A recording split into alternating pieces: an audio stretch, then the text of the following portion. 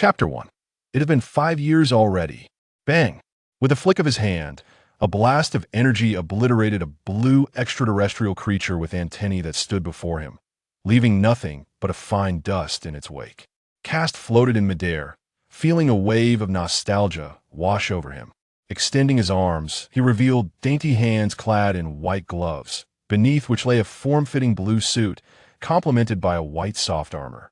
Cascading down from his head, his anti-gravity hair swayed gently, framing a youthful and handsome visage. A green lens, encircling his left eye, intermittently displayed streams of data.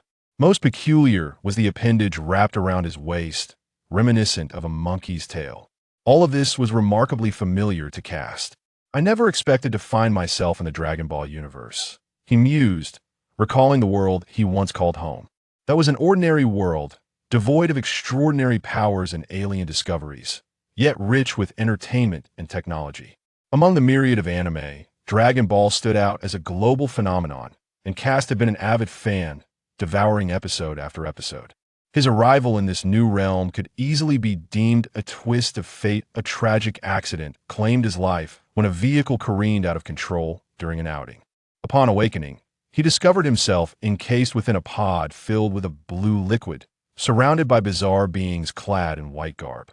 One such entity, a red-skinned alien male, approached Kast and activated a device near his ear, proclaiming Power Level 10, lower-class warrior, before dispatching Kast to a distant planet.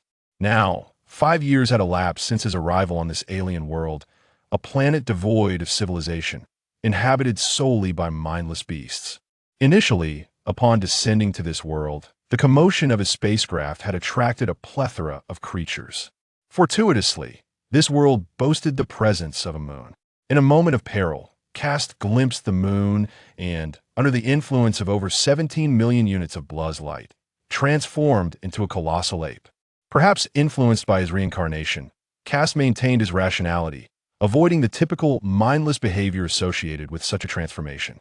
In his great ape form, Kast eradicated the surrounding threats and established a sanctuary, utilizing the slain beasts as a reserve of sustenance.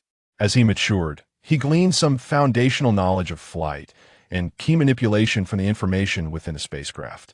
Moreover, he became aware that planet Vegeta was in the early stages of contact with Frieza, with Vegeta yet to be born and Goku arriving 5 years after Vegeta's birth. This indicated that the destruction of planet Vegeta was still some time away, a window that could be wisely exploited.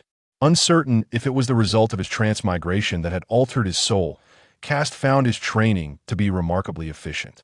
Particularly in terms of control, he wielded ki as effortlessly as an artist with a brush, executing complex maneuvers with minimal exertion. His physical training adhered to the fundamentals he remembered: standing meditation, long-distance running, and weight training, among others. Indeed, as a Saiyan, Kast's combat prowess underwent a significant enhancement through systematic training, with his power level surging from 10 to an astonishing 500 within a mere 2 years. Now, after 5 years, his power level had reached a remarkable 1300, surpassing even that of a newborn Vegeta, placing him on par with some of the weaker adult lower-class warriors. Oh, Vegeta has been born. Upon returning to the base, Kast received a transmission from the device by his ear, summoning the idle Saiyans back home. The news was monumental. The birth of King Vegeta's son, a momentous event for all Saiyans, especially considering the prince's power level at birth was already 1000. With Vegeta's birth, time is of the essence. Kast contemplated the impending arrival of Goku, which also heralded the destruction of planet Vegeta. I suppose a return trip is in order. Kast pondered deeply initially. He had no intention of revisiting planet Vegeta, envisioning a direct journey to Earth after augmenting his power. However, he soon discovered that the spacecraft's navigation routes were singularly directed back to planet Vegeta, abruptly curtailing his plans. Nonetheless, it was evident that, while lower-class warriors were not considered sentient, those capable of surviving on a planet would undoubtedly evolve into competent fighters and invaluable asset to the Saiyan race. However, before I return, I must temper my ki.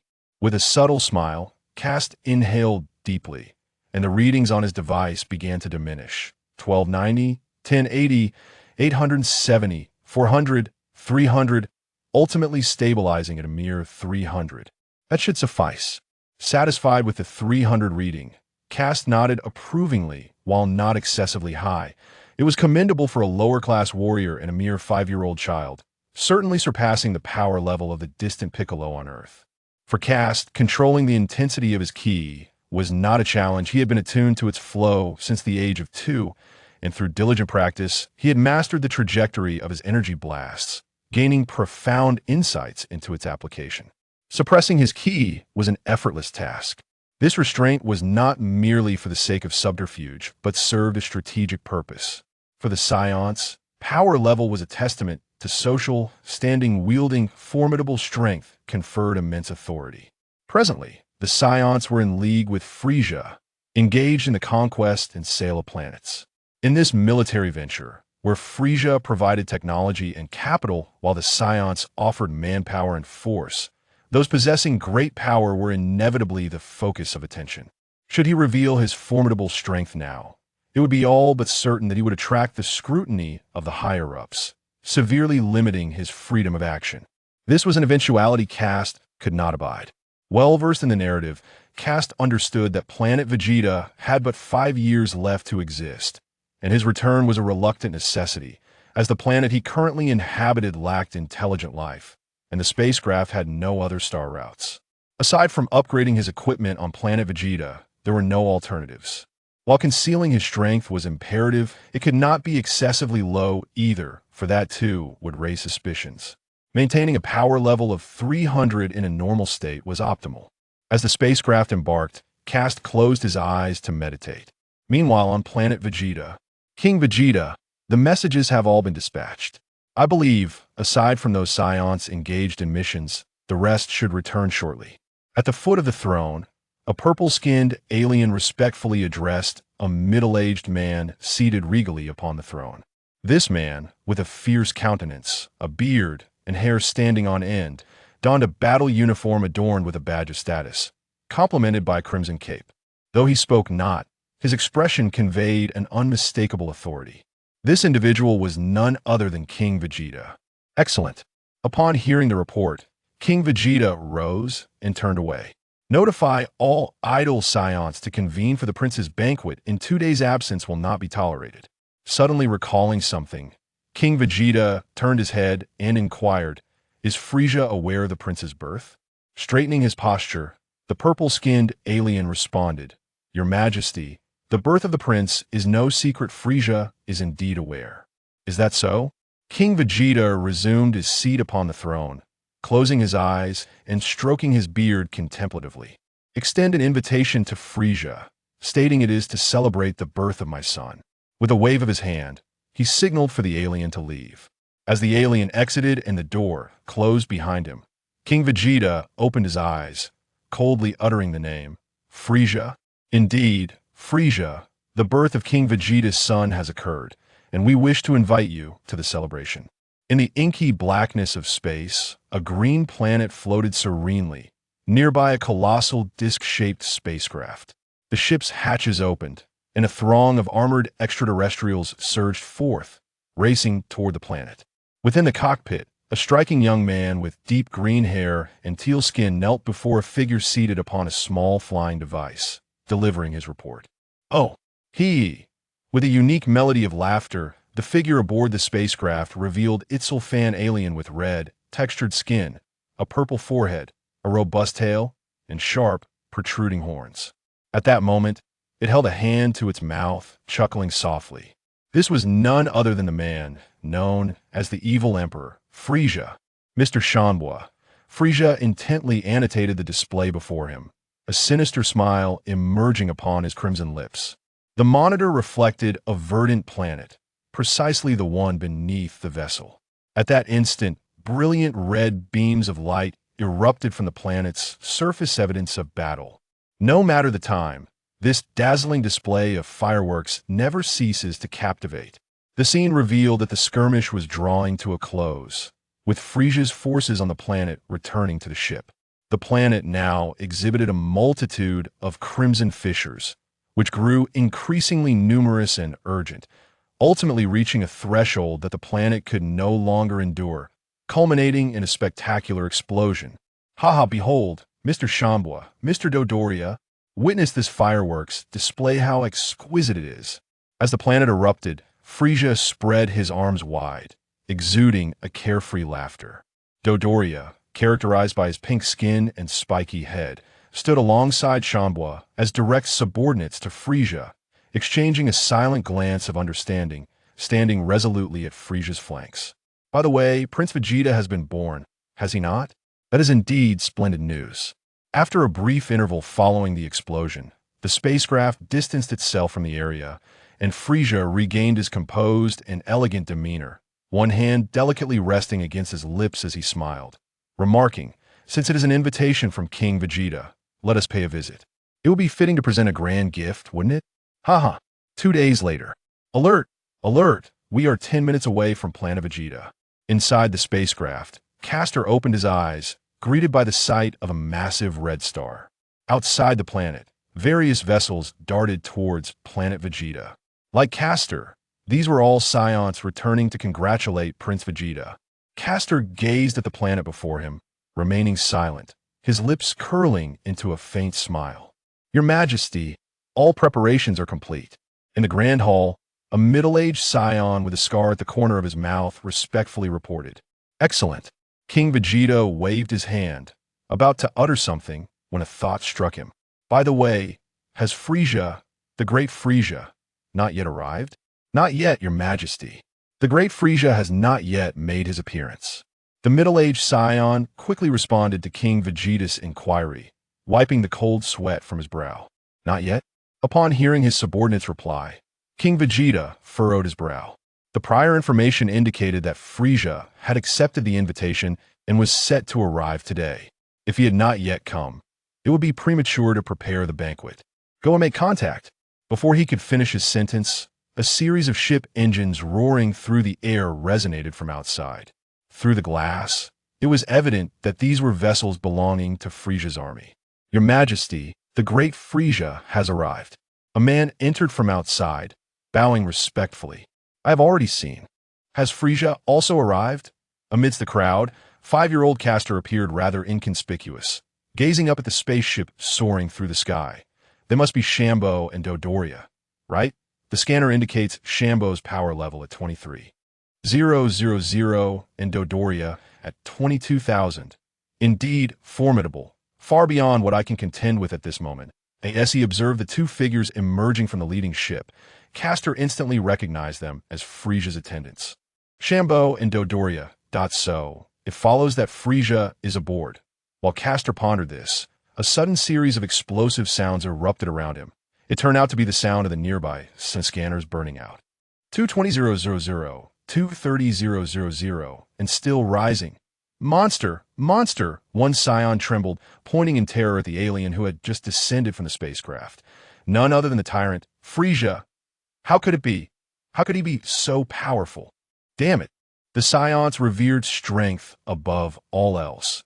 Although many were aware of Frieza's existence, only the noble circles, such as that of King Vegeta, had truly seen him that lower-class warriors, including mid-tier fighters, were deemed unworthy of witnessing Frieza. This was partly due to the fact that many lower-class warriors were often away on campaigns, and partly because of social standing. Without sufficient status, one could not behold Frieza. Yet the Saiyans were a proud race. Despite their awareness of Frieza's might from the upper echelons, not having witnessed it firsthand led to a dismissive attitude. However, once they comprehended Frieza's battle power, terror gripped them instantly, unlike the other Saiyans. Castor refrained from using the scanner. Being well-versed in the original lore, he knew that Frieza's normal state boasted a staggering power level of 530,000. Such power was an adversary Castor could not hope to face at this stage. "I should head to Earth first." With thoughts of the Dragon Balls and Senza beans, items that could expedite his growth, Castor felt a surge of eagerness that, "I'll wait until nightfall." In the plaza, King Vegeta, accompanied by noble warriors, was respectfully bowing to Frieza. "Welcome, King Frieza." "Oh ho ho ho. You are too kind, King Vegeta." The birth of a prince is indeed a momentous occasion, and I have brought a grand gift. With a chuckle, Frieza raised his right hand to cover his mouth and gestured for his attendant to unveil a box, revealing a new model of the power scanner. This is the latest combat power detector. Improved from the outdated models, IT is lighter and more portable. With added features for real-time communication and remote interaction, I am providing you with 5,000 units to start. Let me know if you need more. As he spoke, he instructed his attendant to hand the scanners to King Vegeta. By the way, I hope to bring Prince Vegeta to my side in a few years that I shall take good care of him. I am quite eager to see his future performance. What? Well then, farewell, King Vegeta. Without waiting for a response, Frieza turned and flew away towards his ship. Damn it. With Frieza's departure, King Vegeta's expression twisted into a grimace. He crushed the scanner in his hand into dust. Your Majesty, are we truly sending the prince to Frieza? This is clearly a hostage situation. A nearby Saiyan spoke nervously, but we cannot refuse, another Saiyan added. Frieza's attitude just now clearly indicated that he intends to take the prince. Enough? King Vegeta roared, interrupting the debate that IT is decided. The prince will be sent to Frieza's forces at the age of 5. Having said this, he turned and left the plaza. Damn Frieza! How dare he command me with such contempt? Clenching his fists, King Vegeta's ire was not solely about Frieza's threat to his son, but also about the disgrace of being disregarded. For the Saiyans, combat was paramount, and dignity was a close second. Especially for King Vegeta, the pride of their race, Frieza had departed. Watching the spaceship recede into the distance, Kast narrowed his eyes and turned towards the docking bay. Initially planning to leave in the evening, he was now reconsidering his strategy following Frieza's exit. A lower-class warrior. Though only 5 years old, Kast had the option to continue his conquests across planets, or he could remain on planet Vegeta to train. However, Kast had already meticulously devised his subsequent plans. While most Saiyans regarded planet Vegeta as their motherland, for Kast, it was merely a transient waypoint. With the memories of a previous life and having been dispatched to a remote planet at birth, he held no attachment to the doomed planet Vegeta. Moreover, his parents had perished in the conquest wars shortly after his birth. Since there was no lingering sentiment for planet Vegeta, this was the perfect opportunity to depart while Frieza was away. Lord Kast, you have arrived. Did you not partake in the banquet? A red-skinned alien greeted him. For the conquering Saiyans, certain technologically advanced races were still of value. After all, the Saiyans were a combat-focused race, delegating mundane tasks to subjugated aliens. An inferior race, all aliens, regardless of age, maintained a respectful demeanor towards the Saiyans. Is the spaceship ready? Without responding, Kast maintained his characteristic Saiyan indifference and instructed, prepare IT. IT is ready. This is your ship. The red-skinned alien pointed to a small spherical spacecraft. The ship is equipped with interstellar navigation charts and emergency medical supplies. As he spoke, recalling something, the red-skinned alien retrieved a scanner from a nearby toolkit. This is a newly delivered model from above. IT reportedly retains the original model's capabilities while adding real-time communication features. Quite convenient. Would you like to exchange it, my lord? A new scanner? Kast felt a cold smirk flicker across his mind. This scanner was likely a surveillance device rather than a mere detector, concealing his disdain. He replied coolly, no, the previous one will suffice. With that, he ignored the alien and stepped into the ship. Wait, Lord Kast, you haven't given me your launch permit yet, but it was too late. Bang, with a piercing sound. Kast piloted the ship away from planet Vegeta. These Saiyans are all the same. Sigh, I'm going to be punished again. Watching the ship shrink into the stars, the red-skinned alien broke into a cold sweat. Despairing, stars streaked by like meteors as Kast's personal spacecraft, trailing a crimson light, sped ahead. Ding ding. 1 year until arrival at Earth, IT is advisable to enter hibernation mode. With the prompt, Kast closed his eyes, entering hibernation mode. As the words faded, Kast felt his consciousness begin to drift into slumber. In the final moments before sleep, he thought, Earth, here I come. Time passed, and it had been 11 months since Kast departed planet Vegeta. In a few days, he would arrive at Earth. Beep, hibernation system deactivated, initiating wake-up mode. Are we almost there? As the hibernation lifted, Castor gradually regained awareness. Upon opening his eyes, he beheld a red star floating in the distance. This must be the sun. Extending his hand to magnify the celestial map before him, he pinpointed a particular azure planet. Surely, this must be Earth. I hope it does not disappoint. Earth appears as an extraordinary edifice floating in the void, its base arching gracefully, while above lies a martial arts arena, with a cluster of buildings situated further back. This is the abode of the celestial deity. The temple ate that moment. An elderly figure emerged from the temple, his visage etched with wrinkles, skin as green as the verdant fields, and two antennae sprouting from his head, leaning on a cane. Clad in a flowing white garment adorned with a blue cloak, the emblematic character God carved into his attire reveals him to be the master of the temple, the celestial deity. Trailing behind him is a man cloaked in darkness. His servant, Bobo, the celestial deity's countenance bears the weight of contemplation as he gazes skyward. "What troubles you, my lord?"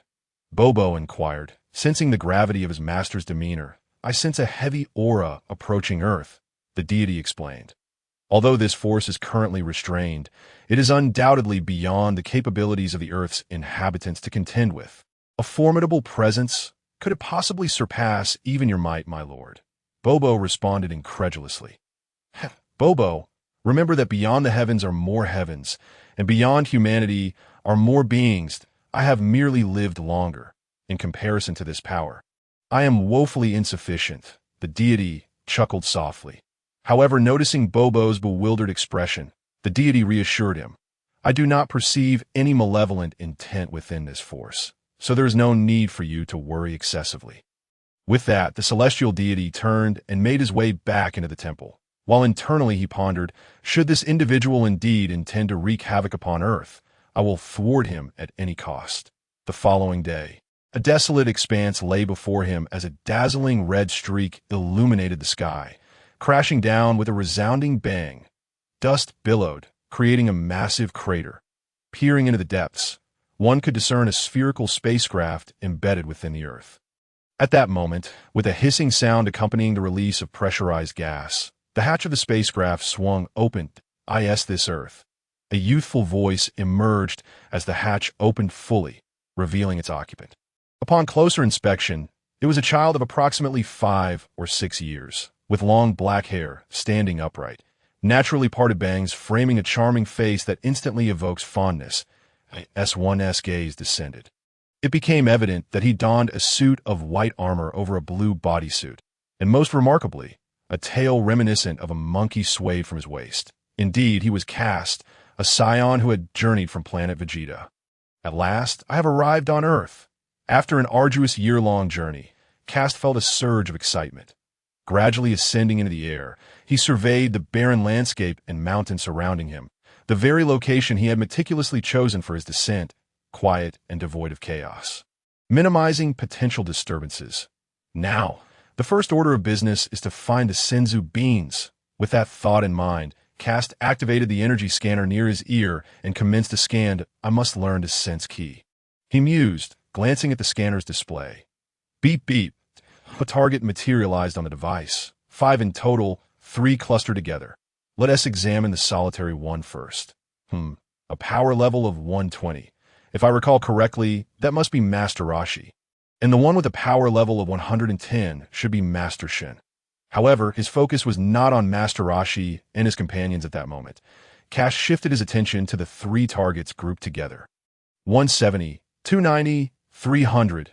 It seems I am correct. They must be the celestial deity, Bobo, and Master Karin. The only being on Earth capable of such power is the Namekian deity. The distance to them is 13,700 kilometers to the southeast. Not far at all. All right, let us go.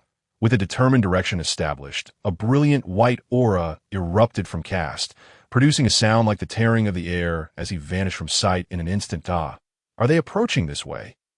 Before him stretched a range of mountains that spanned hundreds of kilometers, culminating in a vast, downward-sloping basin. This basin, over 100 kilometers wide, was blanketed in dense foliage, appearing from a distance like a rolling wave of green, swaying gently in the breeze. This was the sacred land of martial arts. Karin, where a tall tower could be seen rising straight into the clouds. Karin Tower. This tower stood as the link to the celestial realm, and atop it, a figure could be discerned speaking quietly in the shadows. Meow. This does not bode well, the figure murmured as the shadowed figure stepped into the light. It revealed itself to be a large cat with a coat of white fur. One paw resting on a staff while the other was tucked behind its back, staring intently into the distance. This was none other than Master Karin, the tower's esteemed proprietor. Indeed, Master Karin was not human. His true form was that of a cat. Despite being a cat, he had lived for over 800 years, surpassing even the age of the current celestial deity. Unlike the deity's responsibilities, Master Karin's role was to guide and train the martial artists of the lower realm. In the distance, a figure was rapidly approaching Karin Tower, and his Kast soared above the lush forest. He soon caught sight of the towering edifice piercing the heavens. The tower, rooted firmly in the ground, ascended into the clouds, obscured by the billowing white mist that Karin Tower. Kast marveled, unaware of its true height. Gazing at the colossal structure that seemed to connect heaven and earth, he couldn't help but feel awe. However, despite his admiration, Kast did not linger beneath the tower. As he neared Karin Tower, he executed a sharp 90-degree turn and shot upwards towards the summit. Here I come. With a sound like the splitting of air, Kast materialized before Master Karin. Are you Master Karin? Although phrased as a question, Kast spoke with undeniable certainty as he descended to the ground before the white figure. Indeed. And who might you be? Although surprised to find a boy around 6 years old before him, Master Karin did not dare to underestimate him.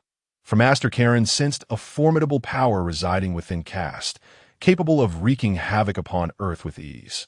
It was difficult to fathom how such immense strength could be contained within such a youthful form. I am Kast. My identity is of little consequence. What matters is that you possess something I need, he stated, advancing toward Master Karin. You have what I seek? Observing the approaching youth, a bead of cold sweat formed on Master Karin's white visage. Indeed, coming to a halt before Master Karin, Kast extended his hand and continued. I am aware that you possess a remarkable being. It is said that consuming one can sustain a person for 10 days without food and possesses healing and regenerative properties. I require few of them. Listening to Kast's request, Master Karin felt a wave of relief wash over him. As long as destruction was not the intent, he had no qualms, and he was not overly concerned about Kast's knowledge of the Senza beings. After a moment of contemplation, he replied, Very well. But the supply of Senza beans is limited. Over the centuries, I have only managed to collect a few jars, which I must reserve for my own use. For now, I can only offer you one Jas, he spoke. Something crossed Master Karin's mind, and he looked at Kast, emphasizing, although I am not aware of how you came to know about the Senza beans.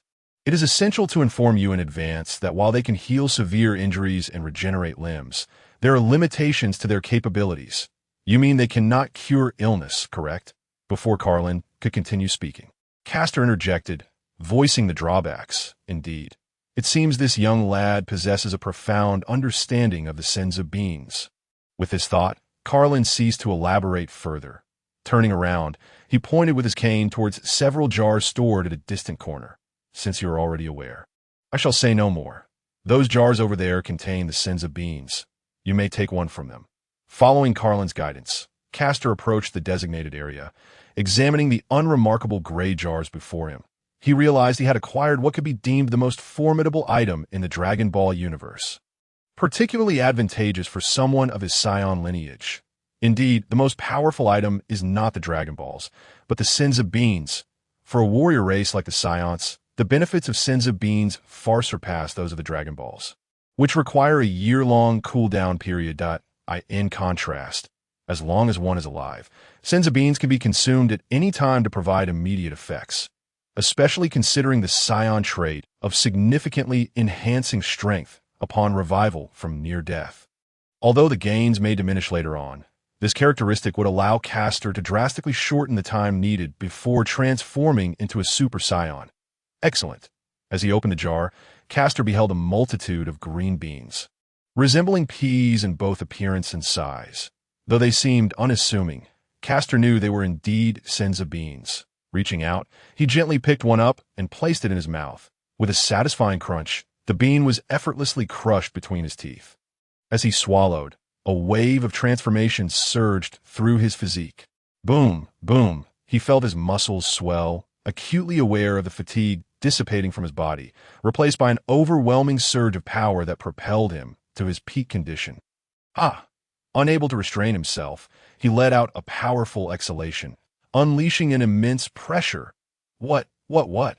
Sensing this formidable aura, Karin shuddered in fear. What terrifying energy! He had not anticipated Kastor's true strength to be so overwhelming. It seemed no one on Earth could contend with him now. All he could hope for was that Kastor would swiftly take what he needed and depart. Kastor reveled in his burgeoning power. He refrained from using a scouter, instead estimating his battle power to be around 1,600. That was a commendable increase of approximately 100 since his arrival on Earth, as a Saiyan at just 6 years of age. He was at a pivotal moment for growth and power escalation. Although he had spent a year in hibernation during his journey through the cosmos, his physical development had not ceased, alongside his bodily growth. His internal energy had been steadily augmenting. Though he had not scanned himself upon reaching Earth, the increase in power was unmistakable, even if he had gained merely a few hundred units over the year. Kastor found himself quite satisfied with the result. After all, his initial battle power upon birth had been a mere 10, making it impossible to compare with those prodigies. As for the recent boost of 100 after consuming the Senza bean, Kastor had some insight into it. He had been dispatched to a desolate, remote planet upon his birth, where he had engaged in continuous battles as he grew older. With combat came inevitable injuries, and although they were not visible externally, a plethora of internal issues must have existed. The Senza bean he had just consumed instantly healed those latent injuries, given the Saiyan trait of recovering from wounds and growing stronger. The recent increase in battle power was hardly surprising. Very well, Karin, I shall take the Senzu beans with me. Nodding in satisfaction, Kastor reined in his aura and addressed the retreating Karin. Before I leave, I have a suggestion for you. Keep one jar for daily use, while storing the rest. Not use them recklessly unless absolutely necessary, of course. This is merely a suggestion based on your willingness to cooperate amicably. Take your time to consider whether to follow my advice. However, should you choose to heed my words, I assure you that one day in the future, you'll be grateful for it. With that, a stream of white energy emanated from his right hand, enveloping one of the nearby jars of Senza beans under Kastor's deft control.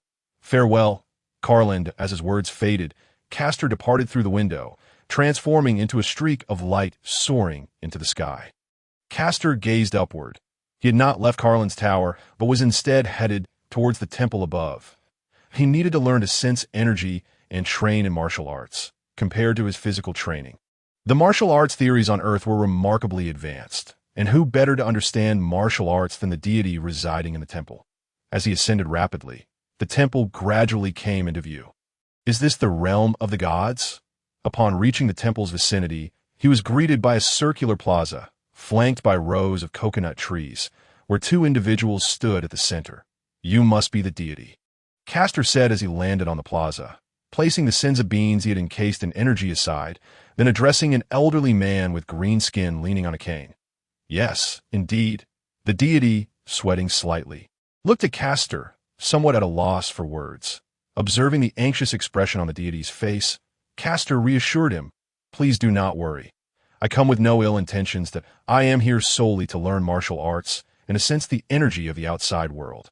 I will not cause any destruction to the earth. Martial arts? The deity responded, sensing the hidden power within Kastor's being, somewhat surprised. For what I can perceive, your energy is already remarkably potent. No one on this planet can rival you. Even so, do you still require martial arts training? Yes, Kastor replied earnestly. Although my strength is indeed formidable on this planet, I am but a mere pawn in the vast cosmos, inconsequential in the grand scheme of things. Moreover, I believe you are aware that I am not an earthling. I am a Saiyan named Kastor, a member of a warrior race in the universe. While I may possess strength, my skills and technique are lacking. Pausing for a moment, Kastor continued. However, despite the lack of martial prowess among the inhabitants of this planet, their techniques are well worth learning. After contemplating Castor's words, the deity fell silent for a brief moment before agreeing. Very well, I sense no malevolent energy from you. Your demeanor conveys sincerity. Since you are eager to learn martial arts, I shall teach you. With that, the deity turned to an attendant nearby, saying, Baba, you will first instruct Castor in the art of sensing energy. Once Castor has mastered the ability to perceive energy, contact me for the next phase of training. With that, the deity, leaning on his cane, returned to the palace, leaving Castor and Baba standing in the hall. This is troublesome, Mr. Baba. Castor clasped his hands together in greeting, and no need for thanks. Yes, it is the Divine Lord's command. Baba will assist you in your training. Waving his hands dismissively, Baba approached Castor and handed him an eye mask. Let us begin our training. First, secure the eye mask and sit cross-legged on the ground, maintaining a meditative state that I will intermittently move around you, and you must locate my position based on my movements. Baba then produced a bell from within his robes, hanging it at his waist to facilitate your learning. I will carry this bell at the outset. Focus intently on the sound it produces and the sensations that arise in your mind.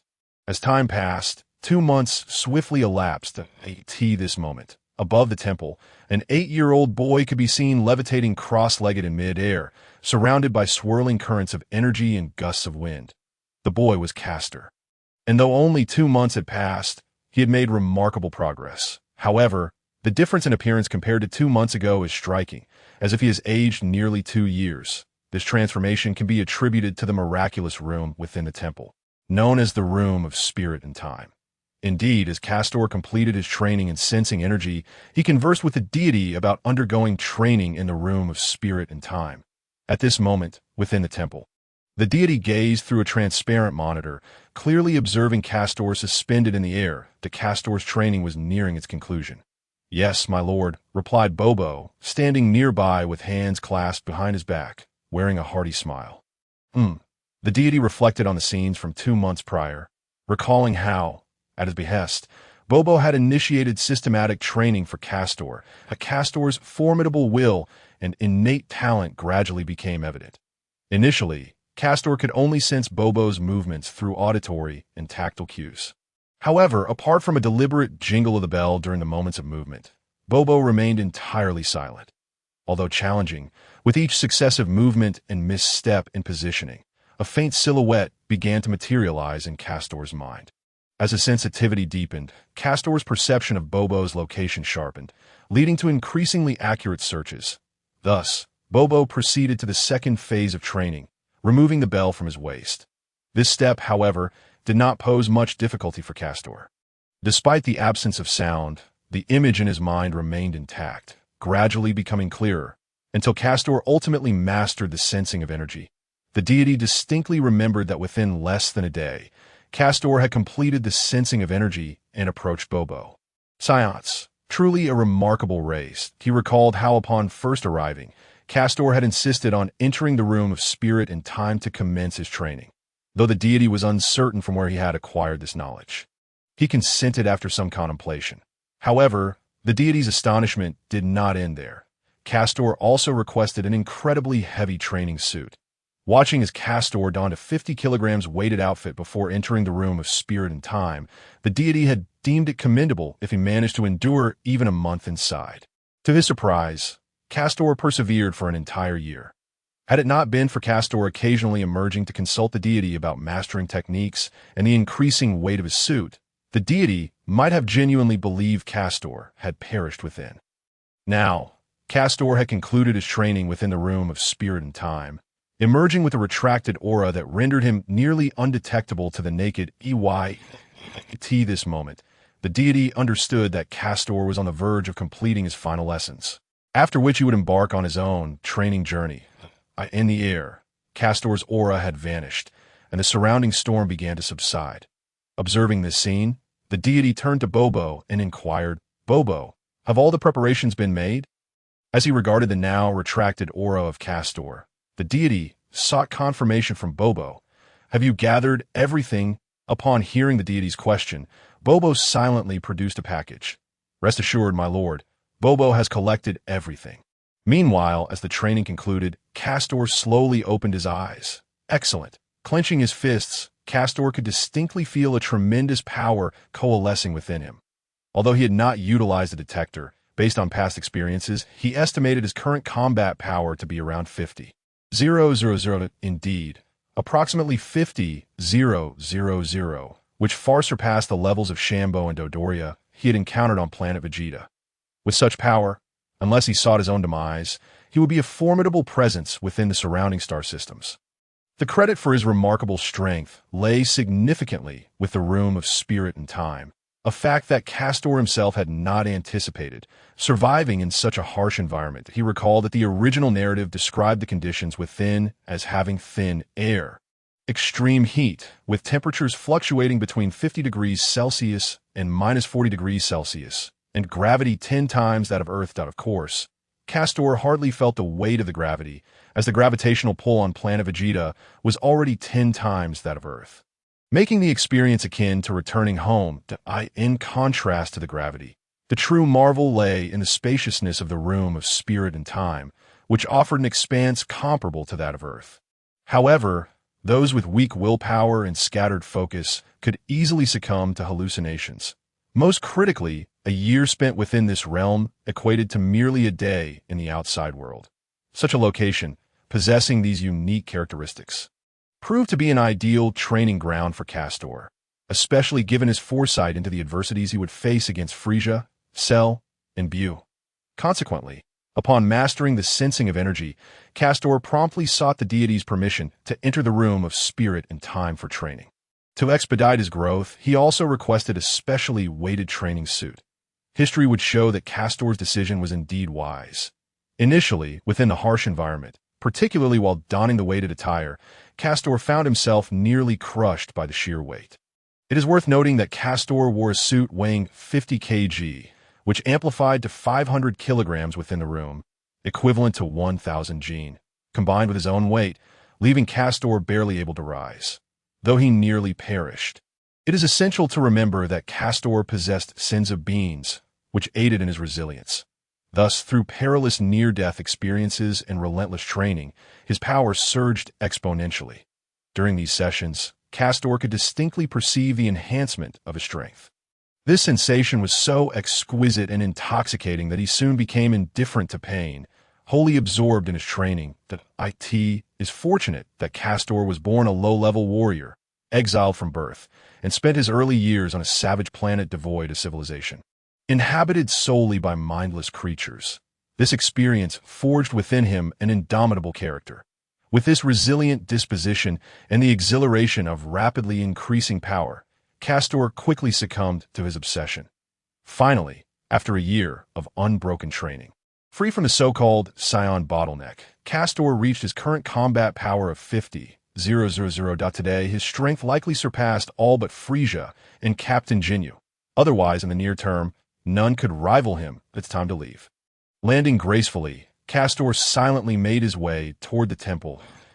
This moment, the deity and Bobo were also approaching the temple's entrance. Before long, the deity arrived at the temple's threshold and, turning to Castor, softly inquired, "Your training has concluded, has it not?" Gazing into Castor's resolute eyes, the deity, despite having shared merely 2 months of life with him, sensed his determination to depart. "Are you preparing to leave?" "Yes," Castor nodded in acknowledgement. "The time is indeed ripe. As my training has reached a conclusion, it is time for me to take my leave at Bobo." The deity closed his eyes and gestured to Bobo. "Since you are preparing to depart, I shall bestow upon you a gift before you go." With that, Bobo produced a gray package. Upon unveiling it, 7 palm-sized orange orbs were revealed, each containing 1 to 7 stars within. Remarkably, no matter the angle of observation, the stars appeared to face forward. The Dragon Balls? The Dragon Balls, also known as Wish Orbs, are remarkable artifacts created by the unique abilities of the Namekians. Kast's eyes widened in astonishment as he gazed at the object before him. For the Dragon Balls play a pivotal role in the original narrative. Indeed, the entire saga is set in motion by the very first 4-star ball, while Kast harbored no reluctance to seek the Dragon Balls. The absence of Bulma, who had yet to be born, and the lack of a dragon radar meant he currently possessed no means to collect them all, rather than squander time on Earth in pursuit of these orbs. It would be far more prudent to journey to Namek, where acquiring them would be significantly easier. After all, Kast was not a villain like Frieza. He held a modicum of confidence in his ability to obtain the Dragon Balls. However, he was wholly unprepared for the revelation that the deity had concealed the Dragon Balls. Indeed, it was the Dragon Balls themselves. Observing Kast's expression of disbelief, the deity remarked with a smile, "During our previous conversation, I learned of my origins from you, a question that has haunted me throughout my life. You have provided me with the answers I sought. Now that you are leaving, as a token of gratitude, you may use these Dragon Balls to fulfill one wish." Yes, in their casual exchanges, Kast had shared insights about the deity's race, leading the deity to discover his own identity. He was not a native of Earth, but, like Kast, a Namekian. "These are the Dragon Balls I have gathered," Popo said, presenting Kast with a bag containing the 7 orbs, his face adorned with a sincere smile. "Thank you," Kast replied, his heart racing with excitement, though he maintained a composed facade. After taking a few deep breaths to stabilize his emotions, he accepted the bag and turned towards the grand hall at the center of the heavenly realm. Placing the Dragon Balls on the ground, Kast recalled memories from his past life, and, following the actions etched in his mind, shouted, "Come forth, Shenron." As his voice echoed, the 7 Dragon Balls began to glow, their radiance intensifying, and the sky transformed ominously. Dark clouds gathered, obscuring the once bright daylight, as the atmosphere shifted under the influence of the Dragon Balls. With a resounding crash of thunder, the 7 orbs ceased their shimmering and erupted into a blinding light that shot skyward. In the air, the brilliance began to disperse, gradually morphing into a luminous dragon that soared in every direction. Roar! Accompanied by a mighty roar, the light condensed, taking on a corporeal form. As Kast beheld the manifested Shenron, he marveled at its likeness to the dragon he had encountered in his previous life. It was adorned with green scales, possessed 4 limbs, and boasted a pair of sharp horns atop its head, with a pair of crimson eyes devoid of pupils. Its tail connected to the Dragon Balls below, radiating a dazzling light at the junction. Notably, while the details were more pronounced, the dragon's size appeared somewhat larger than in the original tail. "State your wish," Shenron proclaimed, hovering in the air with its head lowered, its enormous red eyes fixed intently on Kast, speaking in a voice imbued with authority. "Any wish you desire?" Kast was skeptical, knowledgeable of the storyline. He understood the limitations of Shenron. The Earth-S Dragon Balls had several restrictions, capable only of granting wishes within the Creator's power. Beyond that, they could not resurrect the same individual repeatedly, while Earth-S Shenron could bring the deceased back to life. Those who had died multiple times could not be revived again. In contrast, the Namekian Dragon Balls did not share this limitation, enabling the revival of individuals as long as their lifespan had not ended and their deaths were not unnatural. However, even the Namekian Shenron had constraints, being able to resurrect only one person at a time. Thus, it was evident that aside from the legendary Super Shenron residing in another universe, which was truly omnipotent, the others were merely pretenders. Despite this, Kast's desires were straightforward, as he had not contemplated wishes that exceeded Shenron's capabilities. Gazing at the dragon, Kast spread his arms wide and declared, "Grant my wish, Shenron. My wish is." As the creator of the Dragon Balls, the deity was acutely aware of their flaws. Yet he also understood the miracles they could manifest. Watching Kast prepare to make his wish, the deity was intrigued by what desire he would articulate. "I have but one wish," Kast continued, fixing his gaze upon Shenron. "Grant me the ability to survive in the vacuum of space. Yes, the ability to exist in the cosmos. Not immortality, nor instantaneous movement." Kast was clear in his understanding that true strength was paramount. Immortality posed its own dilemmas. If an enemy were to imprison him, or if he were exiled to the void of space, or if a planet exploded due to battle, he would find himself in a cycle of repeated deaths and resurrections, devoid of freedom and burdened by the agony of endless demise. Instantaneous movement, too, held little utility for Kast at present. Firstly, he lacked knowledge of cosmic coordinates. Secondly, this ability was limited to locations where ki could be sensed. With countless races scattered across the universe, even with the power of instantaneous movement, he might find himself on a planet inhospitable to Saiyans. In contrast, the ability to survive in space would enable Kast to endure environments devoid of oxygen and withstand extreme temperatures, allowing him to thrive in most conditions. After all, the universe's temperature could plummet to a staggering minus 270 degrees Celsius, approaching absolute zero. Possessing such resilience would free him from the necessity of residing solely on life-sustaining planets, enabling exploration and habitation of numerous unknown worlds, while the capacity to survive without oxygen would mitigate the risk of asphyxiation, a crucial asset in future battles. Upon hearing Kast's wish, Shenron fell silent for a moment. Then his eyes gleamed with a vibrant red light, casting a brilliant glow over Kast's entire being. As the red light gradually faded, Shenron began to ascend, stating softly, "Your wish has been granted. Farewell." With that, Shenron's form transformed into radiant light, and the Dragon Balls began to levitate. As the brilliance of Shenron dissipated, the 7 Dragon Balls converged, erupting into a flash of lightning that soared into the sky. Scattering in 7 directions, as Shenron vanished, the sky gradually cleared. Gazing at the azure expanse above, Kast allowed a faint smile to grace his lips. "I appreciate your assistance during this time. My wish has been fulfilled. It is time for me to depart." Approaching the old Kai, he took the jar containing the Senzu beans from Popo. Enveloping it in his energy, slowly, he floated into the air and earnestly addressed the old Kai. "The Dragon Balls represent a significant favor. As long as I remain alive, should you require my assistance in the future, as long as you can reach me, I shall return to aid you within my capabilities." With that, Kast enveloped himself in a white aura and, aiming towards the direction from whence he came, shot off like a shooting star. Watching Kast depart, the old Kai realized that one of his objectives had been achieved. Despite the brief 2-month interaction, he recognized that Kast was a man of his word. Once he committed to something, he would undoubtedly follow through, even if he was not one to frequently express himself. Since learning about the formidable races and powers within the universe from Kast, the old Kai understood well the predatory habits of the powerful overlords who thrived on plunder and slaughter. Through this, one becomes aware that Earth is merely a lowly planet situated in the northern reaches of the Milky Way, characterized by its feeble strength and lack of capacity for resistance. This notion has perpetually instilled a sense of crisis within the heart of the supreme deity. With the promise bestowed by Castor, the impending disasters now possess an added layer of assurance. Although it has been revealed by Castor that Earth is but a remote and backward world in the northern Milky Way, largely disregarded and met with indifference by the overwhelming majority of formidable forces in the cosmos, the possibility of unforeseen circumstances remains. What if one day a powerful and malevolent entity were to descend upon Earth, wreaking havoc and destruction? Who would be capable of thwarting such a being?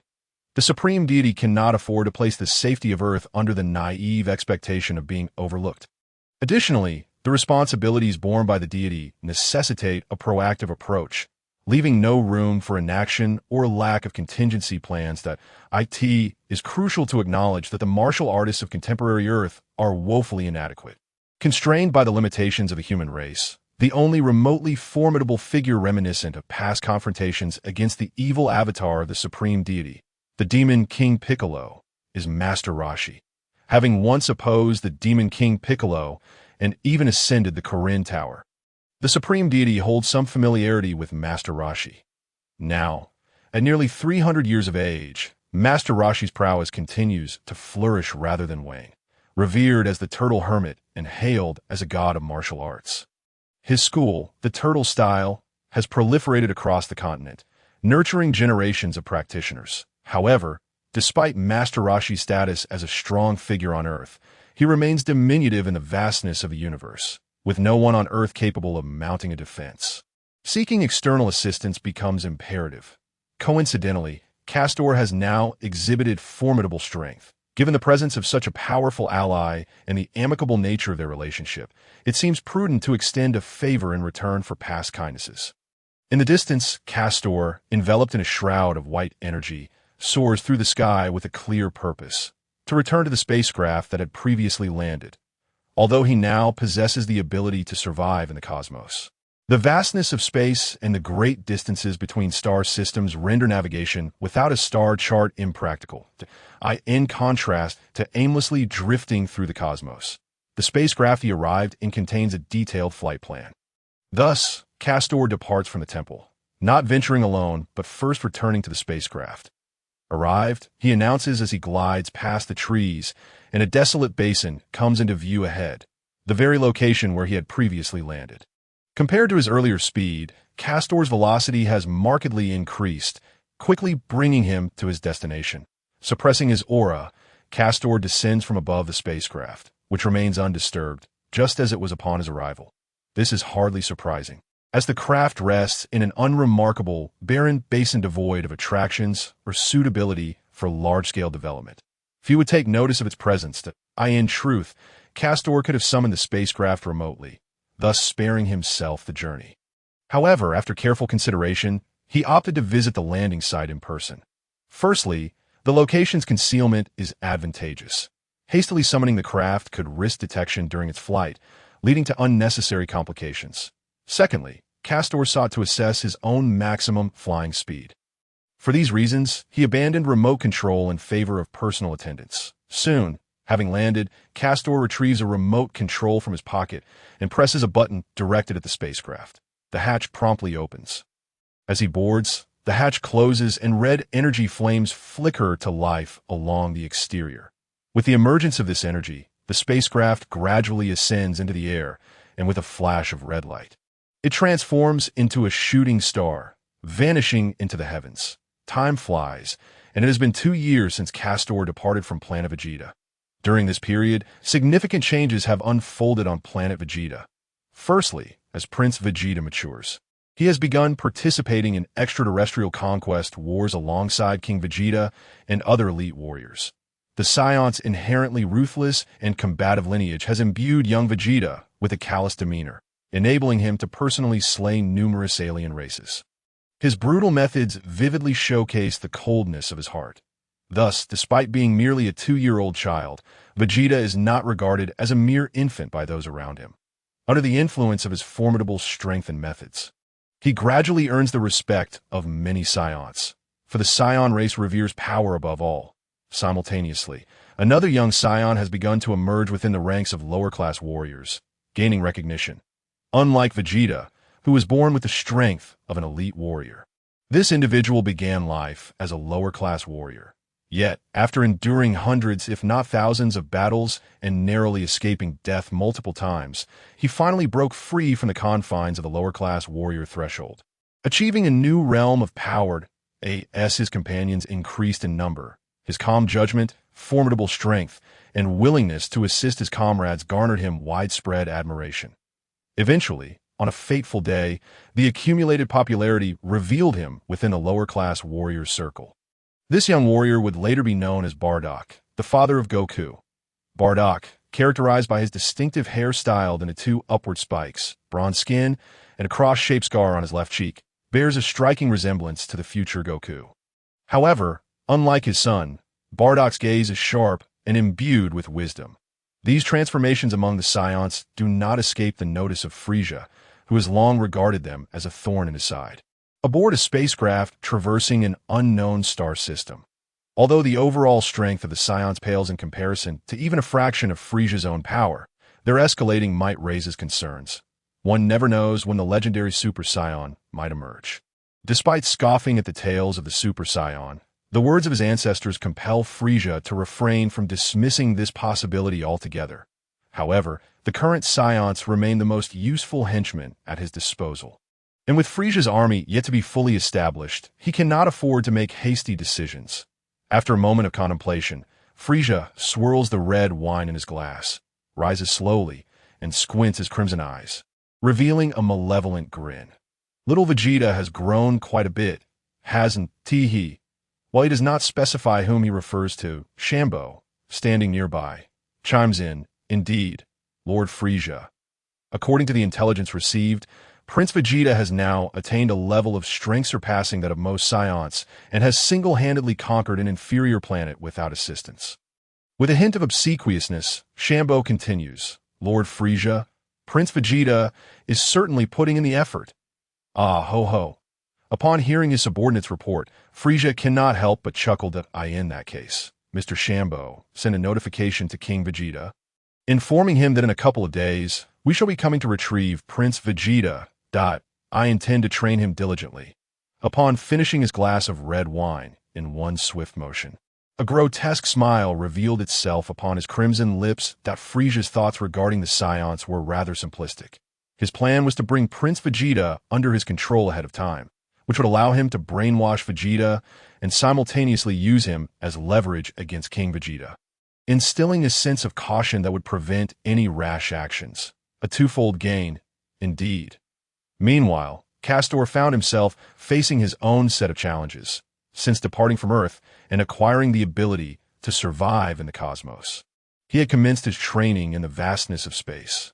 Initially, Castor piloted his spacecraft to a rocky giant located within a star's habitable zone. Scanning the planet revealed it to be devoid of vegetation and water, with an atmosphere replete with carbon dioxide and hydrogen, and an exceedingly sparse oxygen content. The surface was frequently lashed by fierce winds, with temperatures soaring to a staggering 180 degrees, and gravity was a staggering 20 times that of Earth, an environment utterly inhospitable to human life. Yet, Castor was quite content with this setting. He was unfazed by the inhospitable conditions of the universe, as his newfound abilities rendered him immune to concerns about respiration. He had already tested this capability prior to leaving Earth. The ability to survive in space did not merely exempt him from the need to breathe. Rather, it allowed him to absorb various gases or liquids depending on the environment, converting them into breathable air within his body, a fundamental distinction from mere abstention from breathing. Moreover, Castor had gained a rough understanding of his body's tolerance to temperature extremes. He found that temperatures of 1,000 degrees Celsius and approximately minus 270 degrees Celsius were essentially inconsequential to him. As his body autonomously adapted to the surrounding temperature fluctuations, he was equally oblivious to the vacuum of space, as the harsh conditions of the universe demanded resilience against extreme cold, heat, and pressure for survival. Thus, it could be said that his ability to endure in the cosmos also endowed him with resistance to temperature and pressure fluctuations. Consequently, this planet, with its 20-fold gravity, became an ideal training ground. It was not that Castor was unwilling to seek out a life-sustaining planet. However, such planets typically boasted lower gravity, rendering them unsuitable for survival. As for why he did not request Bulma's father to construct a gravity chamber back on Earth. The answer was simple. Castor preferred not to owe anyone favors. Although a Saiyan, he was not a brigand, adhering to his own principles. The universe was replete with planets exhibiting immense gravity and possessing the ability to survive in the cosmos. He could train on these worlds without the fear of inadvertently causing destruction. In comparison, the necessity of a gravity chamber diminished significantly, especially considering that constructing one was not a task to be completed in a day or two. As for the universal capsule, he had no immediate need for it. Coupled with the fact that Castor had only recently acquired the ability to survive in space, he sought to better understand this power before making any further moves. Thus, Castor diligently trained on this planet, unperturbed by hunger or injury. Thanks to the presence of the magical beings, he had hoped to hone his skills to the point where, even clad in the gravity suit gifted by the gods, he could effortlessly control his body under increased gravity before departing. However, before he could spend much time in training, signals from planet Vegeta beckoned him to return. Though he had anticipated this call upon deciding to leave, he had not expected the urgency to arise so swiftly. With Frieza's military might expanding, planetary trade began to flourish, leading to an increase in missions undertaken by the Saiyans, who were the primary conquerors. Consequently, while the overall strength of the Saiyans was gradually rising, the mortality rate among lower-class warriors surged due to the frequency of battles. Most of the casualties were those who had fought repeatedly, without time for recovery. This situation arose from shortage of manpower. While the loss of some lower-class warriors might not pose a significant issue for other races, it was a different matter for the Saiyans.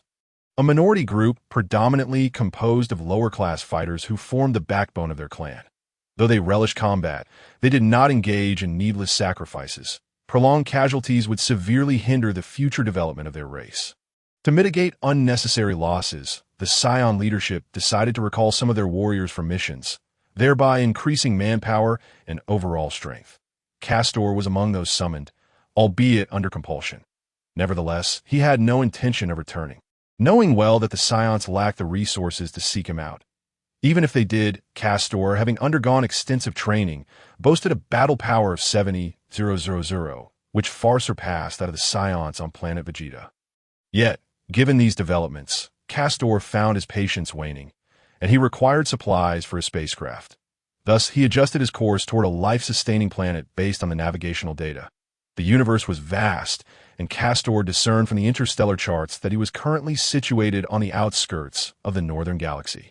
Approximately 10 light-years from the nearest life-sustaining planet, in his previous world, traveling 10 light-years without wormholes or space-time folding technology would have taken millennia.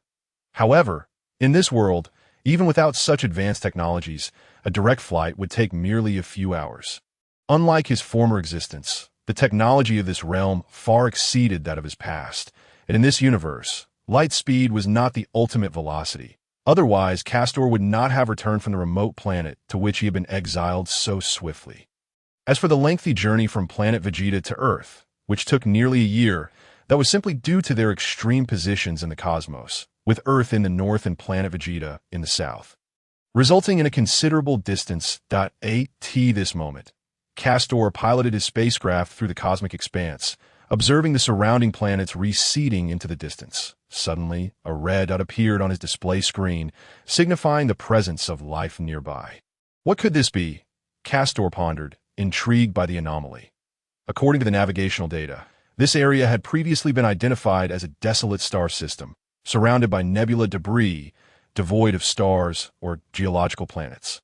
With only a gaseous giant present in such an environment, the emergence of life was virtually impossible, and ordinary organisms could scarcely endure. However, the display indicated signs of life. With curiosity piqued, Castor closed his eyes and focused intently on the direction indicated. But inexplicably, he sensed no trace of life. Was the distance too great? Yet the map suggested proximity. This peculiar situation sparked Castor's interest. How intriguing! He exclaimed, redirecting the spacecraft toward the location indicated by the computer. As the spacecraft approached, Castor beheld the surreal sight before him. How could this be? Gazing at the floating planet ahead, he stood in astonishment. His spacecraft now hovered within a desolate void, surrounded by a chaotic landscape of debris. Where a colossal, gaseous planet should have been situated at this moment. On the gaseous planet, the atmosphere enveloping its surface began to dissipate, revealing the underlying layers of rock. Yet the most astonishing sight was the presence of a colossal tree flourishing on this planet. Its roots intertwined deeply with the planet's surface, while its towering apex pierced through the atmosphere, resembling a giant poised above, evoking a sense of awe. Gazing at this magnificent tree, Kast realized why the ship's sensors had detected signs of life, while he himself had felt nothing. Ultimately, it boiled down to the discrepancy in the sensory focus. The ship's sensors were designed for planetary exploration, attuned to various forms of life responses, including both biological entities and plant life. In contrast, Kast could only perceive the gaseous emissions from living organisms, rendering him oblivious to the presence of the tree, as the two were fundamentally different. As Kast marveled at the giant tree, he meticulously recalled fragments of his memory. Finally, it dawned on him that for a tree to grow so vast and derive sustenance from the planet, there could only be one such entity in the world of Dragon Ball. It was the extraordinary tree known as the Tree of Might, which had made several appearances in the Dragon Ball films. Indeed, the Tree of Might, as he remembered from the North Kai's description, was a mythical entity among the gods, its fruit reserved solely for divine consumption. This tree thrived under stringent conditions, drawing its nutrients from the very planet it inhabited. Once its roots were established, it would voraciously absorb all nutrients from the planet, ultimately yielding crimson fruits. Consequently, the planet would devolve into a desolate wasteland, devoid of life for centuries to come. However, Kast, familiar with the narrative, understood that while the Tree of Might's adverse effects on living planets were severe, Its fruits possessed tremendous power. Not only did they pose no harm to the consumer's body, but they also amplified their strength significantly without any side effects, unbeknownst to many in the Dragon Ball movies. The character Darius had utilized the fruits of the Tree of Might to subdue the Z fighters for a time, even in his battle against Goku, who possessed a power level of 30,000. Darius, initially at a disadvantage, experienced a sudden surge in strength merely by consuming a single fruit from the Tree of Might, swiftly turning the tide of battle and overpowering Goku with just a few moves. In fact, even when Goku employed the Kaioken times 10, he still couldn't match Darius's might, had it not been for the energy provided by the Tree of Might, allowing Goku to unleash a spirit bomb. The Z fighters might have faced defeat. Thus, it became evident how formidable the effects of the Tree of Might's fruit were. At times, Kast pondered whether the gods of destruction, such as Beerus, had acquired their immense powers by consuming these fruits. Given that the Tree of Might was known to be fit for divine beings, as deities of destruction, it was conceivable that they might plant the Tree of Might on a planet they intended to obliterate, consume its fruits, and then proceed to destroy the world. This hypothesis seemed plausible, especially considering Beerus's gluttonous and lethargic nature, making it unlikely for him to engage in rigorous training. However, these speculations remained merely Kast's conjectures, and he was unaware of the specifics. Nevertheless, having encountered the Tree of Might, there was no reason for Kast to refrain from harvesting its fruits. As he approached the planet, the scene before him became increasingly vivid. Due to the Tree of Might's absorption of resources, the planet had shrunk considerably, and the atmosphere above grew sparse, revealing geological layers beneath. Observing the planet, Kast felt a twinge of confusion. After all, he had learned that the Tree of Might required rich soil to flourish. Despite the presence of land, the planet was otherwise rife with radiation and gases. How, then, could this Tree of Might survive and thrive so immensely in such a nutrient-deficient environment? With these questions in mind, Kast maneuvered his ship to hover near the crown of the Tree of Might and stepped outside. Floating in the air, he gradually descended towards the colossal tree. Ah, I see. Upon entering the planet's atmosphere, Kast finally comprehended how the Tree of Might managed to thrive here. Typically, gaseous planets possessed dense atmospheres, with high temperatures and radiation due to atmospheric pressure. Yet this particular planet exhibited minimal radiation and a temperature significantly lower than that of most gaseous worlds. Kast sensed that the current temperature hovered around 100 degrees Celsius. Although still beyond the tolerance of ordinary humans, it was remarkably low for a gaseous planet, where temperatures usually exceeded 100 degrees. This considerable temperature fluctuation, Kast surmised, must be related to the Tree of Might. Although it primarily relied on soil nutrients, being a divine tree, it might have adapted to absorb radiation and energy as sustenance. Coupled with the presence of land, the Tree of Might continued to grow vigorously, even without abundant soil nutrients. Its growth also purified the atmosphere, leading to the thinning and transparency of the gases surrounding the planet. With these realizations, Kast no longer dwelled on the underlying reasons why now he had arrived at the vicinity of the Tree of Might's crown. Knowing from the original narrative that the fruits resided at the top of the tree, Kast flew along the trunk until he spotted the hollow where the fruits were nestled. This is it. Entering the hollow, Kast gazed at the numerous red fruits adorning the tree, a smile creeping upon his lips. Reaching out, he plucked one fruit and held it in his palm, scrutinizing its appearance, which resembled a spiky fruit. Perhaps due to the absorbed energy from radiation and temperature, the fruit still radiated warmth. Contemplating the fruit in his hand, Kast decided to retrieve a senzu bean from his pocket.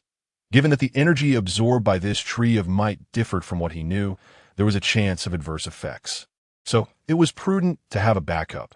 Thus, should any unforeseen circumstances arise, he would have the senzu bean as a precautionary measure, and as for the notion of not consuming the fruit out of fear of potential issues, Kast dismissed it. After all, fortune favors the bold, and the opportunities to enhance his strength were limited.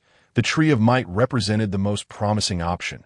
Besides the Tree of Might, there were the Elder Namekian and the Old Kai from the Supreme Kai's realm, both capable of unlocking one's latent potential to surpass previous limits.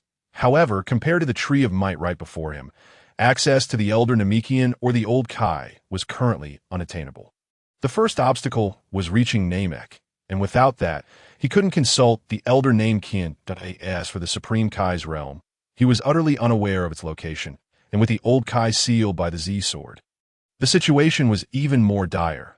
Perhaps Kast would eventually journey to Namek, but for the time being, that thought was far from his mind, since he had encountered the Tree of Might and obtained its fruit. He was determined to consume it. With this resolve, Kast wasted no time and took a decisive bite of the fruit. Gulp. He swallowed the entire fruit. An explosive surge coursed through his muscles. Beyond that, he felt nothing else.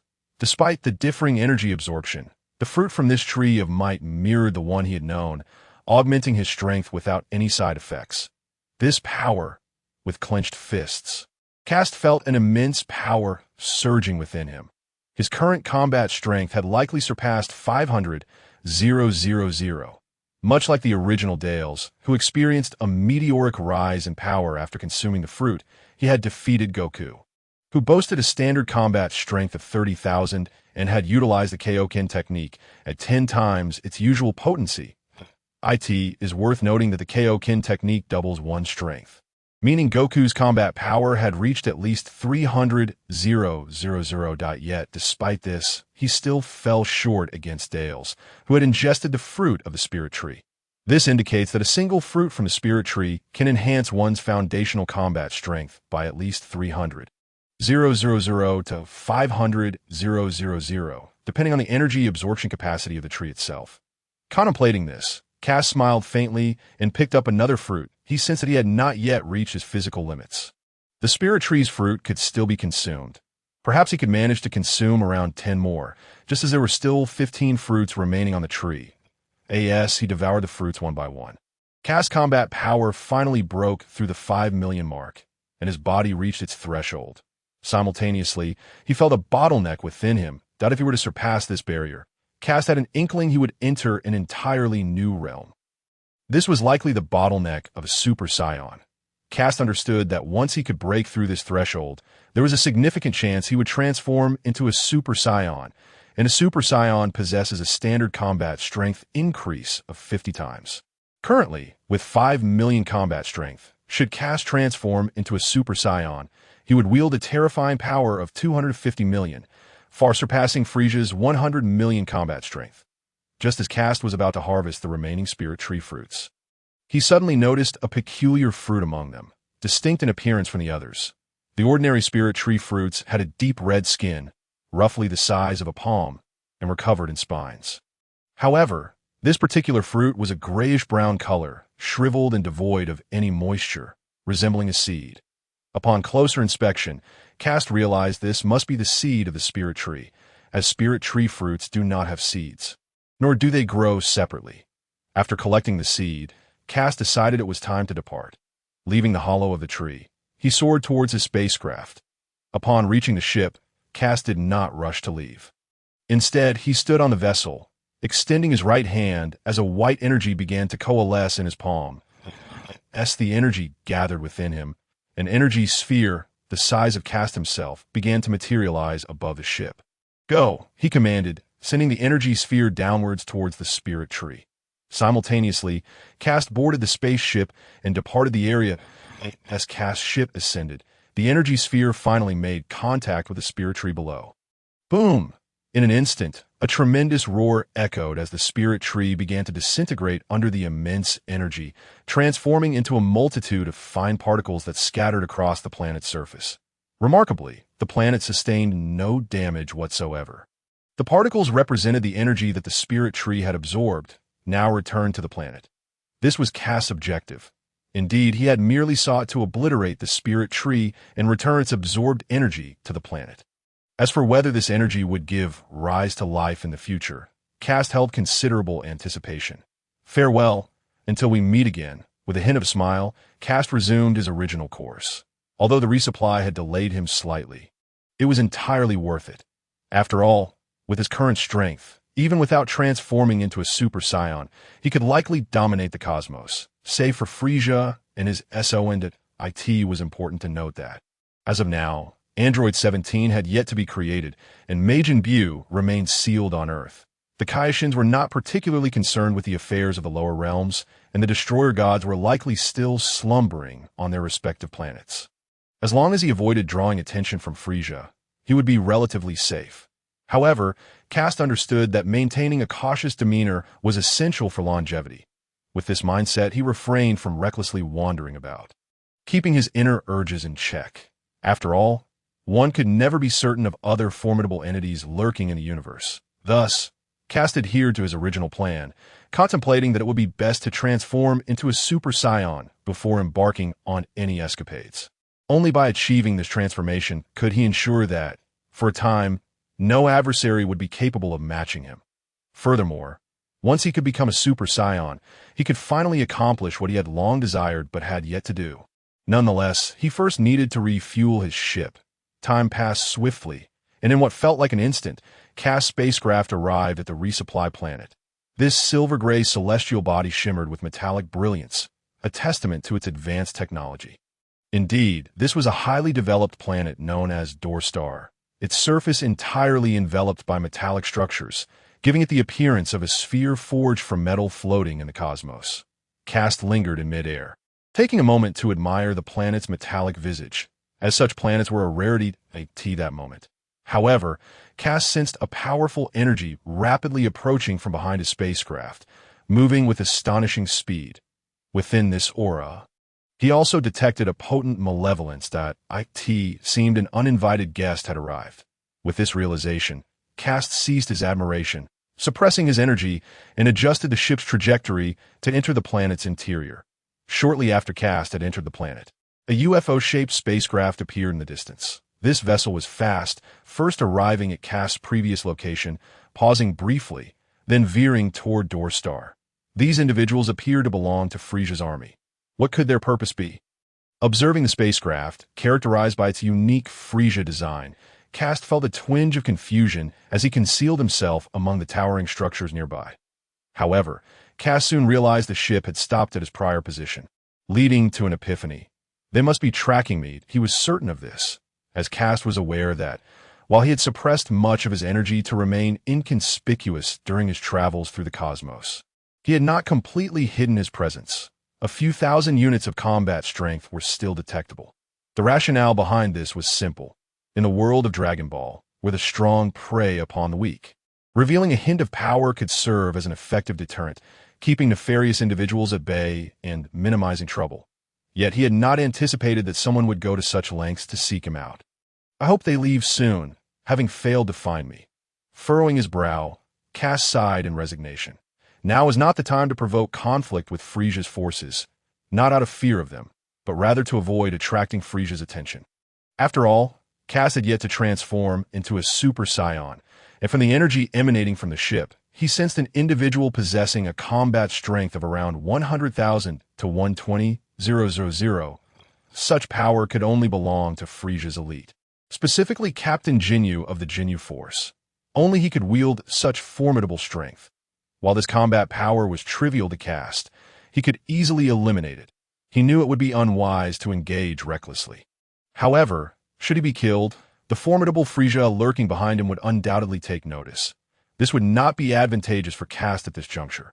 Although he hoped that these individuals would depart of their own volition, Kast was nonetheless fully prepared for battle at any moment. With his understanding of the character of Ginyu from the original narrative, he recognized him as a particularly deranged individual, endowed with immense strength and an unwavering loyalty to Frieza, coupled with an indomitable resolve to achieve his objectives. While Kast was uncertain as to why Ginyu had set his sights on him, he was acutely aware that whatever the reason, it could not bode well. In truth, Kast's suspicions were confirmed. The spaceship had indeed arrived at this location specifically for him, and Ginyu was aboard. Even during Kast's prior voyage, Ginyu had already detected his presence. Let us rewind to a few hours earlier. As Frieza's army expanded, he grew dissatisfied with merely having a multitude of ordinary soldiers and began to recruit formidable individuals to form his elite squad. This team, known as the Ginyu Force, consists of super-specialized troops handpicked from the universe's finest warriors. The members include Ginyu, Berta, Jis, Guldo, and Rikuum, each boasting exceptional combat prowess, thus earning the title of elite among elites. As an elite special force, the Ginyu Force enjoyed a relatively leisurely existence, as Frieza seldom contacted them except under extraordinary circumstances. Consequently, they often roamed the cosmos aimlessly. However, to uphold their elite status, Ginyu would occasionally lead his team in hunts, targeting beings of considerable power. Was Ginyu's pursuit of Kast a hunting expedition? Not at all. In fact, Ginyu's interest in Kast was entirely serendipitous. With the expansion of his team, Ginyu had taken to aimlessly wandering the universe. During his travels, his sensors suddenly detected a powerful energy signature. The readings indicated a battle power exceeding 30,000. While this was inferior to his own strength of 120,000, it was not to be dismissed lightly. Driven by curiosity, Ginyu followed the energy signature. However, perplexingly, before Ginyu could make any move, the energy vanished as swiftly as it had appeared, as if it had never existed at all. Astonished, Ginyu stared at the sensor, struggling to comprehend how a living being could so silently evaporate into nothingness. Intrigued, Ginyu proceeded to the last known location of Kast's energy signature, where he beheld the planet below. With a strong premonition, Ginyu descended in the air. He surveyed the planet below, gestured, and the hatch opened wide. Releasing numerous warriors, they issued a declaration to the inhabitants of the planet below, demanding the surrender of the individual who had entered their domain or face annihilation. Ginyu was indifferent to whether the denizens of the planet recognized Kast's presence. The threats of destruction were merely a means to lure Kast out. Frankly speaking, Ginyu had no desire to obliterate the planet, lest he inadvertently eliminate someone with such rare abilities that the notice was disseminated. The entire planet erupted into chaos. What was happening? Who were these audacious individuals daring to issue threats? Within a lavish palace, an elderly man wielding a golden scepter and adorned with an ornate crown raged at the guards below. The man resembled a human, yet wore an extravagant metallic ensemble complemented by a flowing red cape, embellished with sparkling gemstones. Summon the royal guard immediately. Drive these troublemakers away, or eliminate them if they refuse. Upon hearing the elder's command, one of the guards interjected hastily. Your Majesty, it appears these individuals are affiliated with Frieza's army. They are not to be trifled with. A middle-aged man clad in silver armor chimed in. Indeed, Your Majesty, it would be prudent to first ascertain their intentions. Frieza's army. What business do they have on our planet? We possess no valuable resources. The elder pondered aloud, then suddenly recalled, wait, did they not mention someone had entered our planet and demanded we surrender him? Upon hearing his subordinate's response, the elder's expression shifted from curiosity to urgency. Yes, Your Majesty, the guard replied respectfully. They stated that someone has arrived on our planet and instructed us to surrender him. It would be wise to comply, lest they truly annihilate us. Has anyone entered our planet? The elder inquired of an aide nearby. Investigate if there have been any recent arrivals and apprehend this individual to deliver him to Frieza's forces. He continued, communicate with Frieza's army, requesting leniency while we locate the individual. We shall expedite the process of delivering him. Initiate a global lockdown. No one is permitted to leave until we find this person. With the elder's orders given, Ginyu received a transmission from the planet. Lord Ginyu, Planet Door has sent a message requesting time to locate the individual and prepare him for our handling. As if those inept fools could ever find him. Ginyu scoffed coldly. Tell Planet Door to issue a global announcement, demanding that the individual present himself. Otherwise, I shall reduce this planet to cosmic dust. Ginyu was not jesting this time, although Kast's abilities were rare. If he could not be utilized for Ginyu's purposes, he would serve no function and could even pose a threat. After all, a being capable of concealing their energy would be a terrifying assassin. As the news spread, the entire planet was placed under lockdown. Meanwhile, Kast, unable to procure supplies, sighed in resignation. Appeared escape was futile. Regrettably, he had hoped to avoid revealing himself so soon. With this thought in mind, Kast began to emanate a white aura, shooting skyward. As Kast's energy flared, Ginyu's ship's sensors picked up the signal that he can no longer contain himself and has chosen to reveal himself. Ginyu mused, I asked it out of sympathy for this planet. Or has he succumbed to fear? Regardless, as long as he emerges, my objective is achieved. Indeed, this individual is a talent worth my personal attention, Ginyu declared, rising from his seat and instructing his subordinates, stay vigilant over the ship. I shall return shortly. If Lord Frieza learns of my acquisition of this talent, he will undoubtedly be pleased. Imagining bringing Kast before Lord Frieza, Ginyu felt a surge of excitement as he exited the spaceship. Taking to the skies to await Kast's arrival, I've been discovered. Observing a figure in the distance, Kast understood from the intensity of its combat power that it was indeed Ginyu. Moreover, from Ginyu's current position, he realized that the latter was specifically waiting for him at this location. Driven by curiosity, Kast swiftly flew to Ginyu's side and scrutinized him closely. In the original narrative, Kast had learned about Ginyu's appearance and abilities. Ginyu held the title of captain of the Ginyu Force, his body adorned with a pale purple hue, 2 black horns protruding from his head, and veins visibly etched upon his forehead. Furthermore, during the battle on planet Namek, he had acquired the ability to levitate the gigantic Dragon Balls, suggesting that Ginyu might possess the same telekinetic powers as Frieza. In addition to his telekinetic prowess, Kast was aware that Ginyu also possessed another formidable ability, the technique known as body change, which allowed him to swap bodies with others. This skill was particularly unnerving, for a careless moment could lead to a fate akin to that of Goku in the original tale, who found himself in a precarious situation after the body swap. Had it not been for Goku's incapacity to perform the Kaioken in Ginyu's body, resulting in a thrashing from Vegeta and his subsequent attempt to switch bodies with Vegeta only to be transformed into a frog, Ginyu's scheme might have succeeded, potentially leading to the demise of Goku and his companions. However, despite the formidable nature of body change, the technique bore a significant flaw. The utterance of the word change was imperative for its execution. Moreover, Kast had a foreboding suspicion that this ability could not be used to swap with beings possessing significantly greater power. Otherwise, Ginyu would have been able to exchange bodies with Frieza, due to his reliance on this ability to swap bodies with the universe's most exceptional warriors.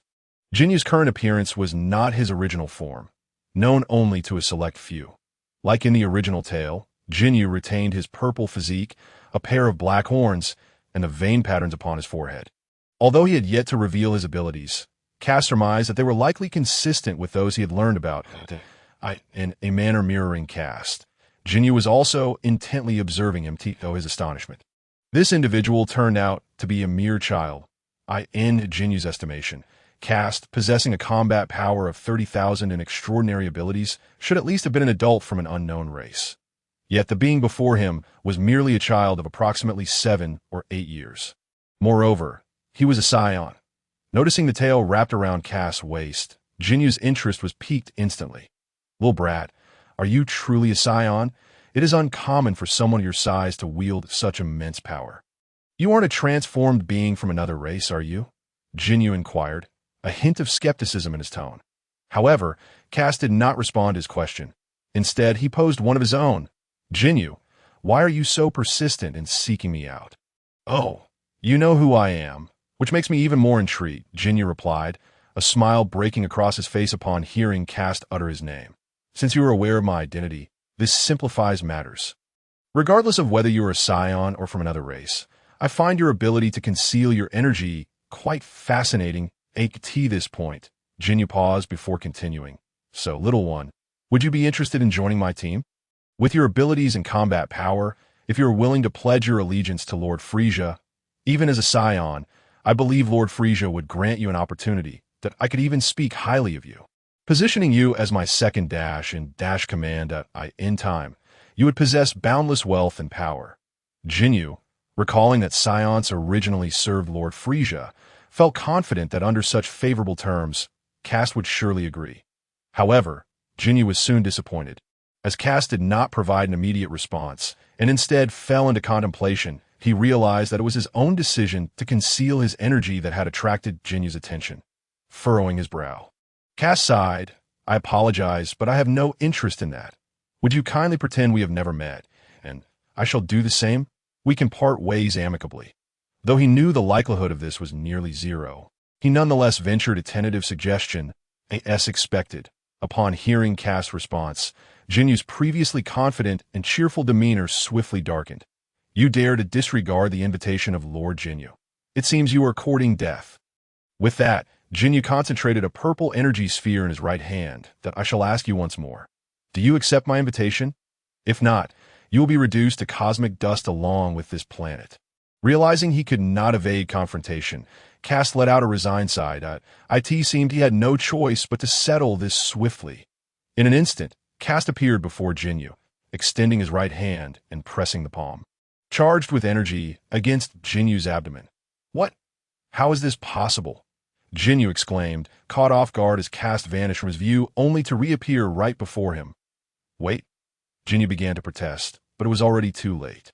With a resounding bang, Kast pressed the energy sphere against Ginyu's abdomen, causing the armor in contact to shatter and evaporate under the intense heat. Accompanied by excruciating pain, Ginyu felt his skin and muscles tear apart. As the energy sphere transformed into a white shockwave that pierced through his body and shot outwards. How?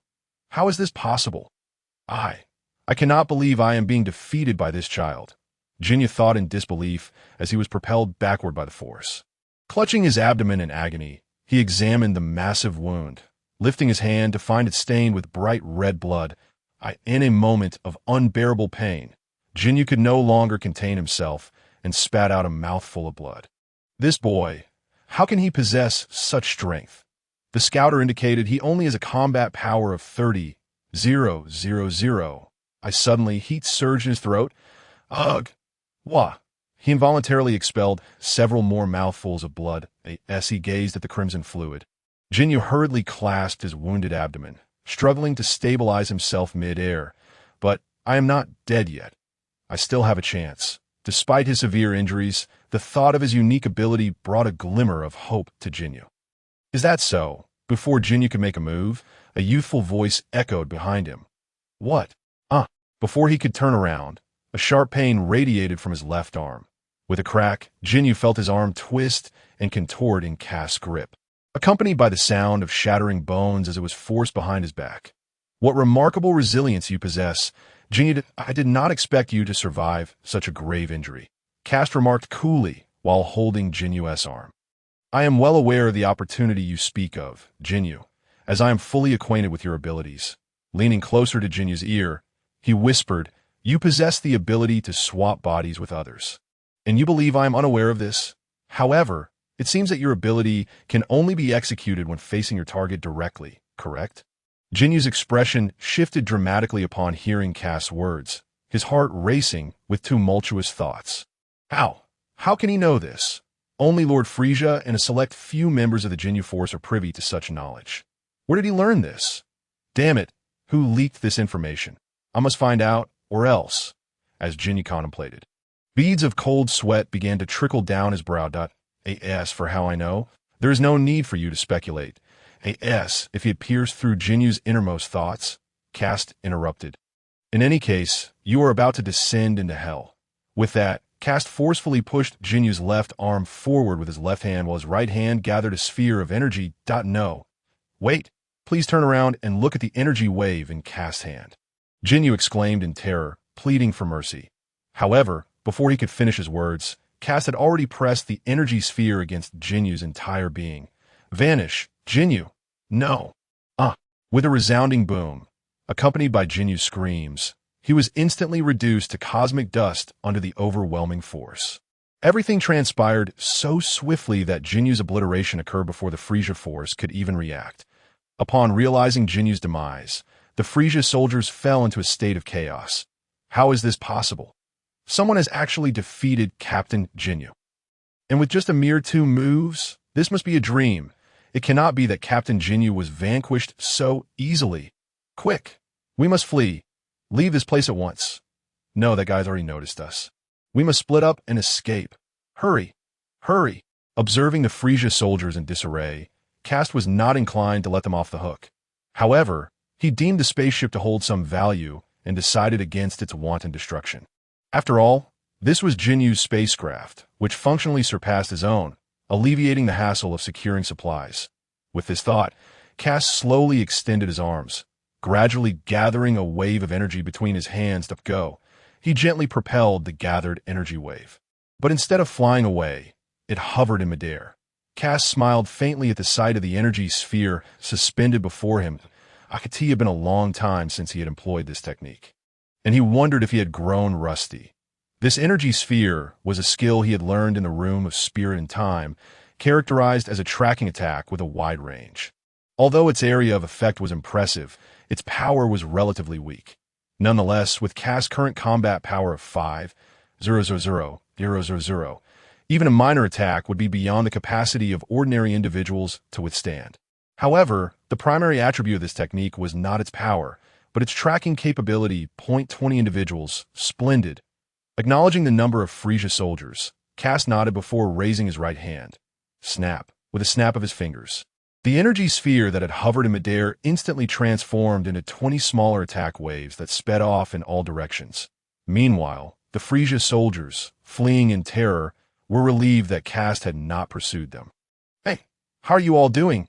Is that guy chasing you?" After escaping for a time and hiding in a secluded part of the planet, the Frieza soldiers communicated through their dedicated channel. "No. When I left, that guy was still standing there. Does he not care about us?"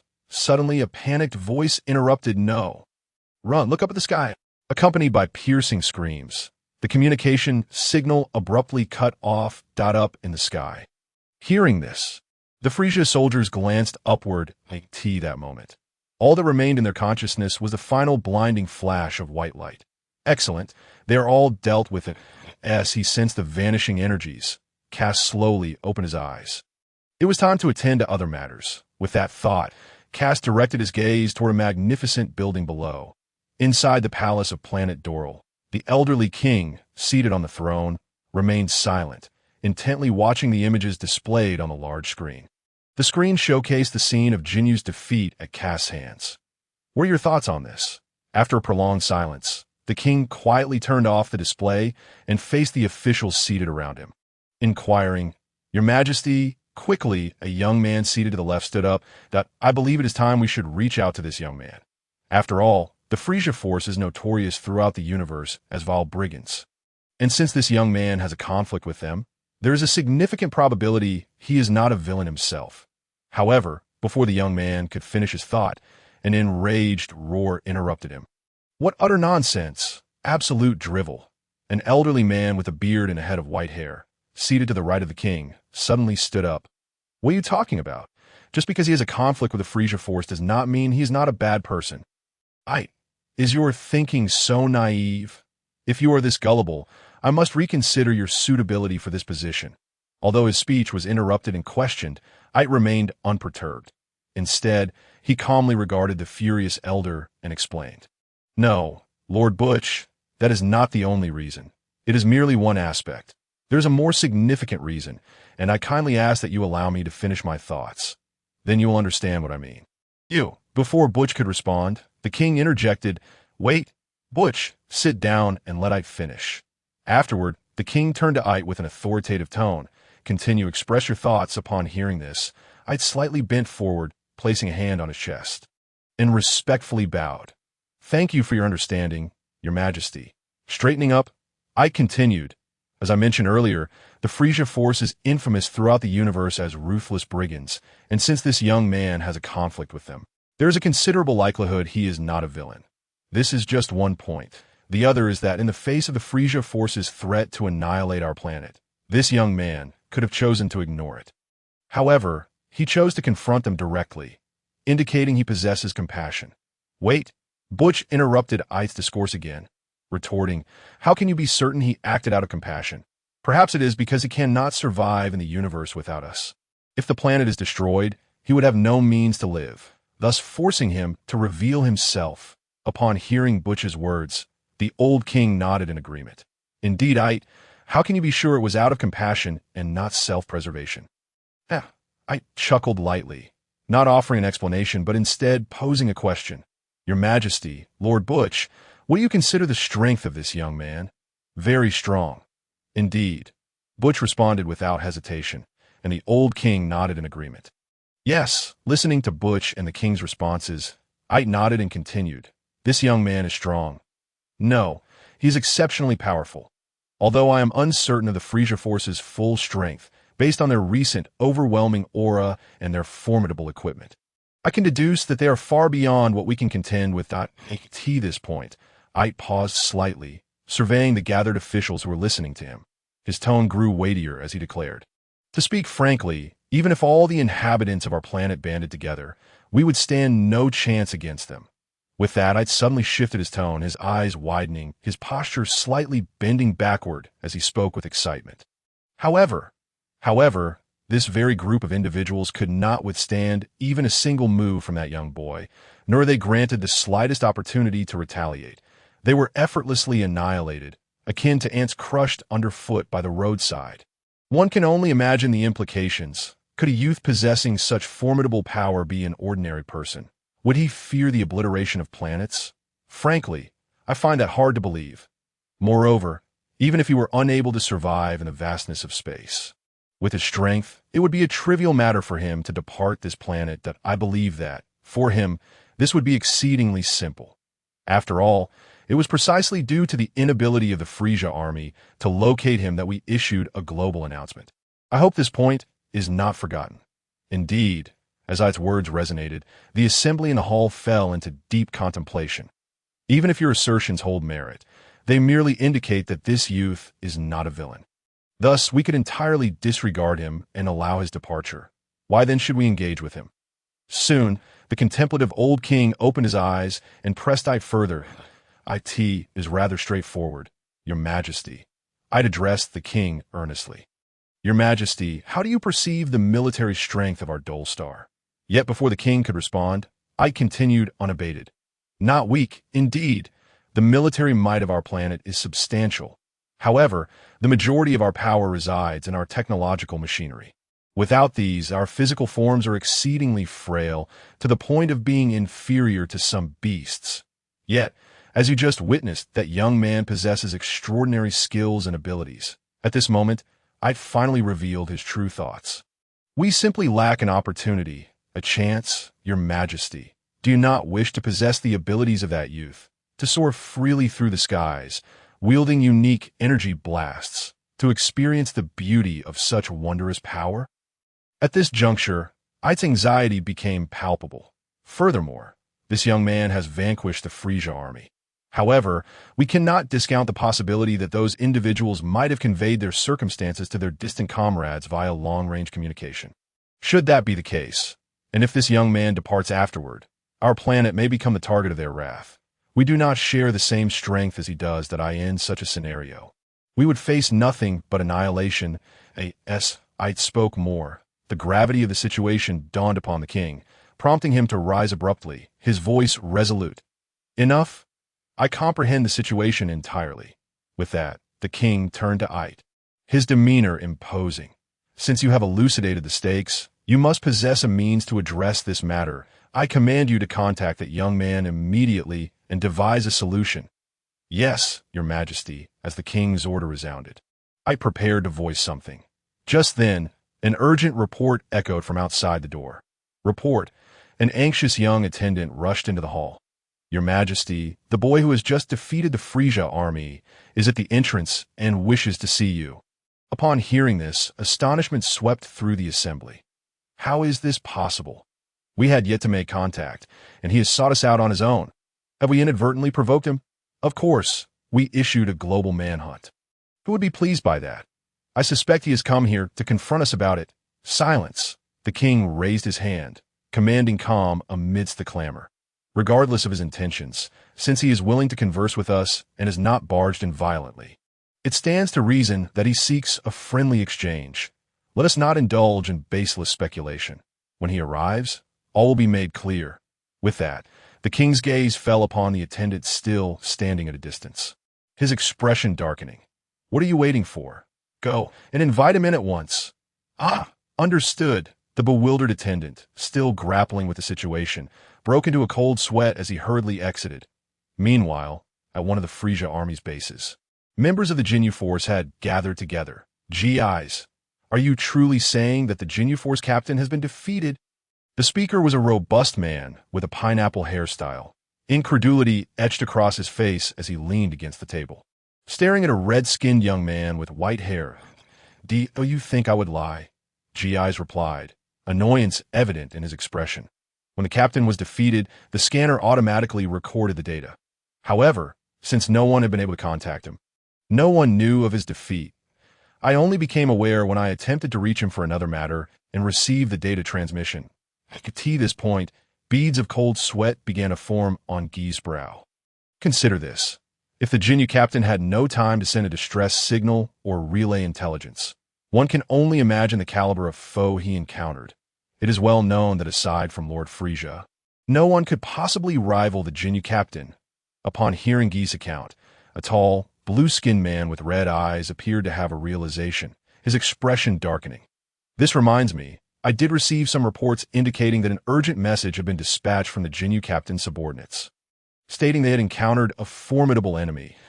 I initially dismissed it, even chiding them, never expecting it to be true. Could it be that Lord Frieza was behind this?" The speaker was a diminutive figure with green skin and 4 eyes, trembling in anxiety. "Nonsense, Ginyu. The Ginyu captain enjoys Lord Frieza's utmost trust. It could not have been him," the tall, blue-skinned man retorted, clearly displeased. "Indeed, Ginyu, Bart is correct. If it were Lord Frieza's doing, he would not act stealthily, nor would his subordinates issue a distress signal." Gi's concurred, standing by Bart's side. "Let us set aside such speculations for now. Gi's, have you relayed this matter to Lord Frieza?" Bart interjected, directing his inquiry at Gi's. "I have informed Lord Frieza, which is why I summoned you all here to await his instructions." Indeed, the others nodded in agreement. Meanwhile, within his spaceship, Frieza glared at the display screen, a dark expression shrouding his features. The screen revealed a youth, approximately 8 years old, with delicate features and a head of half-erect black hair, strands of bangs cascading naturally to either side. The boy's gaze was indifferent as he addressed Frieza with calm composure. "Frieza, you must already be aware of the demise of Ginyu in my hands. After all, I am communicating with you through the spaceship utilized by Ginyu. However, even if you are unaware, it matters not. For I reiterate, Ginyu is dead, slain by me." Pausing briefly, the boy continued, "I neglected to introduce myself. My name is Kast." A smile crept across Kastor's lips. "That I am a Saiyan, and moreover, I am your most dreaded Super Saiyan. I understand you may not believe me, but that is of little consequence. Soon, I shall make my way to planet Vegeta, and then you will comprehend the truth." With that, Kastor hung up before Frieza could respond. Observing Kastor in the call, Frieza made no attempt to intervene. In truth, Frieza had received notification from Gi's earlier, and after failing to contact Ginyu, he had already sensed something amiss, before Frieza could take further action. Kastor had utilized Ginyu's spaceship to reach out to him. At this point, Frieza was certain of Ginyu's demise. While Ginyu's death was regrettable, what infuriated Frieza the most were Kastor's words. "Saiyan, another wretched Saiyan. That accursed little monkey dares to claim he is a Super Saiyan. How laughable. Regardless of who you are, I shall ensure the complete extermination of all Saiyans." The mere memory of Kast's indifferent, dismissive expression filled with disregard solidified Frieza's resolve. He commanded the Ginyu force to assemble and head to planet Vegeta, declaring, "This time, I shall obliterate the Saiyan race for good." With that, a chilling smile crept across Frieza's face. Meanwhile, Kast was aboard Ginyu's ship, racing towards planet Vegeta. The recent events on planet Dor brought a subtle smile to his lips. Previously, after defeating Ginyu and annihilating his entire squad, Kast had ventured to the palace on planet Dor. Upon the king's invitation, he engaged in conversation, gaining insight into their concerns. Kast reassured them, stating that he had come specifically to address these matters. This led to his dialogue with Frieza. The reason Kast spared the ship after vanquishing Ginyu and his subordinates was fundamentally linked to this purpose. After conversing with Frieza, Kast prepared to depart from the planet. Although the king expressed a desire for Kast to stay and teach them the art of ki manipulation, Kast declined, leaving behind a fruit from the Tree of Might and instructions on how to cultivate ki. Aware of Kast's impending departure, the king refrained from further persuasion.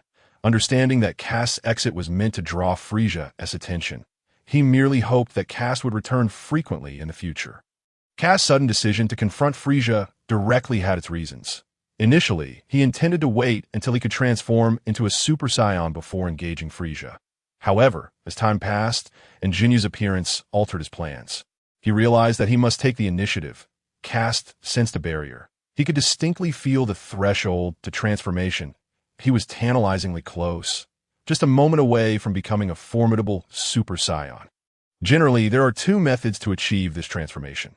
The first is through intense rage, where an extreme emotional turmoil can transmute one's energy into its primal form, resulting in a qualitative leap into Super Saiyan status. However, this method is considered a shortcut and carries the risk of emotional instability post-transformation. Unfortunately, Kast found himself unable to utilize this route, as he harbored no genuine anger or provocation to ignite such a transformation. Without these catalysts, transforming through rage was virtually impossible. Consequently, the only alternative was the strength-based transformation.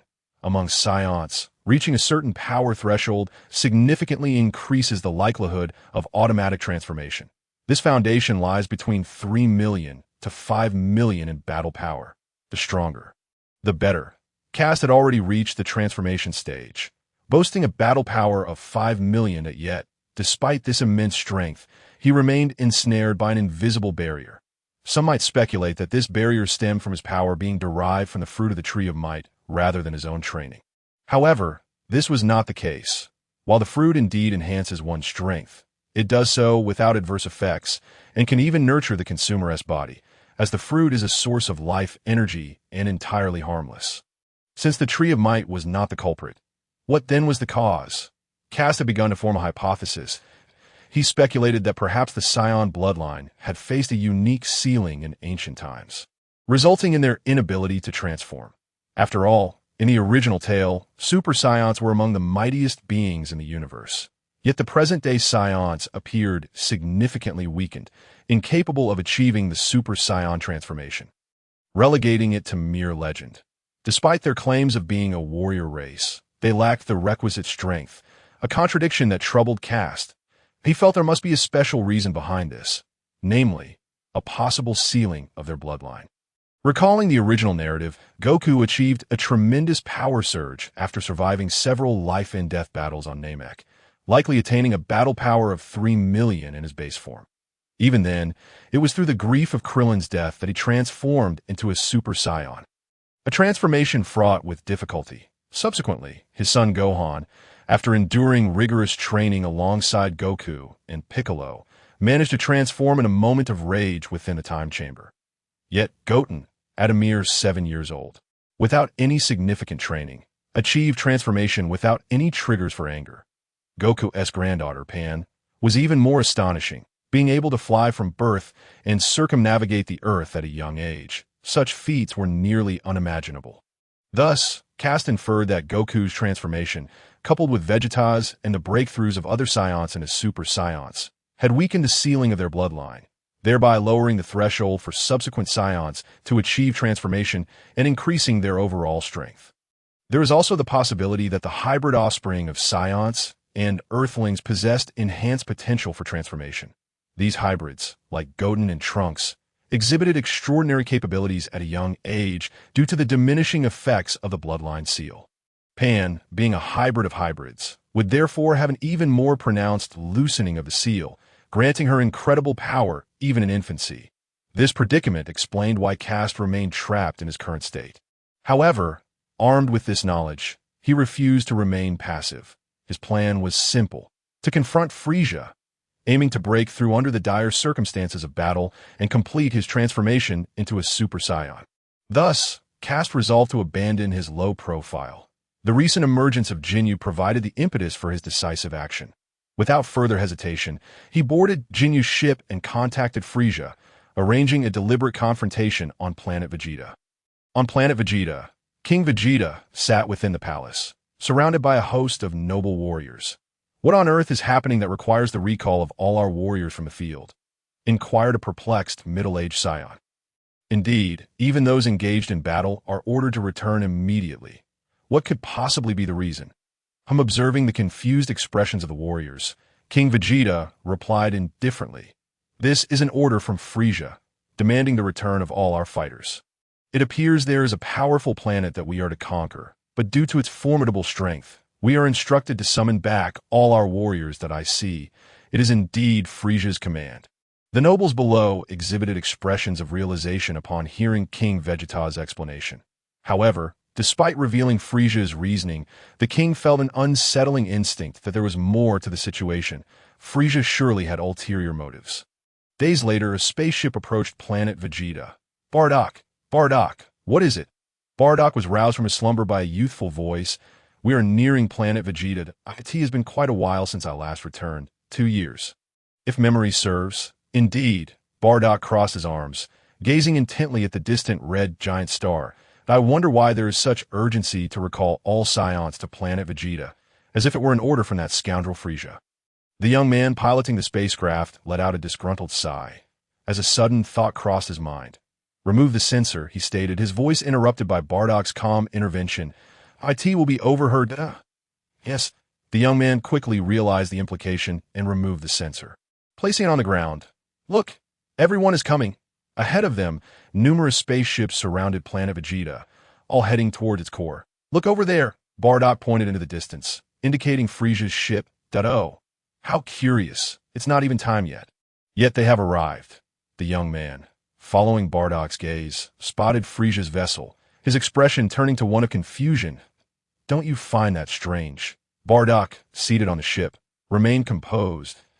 If a summons were necessary, we could communicate via the sensor wirelessly. There is no need for everyone to return. Even if they were to provide us with new weapons, an urgent assembly would be unwarranted. That scoundrel Frieza certainly has no good intentions. What do you mean by no good intentions? The young man inquired as they navigated into planet Vegeta. Originally, conquering planets and trading was our way of life as Saiyans. But Frieza's father, King Cold, coerced us into submission, demanding we acknowledge him as our ruler. This was a long time ago. Bardock gently landed the ship, and the young man responded. What do you think our current situation is? Bardock pressed on. Without contradiction to AS for that, I can't say for certain if we are faring well. However, it is evident that the Saiyans harbor a strong disdain for Frieza. The ship touched down, and the young man replied. Indeed. Bardock stood, gathering his belongings in agreement. I imagine Frieza holds an equal aversion towards us Saiyans. Now that his forces have grown considerably, even without the Saiyans he despises, it matters little to him. Could it be that Frieza intends to annihilate us all? The young man, now stepping out of the ship alongside Bardock, was suddenly filled with dread. Perhaps that is indeed the case, wouldn't you agree? Bardock turned with a slight smile, as if jesting. Do you not frighten me? Bardock. The young man chuckled nervously, sensing Bardock's lightheartedness. Without further conversation, the two began to walk ahead. Hey, is that you, Bardock? I can't believe you actually made it back alive. Impressive. A robust man suddenly called out, halting Bardock's progress. ITSU. Long time no see. By the way. Do you know why the summons was issued? Bardock acknowledged the man, then recalled something and inquired. Well, I'm not entirely sure, but perhaps they discovered a larger planet that requires all of us to conquer it together. The burly man speculated after pondering for a moment. That makes sense. It could very well be the reason.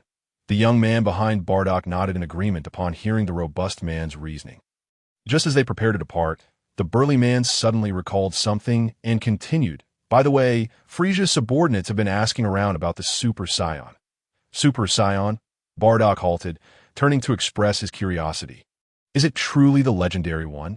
In an instant, Bardock's expression darkened as he grasped the implications of, I see. I understand now. Meanwhile, within Frieza's ship, a green-skinned alien with tentacles pondered as he reported to Frieza. Lord Frieza, I have investigated the rumors of the Super Saiyan, and it appears to be merely a legend. Indeed, I share that sentiment. My inquiry was merely to quell a minor unease, just in case. Frieza smiled upon hearing his subordinate's report. Should we cease our attacks then?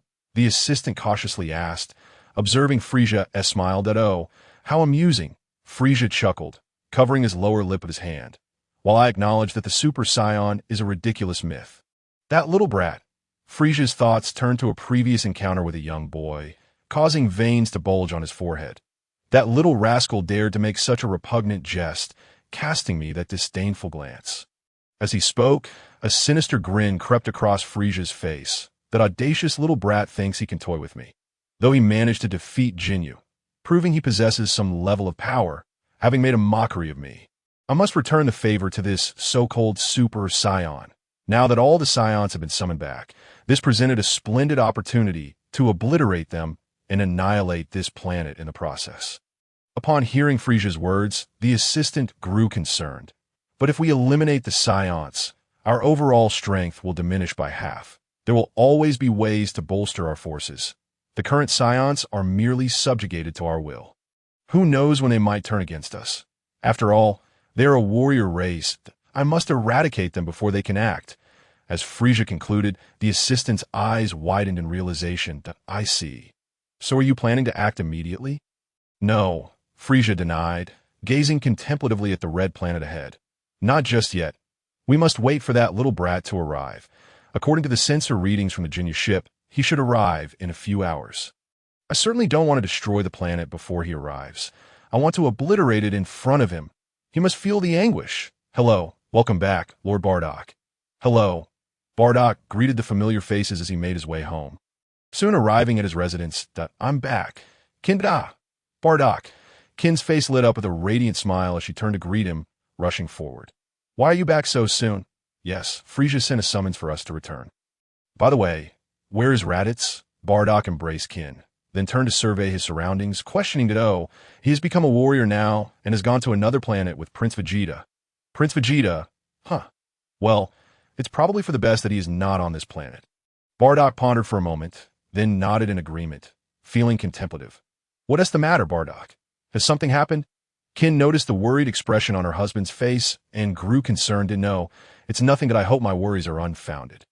Reassuring her, Bardock then entered the room with K. I in the distance. Castor sat meditating aboard his ship, which, like his previous vessel, possessed automatic navigation capabilities. Are we nearing our destination? Suddenly, Castor sensed a formidable energy approaching. Unmistakably Frieza's. Excellent. Castor rose, his small frame of 8 years exuding an undeniable sense of power. Clenching his fists, he patted the senzu beans nestled in his pocket, nodding with satisfaction. Indeed, he had meticulously prepared for this battle. From his prior meditation to acquiring the senzu beans, all were means to an end. Castor understood that he wished to unlock his potential through a life-or-death struggle against a formidable opponent. However, this does not imply that he would recklessly engage in direct confrontation. After all, the purpose of battle is to transform into a Super Saiyan, not to seek death. Therefore, ample preparation is essential, and with the presence of the senzu beans.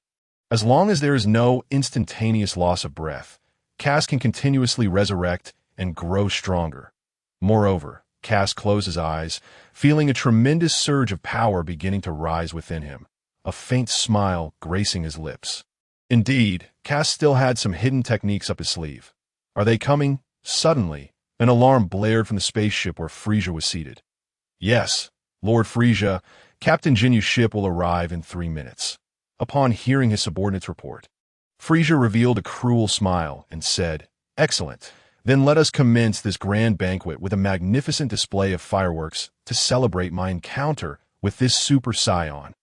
With that, Frieza soared from the ship, gathering an enormous red energy sphere in his hand and hurling it downwards. Indeed, my instincts were not mistaken. Frieza acted precisely as I anticipated, gazing at the colossal red energy orb in the sky. Kast stood firm on planet Vegeta, wearing an expression of expected resignation. Yes, Kast had already arrived on planet Vegeta. As for the spaceship that Frieza detected from Ginyu, it indeed required about 3 more minutes to reach its destination. To understand why this situation arose, we must trace back to 10 minutes prior. 10 minutes ago. Upon sensing Frieza's energy, Kast had made his preparations. However, he had kept a card up his sleeve. He had the ability to sense energy. If he had directly piloted Ginyu's spaceship to planet Vegeta, Frieza might obliterate the planet the moment he arrived. The motive was simple, sheer retaliation and to provoke Kast. Yet, Kast had foreseen this. Thus, he piloted his original spaceship and proceeded towards planet Vegeta while maintaining a 10-minute distance from Frieza. This way, Kast could create a time gap, ensuring planet Vegeta was spared from destruction before his arrival. As it turned out, Kast was indeed correct. His premonitions came to fruition. Frieza was poised to annihilate planet Vegeta just as Ginyu's spaceship was nearing, watching the immense red energy sphere in the sky. Kast smiled faintly, and the next moment began to gather energy in his palm, a white energy wave manifesting However, before Kast could unleash the energy sphere, a figure suddenly burst forth from the sky. That was Bardock. Observing the tall figure with that familiar hairstyle, Kast's face broke into a knowing smile. Unexpectedly, despite the different timelines and circumstances, Bardock remained true to the original narrative, being the first warrior to confront Frieza. Yet for him now, it was undeniably a formidable challenge. Watching Bardock desperately resist Frieza's energy blast, Kast felt a pang of sympathy. "Allow me to lend you a hand." With that, Kast dissipated the energy sphere he was about to launch and transformed it into a powerful energy wave. "Go!" Instantly, he directed the energy towards Bardock. Moments earlier, Bardock and Ginyu had just returned to their room after unloading their belongings, engaging in conversation.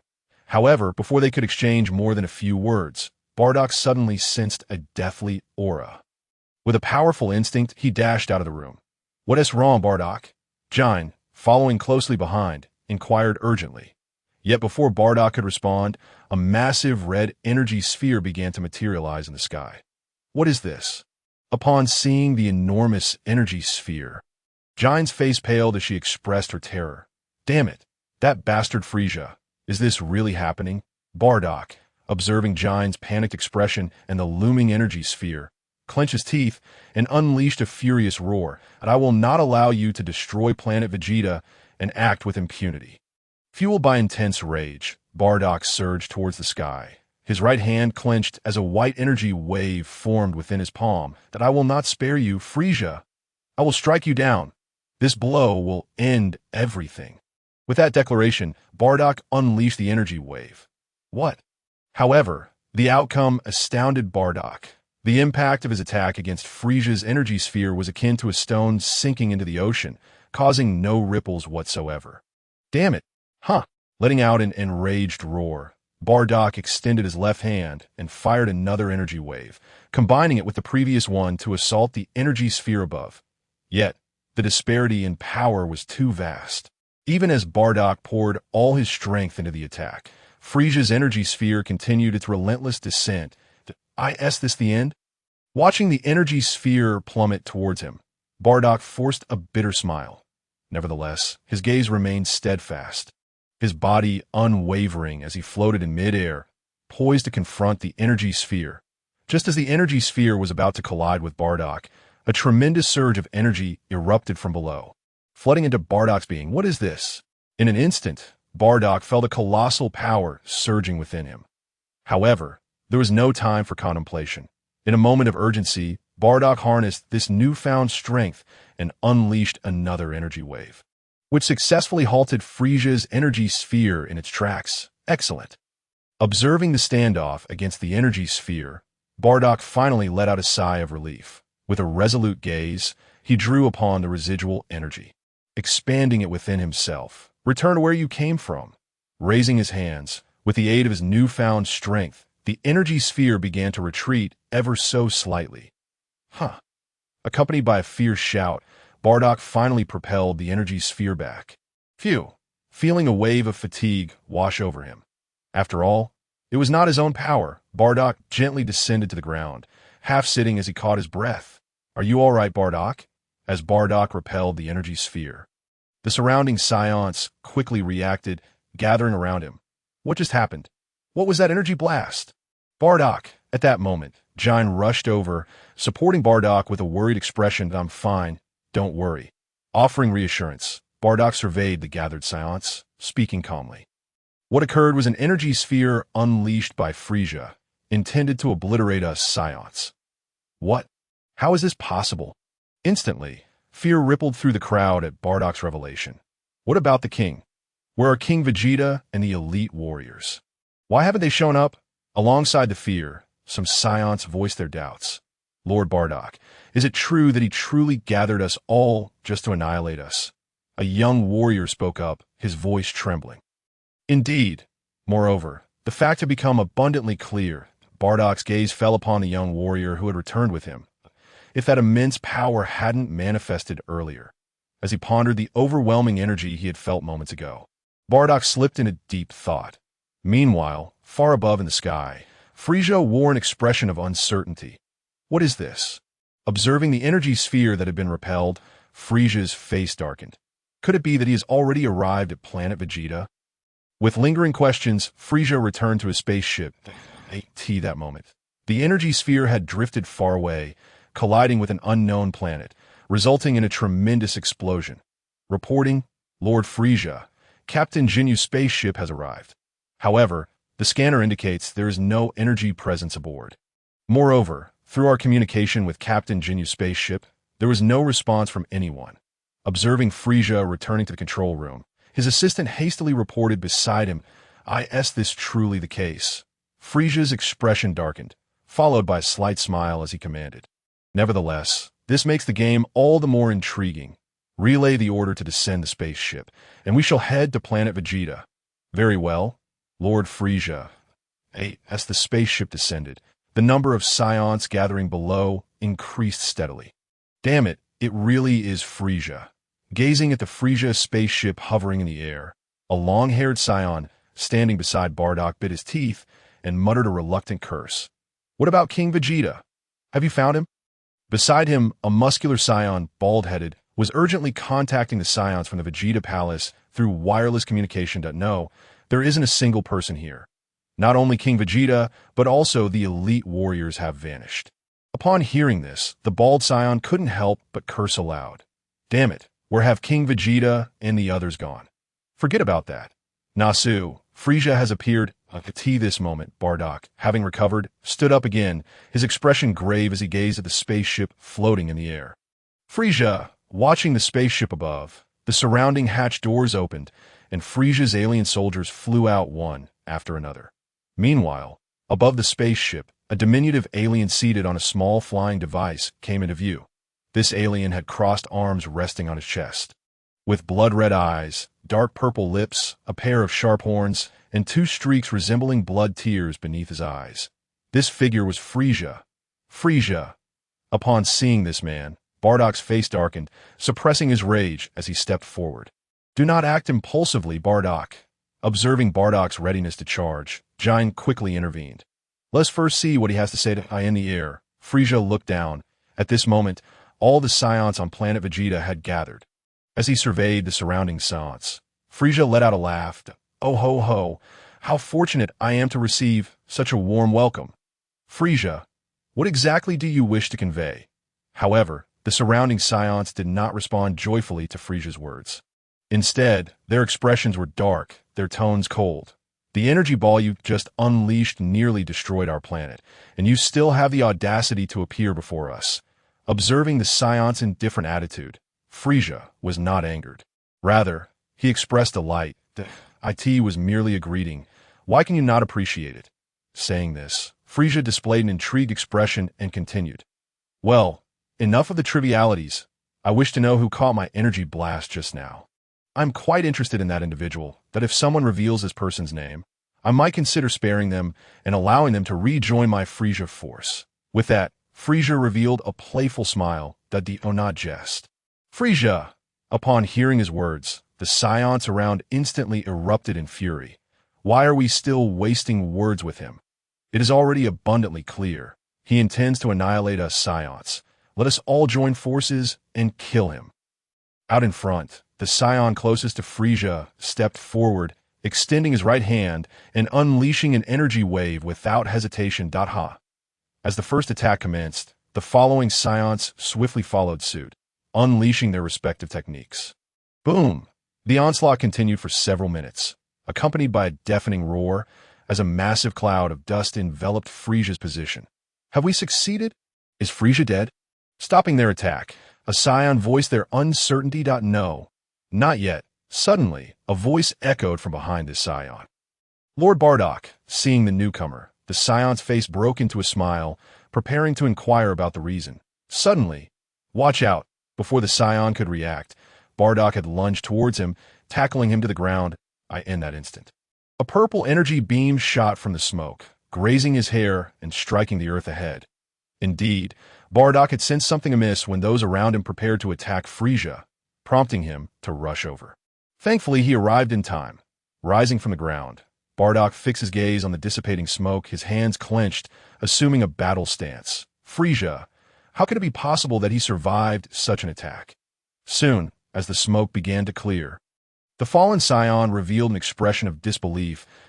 I never imagined you would dare to be so bold. Do you not know that defying your superiors is a capital offense? You foolish monkeys. With that, Frieza extended his left index finger, and a swift energy beam shot from his fingertip, aimed at the Saiyan still lying on the ground. You shall not succeed. Frieza, watching Frieza's attack, Bardock, ever vigilant, immediately reacted.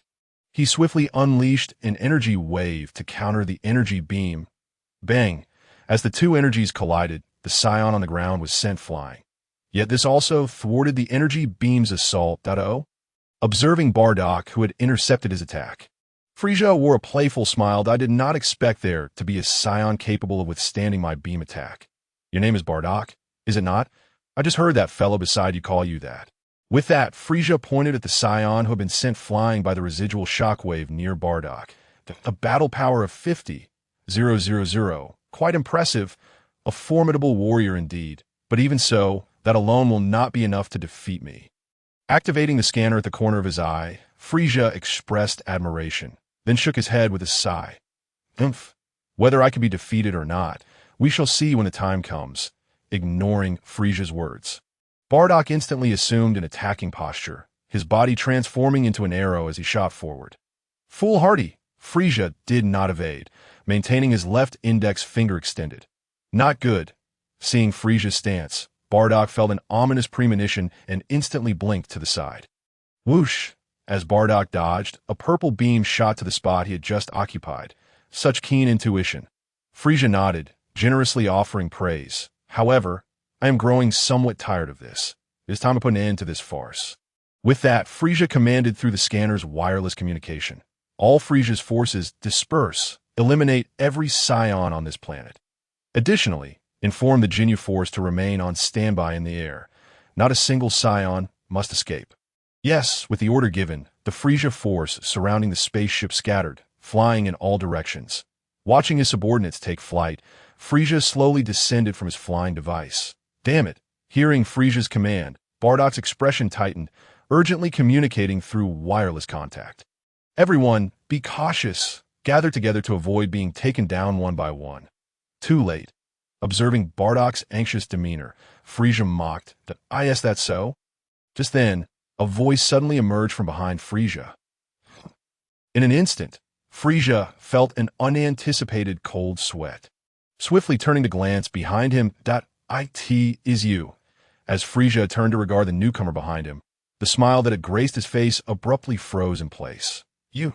How dare you show yourself after hiding for so long? I thought you might have fled upon sensing my overwhelming power." The visitor, however, responded with a grin. "How could I miss our meeting? I specifically arranged this encounter." With that, he tossed a parcel into Frieza's direction. "This is my carefully prepared gift for you. What do you think?" As the package rolled, its contents became apparent, and Frieza's heart sank. Inside lay 4 severed heads, each distinct in form, and he recognized them immediately as members of the Ginyu Force. Frieza began, but before he could finish, the visitor continued. "So, what do you think, Frieza? Are you pleased with my gift?" He then turned his attention to Bardock, who stood before him. "Hello? You must be Bardock, correct?" "Yes," Bardock instinctively replied, momentarily taken aback. "You are a Saiyan?" The boy before him appeared to be around 8 years old, with a head of black hair and a delicate visage, his bangs parted at the forehead. Most notably, a tail was coiled around his waist, signaling his Saiyan heritage. Despite sensing his Saiyan identity, Bardock found it difficult to believe that such a young boy could possess formidable strength. Just moments ago, he had not blinked while facing Frieza. Yet this boy had approached without any warning. Even Frieza seemed astonished. It was beyond comprehension. Noticing Bardock's hesitation, the boy chuckled softly. "What troubles you? Have you forgotten that I aided you during your energy sphere confrontation with Frieza? Bardock's eyes widened in surprise that of course. It was me. The boy began to walk past Frieza and towards Bardock, who remained motionless, seemingly disregarded by the boy. Frieza's expression darkened, and a surge of immense power erupted from within him. You know your limits. With that, Frieza launched himself forward, aiming a punch at the boy's head. However, just as his fist was about to connect, the boy appeared to dissolve into thin air, vanishing from sight. What? Frieza barely had time to process this when he felt a tremendous force strike the back of his head. Thud! The sound of his fist connecting with the boy's head echoed, and Frieza was sent flying, crashing into a nearby embankment. Impossible! The surrounding Saiyans were left in stunned silence at the spectacle. Could it truly be him? Bardock recalled the overwhelming energy that had seeped into him earlier, realizing that only this boy could possess such power. Are you all right, Bardock?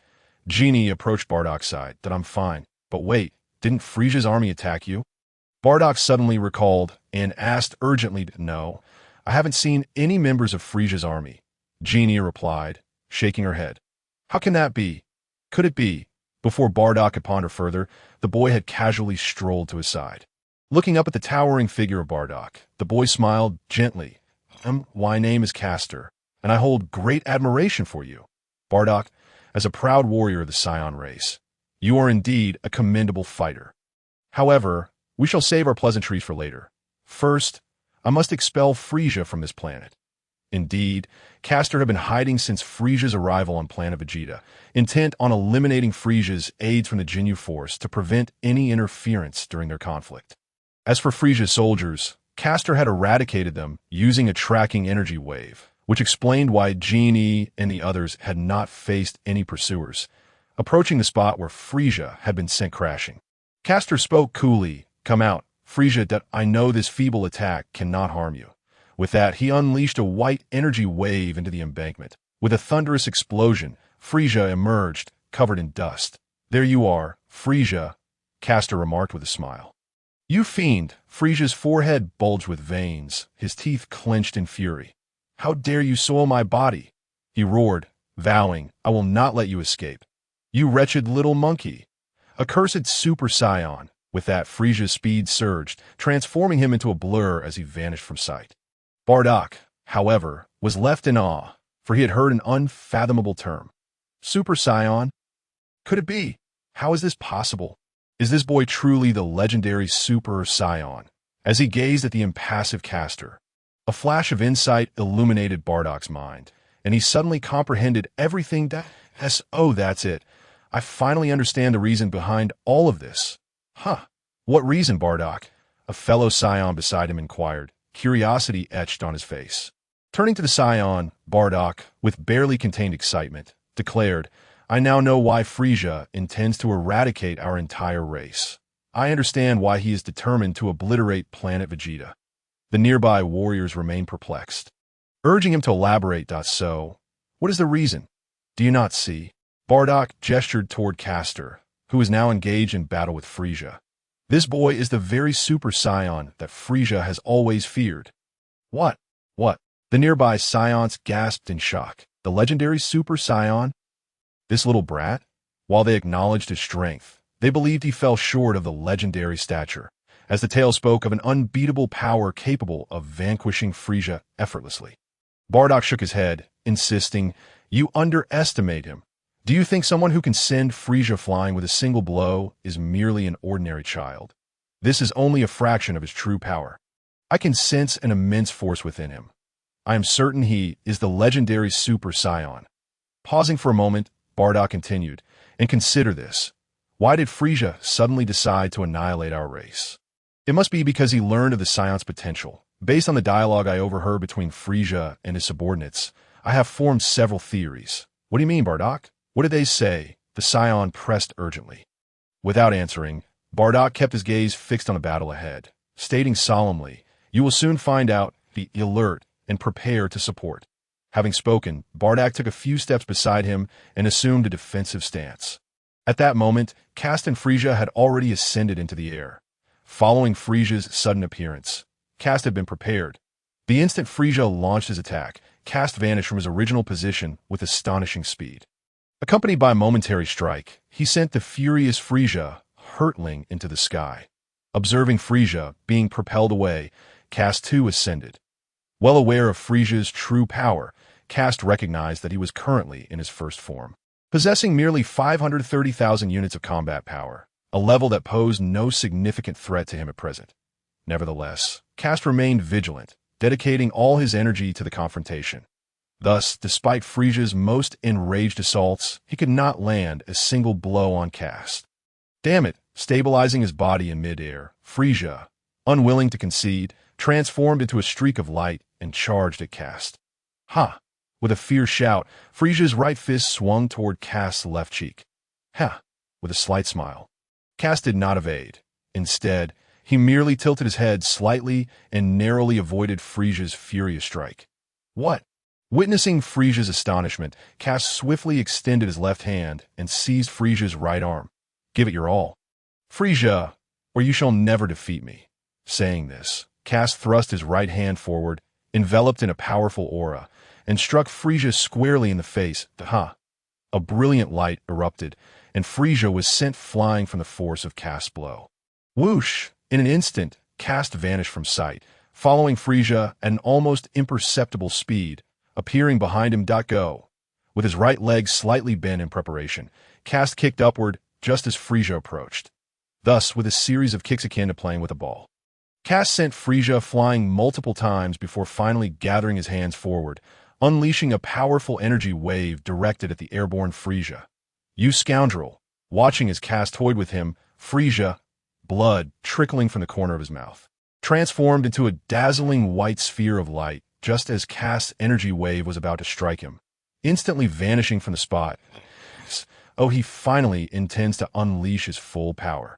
Observing Frieza evade his attack and appear below, Kast slowly descended to the ground, calmly stating, Little brat, I must admit I underestimated you, but you may be unaware of the true strength of me. King Frieza. Frieza, radiating intense white light, bore a grim expression. However, as the brilliance intensified, a sinister smile began to form upon his face. Finally, as the light reached its zenith, Frieza shouted, and with the emanation of light, his aura gradually stabilized as he finally transformed. Sensing the formidable power, Kast wore a grave expression. After numerous exchanges, Kast and Frieza had drifted far from their original positions. What on earth is happening? Meanwhile, the distant Bardock and the other Saiyans rushed to the scene. Is that Frieza? Bardock's expression turned wary as he gazed upon the figure shrouded in light. I didn't anticipate these monkeys would follow, but what does it matter? Rubbish is still rubbish. As he spoke, Frieza's appearance was revealed. Compared to the adult Saiyans, he appeared slightly smaller, with silver-white skin adorned with purple crystalline protrusions on his head, shoulders, forearms, and calves, and a thick tail trailing behind. Unlike his previous form, Frieza's head was devoid of sharp horns, and his face lacked the teardrop-shaped indentations. Casting a glance at Kast, Frieza flashed a smile. You should feel honored. This appearance has only been seen by my father and no one else. Has he finally transformed? Kast thought, astonished that Frieza had skipped the gradual transformations and immediately unleashed his full power. Observing Frieza's ultimate transformation, Kast felt a twinge of exasperation, wondering if he had pressured him too much. Initially, Kast had intended to attempt using his full power during Frieza's first form to eliminate him outright. However, after several bouts, he realized that the damage inflicted by his full-strength strikes had not been as severe as anticipated, leading him to understand that defeating Frieza while he was weak would be quite the challenge. However, this was for the best. Kast never truly desired such a swift conclusion. After all, his goal was to transform into a Super Saiyan, fueled by the life-or-death tension of the moment. Therefore, Frieza's survival past his first form bore little consequence. With these thoughts in mind, Kast turned his attention back to Frieza, a smile gracing his lips. Come on, Frieza, let me feel your strength. With that, Kast stomped the ground and instantly vanished, reappearing above Frieza's head to deliver a powerful kick. Humph. This time, Frieza was far from complacent. In an instant, he retreated, effortlessly dodging Kast's assault. then extending his right hand to seize Kast's ankle. However, having missed his target, Kast had already vanished into the distance, leaving only an afterimage behind. Quite the escape. Frieza slowly retracted his right hand, placing it behind his back, his expression returning to its former calm. Gazing at Kast, he spoke softly, "Based on the strength you've just displayed, I can clearly tell you that with just 10% of my power, I can reduce you to cosmic dust." "Is that so?" Kast smiled. 10% of his power. Based on his knowledge from the original story, Frieza at full power possessed 120 million in combat strength. Thus, 10% translates to a formidable 12 million combat power. Indeed, a Frieza with 12 million combat power could easily defeat and kill him. With his own combat power merely at 5 million. Yet, battles are often not solely determined by raw power. Without hesitation, Kast surged forward with unwavering determination. "Prepare yourself, Frieza!" Reaching Frieza's side, Kast unleashed simultaneous strikes with both hands, enveloped in energy, aimed at Frieza, a futile attack. Observing Kast's onslaught, Frieza chuckled lightly, extending both hands to swiftly grasp Kast's arms. "This is a gift for you." With that, Frieza raised his right foot and delivered a fierce kick to Kast's abdomen. Bang! Ah! Accompanied by Kast's agonized groans was the sound of Frieza's foot colliding with his body. "What's wrong, Super Saiyan? Is this all you can muster?" Without releasing his grip, Frieza continued to kick, a joyful smile spreading across his face as he beheld Kast's pained expression. "Damn it! This is bad." Witnessing Kast ensnared by Frieza, Bardock immediately sensed the impending danger. In an instant, the Saiyans leapt into action, charging toward Frieza. "Humph! A bunch of foolish monkeys. Don't interfere." Frieza's brow furrowed as he surveyed the approaching Saiyans. And in an instant, a fierce aura erupted from his body, ready to unleash a deadly energy wave upon them. Don't forget about me, Frieza." Just as Frieza was about to unleash his energy wave, Kast suddenly broke free from his grip, delivering a powerful kick to Frieza's chin and using the momentum to retreat. Frieza's energy wave dissipated from the impact of Kast's kick. "You are no match for him. Stay back." Clutching his abdomen and observing the Saiyans who were eager to attack, Kast urgently intervened, stating with seriousness, "This is my battle with Frieza. Do not interfere." As he spoke, Castor reached into his bosom. Preparing to retrieve something, he drew out a teal-green bean, its exterior resembling that of an ordinary broad bean. A faint smile graced Castor's lips as he gazed at the bean, and without hesitation, he swallowed it whole. Boom! In that instant, Castor felt his muscles swell and contract, and the injury inflicted on his abdomen by Frieza healed instantaneously. This, observing Castor's sudden restoration from a distance, Bardock and the others were taken aback, their expressions reflecting astonishment, rendered speechless. Meanwhile, Frieza, propped on one hand with his chin, displayed a look of keen interest. "Oh, I did not anticipate you possessed such a miraculous being, and oh wonder you dared to confront me. However, even with this, you are merely postponing your demise." With that, Frieza clasped his hands behind his back and began to stride toward Castor, step by step. Do not be too absolute in your words. "Frieza, do not forget who left you in such a disheveled state just moments ago." In response to Frieza's taunt, Castor scoffed contemptuously. "Oh ho ho." Frieza chuckled lightly, his steps unceasing as he placed his left hand over his mouth. Smirking, "You truly have a penchant for jesting, little monkey, but do refrain from getting too cocky, young one." As he spoke, Frieza's previously jovial demeanor darkened. In a heartbeat, he vanished from sight, only to reappear before Castor. Materializing behind him, Frieza regarded the back of Castor's head, a cold expression crossing his face as he aimed to kick at Castor's skull with his bent right leg. Bang! A colossal noise erupted as the ground beneath Castor buckled under the tremendous impact, causing violent tremors, enveloped in swirling clouds of dust. How swift! Bardock's pupils constricted as he keenly observed Frieza's movements through the haze. "Should we intervene, Bardock?" A fellow Saiyan beside him expressed trepidation as he gazed at Bardock. "No." After a moment of contemplation, Bardock shook his head calmly, "That we must refrain from intervening. To do so would be an affront to that warrior. Moreover, we are unable to assist. The disparity in strength is insurmountable." Striking now would only lead us to our doom. Hearing Bardock's words, another Saiyan expressed dissatisfaction. That is not the case. We have yet to engage Frieza. How can you be so certain we are not his match? Bardock glanced at the discontented Saiyan, but remained silent. Some truths were known only to him. Although they had not clashed with Frieza, Bardock had experienced the overwhelming force of Frieza's energy blast firsthand. That immense power was beyond his capacity to withstand. Had it not been for Castor's timely energy surge, not only would he have perished, but planet Vegeta would likely have met its end as well. Furthermore, Bardock deduced that the Frieza they had encountered earlier had only unleashed his power in his first form. Now, in his transformed state, Frieza's strength would undoubtedly surpass what they had previously faced. The magnitude of such power was something Bardock could not hope to rival. Yet, Bardock harbored a premonition. He sensed that Castor possessed an even greater force yet to be unleashed, a power that could rival Frieza's terrifying might.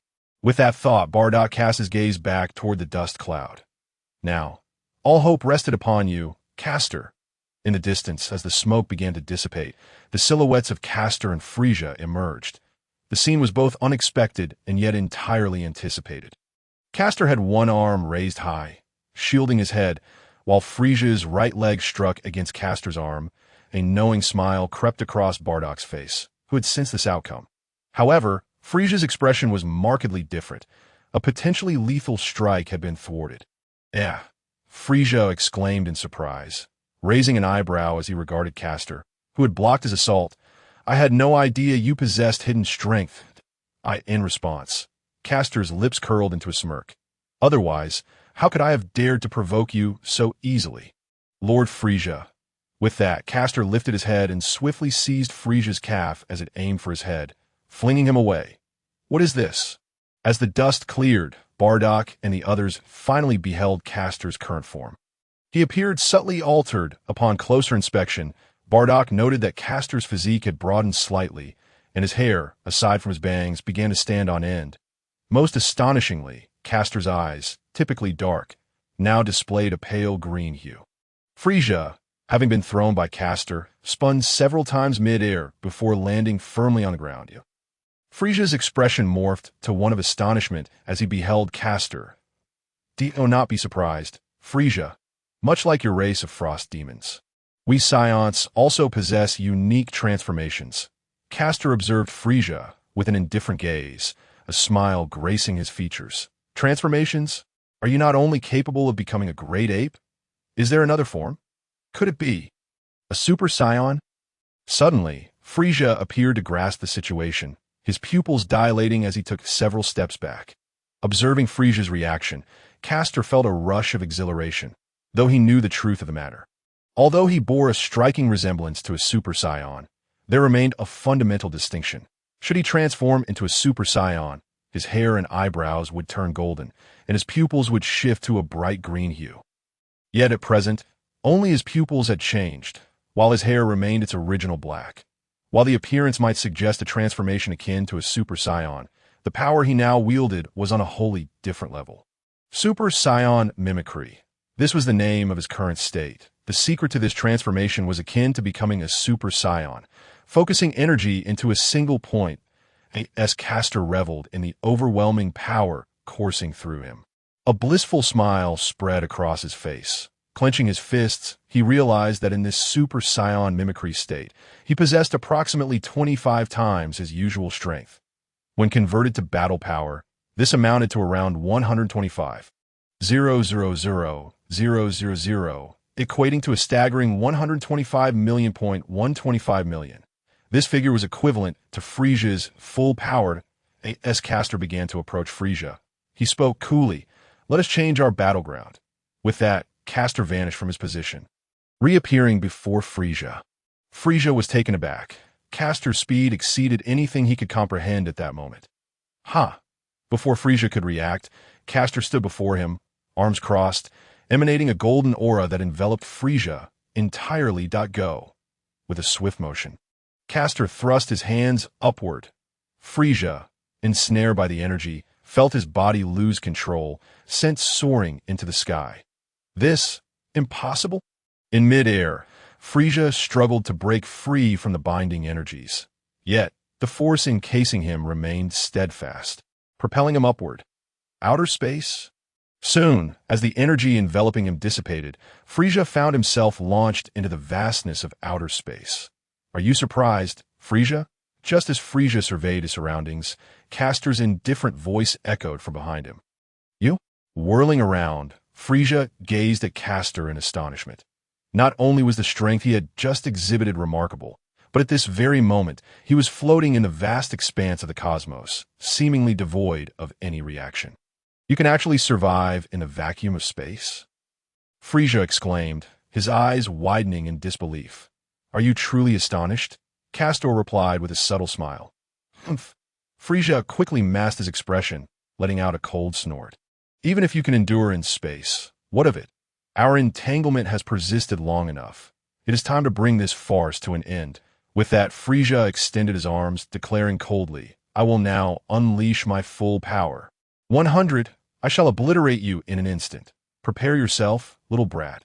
As he spoke, Frieza began to gather energy, his muscles tensing and the ki within him gradually surging forth. That's it. Frieza! Castor silently encouraged, observing the energy gathering before him. In your current state, it is only by exerting your utmost strength that I will feel any pressure. Only then can I transform into the true Super Saiyan. I eagerly await your full power. Subsequently, Castor stepped back, crossing his arms as golden flames of energy erupted from his body, initiating his own energy accumulation. Let us conclude this battle. You must provide me with the pressure I seek. Frieza! Soon, as both combatants completed their energy gathering, they simultaneously shouted and released their full might. Come forth, Frieza! Facing the void, Castor brought his palms together, a white energy wave slowly coalescing in his hands. Meanwhile, Frieza did not falter.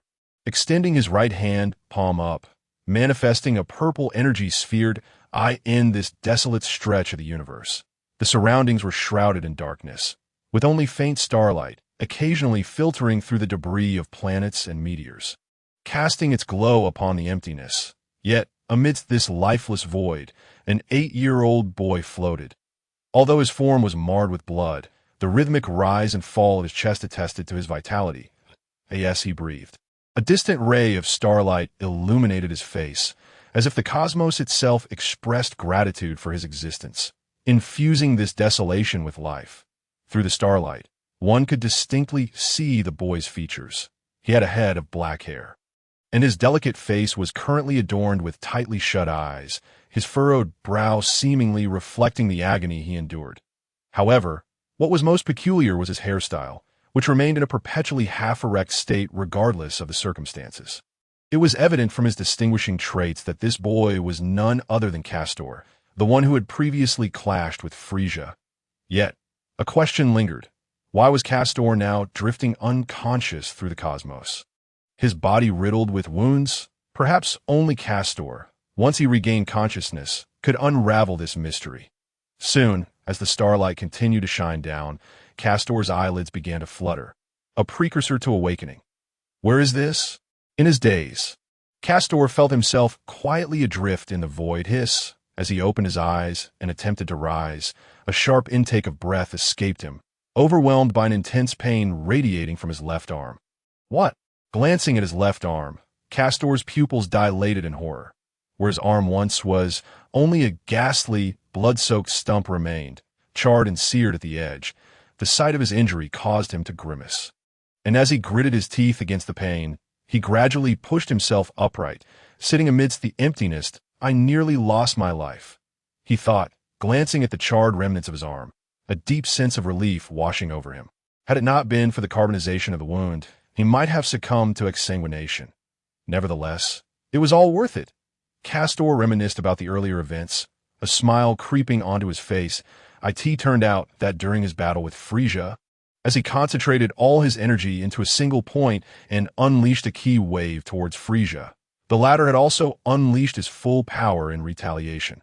Although Castor's battle power, in his Super Saiyan form, was approximately 12.5 million, Frieza's full power was still formidable at 12 million, given the negligible disparity in their strengths. The resultant clash of their energy waves escalated, ultimately enveloping both fighters in a colossal energy sphere.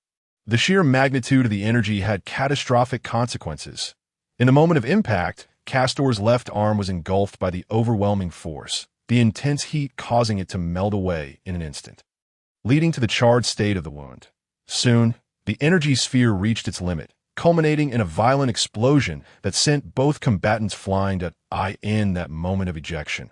The force rendered Castor unconscious until he had just now awakened. Reaching out with his right arm, Castor struggled to feel around his person. Soon, he grasped something and withdrew his hand. Opening his palm revealed a greenish bean. Unremarkable in appearance, yet it was a life-saving treasure for Castor.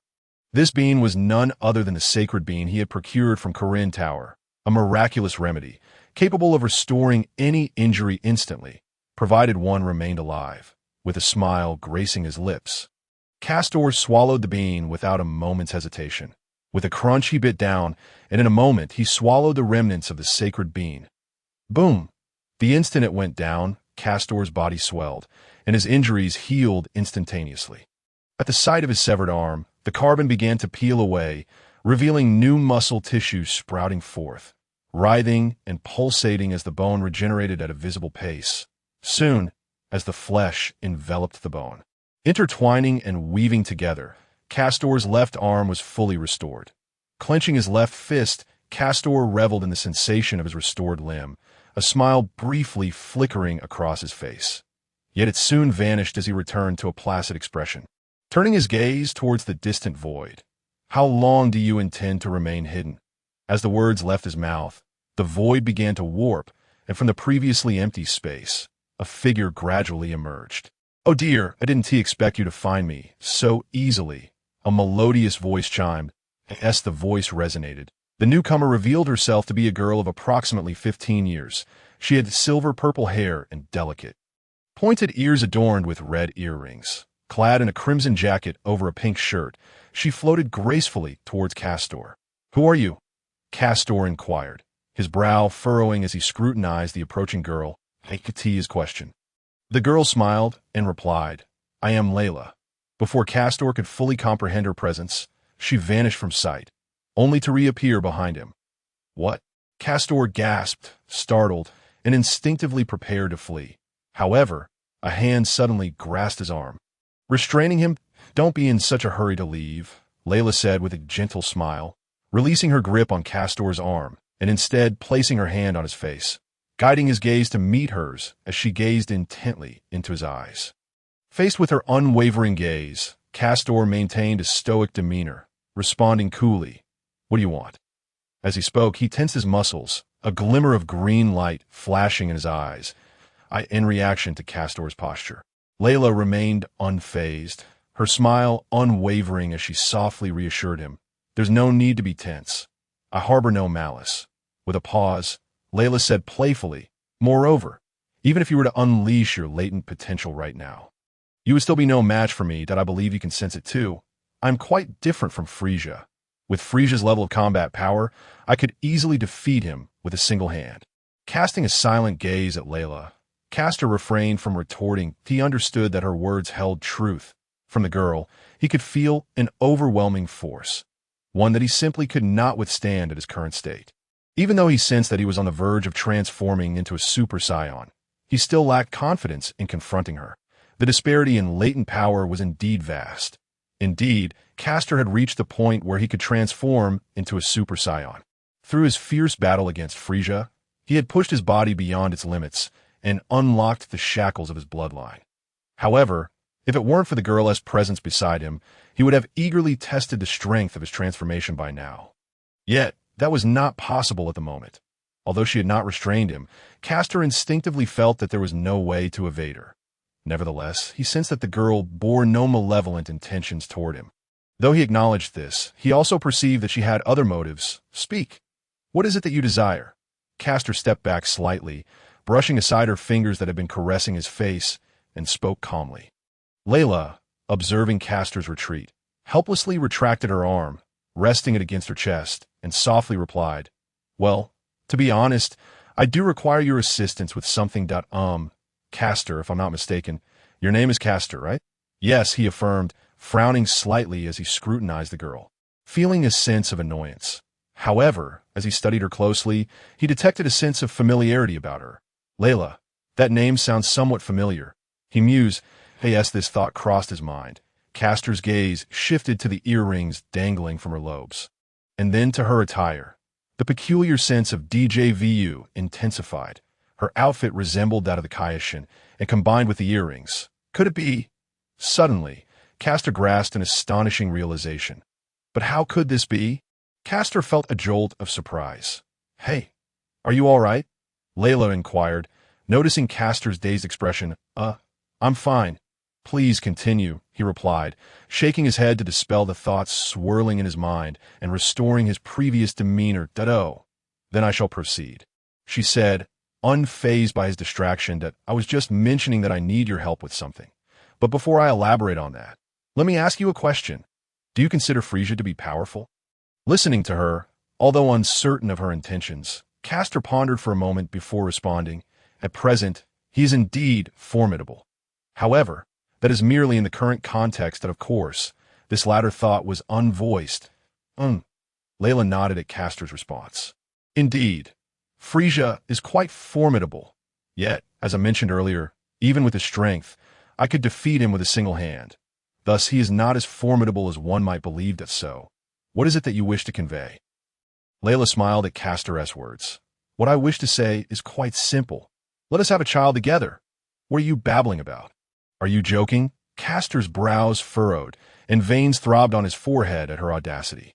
I am not jesting, nor am I speaking frivolously, Layla said seriously, her smile fading as she regarded Castor. Castor, you may have misunderstood me.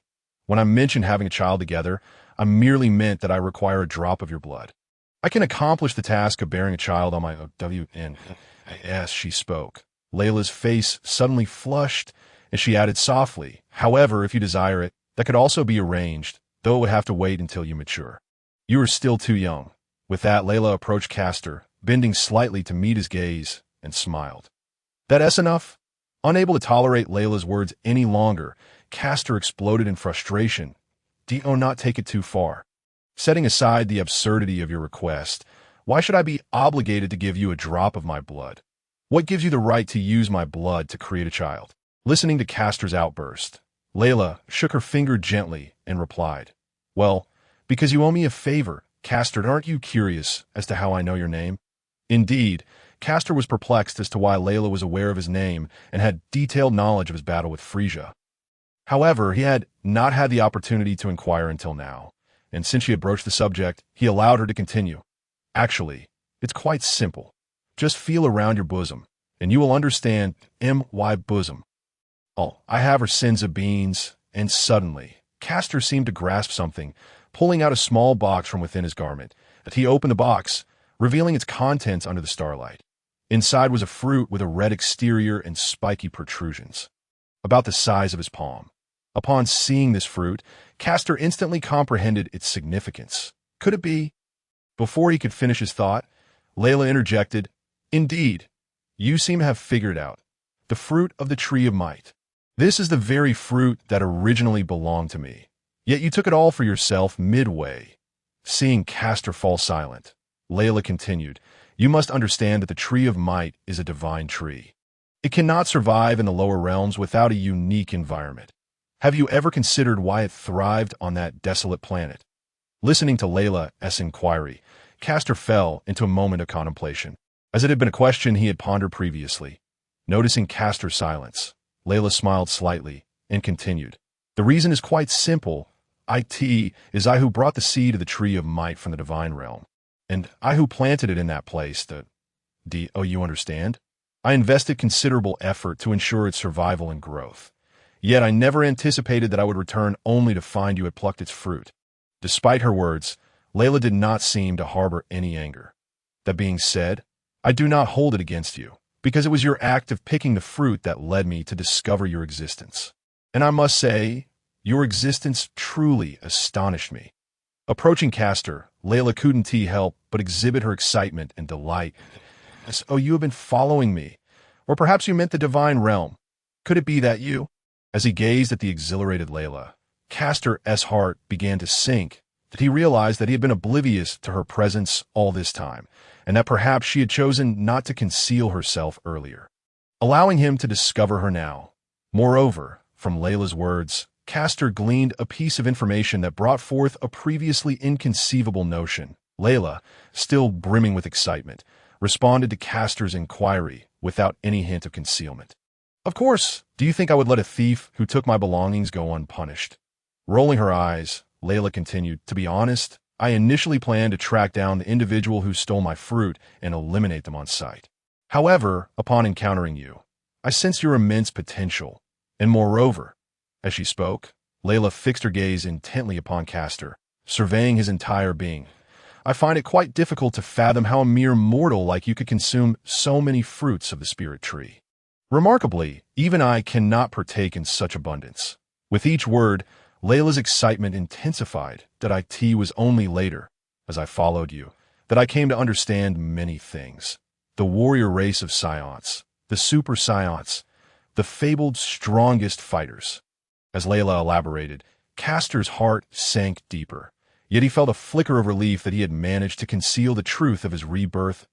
"Oh, you know, I have been in search of the mightiest warrior, yet I found none until I encountered you. From within you, I sensed an immense potential. Your power far exceeds what you currently display. I firmly believe that given a little time, you will become exponentially stronger." Listening to Layla's words, Castor refrained from disputing her claims. Ever since his battle with Frieza, he had felt the chains of limitation shatter. Should he continue his training, he would no longer be bound, and his strength would experience a meteoric rise during this period. However, Castor understood that this was not the true reason Layla had spared him. "You have yet to answer my previous question. What does the God realm signify?" Although Castor had a vague premonition, he still wished to hear her articulate it. "Don't change the subject. I have not finished speaking yet." Layla continued, "As I was saying, I sought the strongest warrior and then encountered you." With that, she intended to resume her previous discourse. Yet Castor, now impatient, forcefully reiterated, "First, answer my question. We can discuss other matters later." "You," observing Castor's lack of tact, Layla sighed in exasperation. Fine. I shall address your question first." "What was it again?" Let me think." If momentarily forgetting Castor's inquiry, Layla tapped her chin thoughtfully, turning away to feigned contemplation.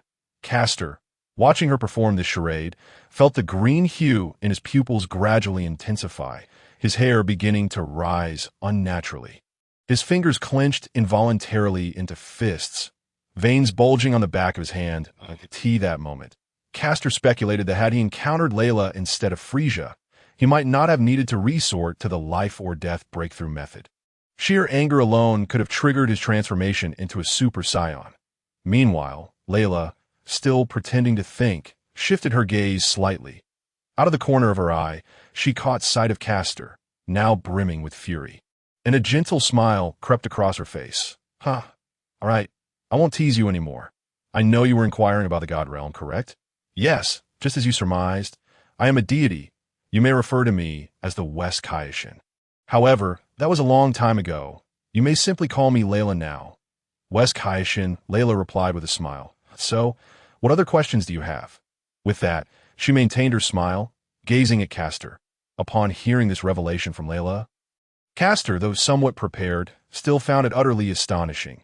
Indeed, this universe contained the Kaishins, East, South, West, North, and the Grand Kaishin. Yet according to his memories, aside from the East Kaishin, who was too weak at the time and sustained severe injuries from Agent Bu, the others had either perished in battle against Bu or been absorbed by him. How could they possibly still be alive?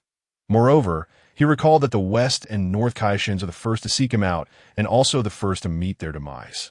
What could this mean? Castor was engulfed in contemplation. "Hey, do you have no further inquiries?" Layla observed Castor's prolonged silence and expressed a hint of impatience. Snapping back to reality, Castor fixed his gaze on Layla and posed his final question. "Why do you insist on my blood to create a child?" After a moment of silence, the West Kaishin, Layla, turned to look into the distance. In that fleeting instant, Castor caught a glimpse of hatred and fear in her eyes. When she turned back, Her demeanor shifted dramatically, laced with evident fury. Because only the strongest warrior born of you and me can aid me in my quest for vengeance. Though it was but a single sentence. Castor could feel the weight of Layla's hatred. So, will you grant me a drop of your blood? Turning back, Layla resumed her previous cheerful expression and pressed Castor further. All right, after a moment of deep thought. Castor suddenly seemed to have an epiphany, lifting his head in agreement with Layla's request. That's splendid. Hearing Castor's response, Layla's face lit up with joy. Then you shall accompany me. Accompany you? Castor interrupted. What do you mean? I can simply give you a drop of blood. Why must I go anywhere with you? Rolling her eyes, Layla responded, of course, I am not asking for your blood now. You are still in your growth phase. And your strength can still increase. I need your blood at your peak state. Therefore, you must come with me to my residence and train diligently. When the time is right, you can give me a drop of blood. As she spoke, her thoughts lingered. If it weren't for the fact that I do not need your blood right now, I wouldn't waste so many words with you. It would be far more convenient to simply take it. Listening to her, Castor wanted to say something more, but Layla seemed to anticipate his thoughts and preemptively stated, don't even think about saying you'll come find me once your strength is increased. To be frank, I have already wasted enough time searching for you. I do not wish to waste any more later. Now that you have agreed, let us depart. Without waiting for Castor's response, Layla seized his clothing and vanished from that corner of the universe. Time flew by swiftly, and before long, 8 years had passed. In this span, with Castor's mysterious disappearance, planet Vegeta had undergone numerous significant events. The first was Frieza's resurrection. Indeed, Frieza had not perished in his battle with Castor. Although his appearance had changed dramatically in that clash, while Castor had merely lost an arm and suffered a few broken bones, Frieza's injuries were far more severe. Not only had he lost an arm, but he had also broken a leg and even suffered a significant facial injury. Yet despite such horrific wounds, Frieza, with his indomitable life force, managed to survive. He was subsequently found by his father, King Cold, aboard a spaceship where advanced technology restored his damaged body, bringing him back to life. The second event was when Bardock and the other Saiyans discovered King Vegeta's corpse aboard Frieza's spaceship. Indeed, King Vegeta's mysterious disappearance during the last battle was due to his earlier demise at Frieza's hands. Not only had King Vegeta fallen, but several elite warriors had also perished. This unfortunate situation likely arose when King Vegeta sensed impending doom and confronted Frieza, only to be obliterated. The third event was the destruction of planet Vegeta. Yes, planet Vegeta could not evade the fate of annihilation. However, this destruction occurred 4 years after Castor's battle with Frieza, coinciding with the birth of Bardock's second son, Kakarot, in light of the previous events. Bardock, prepared for the impending attack, launched Kakarot to a distant, remote planet, Earth. Bardock himself, however, vanished during the subsequent confrontation with Frieza. Indeed, he disappeared, but he did not die. Despite years of rigorous training, Bardock's combat prowess had become exceedingly formidable. Yet, as long as he is not transformed into a Super Saiyan, he remains far from a match for Frieza. Subsequently, during the battle with Frieza, he mysteriously vanished after confronting him. Moreover, since learning of his father King Vegeta's demise, Vegeta has displayed no signs of sorrow, returning to planet Vegeta with Raditz and others to prepare for his ascension to the throne. Following the previous war and Bardock's remarkable exploits, the consensus among the populace was against Vegeta's succession. Indeed, even in terms of combat power, Vegeta was not a match for Bardock at that time. Given these circumstances, the Saiyans on planet Vegeta began to propose Bardock as their king. However, Bardock had no desire for such a role. Yet the situation left him with little choice. Reluctantly, he declared that he would abdicate in favor of Vegeta once the latter reached a certain the proud Vegeta. This was undoubtedly a humiliation. In a fit of rage, he departed from planet Vegeta with his former subordinates, leaving Raditz behind. Raditz, however, did not wish to remain on planet Vegeta, since Bardock was merely a temporary ruler, intending to step down when King Vegeta matured.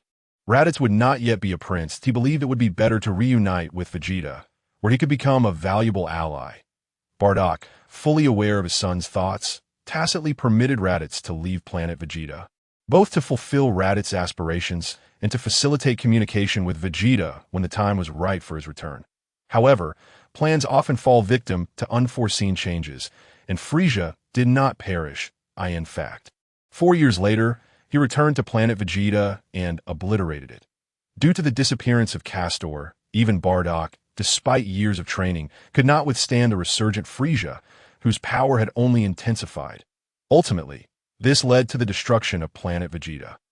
As for why Frieza took so long to return for vengeance, it was due to the lingering echoes of their last battle. Frieza had made ample preparations for his return.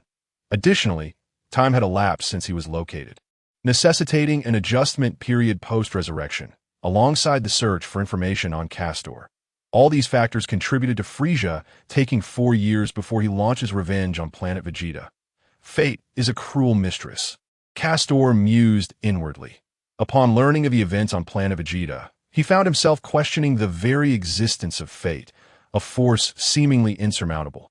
Regardless of how many changes Castor attempted to instigate, only minor details shifted, while the grand narrative remained unchanged. However, since the events had transpired, Castor realized he could no longer alter them.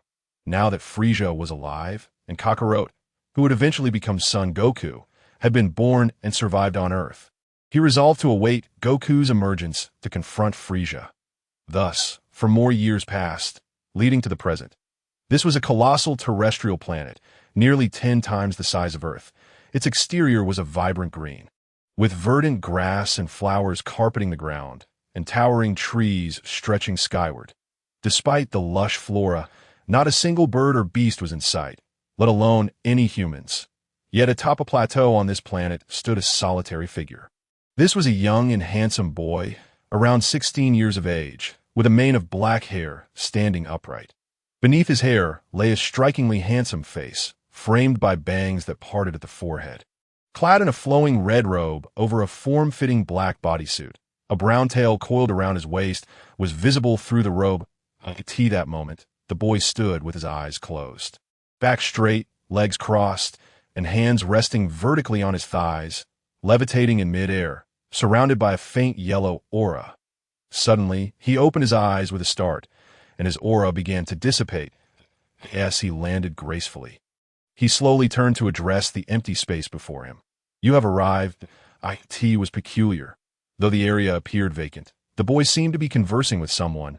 Soon, a melodious voice echoed, followed by a stir in the air. "Oh dear, you found me. I can no longer hide." With that, the empty space began to warp, swiftly revealing a figure. This was a girl of approximately 15 years, with silvery hair and a delicate face adorned with pointed ears and red earrings dangling below. She bore an expression of reluctance, gazing reproachfully at the boy before her.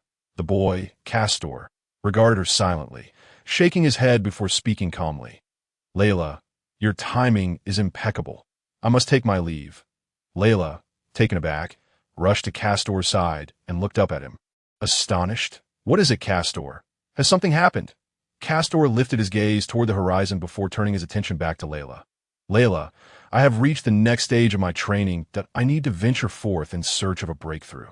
This place no longer suffices for my growth. Thus, I must depart."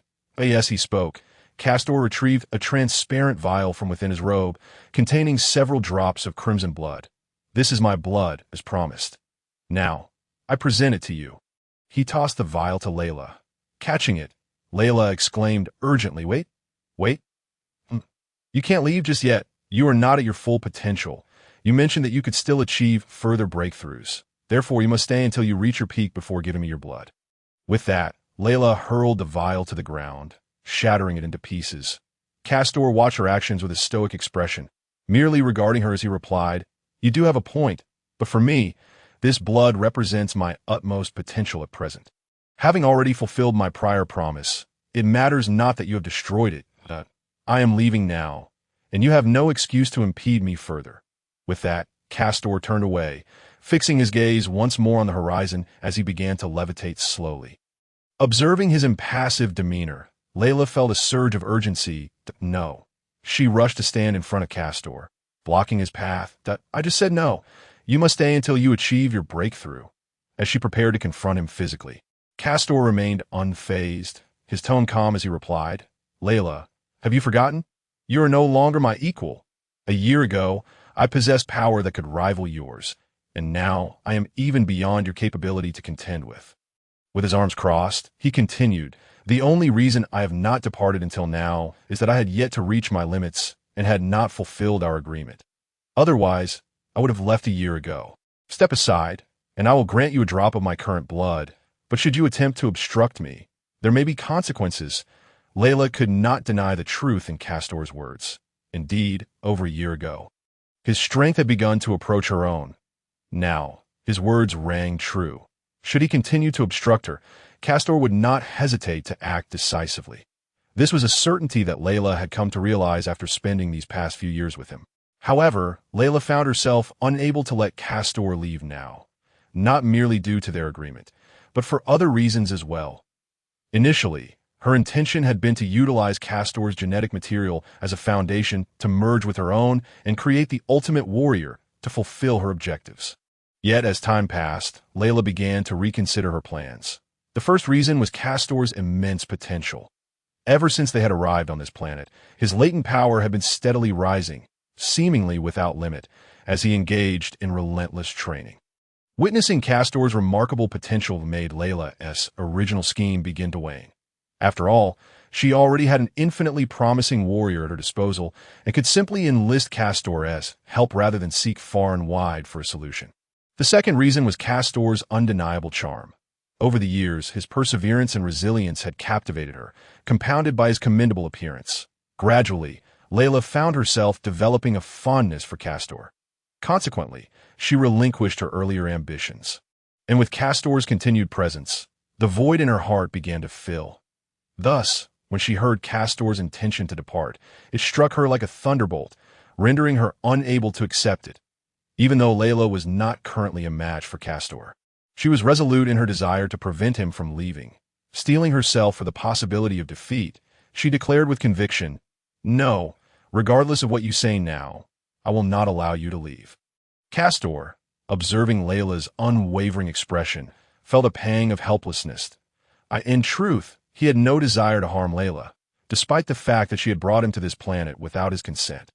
Yet, throughout their time together, she had not imposed any unreasonable demands upon him, often providing him with high-quality sustenance, including the fruits of the spirit tree. It was thanks to her support that Castor had been able to grow significantly over a short span of time. Now, however, he sensed that he was approaching a new bottleneck.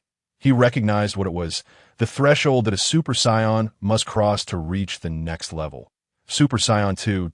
Yet, without extensive training and sparring.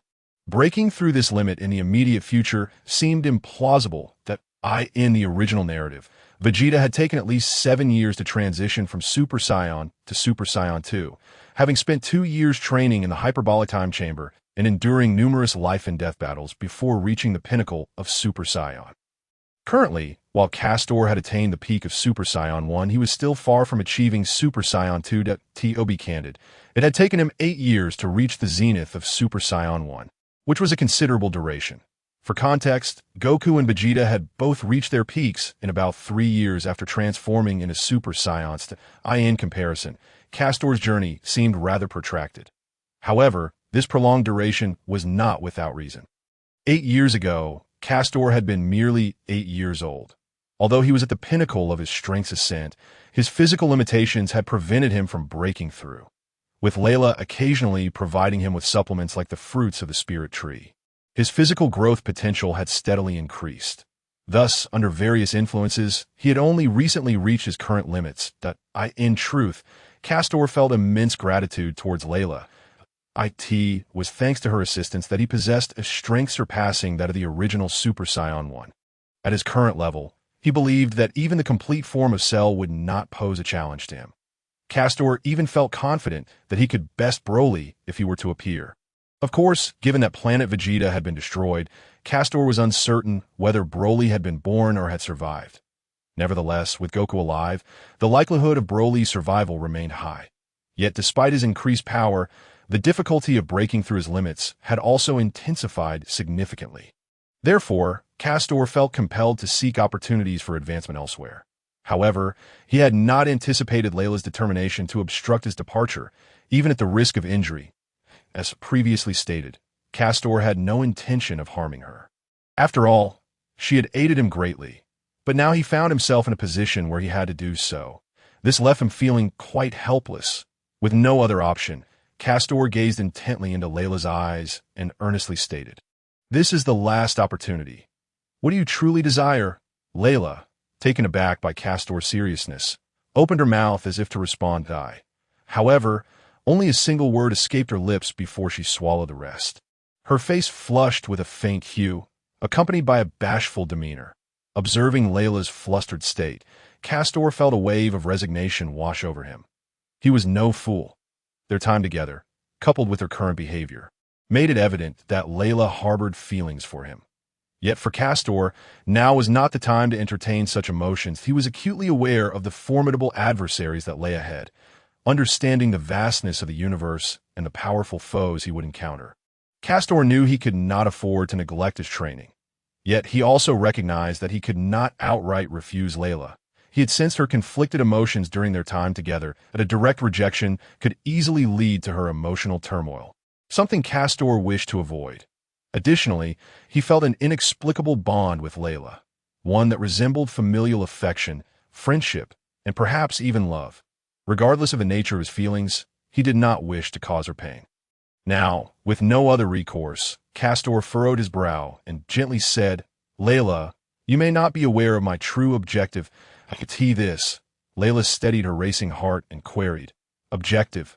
Meeting her inquisitive gaze, Castor replied directly, "My goal is to grow stronger, to perpetually transcend my limits. However, at present, I find myself unable to break through in the immediate future, which is why I must leave to seek my breakthrough." With that, Castor fixed his earnest gaze on Layla. "I'd hoped you would understand, yet your current behavior suggests otherwise." Layla opened her mouth, struggling to articulate her thoughts, but words eluded her. Noticing her distress, Castor sought to reassure her. "It's all right.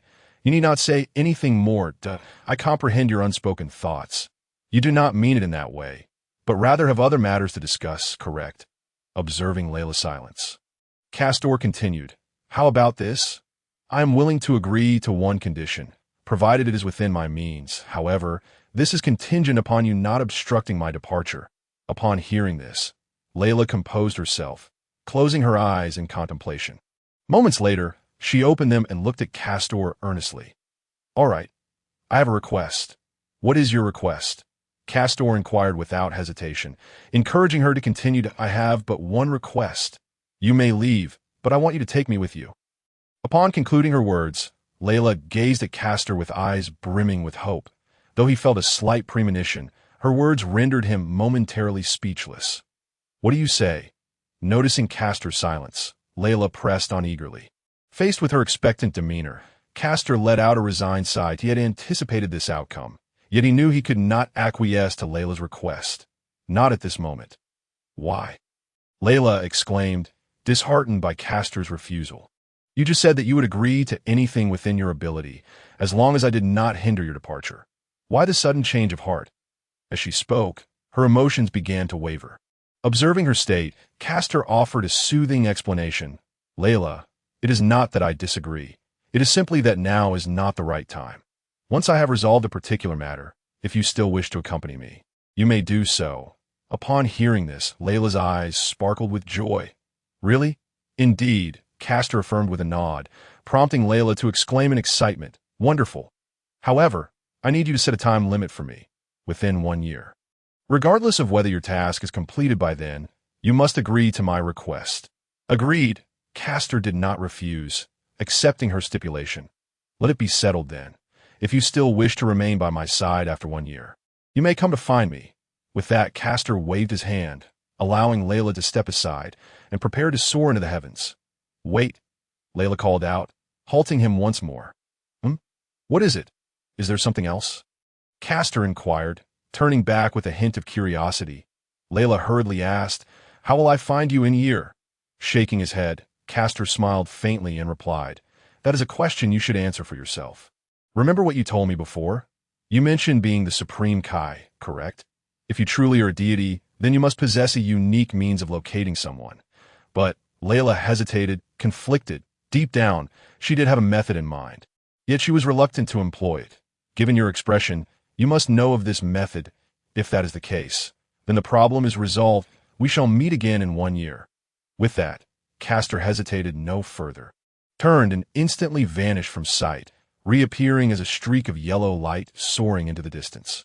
Watching Castor depart, Layla bit her lip, her thoughts wavering. It seemed she would indeed have to make that journey. Glancing at the planet beneath her, she turned her gaze toward the horizon, her resolve solidifying as she vanished in an instant. This is a vast planet, encircled by an endless array of celestial bodies. Within this planet, life flourishes with verdant grasses and vegetation spread throughout. The surrounding planets create a perpetual daylight, devoid of night.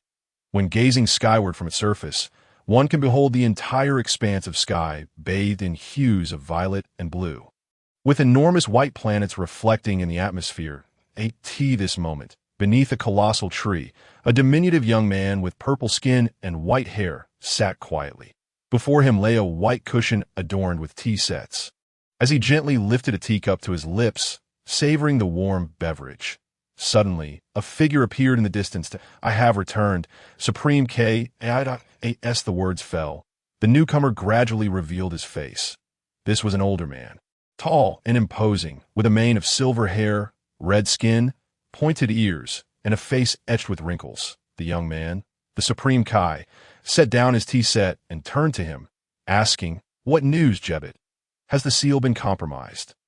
The red-skinned man, Jebbet, approached the Supreme Kai with his hands clasped behind his back and replied, "No, Supreme Kai, the seal remains intact." Upon hearing this, the Supreme Kai rose and walked forward, stating, "Excellent. Remain vigilant, Jebbet. The threat posed by Majin Buu is far too great. Until we discover a method to eradicate him completely, we must avoid provoking the seal." Jebbet responded respectfully, "Yes, Supreme Kai." He then posed a question. "However, it seems that only Bibidi can break Majin Buu's seal. And since you have already killed Bibidi, there should be no one capable of undoing it. Why, then, must we remain ever watchful?" "No." The Supreme Kai shook his head solemnly.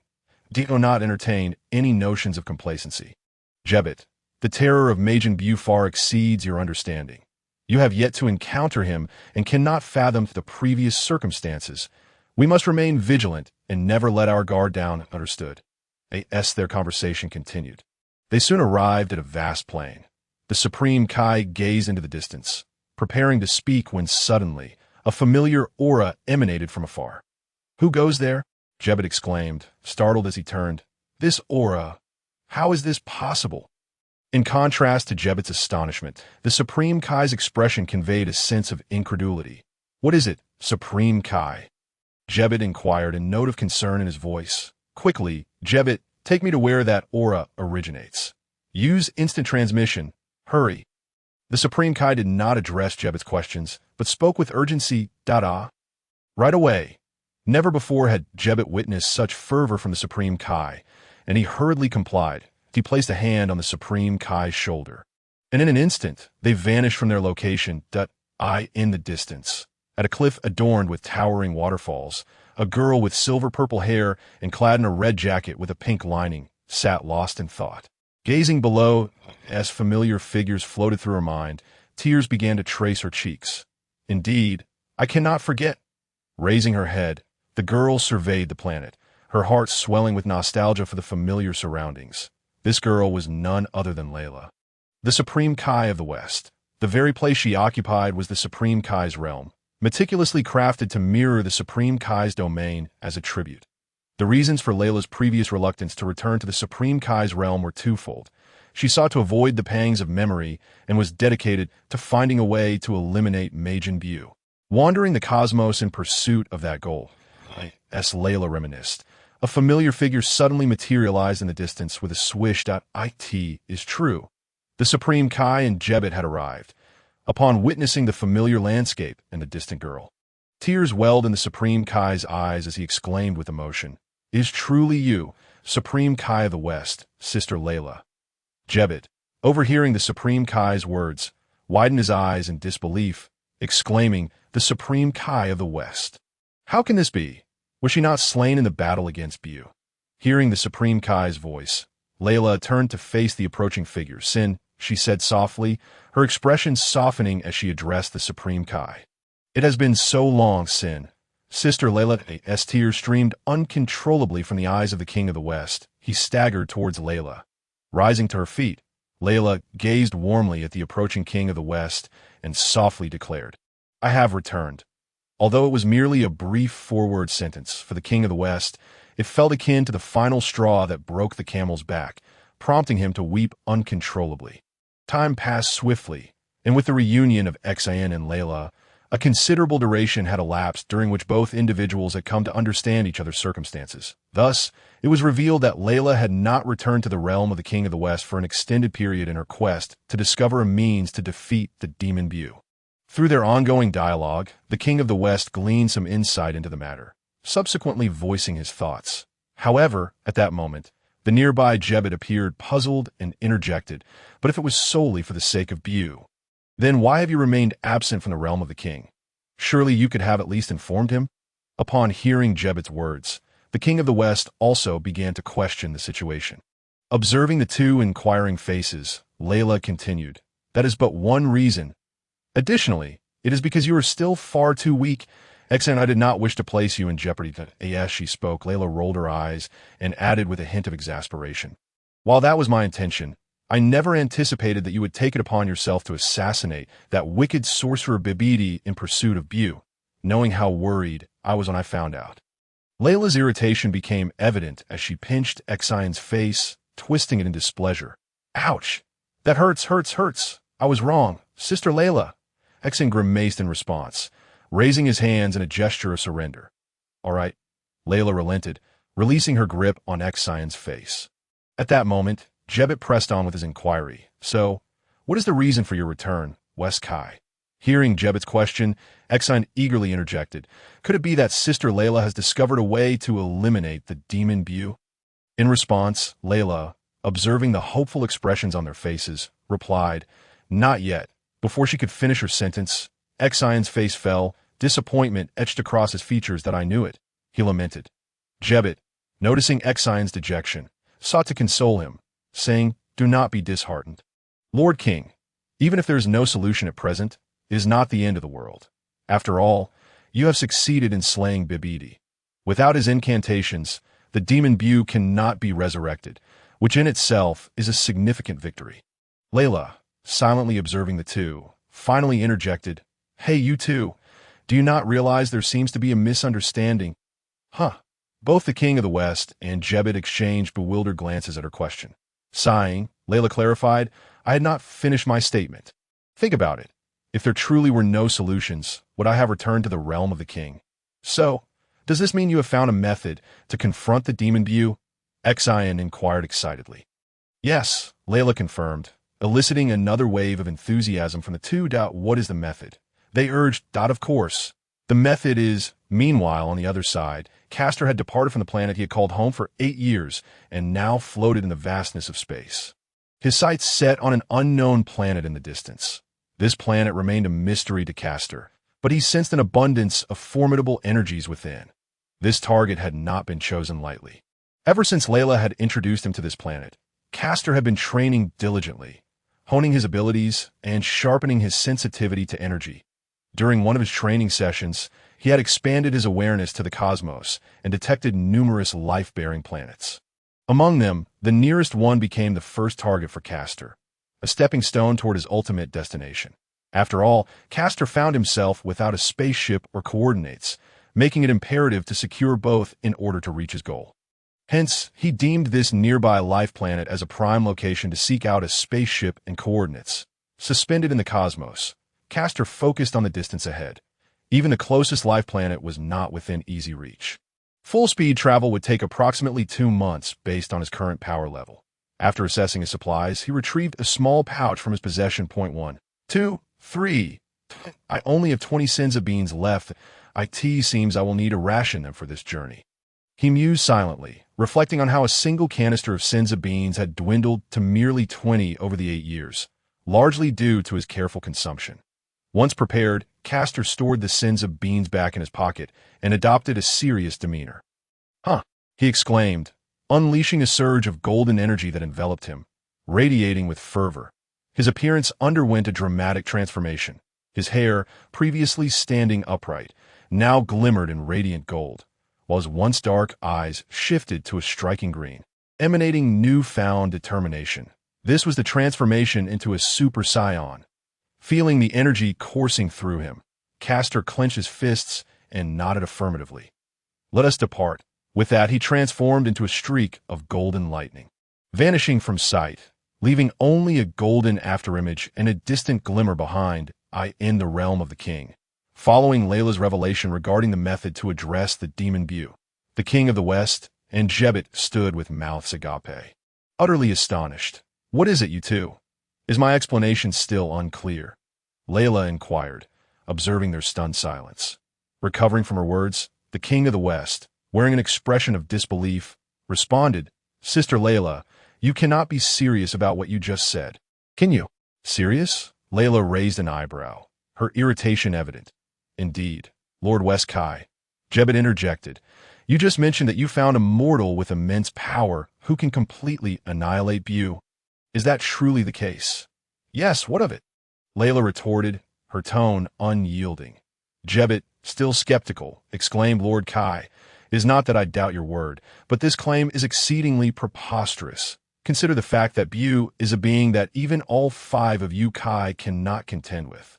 To suggest a mere mortal could vanquish such a creature stretches credulity." The king of the West chimed in, "Indeed, Sister Layla, how could a mortal possibly stand a chance against the demon Bu? To be frank, it is difficult for me to believe." Noticing the incredulity etched on their faces, Layla asserted, "I speak the truth. Do not underestimate him as an ordinary human. You must understand he has defeated that fiend Frieza." "Frieza?" the king of the West exclaimed, his confusion evident. "Are you referring to that tyrant who wreaks havoc across the universe?" "Precisely," Layla affirmed. Upon hearing this, the king of the West continued, "While Frieza does possess a degree of power, he pales in comparison to our might. Had it not been for my duties as the god of destruction, which prevent me from taking direct action against him, and considering that he does not disrupt the balance of the universe, I would have obliterated him long ago. This moment," Jebet interjected, continuing the discourse. "However, to claim that his victory over Frieza grants him the right to eliminate Bu seems rather far-fetched." After hearing their conversation, Layla nodded and added, "What if he defeated Frieza at the age of 8? Although her tone was merely speculative, to the ears of the Supreme Kai and Jebet, it sounded like a bombshell. "What did you just say? 8 years old. He defeated Frieza at 8. Are you certain you are not deceiving us?" "Of course," Layla replied, earnestly. "8 years ago. How could you have been unaware of the circumstances in the lower realm?" Upon hearing this, the Supreme Kai's face flushed, and he stammered, I truly did not pay much attention to Frieza's affairs this moment. Jebet came to his aid. It is true. For these past years, Lord West Supreme Kai, you have been absent. The current East Supreme Kai has formally taken over the responsibilities of the Grand Supreme Kai, overseeing and creating life in the universe, while also monitoring Bu's situation, which has led to a lack of attention to certain occurrences in the cosmos. I see. In response, Layla did not appear surprised by the East Supreme Kai's formal assumption of duties, as she was already aware of it from long ago. After all, at that time, there was only one Supreme Kai in the Kai realm, the East Supreme Kai. Therefore, she felt no astonishment at his ascendancy. "Since you are unaware, allow me to explain again," Layla stated to the 2 I mentioned earlier. "He is no ordinary mortal. He defeated Frieza at the tender age of 8. Though he did not kill him, he nearly brought him to death. And that was 8 years ago. Now, after 8 years of training, do you comprehend the extent of his power?" Without waiting for the responses from Shin and Jebet, Layla continued, "At present, his strength is such that even if I were to join forces with you both, we might not stand a chance against him." "How can that be possible?" Jebet exclaimed, struggling to grasp the concept. "This is the truth," Layla affirmed, gazing at Jebet with utmost seriousness. "I have lived alongside him for 8 years, and a year ago he already possessed power that could rival mine. Now, he has reached the pinnacle of his potential. Although I have not engaged him in combat since he surpassed me, I can sense that even if we all combined our strength, we would not be his equals. Wait a moment, the Supreme Kai Shin suddenly interrupted. Inquiring, Sister Layla, did you just say you lived with that mortal? Oh no, that human, for 8 years. Indeed, to train him and make him stronger. What of it? Layla responded, slightly puzzled by Shin's inquiry. Well, that's fine. You're training him. But according to your statement, if he is indeed powerful, where is he now? Why has he not accompanied you? Upon hearing this, Layla hesitated. That is because he has gone in search of an opportunity to break through. Break through? Shin asked, perplexed. Layla elaborated. Yes, he claims he has reached his current limit, and only by transcending this bottleneck can he continue to grow stronger. Thus he left my side to venture out. She paused for a moment and continued. Moreover, at this stage, he may not yet be capable of contending with Bu, which is why I did not bring him along then. Before Shin could voice any further inquiries, Layla quickly interjected, but do not worry. We have already agreed that he will have 1 year, and after 1 year, I shall seek him out, that be why then, he should have achieved his breakthrough, and with that newfound strength, he will be able to confront Bu. No, I mean, seeing Layla misunderstand his intentions, Shin was about to clarify something. However, before he could finish his thought, Layla interrupted again that I know what you wish to say. You are wondering how we will communicate then, right? That is precisely the reason for my return. Only in this realm of the Supreme Kai can I observe the situation in the lower world, and it is here that I can pinpoint his location. Therefore, you need not worry about that. I have already devised a plan, which is why I returned at this time.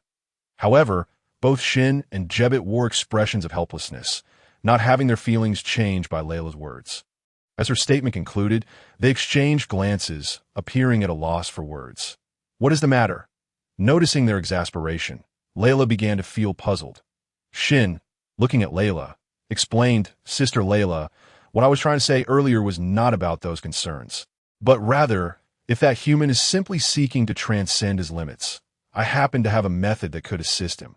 This statement undoubtedly astonished Layla, who responded with wide-eyed surprise, You have a way to help someone break through their limits. Indeed, Shin replied earnestly, meeting Layla's gaze. This method was revealed to me only after I succeeded to the position of Grand Supreme K.I.S. That's so. Layla nodded, realizing why Shin possessed knowledge of something she did not. If such a method exists, what is it? Upon hearing Layla's inquiry, Shin responded, Within our realm of the Supreme Kai lies a sword of unparalleled divinity. According to ancient records, no Supreme Kai throughout the ages has managed to draw it from its sheath. However, it is said that whoever can wield this sword will gain unfathomable power, a force capable of allowing the human to break through his current limits and reach an entirely new plane. The Supreme Kai sword? Yes, Shin confirmed. Sister Layla, you were not present in the Supreme Kai realm before, as I mentioned earlier. I only learned of this upon officially becoming Supreme Kai, so rest assured. Jebet chimed in. Indeed, Lord West Supreme Kai, during your earlier tenure, you were merely an apprentice Supreme Kai, still under the protection of the Grand Supreme Kai. Thus, you were not privy to many significant matters. Nevertheless, this is indeed a fact.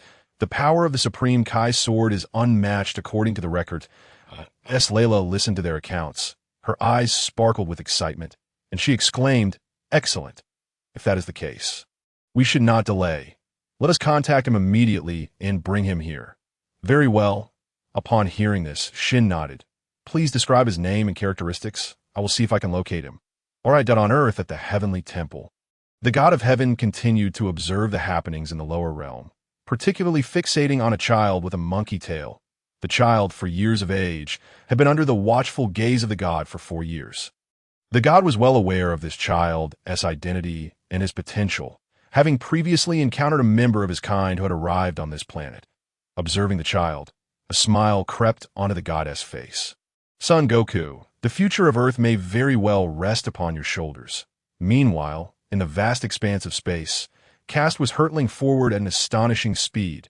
The velocity was so great that the stars on either side began to shift backward. Suddenly, Kast came to a halt, freezing in place, and coldly declared, Who are you? Silence enveloped the surroundings, devoid of any creatures or sounds. Yet, it seemed as though Kast was conversing with someone. The Supreme Kai? Yes, the speaker was indeed the Supreme Kai. It turned out that Shin had exerted considerable effort to locate Caster after listening to Layla's account, and at that moment, he was communicating through remote telepathy. The reason for the delay was that Caster's appearance at this time was markedly different from his usual self. Currently, Caster was in a Super Saiyan state, soaring through the skies at great speed. However, Layla and the Supreme Kai were still describing him in his normal form. The disparity in appearance after transformation was too great, which led to Shin's prolonged search yielding no clues. Initially, Shin thought he might not have been thorough enough. However, after discussing the situation with Layla, she informed him of another potential state Caster could possess. Thus, he began his search based on the appearance of Saiyan, and this time he swiftly discovered Caster. "What do you want from me, Supreme Kai?" Caster was relatively familiar with Shin. After all, he had appeared numerous times in his past life, and he had lived alongside a Supreme Kai for 8 years. Yet he was quite uncertain about the reason Shin sought him. Observing Caster's willingness to engage, the Supreme Kai smiled and said, "I came to discuss your current struggles with breaking through your limits. Am I correct?" Gazing at the silent Caster, Shin continued, "I possess a method that can assist you in overcoming the Saiyan bottleneck. Should you be willing, I can help you right now." In response, Caster maintained a neutral expression and calmly retorted, "Is Layla with you? You seem to know a great deal about my situation." Hearing Caster's words, Shin did not hide the truth and confirmed, "Indeed, Sister Layla is here with me. I learned about your predicament from her, and I can help you transcend your current limits. What do you require from me?" Caster was skeptical of any free assistance. Such inexplicable help was simply implausible, even if it came from the West Supreme Kai. Layla. After all, previously, Layla had aided him with ulterior motives concerning her own blood in the distance. Shin heard Caster's words and offered an awkward smile, saying, "Indeed, I do need your assistance. You see, I am uncertain if the West Supreme Kai has informed you, but there exists a terrifying entity in our universe known as Majin Buu. Because of him, our Supreme Kais have suffered grievous losses, and I am reaching out to you regarding this matter, hoping you can lend a hand." Caster was well aware of Majin Buu, the entity responsible for the deaths and injuries of 5 Supreme Kais. From Layla, he learned that she too had been gravely injured, drifting through the cosmos for countless years until she fortuitously survived. Furthermore, Caster was cognizant from the original tale that Majin Buu was capable of overwhelming even Vegeta, who had attained the pinnacle of Super Saiyan 2nd grade, and that Goku's transformation into Super Saiyan 3rd grade was nearly a stalemate against him. Of course, if Goku fully charged up in his peak Super Saiyan 3rd grade state, he might have a slight chance of victory. Nonetheless, this demonstrated the terrifying prowess of Majin Buu. Given such a formidable presence, Caster was reluctant to engage without certainty. This was not a matter of courage, but rather of rationality. Engaging in a battle one knows to be futile is something Caster would prefer to avoid unless absolutely necessary. Additionally, he was still merely at the pinnacle of the first stage of Super Saiyan, having yet to break through to the second stage, although he was somewhat stronger than an average Super Saiyan first stage peak. The difference was still not significant compared to the considerable power boost of the second stage, which was deemed to surpass the first stage, offering a twofold increase in strength, equating to 100 times that of his normal state. This was merely the beginning of the breakthrough, with the peak state remaining an unknown. Thus, Caster was likely no match for Majin Buu. However, despite these thoughts, Caster found himself intrigued by the Supreme Kai's proposed method for breaking through. To his knowledge, there was only one individual in the realm of the Supreme Kais capable of facilitating such a breakthrough. Yet he suspected that this individual was still sealed away, but a glimmer of intuition prompted Caster to pause before asking, "What exactly is this method you speak of?" Upon hearing Caster's response, the Supreme Kai's expression brightened, as Caster's answer signified his potential willingness to accept the conditions. "Not just yet, if you agree, I can come to you immediately, and I will bring you to our Supreme Kai realm, where I will explain everything to you." After contemplating for a moment, Caster replied, "Very well. Although the sequence seems somewhat off, I find this acceptable." Although Caster had always contemplated visiting the realm of the Supreme Kai, he had never acted upon it, partly due to a lack of means, and also because a crucial figure remained sealed. Thus, visiting the realm felt meaningless. When Layla later arrived, Castor had hoped she would accompany him to the Supreme Kai realm, but she had never suggested such a visit. Moreover, as previously mentioned, the old Supreme Kai was still sealed, which rendered the journey pointless, so he had refrained from bringing it up. However, now that he was being called to go, it presented an opportunity for him to explore that moment in the Supreme Kai realm. Shin joyfully announced Castor's agreement, which brought a radiant smile to Layla's face. They would finally be together again. Consequently, Layla expressed her desire to accompany Castor to the Supreme Kai realm. Shin nodded in agreement, acknowledging that having someone familiar was far preferable to an unfamiliar face, alleviating unnecessary wariness. Thus, the Supreme Kai instructed Jebbet to accompany Layla on the journey. Within the vastness of the cosmos, Castor did not linger long. As soon as he finished speaking, Layla and Jebbet swiftly appeared before him. Upon arriving, Jebbet scrutinized Castor intently before inquiring, "Supreme Kai of the West, is this indeed the human?" At that moment, Castor remained in his Super Saiyan form, his golden hair gleaming brilliantly in the light of his energy, his gaze sharp and composed. Indeed, although it was not her first encounter with this form, Layla could not suppress her excitement, for Castor exuded an aura that was extraordinarily piercing. Especially those keen eyes seemed to penetrate the very essence of one's soul, leaving no secrets concealed. Castor did not revert to his normal state, but maintained his transformation, casting a piercing glance at Jebbet. Instantly, a colossal golden gorilla materialized in Jebbet's mind. Roar. The gorilla let out a thunderous roar. The immense sound jolted Jebbet back to reality. Huff, huff. After taking several labored breaths, cold sweat beaded on Jebbet's forehead as he stammered. This. Experiencing the earlier vision, Jebbet no longer doubted. It was indeed as the Supreme Kai of the West had stated. It seemed only Castor possessed the might to vanquish Majin Buu. "What is the matter?" Layla noticed Jebbet's abnormal demeanor and inquired. "Nothing, Supreme Kai of the West," Jebbet replied, shaking his head. Then, addressing Castor with respect, he said, "Sir, I am the attendant of the Supreme Kai, and my name is Jebbet. I have come to escort you to our Supreme Kai realm alongside the Supreme Kai of the West." As Layla gazed at the reverent demeanor of Jebbet, she felt a pang of astonishment.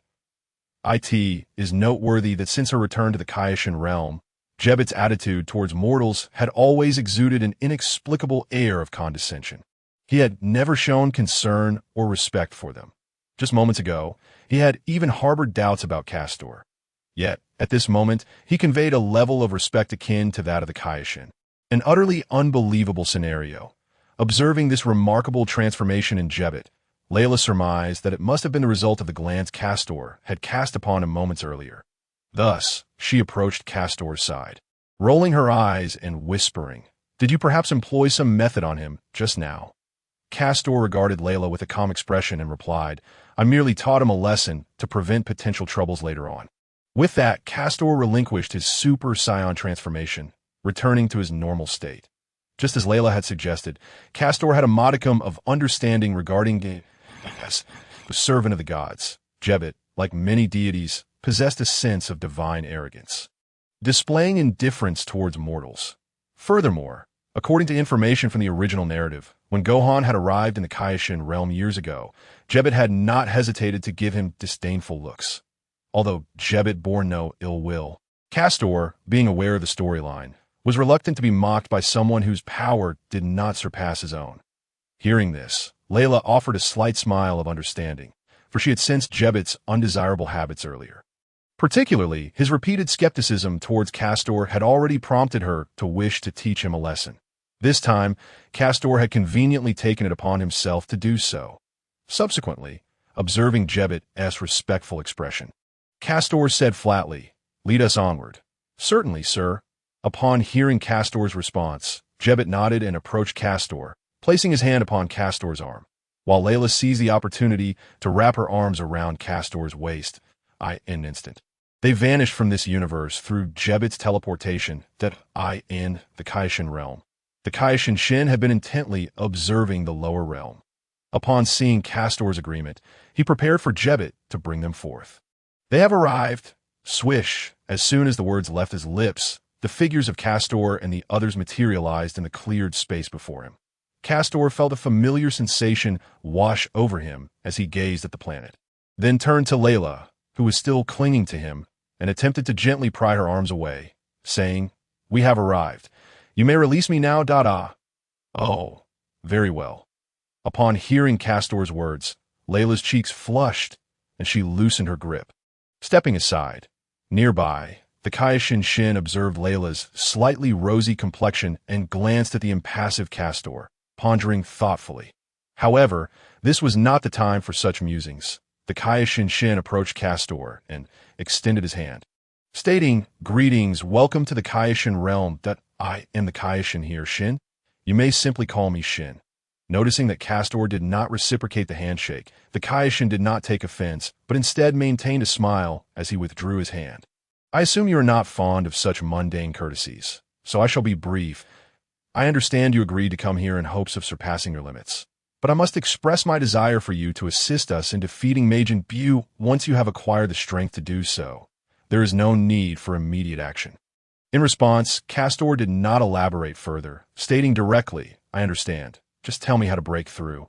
Observing Castor's expression, the Kaioshin Shin refrained from saying more and maintained a smile, saying, "Very well. In that case, please follow me." With that, the Kaioshin floated into the air and continued, "What will enable your breakthrough lies ahead. Please follow me." After speaking, the Kaioshin soared into the distance. Jebet also extended his hand respectfully, saying, "Please follow me, Mr. Castor." With that, Jebet began to ascend slowly. Layla, watching the two ascend, smiled and said, "Castor, let us hurry and follow them." Following the figure of the Kaioshin Shin, Castor glanced at Layla, but chose to remain silent. Sensing Castor's gaze upon her, Layla turned her head and inquired, "What is it?" Castor did not respond, merely retracting his gaze. Observing Castor's silence, Layla hastily clarified, "Are you questioning why I returned here?" Castor remained silent, neither affirming nor denying. However, perceiving Castor's continued silence, Layla quickly explained, "Please do not misunderstand. I came here initially to conveniently await your breakthrough and track your movements. Yet, as Shin mentioned, I require your assistance in defeating Majin Buu. However, for many years, no one has been found with the capability to do so until I encountered you, which is why I informed Shin of your existence. I did not expect that he would learn of the method for breaking through limits, which is why I asked him to contact you. As Layla hurriedly explained. Castor coolly interjected, "I harbor no misunderstandings. You need not offer such explanations."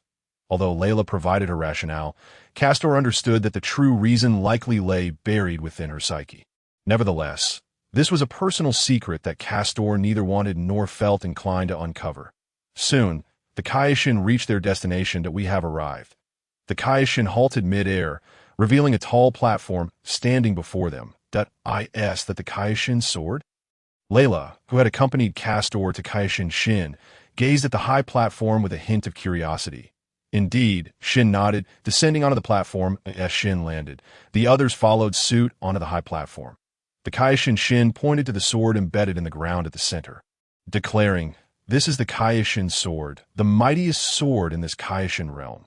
With that, the Kaioshin Shin approached Castor, inviting him, "Mr. Castor, this is the object that will enable you to surpass your limits. Please, pull it from its place. In doing so, you shall acquire the sword's immense power." After speaking, the Kaioshin stepped aside, gesturing to invite him. Castor, however, stood in silence. Regarding the sword, he was well aware of the sword's significance and capabilities, aside from its considerable weight. Its primary value lay in the fact that it contained the old Kaioshin within. Yet apart from these two attributes, the sword possessed no inherent ability to facilitate a breakthrough. However, it must be noted that the old Kaioshin indeed had the power to help one surpass their limits. Approaching the sword, Castor regarded it with a sense of resignation. Although he had suspected it would be this object, a part of him had held onto a glimmer of hope for something else. However, he had not anticipated that it would indeed be this item. Beside him, Layla, observing Castor's unwavering gaze upon the sword, grew anxious and urged, "What is it, Castor? Pull out the sword and see if it can help you surpass your limits." With Layla's encouragement, Jebet chimed in, This Kaishin sword is one that has never been drawn by any Kaishin of past generations. I too am quite curious about its appearance and capabilities. The Kaishin nodded in agreement, reflecting a similar sentiment. Faced with the eager expressions from both sides, Castor extended his hands to grasp the Kaishin sword. As he tightened his grip on the sword, he let out a low grunt, and a surge of yellow energy erupted from his being. With the explosion of energy, a fierce wind whipped around them, sweeping in all directions. Incredible! Observing this formidable power, the Kaishin's expression changed in shock. Jebbet, too, wore an astonished look, for Castor had not transformed into a Super Saiyan at that moment. However, the aura emanating from him now is even more formidable than when we last encountered him in his Super Saiyan form. What could possibly account for this? His strength appears to have surpassed its previous limits. In stark contrast to the expressions of the two, Layla remains remarkably composed. After all, she is well aware of Castor's true power. Observing the astonished Jebbet, Layla begins to elucidate. Jebbet, although the Castor you met before had transformed into a Super Saiyan, he was suppressing his energy at that time. That is why you felt he was not as powerful as he is now. In reality, the Super Saiyan state far exceeds your imagination. Upon hearing Layla's explanation, Jebbet immediately displays a look of understanding. Initially, he had harbored doubts, having not sensed Castor's formidable prowess before. In fact, he had even questioned it at that time. Had it not been for the penetrating glare Castor had cast upon him later, revealing the magnitude of his latent strength, Jebbet might have continued to disregard him. Otherwise, he would not have shown Castor any semblance of respect. Gripping the divine sword, Castor listens to the ongoing conversation among the others, shaking his head internally while simultaneously exerting more force. Suddenly, with a focused furrow of his brow, he fixates on the sword in his grasp. As he pulls with all his might, the entire area begins to tremble. Soon, the tremors radiate outward, causing the ground to fissure. Despite the violent destruction surrounding him, the pedestal supporting the divine sword remains unscathed, showing not a single crack, not even a hint of the sword being drawn. Observing the immobile sword, the Supreme Kai displays a look of reluctant disappointment. Could it be that even Castor is unable to draw it? Seeing the Supreme Kai's incredulity, Layla offers reassurance. "Oh, not fret. We have yet to make contact." Indeed, as Layla's words resonate, the divine sword in Castor's grip begins to shift ever so slightly, revealing the first signs of being drawn at the junction where it meets the pedestal. It moved! It moved! Jebbet, who had been watching intently, suddenly displays a look of exhilaration, exclaiming joyfully, "What? Let me see." At these words, the Supreme Kai's spirits lift, his eyes widening as he crouches down to observe the point of contact. "Indeed," he exclaims, standing up with a joyful expression. "Keep it up. You can do this." At this moment, those nearby also exhibit expressions of joy. Layla, watching as Castor gradually draws the divine sword, beams with happiness and addresses the Supreme Kai. "So, what do you think? I told you I was right." The Supreme Kai nods repeatedly, exclaiming, "Indeed, Mr. Castor is the savior of our universe. I sincerely apologize for my previous doubts. At this juncture, the sword has been drawn a fifth of its length, and the pedestal has begun to show cracks." Yet, unexpectedly, Castor releases his grip on the sword and stands upright. "What happened, Mr. Castor?" Jebbet and the Supreme Kai exchange puzzled glances, unable to comprehend what was amiss. "Indeed, what is it, Castor?" Layla inquires, her expression tinged with curiosity. With a smile, Castor responds, "No, I simply feel that this is too slow." "Too slow?" The Supreme Kai appears perplexed, unsure of what Castor means. However, Layla interjects, "What Castor means is that the process of drawing the sword is taking too long. Correct?" At her words, Castor nods in affirmation. Seeing Castor's nod, the Supreme Kai is left speechless and somewhat exasperated. It should be noted that this divine sword is a treasured artifact that has eluded generations of Supreme Kais. Yet Castor manages to draw it with relative ease, a feat of monumental significance. Nevertheless, Castor expresses dissatisfaction with the speed of his progress, leaving the Supreme Kai feeling an indescribable awkwardness. Observing the Supreme Kai's discomfort, Castor shakes his head inwardly. In truth, he had not intended to feel this way. He had originally planned to transform into his Super Saiyan state to draw the sword. However, recalling the original story, Castor feels compelled to measure himself against Gohan. In the original narrative, Gohan failed to draw the sword as base form, only succeeding after transforming into a Super Saiyan, while he had not succeeded in his base form. There was no reason for Castor to be incapable of doing so, especially considering he is significantly stronger than Gohan was in his base form. Thus, with a competitive spirit, Castor chose to attempt drawing the sword in his ordinary state.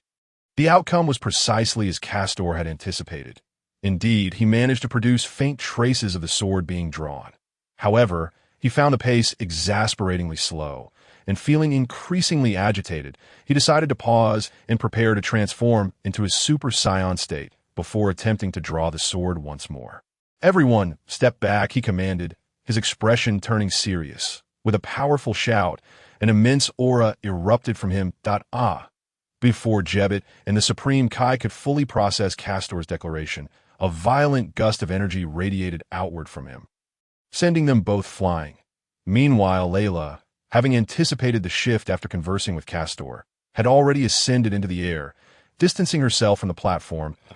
In the distance, the Supreme Kai and Jebet, blown away by the force, quickly found their way back to Layla's side, expressing their discontent. "Mr. Castor just transforms without giving us any time to prepare." Layla laughed in response. "That's because you were too slow." The Supreme Kai, hearing her remarks, felt a twinge of frustration, but as he turned his gaze toward Castor, his expression gradually transformed into one of astonishment. The transformation into a Super Saiyan. This immense power is truly hard to believe coming from a mortal. At this moment, Castor had indeed transformed into a Super Saiyan. His once black hair now radiated a brilliant golden hue, his brows mirroring the color of his hair, and his eyes transformed into a striking shade of green. An intense aura enveloped him, flickering with arcs of lightning. Yet as Castor's energy began to stabilize, the lightning dissipated, leaving only the surrounding golden flames.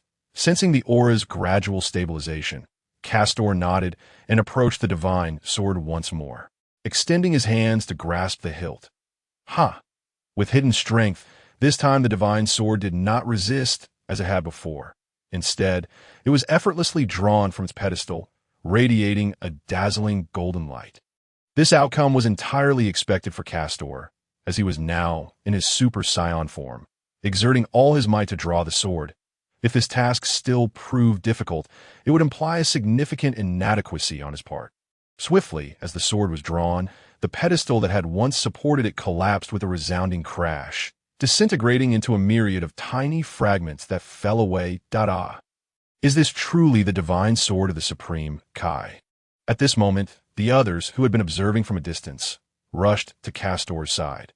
Their expressions were filled with astonishment and curiosity as they beheld Castor's effortless display of strength, coupled with the divine sword in his grasp. "It doesn't appear to be anything special, does it?" Jebet expressed with a hint of skepticism. "No. Perhaps it is simply understated." The Supreme Kai interjected, standing nearby, to clarify. "So, Mr. Castor, did the sword grant you any extraordinary power or reactions?" The Supreme Kai inquired, gazing at Castor, who appeared expressionless as he examined the sword. "Indeed, Mr. Castor, has the divine sword enabled you to transcend your limits?" Jebet subsequently chimed in. Although Layla remained silent, the excitement and curiosity gleaming in her eyes were unmistakable. However, Castor, upon hearing the inquiries from the Kais, exhibited no emotional response, maintaining his usual calm demeanor. "No, this divine sword possesses no extraordinary qualities." This was indeed the case. Castor was already aware that aside from its excessive weight, the sword was merely a vessel containing the spirit of the old Kaioshin. Beyond that, it held no other remarkable attributes. Moreover, for Castor, drawing the divine sword was merely a means to an end, and he had no expectation of it bestowing upon him the power to transcend his limits. Despite this assertion, the Kaioshin who heard his words harbored entirely different thoughts upon listening to Castor. The Kaioshin's eyes widened in disbelief. "What? How can this be? Mr. Castor, you're not jesting with us, are you?" "Indeed, Mr. Castor, how can this be?" This is the legendary Kaioshin sword. After all, how could there be no reaction whatsoever? Is there something amiss? Following closely was Layla's voice, who, buoyed by Jebet's comments, questioned, does this divine sword require a special method to unleash its miraculous power? In response, the Kaioshin firmly denied, no, that is not the case. Since I ascended to the position of Kaioshin, the information I received was that merely drawing this divine sword would grant immense power. Then why does this sword lack the legendary efficacy? Indeed, the Kaioshin pondered for a moment before replying, perhaps there are certain prerequisites, such as knowledge exclusive to the Kaioshin. With that, he turned to Castor and said, Mr. Castor, would you be so kind as to let me examine the divine sword? Castor, glancing at the Kaioshin, nodded slightly in agreement with his request. Thus, under the gaze of the onlookers, Castor handed the divine sword to the Kaioshin, casually remarking as he did so, be sure to hold it securely. The Kaioshin appeared slightly perplexed, unsure of Castor's intent. However, out of respect for the divine sword, he extended both hands to grasp its hilt. I am about to release my grip, observing the Kaioshin taking hold of the sword. Castor wore a faint smile. Meanwhile, Layla, having witnessed this smile, felt a strange sensation. After all, Castor rarely smiled, and when he did, it surely indicated some ulterior motive. Yet, driven by sheer curiosity, she chose not to expose it and continued to watch the unfolding scene, her eyes reflecting a sense of amusement. The Kaioshin, having heard Castor's words, harbored no other thoughts, simply stating with gravity, I am ready. You may let go. Very well. Without further ado, Castor released the hilt of the sword with a smile. Instantly, as Castor's hand withdrew, the Kaioshin suddenly sank downward. Before he could utter a sound, he was plummeted to the ground by the weight of the sword. Kaioshin. Jebet exclaimed in shock, witnessing the Kaioshin descend without any reaction. And he hurriedly flew down. Beside him, Layla approached Castor, casting him an accusatory glance. You did that on purpose, didn't you? Castor, suppressing his smile, thoughtfully replied, No, I acted with intention. Afterward, he began to lower his altitude, descending gracefully. Above, Layla rolled her eyes. Isn't that essentially the same thing? Honestly, with that, she swiftly followed Castor's descent. Kaioshin. Are you all right? Upon landing, Jebet's eyes widened in alarm as he rushed forward, only to find the Kaioshin face down in the earth, completely embedded. Observing the Kaioshin's state, Jebet could not help but express his concern that I am fine. The Kaioshin, struggling, lifted his head from the ground, and with Jebet's assistance, stood upright. He then gazed at the divine sword, which had now completely sunk into the earth, leaving only a gaping hole behind. Faced with this scene, the Kaioshin was astonished but also relieved. Thanks to Castor's earlier warning and his own vigilance, he had managed to react in time, albeit not immediately, allowing him to release his grip just before impact. Fortunately, he had managed to let go, and although he was still unable to halt his descent due to the sword's weight, he was spared from being buried like the sword itself. What happened? Are you all right, Kaioshin? At that moment, Layla and Castor had also landed nearby, and Layla looked at the Kaioshin with a tone of concern. Though the amusement in her eyes was unmistakable, the Kaioshin looked at Layla's expression and immediately understood, sighing in resignation. Sister Layla, you knew all along, didn't you? Why didn't you give me a heads up? His face bore a look of mild reproach. However, Layla, unaffected by his expression, replied nonchalantly, Didn't Castor already mention it to you? You didn't heed his words. Besides, you weren't harmed, even if you had been struck down by the divine sword. We could have easily pulled you out. It seems this sword is merely heavy, nothing more. Upon hearing Layla's words, the Kaioshin was left speechless, while it may not have been capable of causing him injury. The experience of falling from such a height was undeniably painful. Moreover, how could a Kaioshin suffer embarrassment before a mere human? Layla, noticing the Kaioshin's disgruntled demeanor, chuckled and offered reassurance. All right, it's my fault. I should have neglected to remind you after Castor's warning. The Kaioshin felt a mix of exasperation and amusement. Was this consolation or mockery? Nevertheless, as he regarded Layla, memories of their shared past came flooding back.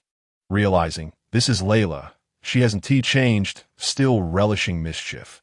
Ignoring the banter between the Kaioshin and Layla, Castor had already approached the pit where the divine sword lay, gazing at its deep embedment in the earth with a sense of contemplation. At that moment, the Kaioshin ceased reminiscing and, upon seeing Castor at the sword's location, felt a tinge of despondency. Mr. Castor, to be honest, when I first grasped this divine sword, aside from its weight, I felt nothing extraordinary. I truly apologize if I have disappointed you. Upon hearing this, Layla and Jebet exchanged incredulous glances. How can this be possible? Perhaps the Kaioshin overlooked something? Indeed. Kaioshin, could it be that this weight is the sword's power? Rarely did Layla agree with Jebet, but upon hearing his words, she nodded in affirmation. Yes, could the sword's weight be the secret? Although the Kaioshin was reluctant to accept this notion, he countered, no, I believe the weight is inconsequential, as it holds no significance for Castor. It neither hinders nor facilitates the breaking of limits. That is also true. Upon hearing these words, a sense of dejection enveloped the crowd, indeed as the king of all had articulated. This sentiment was especially pronounced for Layla, for if Castor were unable to achieve a breakthrough, she would have no justification to accompany him. Consequently, matters might revert to their original state, and they would have to wait another year to reunite. A thought that left Layla with a visage of reluctant dissatisfaction. However, in stark contrast to the disappointment of the king of all and the others, Castor displayed no such reaction. He was already well aware of the capabilities of the king of all sword, and his drawing of the blade was not for the sake of the so-called divine sword's bestowed powers. With a smile gracing his face, Castor stooped down and grasped the sword embedded within the pit. Exerting a slight force to extract it, Mr. Castor, what are you doing? Observing Castor's lack of disappointment, instead replaced by a smile, the king of all expressed a hint of confusion, soon followed by astonishment. Could it be that you have discerned the capabilities of this divine sword? Is this true? Upon hearing this, the most jubilant among them was undoubtedly Layla, for if the king of all's assertion held true, she would not have to endure another long year of waiting. Nonetheless, in light of the group's expectations, Castor remained inscrutable, but he merely raised the sword aloft and delivered a swift diagonal slash toward a distant pile of stones, although Castor stood at a considerable distance from the stone heap. The moment the sword descended, a brilliant beam of light emanated from its arc instantly. Where the sword had passed, the stone heap emitted a sharp crack and broke apart, subsequently crashing to the ground with a resounding thud. What? The king of all's pupils dilated in shock, and he swiftly darted to the location of the stone pile. How swift! Gazing at the fallen remnants of the stone heap, the king of all examined the fracture. The surface where the divine sword had cleaved was remarkably smooth, devoid of any roughness. In fact, he could discern his own reflection in the polished surface, an observation that left him profoundly astonished. It must be noted that the realm of the king of all was not akin to others. Objects within were far more resilient than those in the outer world. Yet, in this instance, Castor had merely relied on his strength and the sword's sharpness, cleaving the stone heap in twain with nothing but the sword's aura, which was enough to astonish the king of all. Rising to his feet, the king of all returned to face Castor, who remained expressionless despite having caused this spectacle to Mr. Castor. Is the ability of this divine sword merely its sharpness? He inquired, only to follow up with a note of disappointment. Yet even so, this cannot enable you to surpass your limits. Mere sharpness is insufficient to vanquish the demon Bu. However, Castor harbored no such thoughts. He regarded the sword's sharpness with a modicum of satisfaction. Yet the crux of the matter lay elsewhere. Holding the king of all sword, he addressed the king. Are you aware of the hardest metal in this universe? The hardest metal. The king of all was momentarily perplexed, uncertain of Castor's intent with this question. Yet he responded, to the best of my knowledge, the hardest metal in this universe is adamantium. Why do you ask? Upon hearing the king of all's words, Castor nodded affirmatively and stated, that is indeed the one. Summon it forth. The king of all, taken aback, queried, what do you require adamantium for? Suddenly, as if struck by a revelation, he conjectured, could it be, Mr. Castor, that you wish to test this sword? Castor offered no response, but Layla interjected urgently. Do not concern yourself with that. Shin, quickly summon the adamantium. Though Layla was equally in the dark regarding Castor's desire for the hardest metal, she believed that if he sought it, it must serve a purpose, and thus it was imperative to act swiftly. If fortune favored them, she might continue to accompany him. Very well. This time, the King of All did not question the rationale. With an upward motion of his arm, a dark square metallic cube materialized in the sky. Mr. Castor, this is adamantium. Where would you like me to place it? Castor shook his head, instructing, just throw it over here. Aim for me. What? Instantly, the King of All and the others gasped in astonishment. Layla hastily interjected, Castor, don't even think about it. Even if the divine sword cannot enable you to break through, do not resort to such drastic measures. Internally exasperated, Castor pondered how the conversation had veered towards such morose conclusions. What are you talking about? I merely asked you to toss it over, not to strike me, he retorted, casting a glare at her before explaining to the King of All. Just throw it over. I'm not asking you to hit me. Enough with the chatter. Hurry up, the King of All, momentarily dazed, responded, Oh, very well. Though Castor had no desire to elaborate further, he recognized that explaining the necessity of breaking the seal of the King of All's sword was essential. Indeed, all Castor had done thus far was to shatter the seal of the King of All's sword, thereby releasing the old King of All. As he had previously contemplated, Castor's singular objective had always been the old King of All, for only he could enable Castor to transcend his limits and attain a new realm. However, Castor could not articulate this directly. Having previously refrained from such discussions, he understood that the King of All possessed an ability to perceive the innermost thoughts of others. In the past, Castor had attempted to maintain an ethereal state of mind to evade this scrutiny. Yet as their interactions deepened, Castor discovered a pivotal truth. If he resisted the King of All's insight into his thoughts, then the King would be unable to perceive them. This was evident from their recent exchanges, wherein the King of All remained genuinely oblivious to Castor's intentions. Of course, it was also likely that the presence of Layla and the respect the King held for Castor were contributing factors to his reluctance to employ this ability. Nonetheless, the fact that the King of All was unaware rendered matters more manageable. In a swift motion, the King of All gestured, and the adamantium soared through the air toward Castor. Without employing any energy or other abilities, Castor seized the divine sword and swung it. Instantly, with a sharp crack, the King of All's sword shattered unexpectedly upon colliding with the adamantium, splitting into two pieces that fell to the ground. As the adamantium struck the earth, the onlookers, initially filled with curiosity, now stood in wide-eyed astonishment, fixated on the broken sword. What? The King of All and his companions gaped in disbelief at the shattered divine sword. This is the King of All's sword. Approaching the fractured blade, Jebet attempted to lift the severed front section of the sword, but found it too heavy to budge, resigning himself to kneeling beside it in sorrow. Watching the expressions of the King of All and the others, Castor couldn't help but chuckle internally, though his face remained impassive.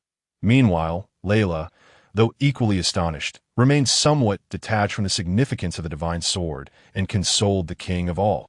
Come now, Shin, it is merely a sword. Although it is said to be a legendary divine sword, the fact that it could not even cleave adamantium suggests it is nothing more than a deceptive relic.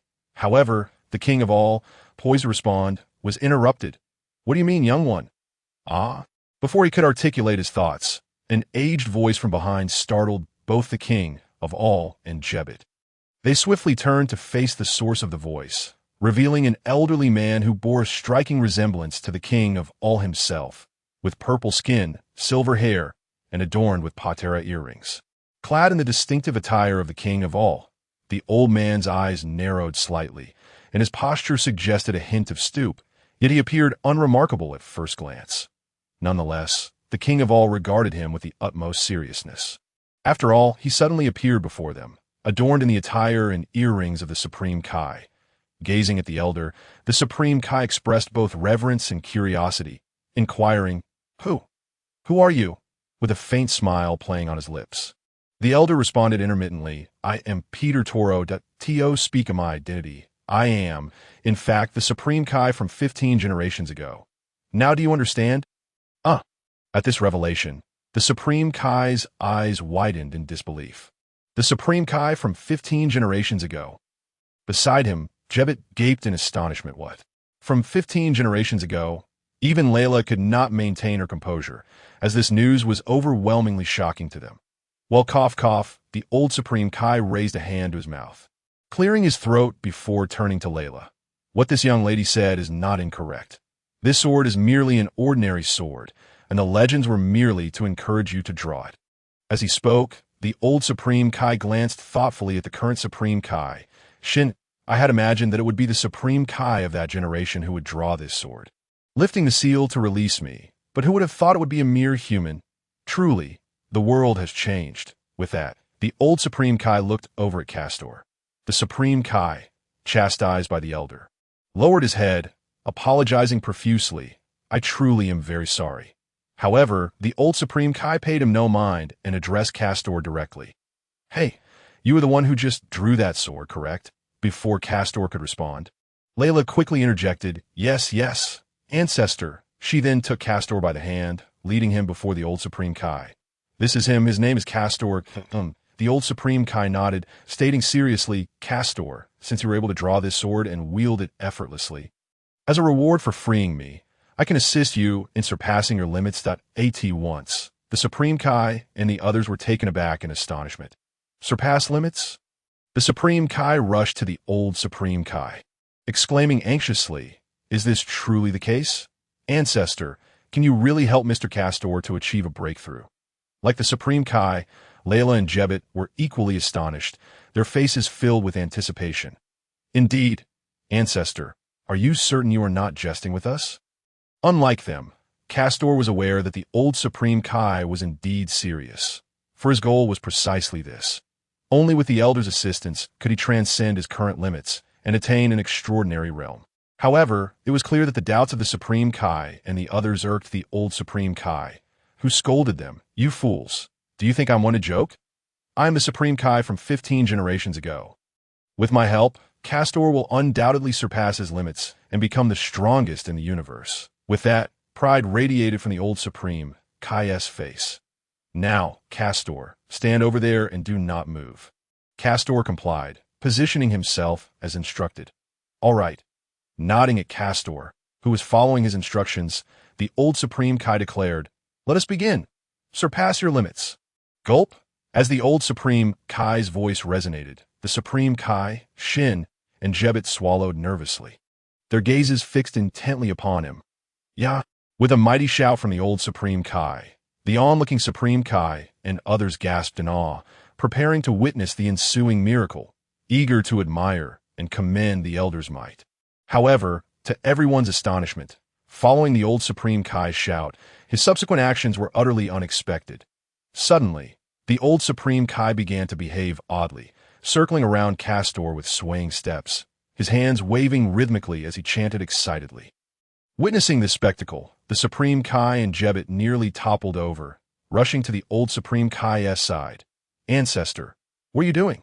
The Supreme Kai, Shin, looked perplexed as he stared at the Elder, unable to comprehend. Meanwhile, Layla, filled with frustration, exclaimed, Hey, what on earth are you doing? Didn't you say you would help Castor surpass his limits? What is this nonsense now? Observing Layla's anger, the Supreme Kai and Jebbet hurriedly intervened. Please, Layla, this is somewhat disrespectful. Jebbet quickly added, Indeed, Supreme Kai Shin, after all, this is the esteemed ancestor. We must not address him in such a tone. But, although aware that her reaction was somewhat inappropriate, Layla, too concerned about Castor's situation, felt compelled to voice her thoughts. But he is acting like this. Before she could finish, Castor, who had remained silent until now, interjected, Enough, Layla. Relax, this is merely a ritual. This time, it was not just the Supreme Kai and others who were surprised. Even the old Supreme Kai, circling Castor, turned to look at him. A ritual? Layla was somewhat bewildered, while the Supreme Kai and Jebbet gazed at the old Supreme Kai with curiosity. Is this true, Ancestor? Indeed. Ancestor, are you truly performing a ritual to surpass limits? The old Supreme Kai regarded Castor, then turned back to the Supreme Kai and the others. Yes, I am currently conducting the ritual to surpass limits. Honestly, you youngsters have no patience whatsoever. He then eyed Layla thoughtfully. And you, young lady, while it is understandable to feel anxious, sometimes one must not be overly demanding, allowing emotions to cloud judgment. What? Layla failed to grasp the elder's meaning. The old Supreme Kai, however, offered no explanation. Instead, focusing on Castor with narrowed eyes, contemplating that, to be honest, I never expected a mere human to draw the sword that sealed me and understand the significance of my actions. I must admit, you have piqued my interest. Yet Castor remained unresponsive, closing his eyes to enter a meditative state.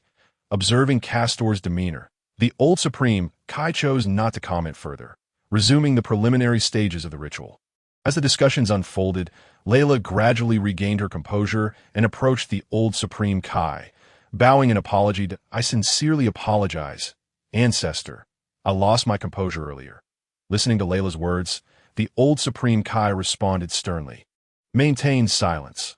I've already stated that I am in the midst of a ritual and cannot afford distractions. Oh, my apologies, Layla hurriedly replied, stepping aside to join the Supreme Kai and others, respectfully awaiting the proceedings. However, as time passed, there was no indication of change in the old Supreme Kai's actions. The Supreme Kai, standing nearby, finally voiced his concern. Ancestor, may I inquire how long this ritual will take? Without turning, the old Supreme Kai answered, his actions unwavering. The ritual will take 5 hours. To elevate power will require an additional 20 hours, totaling 25 hours. At this revelation, the Supreme Kai was taken aback, exclaiming, a total of 25 hours. Is it truly going to take that long? What do you expect? Remain quietly on the side. The old Supreme Kai spoke with an air of irritation. There was no alternative. The Supreme Kai could only stand helplessly by and quietly observe the rituals performed by the old Supreme Kai. As the ceremony progressed deeper, the Supreme Kai turned to Layla and Jebet beside him and remarked, well, it seems that leaving here right now might not be the best course of action. Upon hearing this, Jebet nodded in agreement, saying, it does seem that way. Meanwhile, after hearing some of the old Supreme Kai's earlier words, Layla began to reflect on her own actions, choosing to remain silent and patiently wait at the side.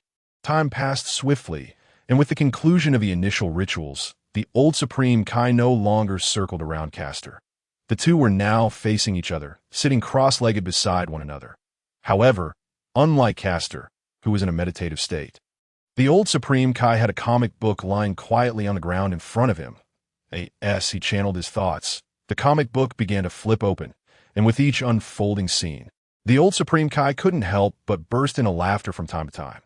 The Supreme Kai Shin and Layla, sitting next to him, were also in sync with the old Supreme Kai, sharing his proximity to Castor.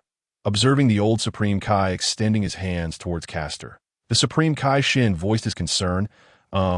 Ancestor, do you believe that after breaking his limits, Mr. Castor will be a match for Boo? In response, the old Supreme Kai did not immediately reply, but instead focused intently on the comic book, laughing heartily at the humorous content revealed within. Ancestor, Shin pressed, are you listening to me?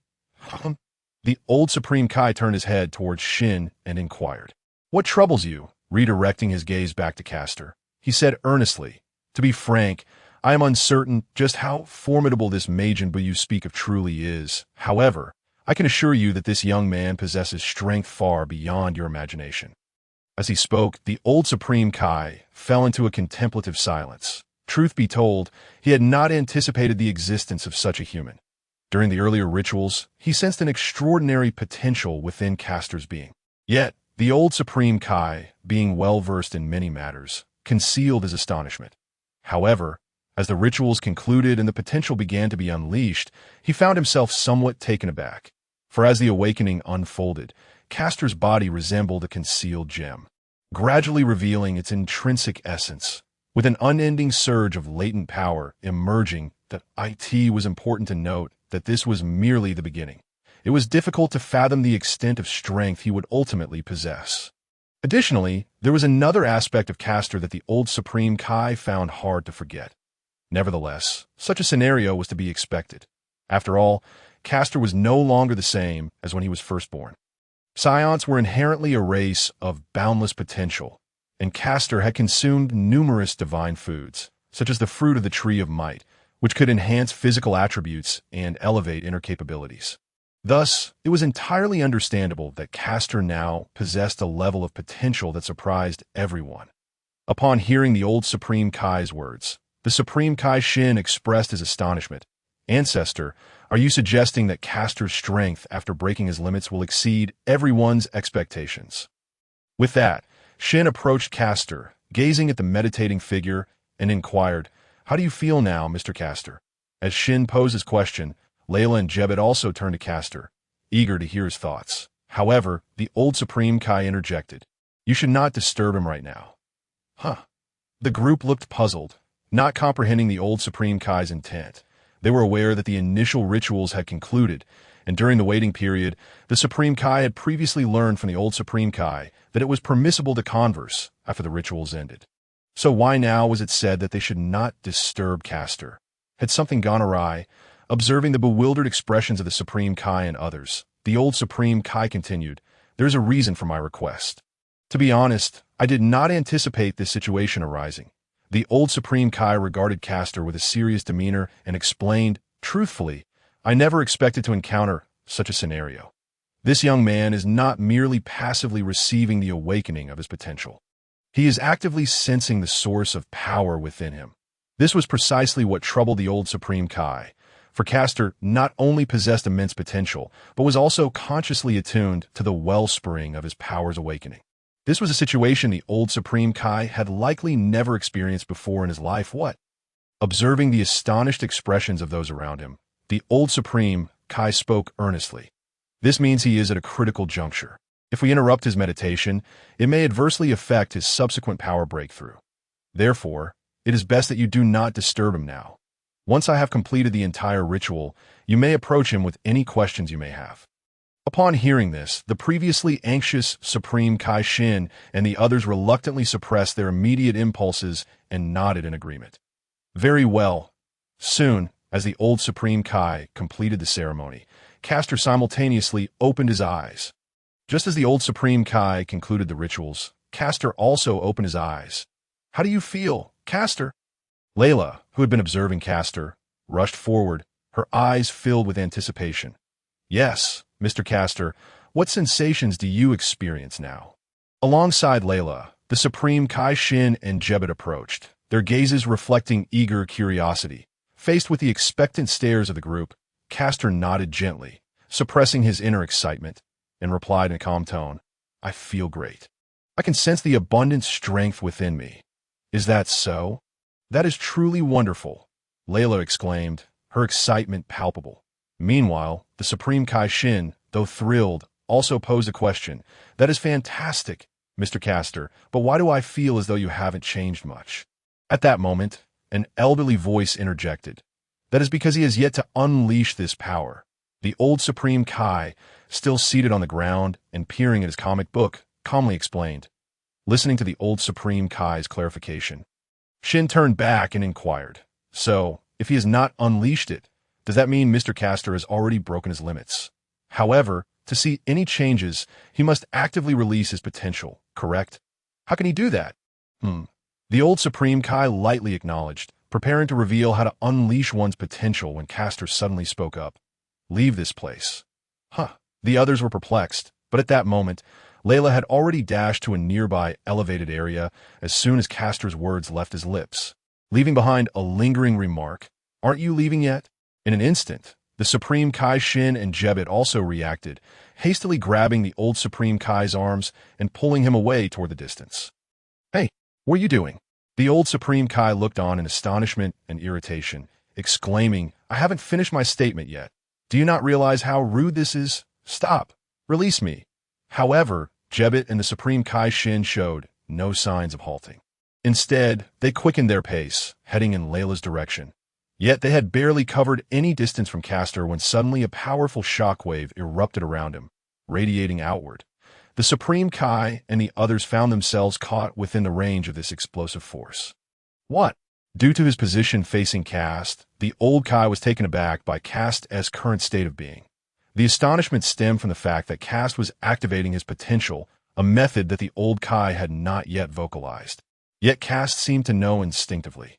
However, Despite the surprise at Kast's self-awareness regarding the activation of his potential, the old Kai could not help but feel a sense of dread when he considered the impending events. It was crucial to note that he was still within the explosive radius of Kast's burgeoning power, although he had been distanced somewhat by the Kai and Gebet. Should he be caught in the blast, he would undoubtedly suffer some repercussions.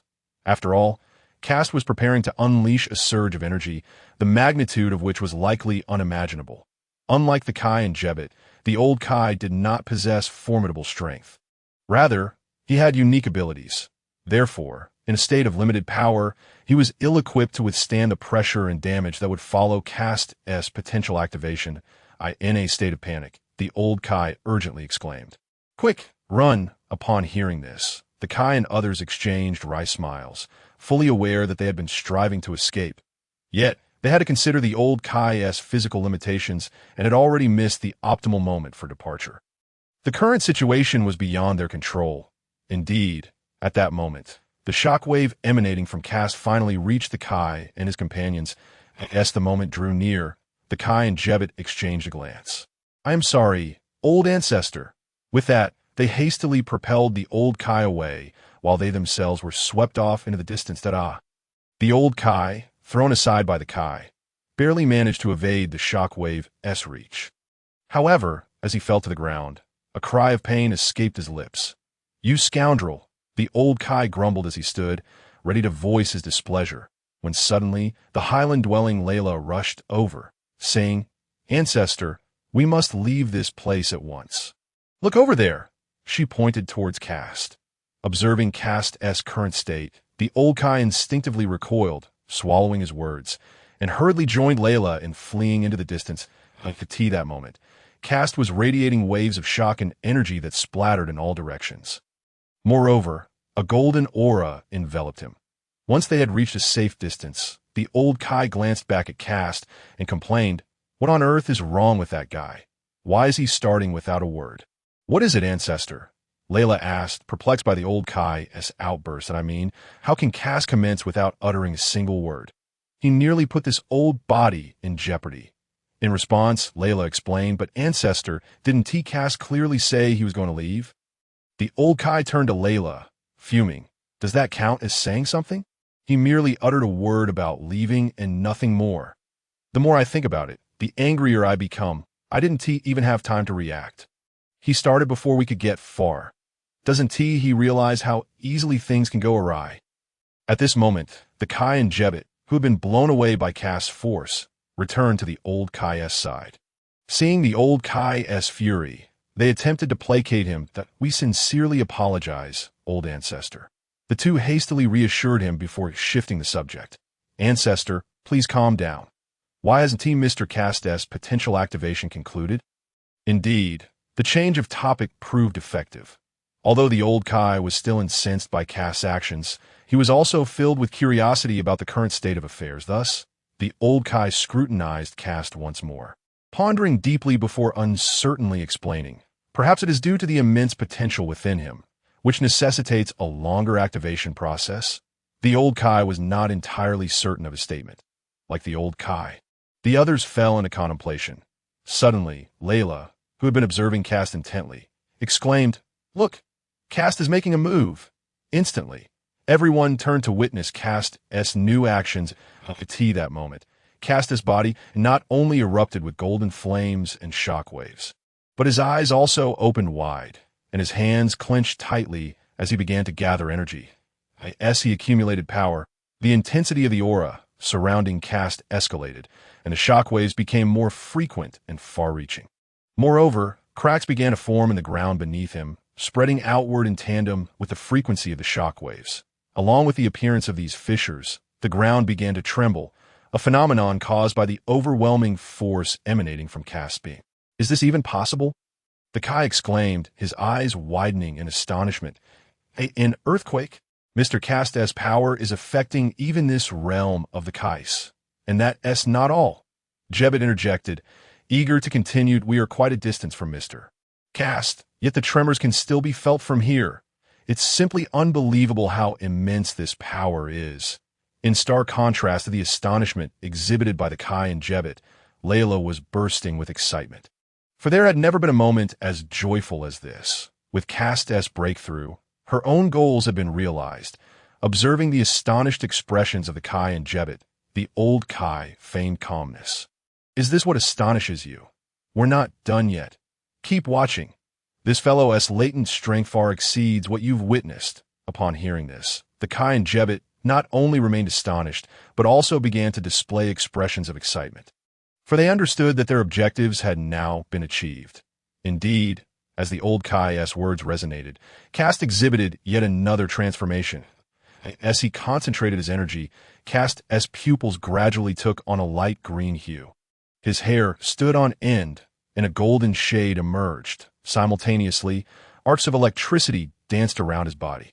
The transformation was instantaneous, only to be followed by Kast reverting to his original form. Was that a Super Saiyan? Why does it feel somewhat different? The Kai pondered aloud, a hint of confusion in his tone. Though it was merely a fleeting moment, the Kai sensed a power from Kast that vastly surpassed the previous transformations he had witnessed. This strength was several times greater than what had been exhibited before. Is that the power of a breakthrough? No, it must be more than that. With lingering uncertainty, the Kai recalled the old Kai's earlier remarks. Realizing that Kast's power following the activation of his potential far exceeded his expectations. While the strength exhibited after the transformation was indeed astonishing, it remained within the realm of what the Kai could accept. Thus, it was likely that Kast had more transformations in store. With eager anticipation, the Kai turned his gaze back to Kast. As expected, Kast underwent yet another change. In truth, the earlier transformation into a Super Saiyan was merely an experiment, not the true extent of Kast's power. The slight difference between the recent transformation and those previously observed was due to the fact that this was not an ordinary Super Saiyan transformation, but rather a transcendent form, essentially a Super Saiyan of the second tier. Indeed, Kast's recent experiment was merely an exploration of transformation. As for why he reverted back, it was because Kast had chosen to harness the potential activation transformation instead. Unlike the transformation into a Super Saiyan, maintaining the Super Saiyan form imposes a tremendous burden on the body, and one's combat prowess cannot be sustained for long. However, should one harness a transformation that unleashes latent potential, their power will solidify into a lasting state, enabling them to endure without such great strain on their physique. In fact, their strength may even escalate to a higher echelon with this thought in mind. Kast no longer hesitated. He clenched his fists and exerted himself with fervor. Instantly, accompanied by a powerful shockwave, Kast awakened his latent potential. In the fleeting moment of transformation, the entire realm of the Kais trembled, the ground fracturing around them and distant hills collapsing. Even the clouds in the sky were drawn into this force, swirling into a vortex above his head. Witnessing such a terrifying spectacle, the Kais gaped in astonishment. Rendered speechless, even the Elder Kai looked on with wide eyes, for the reaction elicited by Kast was extraordinarily profound. Unlike the localized reactions before, this time the entire realm of the Kais quaked under this might. Feeling the surging power within him, Kast smiled, acutely aware that his strength now vastly surpassed his usual state by several hundredfold, far exceeding the power he possessed while transformed into Super Saiyan 2. Estimated to be around 5 or 6 times greater. This force was entirely beyond anything he had previously encountered, to the extent that Kast felt his current strength eclipsed that of Goku in his Super Saiyan 3 form. After all, the power increase of Super Saiyan 3 is 4 times that of Super Saiyan 2, yet at this moment, Kast had already surpassed that limit, and he was in a stable state, not the explosive condition characteristic of Super Saiyan 3. Furthermore, his potential far exceeded that of Gohan's awakened potential. Kast had consumed numerous divine substances, greatly enhancing his latent abilities. In fact, the disparity between Gohan's awakened state and Kast's current power was strikingly evident. Kast's sense of strength at this moment was far more pronounced compared to Gohan's. Remarkable, truly formidable. Observing Kast, the Kai finally understood what it meant to possess unimaginable power. For at this moment, Kast's strength rendered him at a loss for words. Though he appeared unchanged, he radiated a force that transcended the power of a Super Saiyan. It was utterly unbelievable. Meanwhile, the Elder Kai, supported by the Kai and Jebet, overheard the Kai's words and rebuked. Fool, transformation is not always a blessing. That path is one of outer darkness. Hearing the Elder Kai's words, Jebet interjected, it's hard to believe. Is this truly what it means to be a Saiyan? What a terrifying race. Gradually, as Kast's latent potential was unleashed and the aura surrounding him began to stabilize, the entire realm of the Kais ceased its tremors. The Kais hurried towards Kast. Upon reaching Kast, they beheld him as he usually was. Although he had not transformed into a Super Saiyan, the power emanating from him instilled a profound sense of pressure in the hearts of the Kais, prompting them to involuntarily step back, barely stuttering. Well, what happened? Mr. Kast, how do you feel now? In response, Kast nodded, but upon noticing the Kai's suppressed demeanor, he reined in his aura, allowing it to retreat inward, and smiled, saying, very well. At this, Layla beamed with joy, rushing over to support Kast's arm, exclaiming, That's wonderful, Kast. You haven't forgotten our agreement, have you? Kast looked at Layla and nodded, reassuring her, Fear not, I will not forget. Hearing Kast's words, Layla's face flushed. Her eyes filled with happiness. Meanwhile, the Kai stood puzzled, unable to grasp the meaning behind their agreement. Was it about Majin Buu? However, seeing Layla's expression, it hardly seemed to pertain to that matter, as it did not warrant such a reaction. Thus, with a hint of curiosity, the Kai inquired, Mr. Kast, what agreement do you and Sister Layla share? Turning to address the Kai, Kast acknowledged, Indeed. However, this is a private matter between us, and I believe what you care about is not this. Correct? Upon hearing this, the Kai recalled certain past events, glanced at the pair, and nodded thoughtfully, shifting the focus back to the pressing issue at hand. Yes, Mr. Kast, your strength has completely surpassed your previous limits. Defeating Buu should be a trivial task for you. Therefore, I wish for you to fulfill our promise and help us eliminate Majin Buu. Of course, Kast nodded, affirming his commitment to the Kai.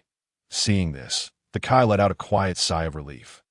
As long as Kast remembered, that was sufficient, but he feared that Kast might refuse, for their power disparity was far too great to compel him otherwise. Although Layla's presence alleviated some of this concern, uncertainty lingered. Yet, now that Kast had indicated he would not forget, the Kai, feeling more assured, gently asked, Since Mr. Kast remembers our agreement, shall we set off now? No. Kast shook his head and replied, Not yet. I must visit another place first. The Kai, slightly perplexed, considered that since Kast had agreed to assist in defeating Buu, the timing was not crucial. After all, it had been many years and Majin Buu remained sealed. Thus, the Kai nodded in agreement with Kast's request. Afterward, Kast turned his attention to Jebet and said, Might I trouble you for a favor? Jebet glanced around, slightly bewildered, and pointed to himself, Me? Yes, Kast confirmed, I know you possess the ability to teleport, so I need you to take me to a certain location. I see. Jebet looked over at the Kai, who nodded in affirmation. With newfound determination, Jebet asked, Very well, Mr. Kast. Where do you wish to go? Kast looked into the distance and replied calmly, Namek, this was a verdant planet, roughly 10 times the size of Earth, adorned with islands and lakes. From the exterior, it was evident that this planet existed within a unique solar system, orbited by 3 small stars, ensuring that it experienced no night. On a high slope of this planet, within a half-circular structure, an elderly figure of imposing stature, entirely green, sat in a chair, attended by a young man nearby. At this moment, the elder wore a look of astonishment as he gazed skyward. The young man, concerned by the elder's demeanor, inquired, Are you well, Great Elder? Has something occurred? The elder, known as the Great Elder, slowly turned his gaze to the young man, saying, Nail, I sense the arrival of esteemed guests. I am unable to rise. Please invite them in, but do not neglect them. But Nail began to protest, but the Great Elder interrupted. Hurry, Nail, just step outside and invite them in. Upon hearing these words, Nailu felt a sense of relief within. As long as they did not venture too far, all would be well. He thus respectfully bowed slightly and replied, Very well, esteemed elder. With that, Nailu exited the chamber and stepped outside. Observing Nailu's departure, the elder experienced a tumult of emotions. Sensing the recently emerged presence, he realized it was an entity beyond his ability to deter. Fortunately, He did not perceive any malevolent aura emanating from them, and one among them bore a divine essence. Hence, he could only harbor a sense of anticipation. I did not expect such beings to appear.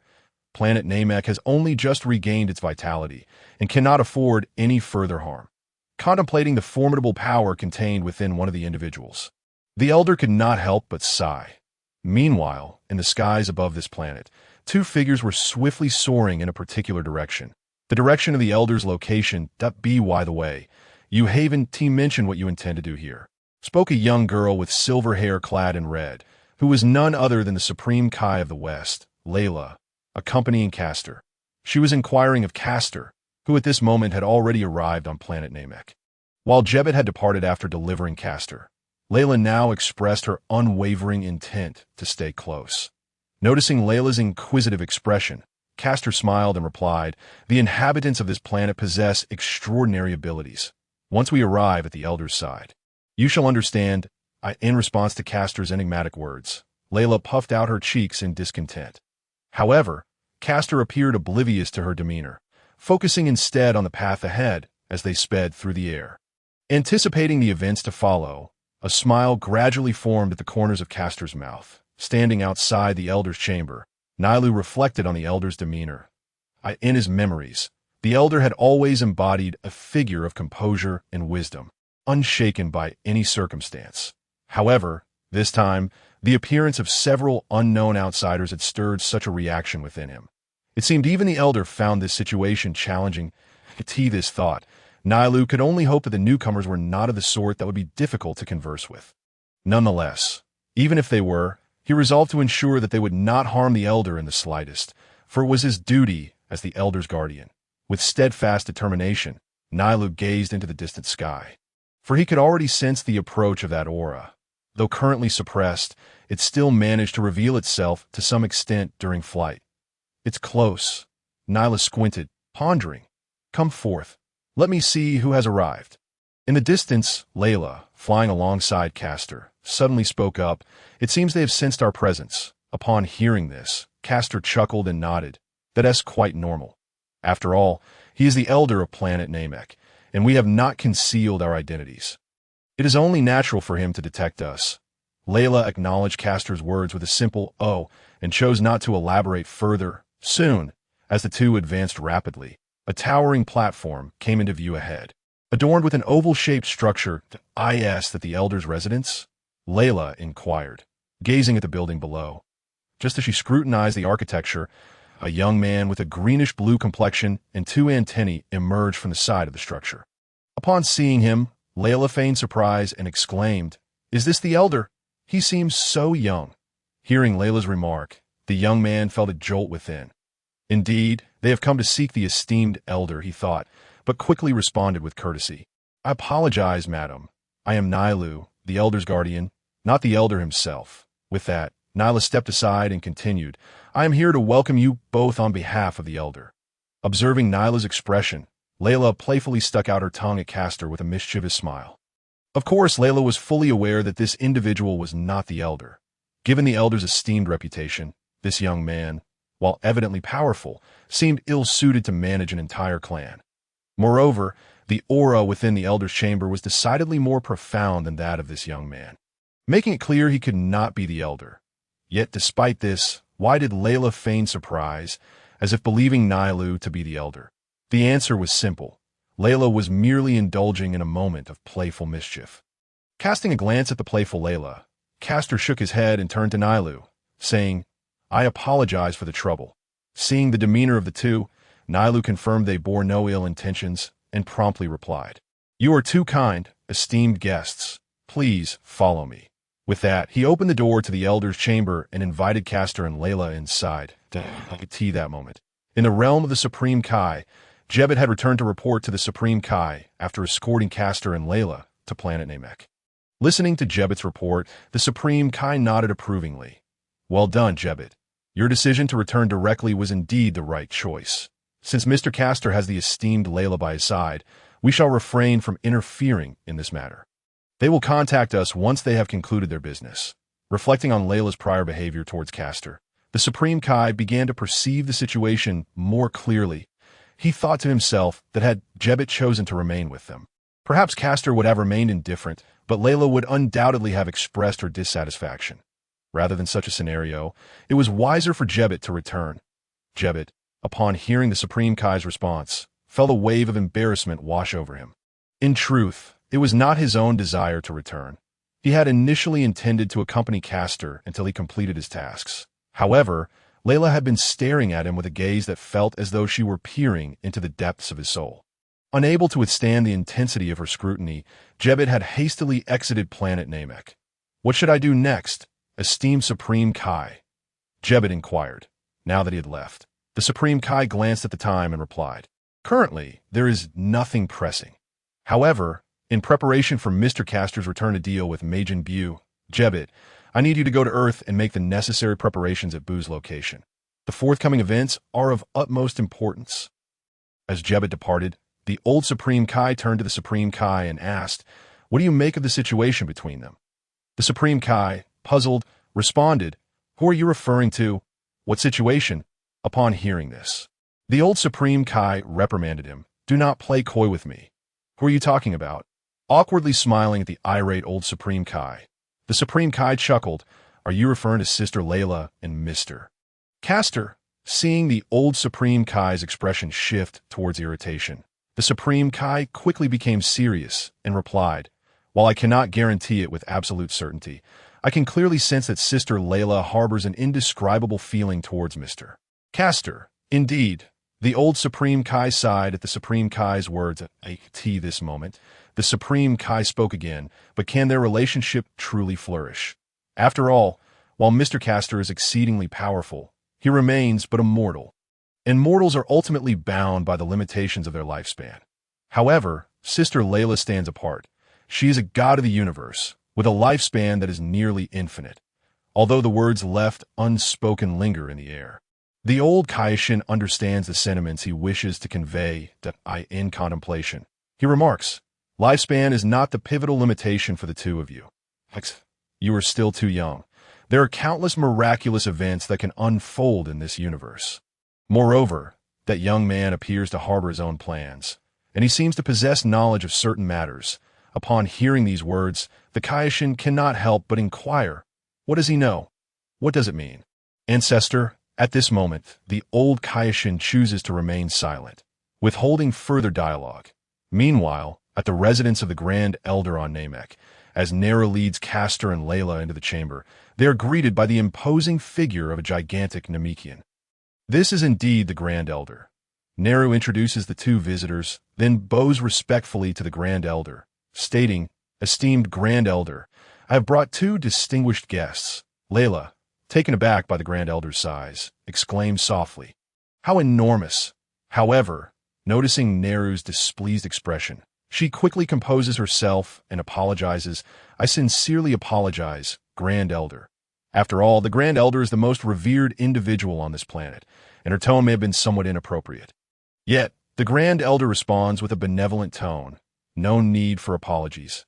Although I hold the title of Grand Elder on this planet, I cannot claim to be of greater stature than you." The god of the universe, upon hearing this, Nero gasps in astonishment, and even Layla is taken aback. "You are aware of my identity?"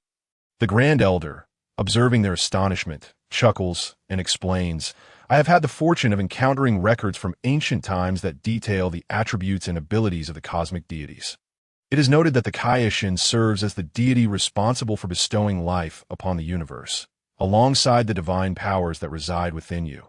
Thus, I surmise that you are indeed the esteemed god of the universe." Layla, absorbing the Grand Elder's words, is further astonished. Does Namek possess records concerning the cosmic deities? The Grand Elder smiles and replies, "Indeed, it seems our ancestors share a connection with the divine." "Connection?" Layla inquires, somewhat puzzled. But the Grand Elder merely smiles without elaborating. He then shifts his gaze toward Castor, who maintains a calm demeanor, and states, "By the way, I have yet to learn how to address you both." As the Grand Elder poses this question, Layla interjects, "He is Castor, and I am Layla, Grand Elder." The Grand Elder nods in acknowledgement and turns to Layla, saying, "First and foremost, I owe you both an apology. As you can see, Due to my physical condition, I am unable to rise and greet you properly. I hope you can forgive my rudeness. Esteemed God of the universe, I in response. Layla shakes her head vigorously. No, no, no. There is no need for that, Grand Elder. In fact, we have come seeking your assistance. The Grand Elder, unfazed by her words, expresses understanding, for it is uncommon for anyone to venture into this remote wilderness without purpose. If I may ask, what matters bring you here? At this moment, Castor steps forward and states, I hope the Grand Elder can assist me with the task, and in return, I am willing to owe you a favor. Time swiftly passes, and soon, an interval elapses. Presently, within the realm of the Kaioshin, Jebbet suddenly appears before the Kaioshin, looking frantic. What is the matter, Jebbet? Perceiving the urgency in Jebbet's demeanor, the Kaioshin feels a sense of foreboding and hurriedly inquires. As Jebbet frantically recounts the events, the Kaioshin's expression shifts to one of alarm as he exclaims, What? Time continues its relentless march, and soon, another brief period passes. In the realm of the Kaioshin, Jebbet materializes once more. Visibly distressed. What troubles you, Jebbet? The Kaioshin asks, sensing something amiss. Jebbet, in a state of disarray, elaborates, and the Kaioshin's astonishment escalates to a crescendo. What? The old Kaioshin, too, furrows his brow in concern. Such occurrences are indeed troubling. This complicates matters. The distressed Kaioshin Exine addresses Jebbet. Were there no other clues discovered in the vicinity? How could a seal simply vanish without cause? Upon the Kaioshin's inquiry, Jebbet ponders for a moment before responding. Esteemed Kaioshin, I have searched the area for an extensive duration without sensing any presence. Initially, I suspected it might be due to human activity or seismic disturbances.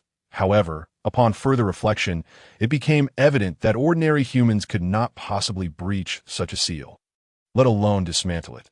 Furthermore, there are no signs of seismic activity in the vicinity. Yet, I may have uncovered a clue. Observing Jebbet's expression, the Kaioshin's eyes brighten with intrigue as he eagerly asks, What clue do you possess?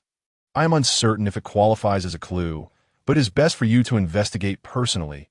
Esteemed Kaioshin, you will discern the truth for yourself. After contemplating Jebbet's words, the Kaioshin resolves, Very well. We shall investigate at once. However, prior to that, we must first establish contact with Mr. Castor and his companions. Shall I fetch them immediately? Jebbet inquires, to which the Kaioshin responds, Wait, I will reach out to them first. Once I have communicated with them, you may proceed. As the Kaioshin focuses his thoughts on contacting Castor and Layla, we shift to Namek. The sky, previously devoid of night, is now shrouded in dark clouds. In a vast plain, a colossal creature looms in the sky. This creature possesses crimson eyes, sharp horns, and tentacles upon its forehead, its body cloaked in greenish skin, while its abdomen gleams a bright yellow. The lower half of this monster resembles that of a serpent, elongated and sinuous, with its tail connected to a cluster of luminous entities below. At this moment, the creature addresses the three figures below. Suddenly, its form transforms into a radiant light, merging with the glowing mass beneath, and then it disperses into 7 streams of light that vanish into the surroundings. With the creature's disappearance, the sky begins to clear, and the dark clouds swiftly dissipate. Bathed in sunlight, the 3 figures below gradually become discernible. They are Castor, Layla, and Neru. Observing the vanished creature, Neru turns to Castor and remarks, Mr. Castor, since the dragon Purunga has fulfilled your wish, I must return to report. You are free to depart at your leisure or explore Namek further. Farewell. Indeed, the creature was none other than Purunga, the dragon of Namek. Acknowledging Neru's haste, Castor nods, realizing that he has grown impatient. In truth, Neru had not intended to accompany Castor, but it was necessary for him to be present. After all, to summon Purunga, one must speak in the Namekian tongue, and only the local language could ensure the dragon's wishes were granted. Additionally, gathering the Dragon Balls required Neru's assistance, for on Namek, the 7 Dragon Balls are safeguarded by the 7 elders of the planet, and outsiders cannot acquire them without undergoing trials. Thus, if Nilu were to lend his assistance, coupled with his esteemed role as the elder's guardian, many demands could be circumvented, thereby saving a considerable amount of time. Aware of this, the Elder dispatched Nailu to aid Castor in the quest to gather the Dragon Balls and summon the Eternal Dragon. Initially, Nailu was reluctant to accompany them. After all, his primary duty as the Elder's protector was to remain by his side at all times. However, the Elder, cognizant of this, had summoned several warriors from afar to his abode. Under the Elder's command, and with the support of others, Nailu begrudgingly acquiesced to the Elder's request and accompanied Castor and the others on their quest. Observing Nailu's departure, Layla expressed her discontent, exclaiming, "This fellow is rather unsociable, leaving without even inviting us along." In response to Layla's complaint, Castor chuckled lightly and replied calmly, "That is simply his nature. If not for the Elder's orders, he likely would not have joined us in our search for the Dragon Balls." But, just as Layla was about to retort, she suddenly heard the voice of the Kaioshin echoing in her mind, urgently exclaiming, "This is bad. Mr. Castor, Sister Layla, the giant egg-sealing Majin Buu has vanished," stunned by the dire news. Layla gasped. How is this possible? Wasn't Buu always under watch? Seeing Layla's panic, Castor furrowed his brow and interjected, "Layla, calm down." He then addressed the Kaioshin. "There must be additional matters that require our attention." "Huh?" Yes, the Kaioshin responded, surprised that Castor was aware of his thoughts. Nevertheless, despite his astonishment, he conveyed the message from Jebet to Castor. Upon hearing the Kaioshin's words, Castor fell into deep contemplation. The mysterious disappearance of Majin Buu was an unforeseen development for him. The Kaioshin continued, "Indeed, Jebet has discovered a trace nearby. However, to prevent any potential traps, I contacted you to request your assistance." "What should we do?" Layla inquired eagerly. Without hesitation, the Kaioshin outlined the plan. "I intend to first bring you to the Kaioshin realm, while I investigate the location of Buu's disappearance for any traces. Meanwhile, I will have Jebet remain there. Should any traps arise, Jebet can bring you, Mr. Castor, to rescue me, thus ensuring our safety while preparing for any eventualities." Though the plan was simple, it was indeed quite prudent. Layla nodded in agreement, stating, "All right, we've completed our tasks, so we shall head over immediately." Turning to Castor, she caught his gaze, and he nodded in response. Meanwhile, the Kaioshin, puzzled by the phrase "head over," expressed his delight at Layla's previous statement. "You finished your tasks? That's wonderful. Please wait. I will summon Jebet to escort you." However, Castor interrupted, "No need. We shall arrive shortly." During their conversation, Castor extended his left hand, placing his index and middle fingers upon his forehead, glancing at Layla. Understanding his intent, she immediately grasped his right arm in an instant. The two vanished from their original spot.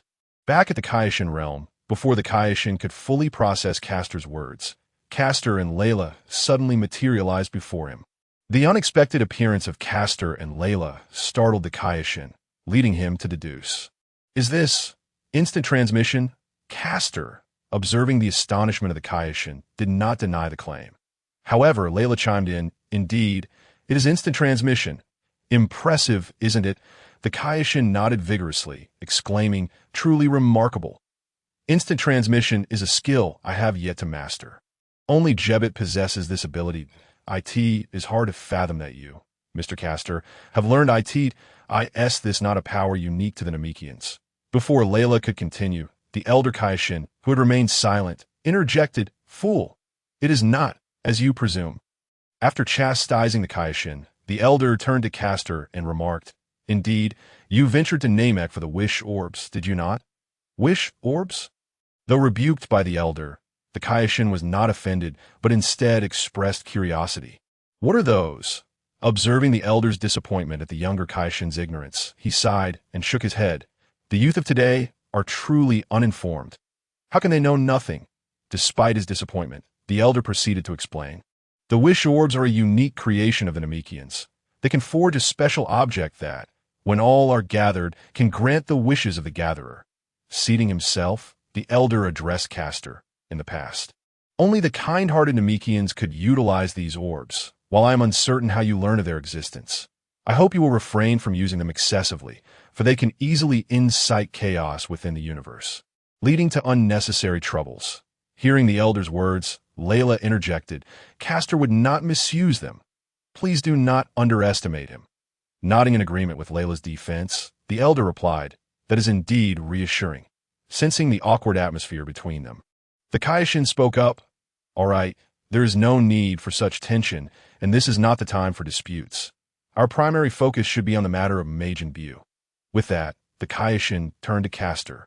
"Let us set aside these discussions, Mr. Castor. Since you have mastered instant transmission, let us proceed together to investigate." They arrived at a desolate plain, surrounded by barren wilderness and hills, devoid of life. Yet, in this desolate expanse, 4 figures suddenly materialized. The 4 figures, varying in skin tone and stature, were similarly attired. I could see that moment. One of the purple-skinned men addressed another. "My apologies, Mr. Castor. I had intended for you to remain in the Kaioshin realm. However, given the circumstances, I believe it is best for us to proceed together." The man speaking was Castor, while the one beside him was the Kaioshin. Indeed, the 4 figures were Castor, Layla, the Kaioshin, and Jebet, who had traveled from the Kaioshin realm to Earth. This location was the vicinity where Majin Buu had long been sealed. Listening to the Kaioshin's explanation, Castor shook his head, responding, "It is of no consequence. My focus remains on the situation regarding Majin Buu. We must hasten to the site of the seal and ascertain what has transpired." In agreement, the Kaioshin, Layla, and Jebet nodded, with the Kaioshin gesturing toward the distance. The location of Buu's seal lies within the valley ahead. With that, the Kaioshin began to float into the air. "Please follow me." Upon concluding his words, he surged ahead, soaring into the air. Guided by the Supreme Kai, Castor and his companions also ascended, following the Supreme Kai into the sky. Soon, they arrived at the valley where the seal was located. As they descended from the air, the Supreme Kai gazed ahead. Although he had learned from Jebet that the colossal egg sealing Majin Buu had vanished, witnessing it with his own eyes filled him with an extraordinary sense of shock and rage. Circling the area where the seal once stood, he observed that the place where the massive egg had been was now devoid of any trace, and the surrounding barrier had likewise dissipated. However, despite the disappearance of the egg-sealing Buu, a circular imprint remained at the site. Upon seeing this imprint, the Supreme Kai turned to Jebet and inquired, "Jebet, is this what you refer to as the mark?"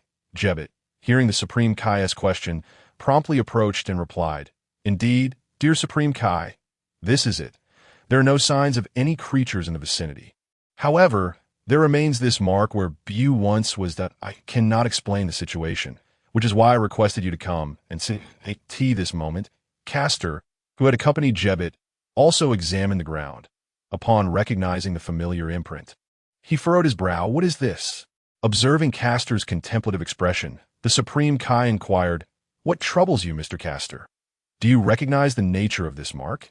In response to the Supreme Kai's question, Castor remained silent, lost in thought. The imprint was indeed somewhat familiar to him. As someone well-versed in the original tale, he understood that only one being could create such a mark and vanish without a trace. Nevertheless, whether it was indeed that individual still required further investigation. Thus, Castor took a step forward, crouched down, and placed his right hand upon the imprint, closing his eyes as he delved into contemplation. "What are you doing?" Both the Supreme Kai and Jebet looked on in confusion at Castor's actions. However, Layla suddenly spoke up, her expression serious. "Just observe carefully. Rest assured, the one who stole Buu's seal will not escape." Although Jebet was puzzled by Layla's confidence, the Supreme Kai suddenly recalled something and asked, "Could it be? Layla, did Mr. Castor wish for more than one desire from the Dragon Balls on Namek?" Upon hearing this, Jebet was taken aback. "What? That thing can grant more than one wish." Layla was equally astonished by the Supreme Kai's accurate deduction. Nodding in affirmation, "Yes, the Dragon Balls on Namek can grant more than one wish, up to 3 wishes. As she spoke, Layla glanced at the location of the egg-sealing Buu, looking at the mark below with relief. "I initially thought there would be no traces left at the seal. If that were the case, even Castor, with his newfound abilities, would be unable to investigate. However, now that there is a mark, identifying the culprit is merely a matter of time." Listening to Layla's explanation, the Supreme Kai empathized with the sentiments of the old Supreme Kai. Indeed, this object had the potential to disrupt the balance of the universe. Nonetheless, the Supreme Kai was also grateful for its existence. Otherwise, he would have been at a loss regarding how to trace Buu's whereabouts before long. As the Supreme Kai pondered, Castor, who had been crouched and touching the mark, suddenly opened his eyes wide. I found it. You found it. The Supreme Kai immediately shifted his gaze to Castor. Anxious. Mr. Castor, do you know who stole it? Has the seal been broken? Observing the Supreme Kai's anxious demeanor, Castor calmly replied, I have located their position, and the seal has not been broken. With that, Castor directed his gaze to a nearby spot. Truthfully, Castor had not anticipated this outcome. Fortunately, he had made a wish on the Dragon Balls on Namek, granting him a unique ability. Originally, this ability was intended for better combat preparedness, and he never imagined it would come into play now. With this ability, Castor could retrace past events through remnants and imprints, allowing everything that had transpired to replay vividly in his mind. Yes, this ability was called Reconstruct. Initially, Castor had intended to reconstruct time itself rather than merely the events in his mind. However, it was regrettable that such a feat was unachievable. Even the Dragon of Namek could not grant him this wish. Controlling time was exceedingly difficult, let alone reconstructing it. The powers of the Namekian Dragon Balls were insufficient to fulfill Castor's desire. Thus, he had no choice but to settle for this alternative wish. With Castor's words concluded, the Supreme Kai promptly urged, there is no time to waste. Quickly, take us there. He requested Castor's assistance to transport them to that location. Observing the Supreme Kai's eagerness, Castor remained composed. Do not fret. They have not left Earth. With that, Castor instructed Layla to grasp his arm and address the Supreme Kai. Everyone, hold on to me. We shall proceed now. As Castor's words fell, the Supreme Kai and the others quickly grasped his arm. In an instant, Castor focused on a direction and activated the first ability he acquired on Namek. Instant transmission. Vanishing from sight, they found themselves in a remote plane on Earth. What was once an isolated area now bore a metallic circular door lying overturned on the ground, resembling a mere sealed entrance. However, upon entering through this metallic door, one would discover a multi-layered spaceship, with this being merely the entry point of the first layer, i.e. the very bottom layer. Two figures were casting dark lances at a colossal egg before them. Babidi, I did not anticipate that reviving Majin Buu would require such an immense amount of energy. Are we acting too soon? The speaker was a man with red skin and pointed ears, dressed in blue attire and adorned with a silver-white cape. Most peculiarly, a symbol resembling a capital letter M was emblazoned on his forehead. The alien known as Babidi turned to the man who had just spoken. Unlike the red-skinned individual, Babidi was diminutive in stature, with yellow skin, a large head marked by wrinkles, and uneven tufts of fur. His eyes bulged prominently, giving him a particularly sinister and cunning appearance from a distance, especially under the cloak that accentuated his malevolence and absurdity. That moment, Babidi gazed at the man before him and spoke in a high-pitched voice. Debura, it is not my desire to revive Buu at this moment.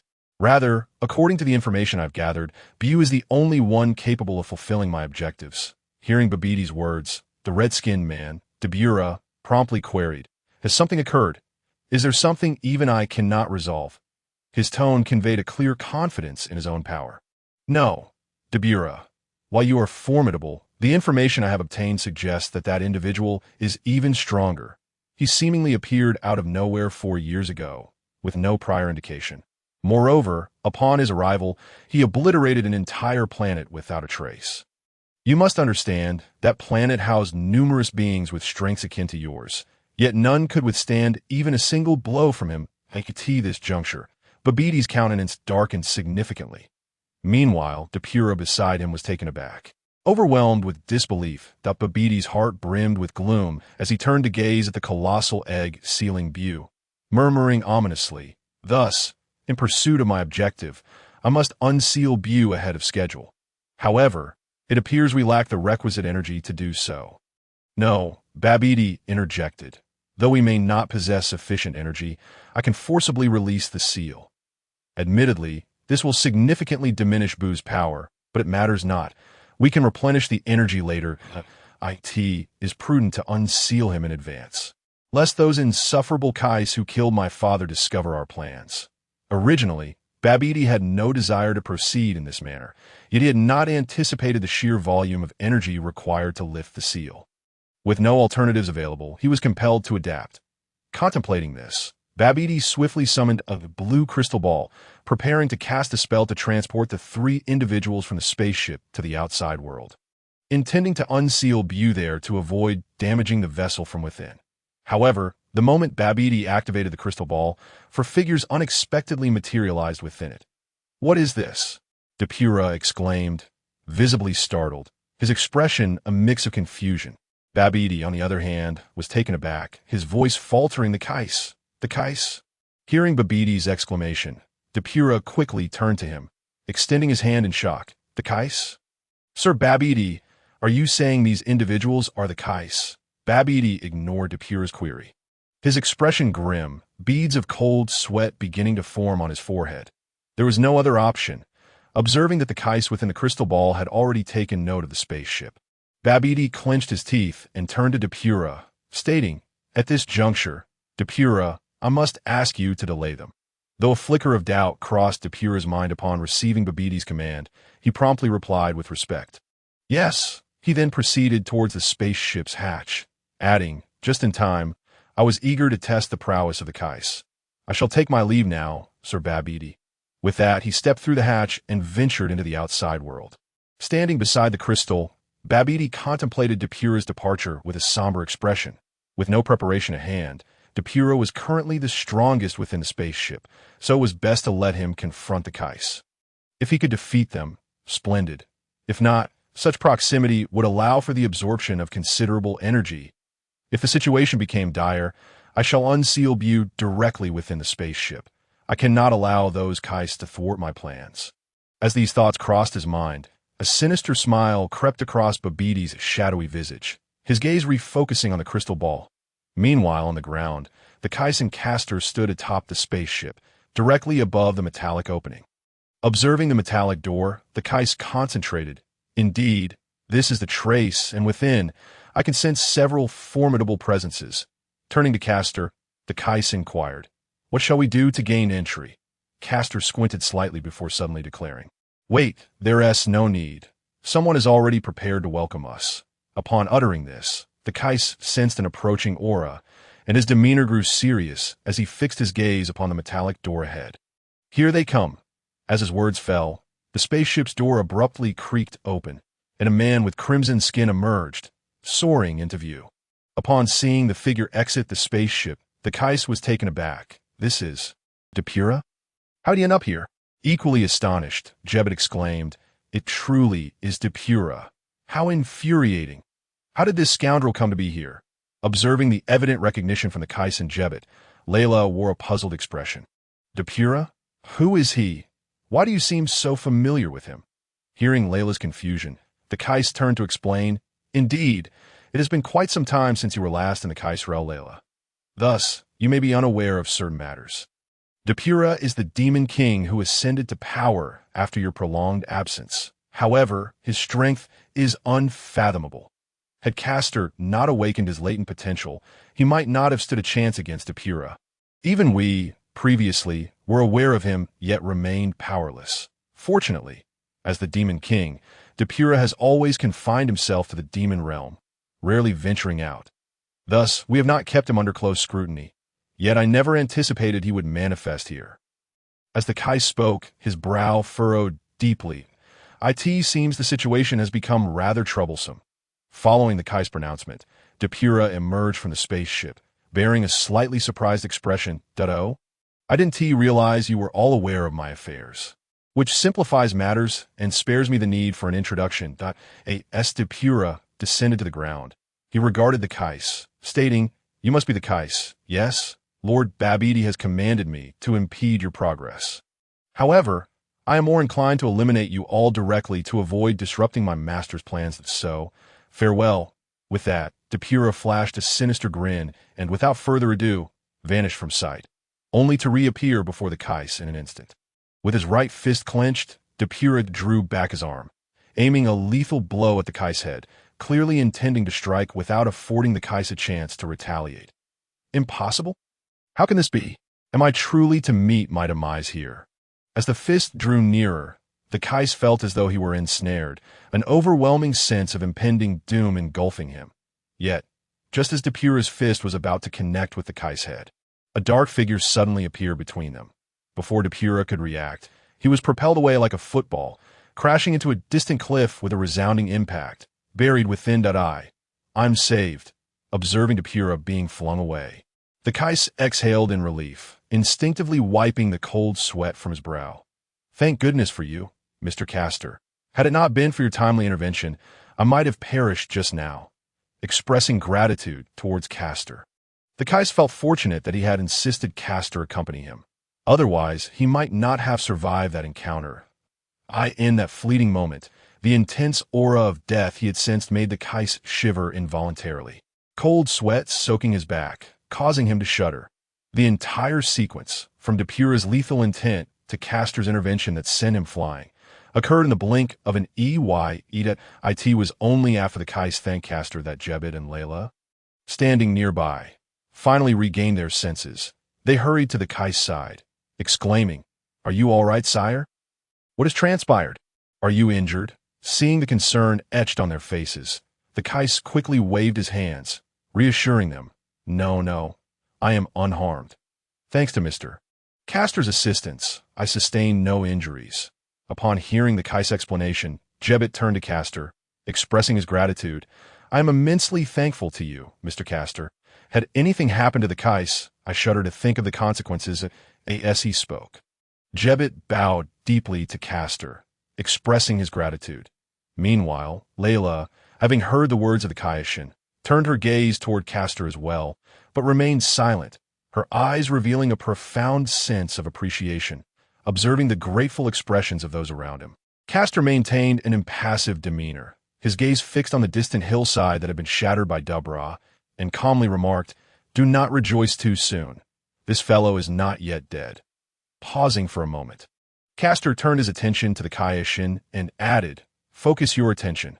Although this individual possesses greater strength than you, as long as you remain vigilant, there should be no risk of being instantaneously killed. Let us avoid such situations." Despite the unremarkable tone of Castor's words, the Kaioshin felt a wave of shame wash over him. Indeed, as Castor had pointed out, had he been more attentive, even if he could not evade the attack, he would have sustained only severe injuries at most. With this realization, the Kaioshin's face flushed, and he hurriedly apologized to Castor. "I sincerely apologize." However, by this time, Castor had already turned his back on him, striding purposefully toward the rubble where Dubra was concealed. Addressing the still pile of stones before him, Castor's voice turned icy. "Are you playing dead? Come out." At that moment, Dubra, hiding among the debris, was filled with dread and fury upon hearing Castor's words. Damn it, how infuriating! Who is this guy, and how can he be so powerful? No, I must bide my time and devise a plan. With this thought, Dubra clenched his teeth and tightened his fists, outside, observing Dubra's lack of movement. Castor's lips curled into a smirk, a hint of cold amusement flickering in his eyes. Simultaneously, Castor extended his right hand, raising his index and middle fingers, pointing them toward Dubra's location. "Did you think you could hide? I should have mentioned that I can sense the life force of living beings, so attempting to conceal yourself is futile." As his words echoed, a brilliant aura enveloped Castor's fingers, and a golden energy sword shot forth toward Dubra's position. Meanwhile, Dubra, who had been hiding below, felt an ominous premonition wash over him as Castor's words fell that a deep sense of impending doom enveloped him. Without hesitation, Dubra leaped upward, desperate to escape his hiding place. Just as he made his move, the energy sword launched by Castor grazed his arm, embedding itself into the ground below. Dubra, mid-air, clutched his injured left arm, blood streaming down his face as he landed clumsily on the ground. Gasping for breath, in front of him, Castor observed Dubra's wounded arm and couldn't help but smile slightly. "You were fortunate. You merely lost an arm. Had your reflexes been a moment slower, it would have been your neck." Dubra gritted his teeth, his eyes blazing with rage as he looked at Castor, who appeared so nonchalant. "Damn it, this guy is clearly toying with me. I must lure him closer and rely on my abilities." With this resolve, Dubra began to secretly communicate with Babidi.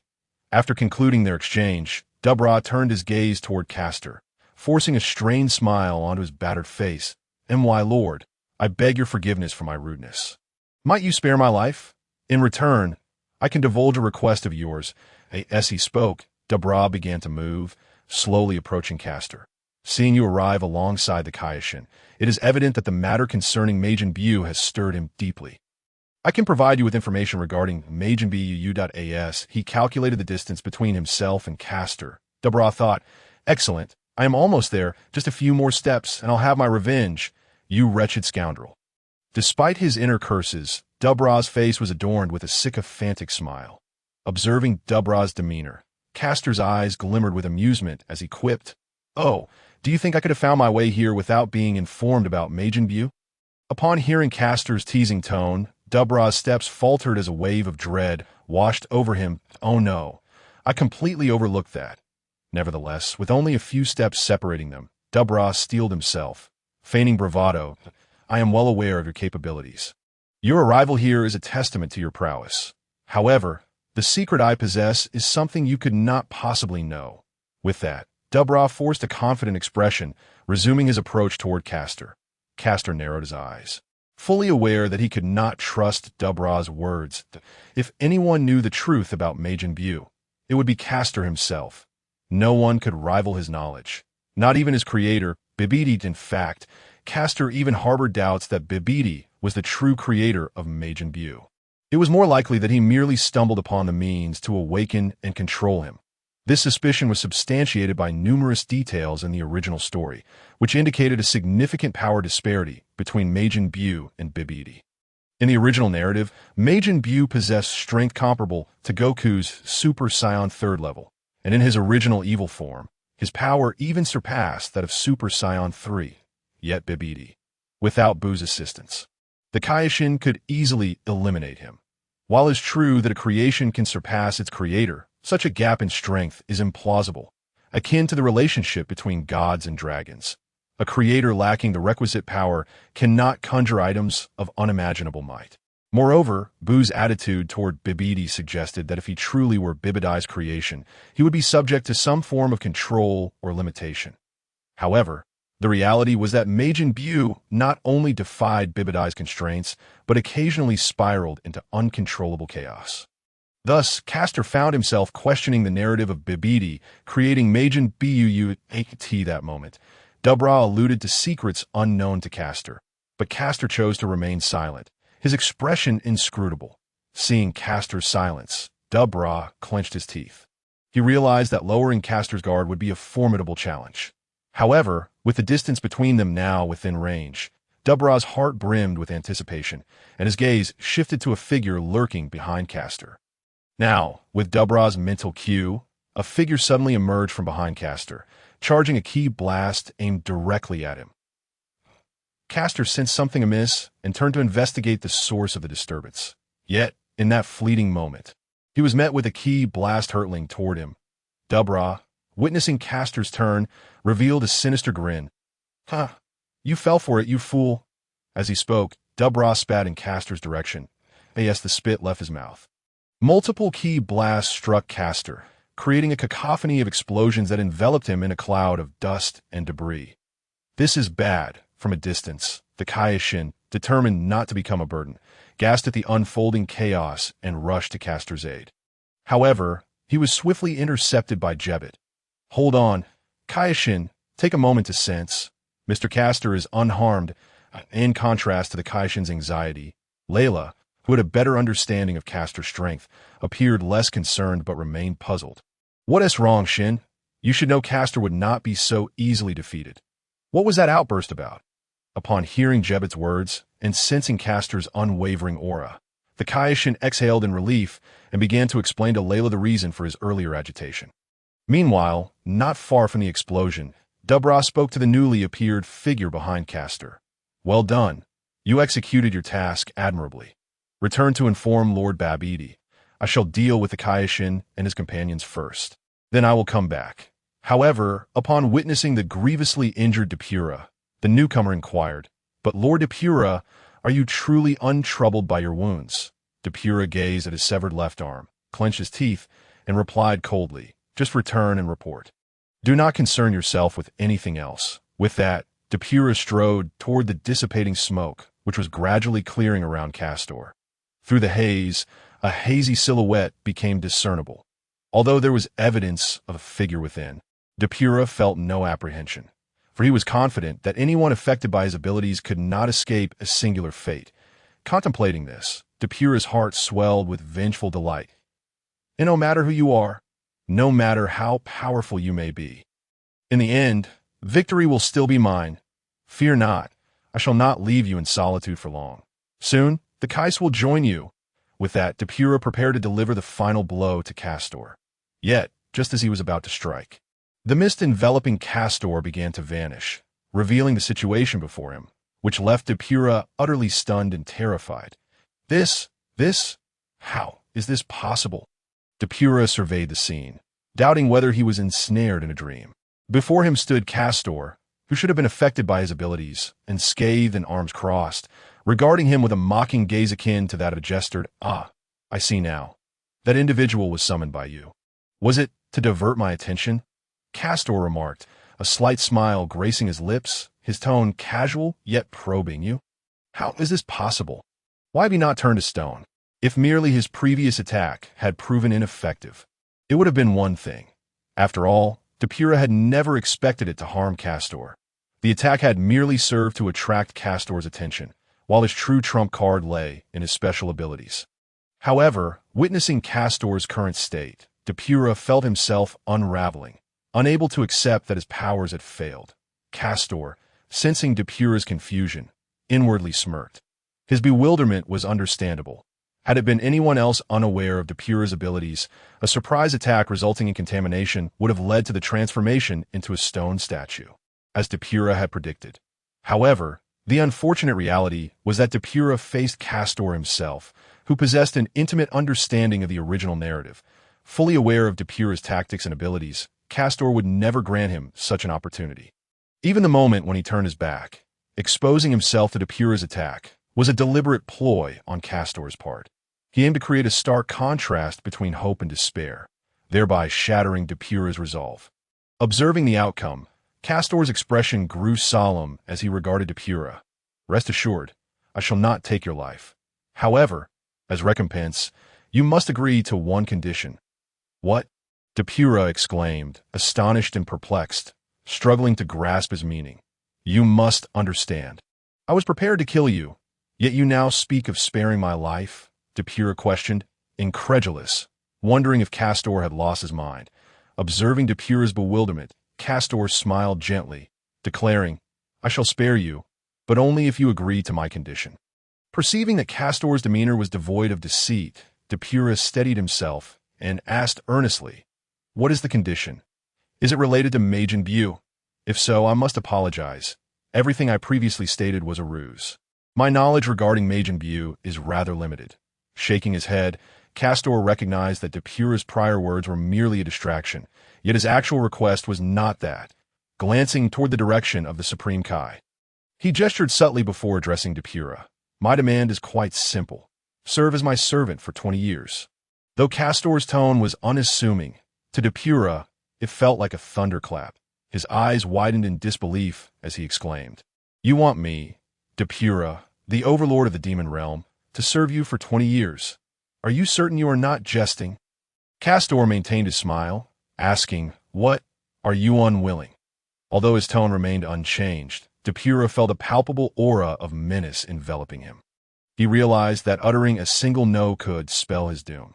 Consequently, Depura swallowed the protest that had risen to his lips and replied begrudgingly, "No, I cannot, but I currently have a contract binding me, which may prevent me from agreeing to your request." Hearing this, Castor's gaze shifted towards the distant location of Babiti's ship, and he stated flatly, "Are you referring to the creature beneath that ship? Do not worry. I shall deal with him shortly. Just tell me whether you agree or not." Noticing Castor's growing impatience, Depura swallowed hard and forced himself to say, "Very well, then I." However, before he could finish, Depura suddenly transformed into a wisp of shadow and vanished from sight. Simultaneously, the Supreme Kai, having been summoned by Castor's earlier gesture, arrived belatedly. What is it, Mr. Castor? Did you call us for something? Indeed, but what of Depura? Where has he gone? Castor ignored the inquiries from the Supreme Kai and others, his expression cold as he gazed toward the distant ship. Through his senses, he could clearly perceive that Depura had been teleported inside the vessel, an act only possible by the peculiar sorcery of Babidi. How dare he thwart my plans? Capturing Depura would have allowed me to glean insights into the enigmatic demon realm, a place scarcely depicted in the original narrative, a realm that piqued my profound interest. Yet I never anticipated such an unexpected turn of events. Nevertheless, Castor shrugged off the disappointment, recognizing that this endeavor had merely been a whim. With Babidi's interference dampening his enthusiasm, Castor decided not to pursue the matter further. He cast a glance at Layla, the Supreme Kai, and Jebet, stating calmly, "It is of no consequence. I am somewhat weary of this. Let us resolve this matter swiftly." With that, Castor took the lead, striding toward Babidi's ship, while Layla, the Supreme Kai, and Jebet exchanged knowing glances, silently agreeing not to question Castor's motives, and followed closely behind. Meanwhile, within Babidi's ship, Depura knelt on the ground, facing a diminutive figure before him that I cannot believe it. "Depura, I place my trust in you, and this is how you repay me." The small figure, not looking at Depura, spoke softly to a grotesque, spherical egg beside him, and as Depura beheld the figure, cold sweat began to bead on his forehead, and he prepared to explain, "Lord Babidi, I." However, before he could finish, he felt a sudden stiffness seize him, rendering him speechless. The figure before him, none other than Babidi, abruptly turned his head, his eyes widening, and an invisible ripple emanated from him. Ensnaring Depura. "Silence, Depura. Your explanations are mere excuses and an insult to my intelligence." Babidi approached Depura, who remained kneeling, his voice dripping with malice as he continued, "Depura, I trust you have not forgotten our arrangement. As you accept my power, both your body and mind will be under my dominion. And you, once my most trusted subordinate, have been granted considerable freedom at this juncture."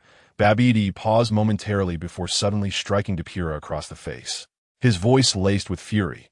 "However, I never anticipated your foolishness in daring to resist me." After venting his wrath upon Depura, Babidi swiftly regained his composure, revealing a sinister smile. "Nevertheless, since you have chosen this path, I shall conveniently activate my contingency plan." Thus, Babidi stepped aside and retrieved a spiked, pot-like apparatus from a nearby stand. Approaching Depura, he remarked, "I trust you recognize this object." With that, Babidi placed it before Depura for him to observe. Upon seeing the device, a cold sweat trickled down Depura's forehead as he instinctively attempted to struggle and escape. Alas, bound as he was, Depura found himself as immobile as stone.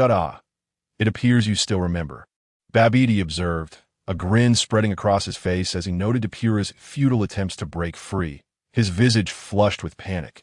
"Such a pity. Depura, you could have witnessed the resurrection of Majin Buu alongside me. However, your foolish actions have rendered you as mere sustenance for his revival." With that, Babidi thrust the pointed end of the apparatus menacingly towards Depura's waist. Meanwhile, outside, Kast and the Supreme Kai had reached the vicinity above Babidi's spaceship. Hovering in mid-air, as they beheld the vessel below, Kast gradually extended his right hand, gathering a silvery energy sphere. Observing Kast's actions, the Supreme Kai inquired, "What are you planning to do, Mr. Kast?" Kast cast a glance at the Supreme Kai and replied nonchalantly, "Is it not obvious? I intend to obliterate the entire ship." As he spoke, Kast clenched the energy sphere in his hand, preparing to unleash it upon the vessel. However, upon hearing Kast's intentions, the Supreme Kai was taken aback, urgently interjecting, "Wait, hold on." Kast looked at the Supreme Kai, puzzled. The Supreme Kai hastily explained, "Mr. Kast, the area occupied by this ship is rather extensive. Destroying it outright may have severe consequences for this planet. Surely, there must be an alternative? Is this truly the time for such concerns?" At this, Lyra interjected sharply, urging Kast, "Hurry and act before any unforeseen complications arise." Jebet, standing nearby, concurred, "Indeed, Supreme Kai, this is not the moment for hesitation. The matter of Majin Buu takes precedence." Faced with their insistence, The Supreme Kai reluctantly conceded. Very well. Despite his agreement, Kast had no intention of launching the energy sphere after all. Instead, he dissipated it. Observing the bewildered expressions on their faces, Kast narrowed his eyes. Clarifying, no need. It is too late. Majin Buu has already been resurrected. Majin Buu has been resurrected? How is that possible? The Supreme Kai exclaimed in disbelief, struggling to comprehend that someone could revive Buu even after Bibidai's demise. Moreover, sensing no trace of Buu's energy only deepened his confusion. Yet Kast's demeanor indicated that he was not jesting. Majin Buu had indeed returned. But how could this happen? The Supreme Kai pondered, grappling with the implications. Meanwhile, Kast found it entirely reasonable. Although Buu had been resurrected, it could also be said he was in the process of revival. Thus, it was entirely natural for the Supreme Kai not to perceive his energy during this transitional phase. After all, Kast himself had not sensed Buu's presence. He had learned of the resurrection from other sources. However, it wasn't long before the Supreme Kai began to detect that familiar, malevolent energy pulsating like a heartbeat, steadily rising in intensity. This was indeed Majin Buu's essence. Indeed, Majin Buu has returned. As the Supreme Kai recognized the overwhelming, sinister energy, his face turned ashen, and he involuntarily took several steps back. This reaction was mirrored by Lyra and Jebbet, whose expressions transformed into ones of dread. Noting their distress, Kast furrowed his brow and unleashed a formidable aura, momentarily dispelling their fear. Turning his gaze towards the spaceship below, Kast narrowed his eyes and addressed the Supreme Kai and the others. Since Buu has returned, you should leave this place to avoid collateral damage. With that, Kast began to descend towards the ship. Hearing Kast's warning, the Supreme Kai and the others exchanged glances before simultaneously nodding in agreement and flying away. On the ground, Kast did not rush to enter the spaceship, but he understood that, true to Bibidi's nature, once Buu was resurrected, his first course of action would undoubtedly be to eliminate those who had opposed him, including Kast himself. Thus, Kast remained on the ground, waiting patiently. However, instead of encountering Majin Buu, a diverse group of cosmic warriors emerged from the ship. Kast smiled at the assembly surrounding him, affirming his suspicions. Meanwhile, the Supreme Kai, Lyra, and Jebbet were speeding towards a distant hillside. Just as they were about to reach their destination, two figures suddenly appeared before them. Startled, the Supreme Kai and his companions halted abruptly, about to speak. But their eyes widened in shock as they recognized the figures before them. How is this possible? Majin Buu. Before them stood two figures, one large and one small. The larger figure was rotund, with pink skin, devoid of hair or eyebrows, a prominent antenna on its forehead, and evenly spaced air holes on either side of its head. Its eyes were narrowed, and it wore a smile as it stood with its hands on its hips. This figure was none other than Majin Buu. How could he be here? Wasn't Kast supposed to confront him? Had something gone awry with Kast? Hearing Jebbet's confusion, Lyra quickly shook her head, insisting, Kast is unharmed. But Jebbet was about to protest when the Supreme Kai interjected. No, Jebbet, I finally understand everything now. Why the seal on Majin Buu is broken, and how, even after Bibidai's death, someone could release Buu's seal. This is infuriating. I should have realized this when I encountered Epura. How foolish, seeing the Supreme Kai's agitation. Jebbet urgently asked, What is going on, Supreme Kai?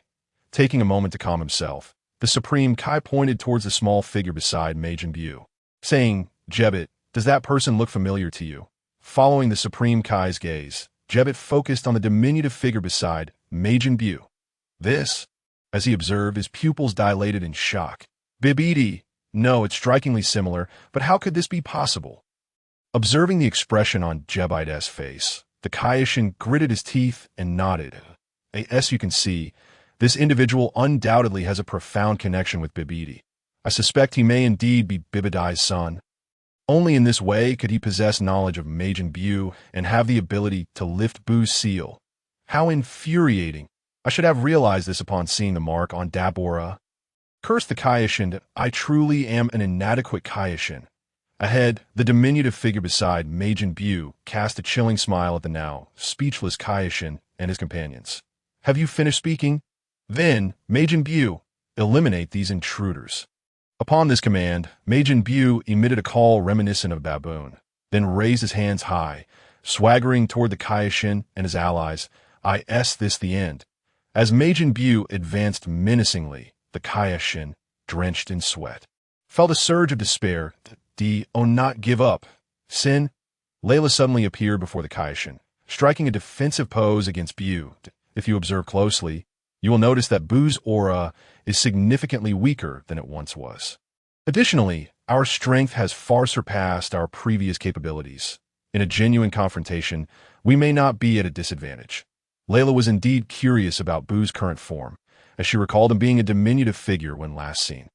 Now he had transformed into a robust, rotund individual with a foolish expression.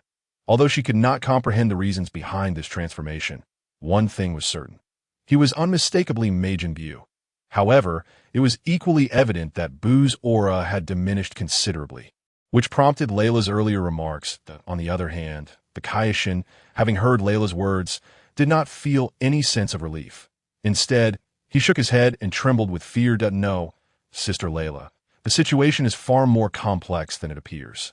Though Majin Buu may seem harmless now, his terrifying nature has not diminished in the slightest. We are certainly no match for him at this juncture. Our only option is to flee swiftly from this place. However, it was already too late to voice such sentiments. Majin Buu, who had been leisurely approaching the Kaioshin and his companions, suddenly vanished from sight upon hearing the Kaioshin's words. The group was taken aback, but Layla quickly reacted, shoving the Kaioshin aside. Be careful. At that very moment, a pink figure materialized in the spot where the Kaioshin had just stood. Majin Buu, in his hands, Buu was gathering a purple energy sphere, pressing it into the void where the Kaioshin had been moments before. Had Layla not pushed him aside, the energy sphere would have surely struck him. That was close. The Kaioshin, sensing the formidable power of the energy sphere, felt a mix of fear and relief. Had he remained in place, the force of such an attack could have left him gravely injured, if not dead.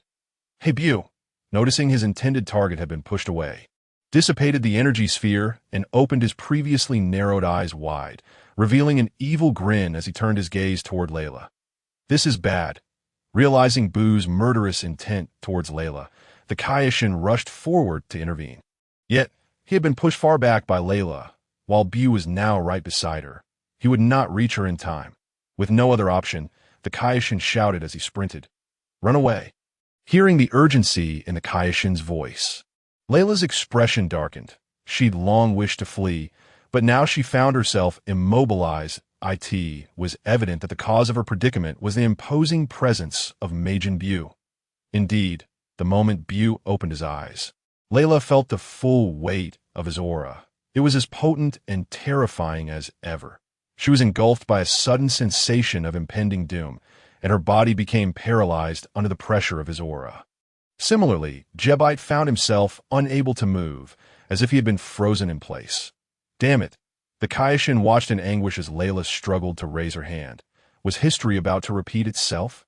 As he recalled Layla's recent actions and witnessed her imminent peril at the hands of Buu, the Kaioshin's eyes widened with rage, tears streaming down his face. No.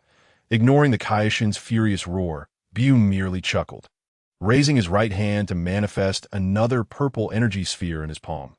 Die, he shouted, hurling the energy sphere toward the pale-faced Layla. Layla! The Kaioshin, racing toward the scene, widened his eyes in horror, his spirit shattering.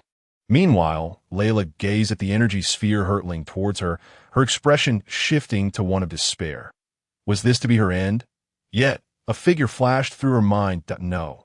Just as the energy sphere was about to make contact, Layla suddenly perceived two figures appearing before her. Buu was momentarily startled, but before he could react, one of the figures waved a hand at the energy sphere meant for Layla. In an instant. The sphere, which had been aimed at Layla, reversed direction, soaring back at several times its original speed, obliterating Buu's head and upper body in a spectacular explosion. The explosion unleashed a violent wave of heat, instantly reducing the shredded remnants of Buu to dust. I'm sorry I'm late. The figure stepped forward, revealing a familiar face that stirred excitement within Layla. Castor. Indeed, The newcomer was Castor, who had been aboard Babiti's spaceship. And he was not alone. Another figure accompanied him. Observing the individual beside Castor, Layla felt a mix of confusion and curiosity. Why did you capture him? Before Castor could respond, Jebite, freed from Boo's oppressive aura, rushed forward exclaiming, "Mr. Castor, thank goodness you arrived in time."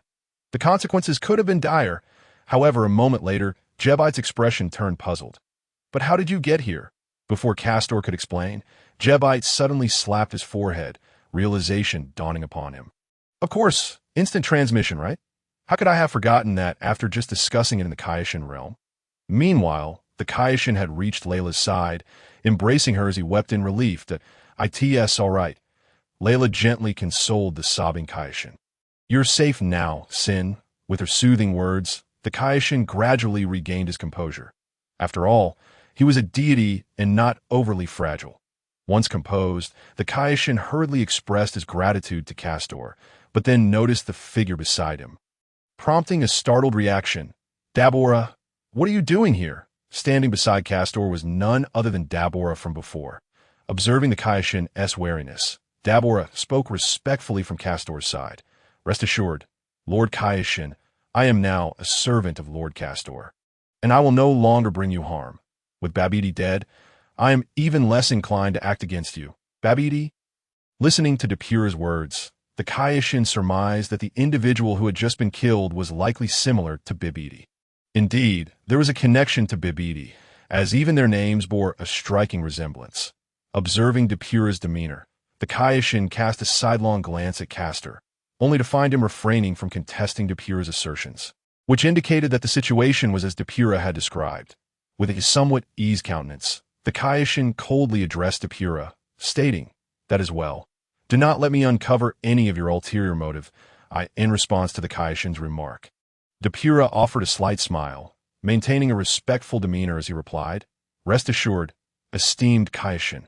For Depura, the circumstances were not solely dictated by Castor's formidable strength, which had compelled his submission. There was also the matter of the life-saving grace he had received aboard the spaceship. Recollecting the events that had transpired within the vessel, Depura recalled the moment Babiti had produced that vessel-like object, and at that time, his understanding of it had plunged him into despair. He recognized the true nature of the object and its dire implications. That vessel was, in fact, an energy absorber specifically crafted by Babiti for the resurrection of Majin Buu. Should this energy absorber be inserted into a body, it would siphon away all of that individual's energy, including their life force, that if no treatment followed shortly after such an absorption, Depura feared he would face certain death. He was acutely aware of this, as Babiti had previously commanded him to conduct experiments with this device. And every test subject had met with an untimely demise without treatment. Thus, after Babiti had inserted the energy absorber into him, leaving him bereft of life energy, Depura had resigned himself to awaiting death. However, in a turn of fate, just as he was on the brink of despair, a figure had appeared before him, offering him something to consume. The moment he ingested it, he felt an invigorating surge throughout his being, restoring the energy he had lost. Consequently, Depura felt entirely justified in submitting to Castor, who had not only saved his life but also wielded immense power. After all, his prior submission to Babiti had stemmed from the fact that Babiti had aided him in enhancing his own strength, thus gaining control over him. Now that Babiti was deceased, it was only natural for Depura to ally himself with Castor, the very one who had rescued him. Of course, the crux of the matter lay in Castor's attitude. To resist would surely lead to one's downfall. Observing the Kaioshin's grateful gaze, Layla's excited expression, and the respectful demeanor of Jebit and Depura, Castor suddenly spoke up. "Since you all are unharmed, step aside. It is time to deal with Majin Buu." At this pronouncement, the others suddenly realized, indeed, Majin Buu had yet to be addressed. In a flurry, they turned their attention to the location where Buu's upper half had been obliterated by the energy sphere. Yet, to their astonishment, rather than having restored to its original form, Majin Buu had instead fragmented into countless diminutive entities, flitting about and emitting gleeful sounds. "What is he doing?" "No, I am not certain." Jebit expressed his confusion regarding Buu's behavior, echoed in the uncertain expressions of the Kaioshin and Layla. He must be celebrating, Depura interjected, and upon hearing his thoughtful response, the group exchanged glances before scrutinizing the actions and demeanor of the tiny Bu. Indeed, they were celebrating. Upon closer inspection, they saw the minuscule Boos raising their hands in jubilant unison, exclaiming, "Hooray! We are free!" Enough! Interrupting their discourse, Castor addressed Layla and the others. "Everyone move aside. I cannot strike while you are present." Upon hearing Castor's words, the Kaioshin and Layla hurriedly retreated. Acknowledging their withdrawal, Castor nodded and then turned his attention to Bu. "Now, let me swiftly resolve this matter." With that, Castor vanished from sight, only to reappear behind the swarm of mini Bu. Sensing Castor's presence behind them, the celebrating Boos halted mid-action, turning in unison to face him. "Oh, it's you? Why aren't you fleeing?" The Boos collectively questioned, bursting into laughter. "But it won't matter if you try to escape. You just struck me, so I will undoubtedly kill you," they cackled. With that, all the Boos converged rapidly, merging back into their original form. Observing the reassembled Majin Bu, Castor smiled. "Let us commence." "Ha!" In response to Castor's command, Bu let out a sinister chuckle, suddenly launching a punch aimed at Castor's head. "Humph!" Castor scoffed but did not evade. Instead, he extended his left arm to block the incoming blow, yet unexpectedly as Castor prepared to intercept the punch. Bu's arm transformed into a viscous substance, becoming soft and elastic, swiftly elongating and maneuvering around Castor's blocking arm in an instant. It curved behind Castor, preparing to strike at the back of his head. How mundane! With a cold sneer, Castor observed Bu's actions without trepidation. The palm that had been intended to block the punch transformed into a claw, seizing Bu's now pliable arm. Without mercy, Castor exerted force, instantly crushing it into two segments. Grasping Bu's severed arm, Castor coldly remarked, "Is this the extent of your abilities, Bu? If this is all you have to offer, you are no match for me." Upon uttering this, a golden flame erupted from Castor's palm, enveloping the severed limb and incinerating it entirely. Bu gasped in shock at the sight, realizing that the arm Castor had just consumed had vanished completely, leaving no trace behind. "Bastard!" Bu seethed, quickly expending energy to regenerate a new arm. However, he could sense the gravity of the situation. Castor's attack had clearly posed a significant threat. Bu understood that his strength lay not only in his innate power, but also in his formidable regenerative abilities. Regardless of the injuries he sustained, he could recover instantaneously, even from disintegration, as long as a single molecule remained. Yet Castor's recent maneuver had evidently countered his regenerative capacity, as it had rendered his arm into nothingness, devoid of any remnants. Without bodily components to facilitate reconstruction, the energy required for regeneration would be substantially greater. Recovery and regeneration were fundamentally different. Recovery relied on existing components, and thus consumed minimal energy, often quicker than the energy expended. In contrast, regeneration entailed creating anew from nothing, necessitating considerable energy resources. Consequently, should Bu suffer multiple hits from Castor's technique, even he could deplete his energy reserves, ultimately leading to his annihilation. Just then, before Bu could devise a strategy to counter Castor, the latter suddenly flickered and reappeared directly in front of him. Startled by the figure before him, Bu's eyes widened, and before he could react, he saw Castor smirking, his hands resting upon Bu's form. "Huh!" With a soft exclamation, Castor unleashed a powerful energy wave from his palms. Boom! The wave of energy instantaneously enveloped the entirety of Bu's being, consuming him utterly, while a powerful explosion unleashed a violent shockwave that reverberated through the surroundings. Simultaneously, the area where Bu had been located was shrouded in smoke as a result of the collision and subsequent explosion. However, as both combatants were suspended in midair, the smoke was swiftly dispersed by the winds, gradually revealing the situation within the sea Kast.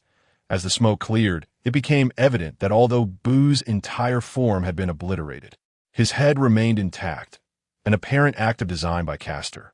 For Bu, as long as he was not completely annihilated in an instant, there remained a chance for regeneration. Nevertheless, Bu assessed that if he were to endure several more such assaults, he would likely succumb. Yet, remaining in his current state was not a viable option. Thus, Bu was compelled to expend a significant amount of energy to regenerate his body. However, the damage inflicted by Castor was far more severe than before, necessitating a greater amount of energy for recovery, which left Bu panting slightly. Huff! Huff! This fiend! A profound sense of crisis ignited within Bu, causing steam to erupt from the pores of his head, accompanied by a thunderous roar. Just a bit more. Observing Bu's condition, Castor nodded silently before launching another attack. This time, in order to instill a deeper sense of peril in Bu, Castor held nothing back, as he unleashed energy from his hands. He also conjured a protective barrier to seal off the space surrounding Bu, preventing any escape. Consequently, as the energy sphere made contact with Bu's form, the touched areas began to evaporate. Yet, to describe it as evaporation would be misleading. It was more accurate to say they vanished entirely. The points of contact not only left no trace of material, but even the gases dissipated, signifying a true obliteration. What's more, as the energy sphere consumed Bu's body, it did not diminish. Rather, it expanded further to be devilish. Witnessing the energy sphere relentlessly devouring his form, Bu was engulfed in fury and dread. Due to the barrier encircling him, he was unable to sever a portion of his body to escape and could only watch helplessly as he approached annihilation. No! In a fit of rage, Bu unleashed all his energy in an attempt to expel the encroaching sphere. Yet, despair washed over him as the eruption of energy did not dispel the sphere.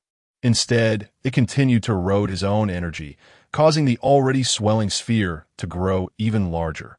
Humph. Castor smirked at Bu's futile struggle. He had anticipated this reaction, and thus the energy sphere he had unleashed was no trivial matter. It was a full-force assault, given Castor's current strength. Even a Majin Bu from earlier was no match for him.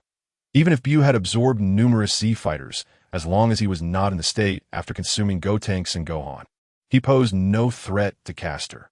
Therefore, Bu's actions were entirely meaningless, a futile resistance done no. As Bu's lower half was consumed, leaving only a small portion of his upper body, he let out a desperate howl. Meanwhile, the steam erupting from the pores of his head intensified. Observing this, Castor narrowed his eyes and controlled the rate at which the energy sphere consumed Bu, ensuring it would not kill him immediately. Nevertheless, the sphere continued to slowly devour him, and if this persisted, annihilation was all that awaited at last. Just as the energy sphere was about to engulf Bu entirely, the steam from his head surged violently, transforming into a cloud that appeared above him. Seeing this, Castor could not help but smile. He had not expected the experiment to succeed. Initially, he had approached it with only a faint hope, indifferent to the outcome. However, observing Bu's condition, Castor realized the plan might indeed be feasible, albeit more smoothly than anticipated. Thus, Castor cast a glance at the cloud above, then at Bu, who had lost most of his power. He subsequently halted the energy sphere's consumption of Bu, allowing it to dissipate and loosening the protective barrier surrounding him, permitting the battered Bu to plummet downward. Observing Bu's descent, Castor sensed that he was merely unconscious, not completely dead. He then redirected his gaze to the cloud above. With Castor's scrutiny, the cloud that had erupted from Bu's head began to stir. Initially, it churned violently, then began to coalesce inward. As the gathering intensified, the cloud underwent a transformation, ultimately coalescing into another version of Bu. Although this being shared the same name, it bore a stark contrast to the previous form. The former rotund Bu, with his pink hue and jovial visage, was replaced by a leaner figure, darker in color, with eyes that shone an ominous black, exuding an aura of malevolence. Despite appearing less formidable in stature, Castor recognized that this unassuming Bu was the most malevolent incarnation, potentially the most wicked being aside from the original Bu. This entity was birthed from Bu's inner despair, anger, and fear, inherently infused with negative emotions, making him a chaotic embodiment of evil. In this state, Castor suspected that his energy source stemmed from these very negative feelings. So long as malice and negativity persisted in the world, this Bu would possess an inexhaustible wellspring of energy. Nevertheless, Castor did not regard him with concern. Although this Bu was indeed malevolent, He had emerged from the prior, plump view, while he might possess an unending supply of energy. Energy alone did not equate to strength. After all, his existence only siphoned off the vast majority of the previous Bu's power. The original had been formidable. Thus, the current Bu's power ceiling was inherently constrained. Without absorbing other powerful entities, he would likely be weaker than the previous version of the plump Bu in his prime. That it was clear that this malevolent Bu understood this as well. Thus, despite casting a few dark glances at Caster, he opted not to attack immediately. Instead, he surged downward, intent on absorbing the original Bu to augment his own strength. Observing this intention, Caster could not allow him to absorb the prior Bu. Having gone to such lengths to separate them, allowing them to merge again was out of the question. With a swift motion, Caster utilized his immense strength and unparalleled speed to vanish from his position, reappearing directly in front of Bu, blocking his advance. Upon arriving before Bu, Caster clasped his hands together, unleashing his energy outward to envelop the approaching Bu. Up. He hurled the ensnared Bu upward, sending him soaring into the sky as a streak of light. Humph! With a disdainful snort, Caster suddenly vanished from sight, only to reappear in the vast expanse of space beyond Earth. Meanwhile, the figure enveloped in his energy below began to ascend, breaking free from the atmosphere and hurtling toward Caster. This figure was none other than Bu. Ensnared by Caster, his energy, as Bu drew nearer, Caster's body erupted with golden energy, and he extended his right hand. Gathering power, he had no intention of wasting time on this Bu.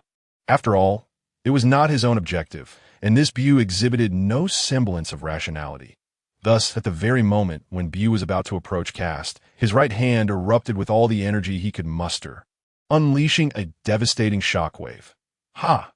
As the immense shockwave surged towards Bu, he found himself utterly bound, unable to escape, and could only watch helplessly as he was struck by the force, ultimately disintegrating into nothingness under the overwhelming energy. Observing the obliteration of Bu, Kast closed his eyes to sense the aftermath, confirming the complete annihilation before nodding and vanishing into the distance.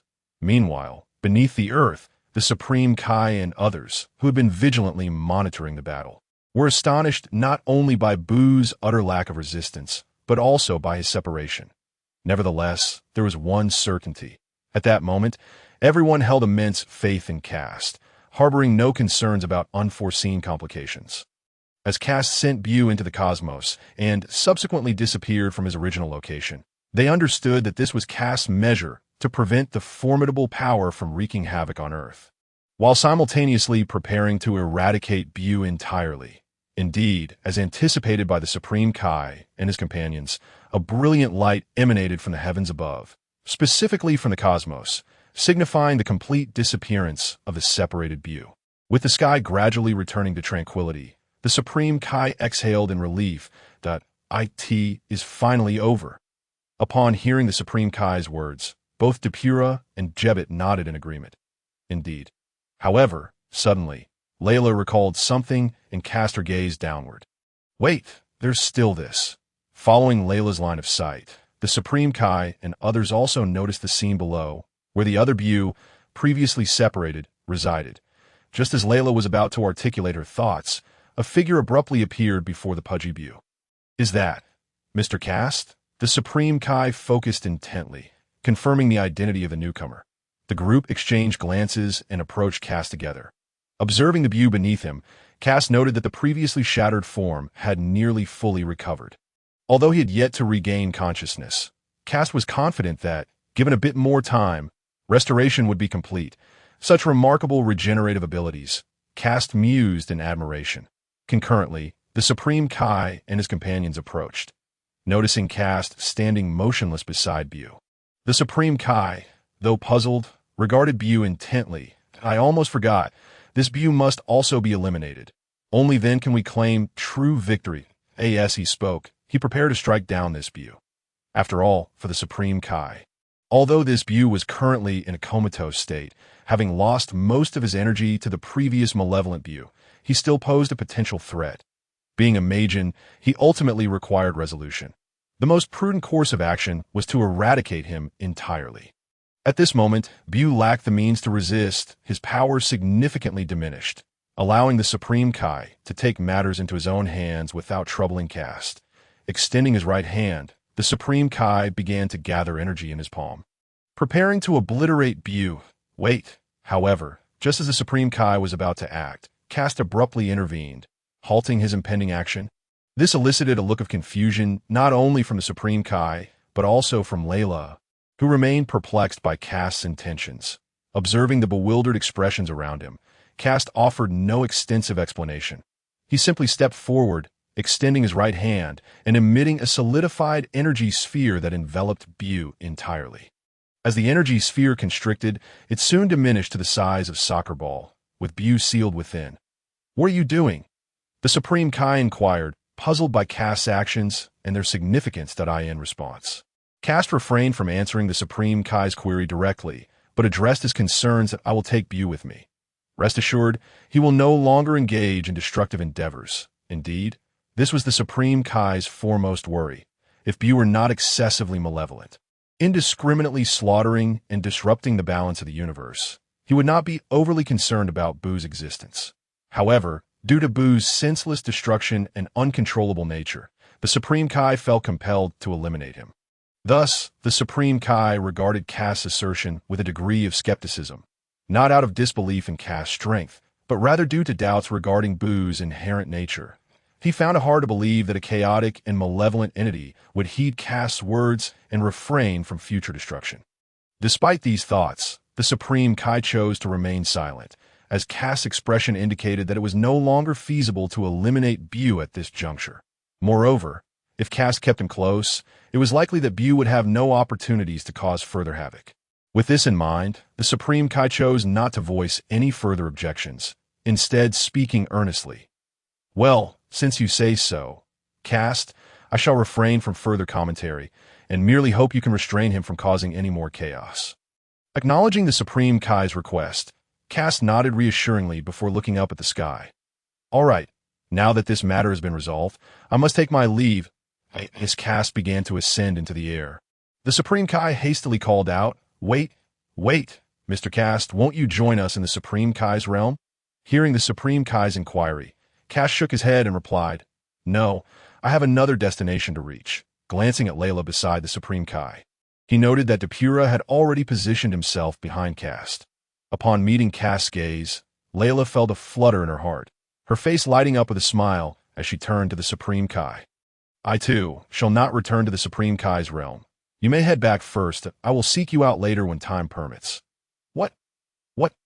The Supreme Kai struggled to comprehend Layla's declaration.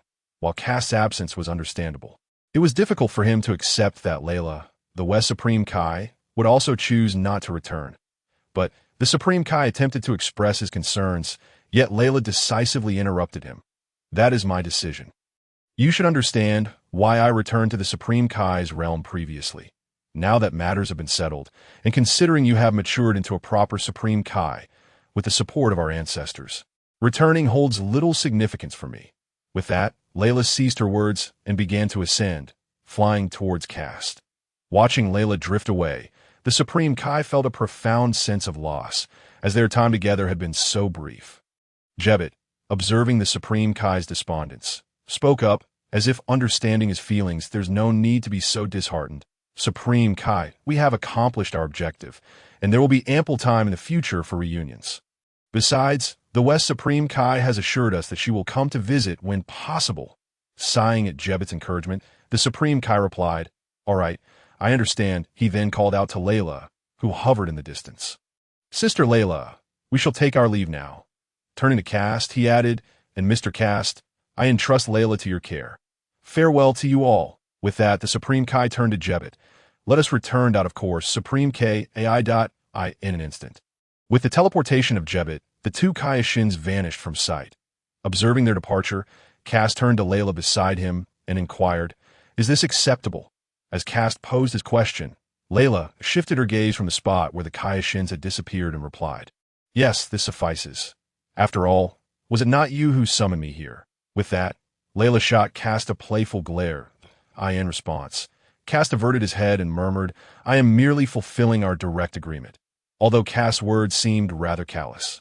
Layla noticed a slight curve at the corner of his mouth the moment he turned away. Seeing Kast turn back, Layla's expression brightened, for she understood his true sentiments. Therefore, she chose not to expose his words, but rather responded in kind. Very well, then where shall we proceed now? Though Layla's reply appeared somewhat dismissive, Kast did not press further, maintaining a calm demeanor as he declared, to the demon realm. At that instant, his eyes flicked to the side, glancing into the void above. What is it? Oh, nothing. Retrieving his gaze, Kast then instructed Dapula, lead the way. Meanwhile, in the realm of the old Kaishin, he was intently observing the events on Earth through a crystal ball. Once he confirmed that matters had been resolved, he rose to his feet, storing the crystal ball away and murmuring, "Ah, at long last, the situation has been settled." However, recalling the glance Kast had cast over, the old Kaishin realized his peeking had been uncovered. Quite impressive, he mused. Just then, the Kaishin and Jebet returned to the Kaishin realm. Pausing his reflections on Kast, the old Kaishin regarded the Kaishin, saying, "You have returned." The Kaishin acknowledged his words, yet his expression bore a hint of melancholy as he replied, "Indeed, ancestor, but Layla refuses to return with me." The old Kaishin showed no visible reaction, merely responding, "I understand." He then strolled over to a shaded area, reclining and pulling out a comic book to read quietly. Observing the old Kaishin's indifference, the Kaishin felt a pang of frustration. It seemed he cared little that Layla was not accompanying him. In his irritation, the Kaishin rushed to the old Kaishin's side, exclaiming, "Ancestor, will you not say anything regarding this?" Reclining on the ground, the old Kaishin sat up at the Kaishin's words and remarked, "Do you truly know nothing?" The Kaishin, perplexed by the old Kaishin's statement, responded with confusion, "What do you mean?" Sighing at the Kaishin's bewilderment, the old Kaishin continued, "Do you not grasp your current identity?" "My identity?" The old Kaishin shook his head and elaborated. "Never mind. It matters not if you comprehend. Just know this. It is not appropriate for her to accompany you to the Kaishin realm at this time. She has her aspirations, her own goals. Moreover, life stretches ahead, and there will undoubtedly come a day when you reunite, so do not fret unnecessarily." With that, the old Kaishin reclined once more, returning to his comic. In an unfamiliar environment, a blood-red moon illuminated the sky. Surrounded by an expanse of darkness, suddenly, beneath this eerie landscape, a pitch-black vortex appeared, from which three figures emerged. Observing their surroundings, a female voice inquired, "Is this the demon realm?" Hearing this question, a man with crimson skin promptly responded, "Indeed, Lady Layla. This is the interface connecting the demon realm to the human world, essentially the boundary of the demon realm. I see." Layla surveyed the desolate scenery, initially believing the demon realm to be this bleak. If so, it was rather pitiful. She then turned to the calm and handsome man beside her, asking, "So, Kast, what shall we do now?"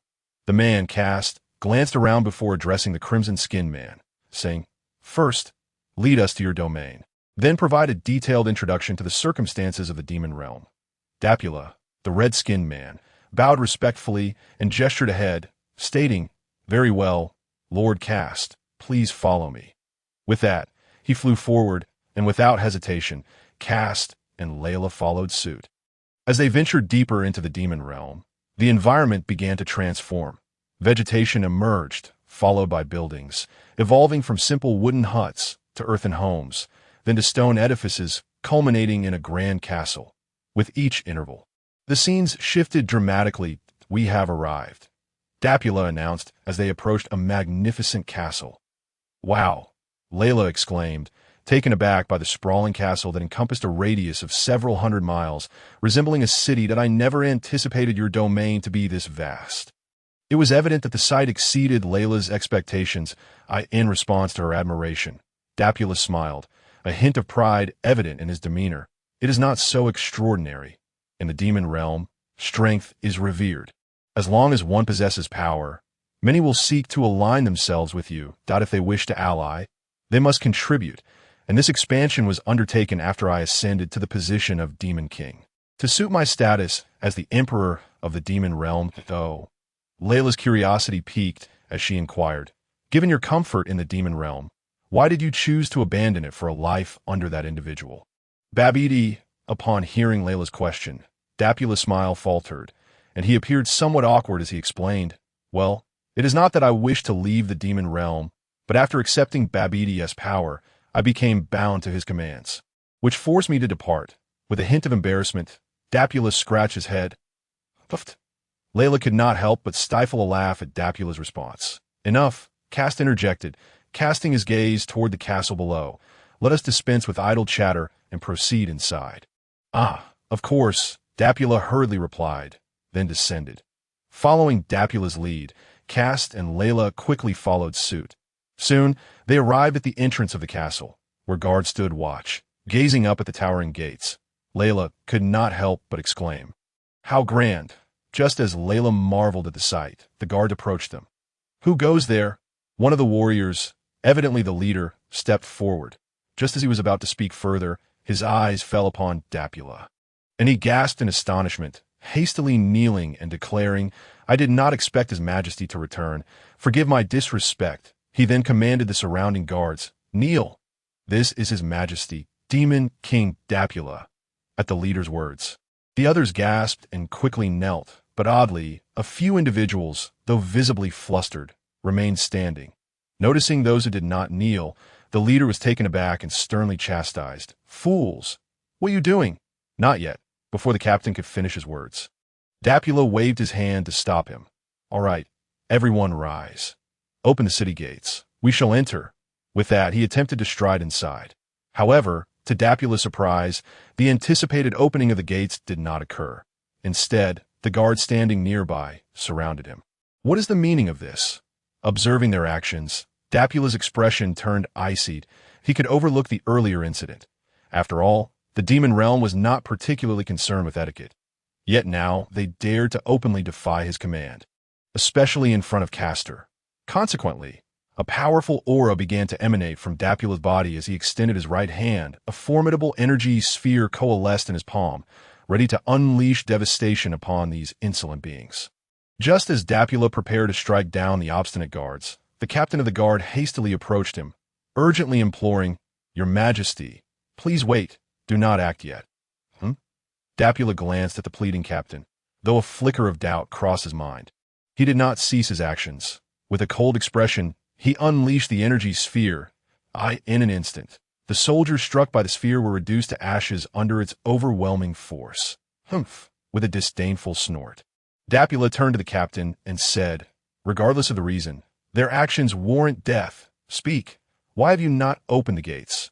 Truthfully, this was the first time Dapula had encountered such a situation, leaving him feeling quite humiliated. He had intended to showcase the environment of his dominion to Castor and the others, which is why he chose to enter through the main gate. Had he known such an incident would occur, he would have simply flown into the city beforehand. However, more than that, Dapula was increasingly curious about what could embolden them to defy his orders. This was his home, his castle, yet within his own territory. These soldiers had the audacity to deny him entry. It could be excused if they claimed not to recognize him, for he had been away from the demon realm for many years, and his subordinates might have changed. But even after being introduced, the situation remained the same, which felt utterly wrong. With this thought, Dapula's anger began to simmer. Meanwhile, witnessing Dapula's icy demeanor and the palpable bloodlust emanating from him, the captain of the guard trembled and quickly said, "Please forgive me, Your Majesty. Allow me to explain." As the captain elucidated the matter, the others soon grasped the situation's context. It turned out that this incident was indeed related to Dapula. As the Demon King, Dapula's original duty was to lead and develop the demon realm. However, despite unifying the realm through his immense power, he had failed to fulfill the responsibilities of king. Even disappearing for a period, Dapula's absence had created a vacancy in the position of Demon King. Hence, the current situation was evident. The ruler of the demon realm was no longer Dapula. He had been usurped. Upon hearing this news, Dapula's body trembled with rage, his eyes blazing as he roared, "Fools! Have they forgotten my prowess? Do they think I cannot return?" With a chilling smile, he added, "It seems I shall have to cleanse the demon realm once more." After the captain finished recounting the events, Layla suddenly interjected, "So, The current ruler of the demon realm is someone else, and this castle has been claimed by another. Indeed, the captain replied respectfully, though he did not recognize Layla and Castor. Anyone accompanying Dapula must surely be esteemed guests, and he could not afford to offend them. Nodding, Layla acknowledged this, but then posed another question. If the Demon King is no longer Dapula, why do you still maintain a respectful attitude towards him? This question evidently puzzled Dapula, and even Castor, who had remained silent, was curious. Thus, he stood quietly, listening to the exchange. In response to Layla's inquiry, the captain revealed a wry smile and began to explain. The reason for his respect was quite simple. In the demon realm, strength is revered. Although Dapula's title as Demon King had been usurped, his formidable ability to unify the realm and ascend to power meant he was still among the mightiest of the demon realm. Therefore, even without his title, the captain maintained his respect for Dapula.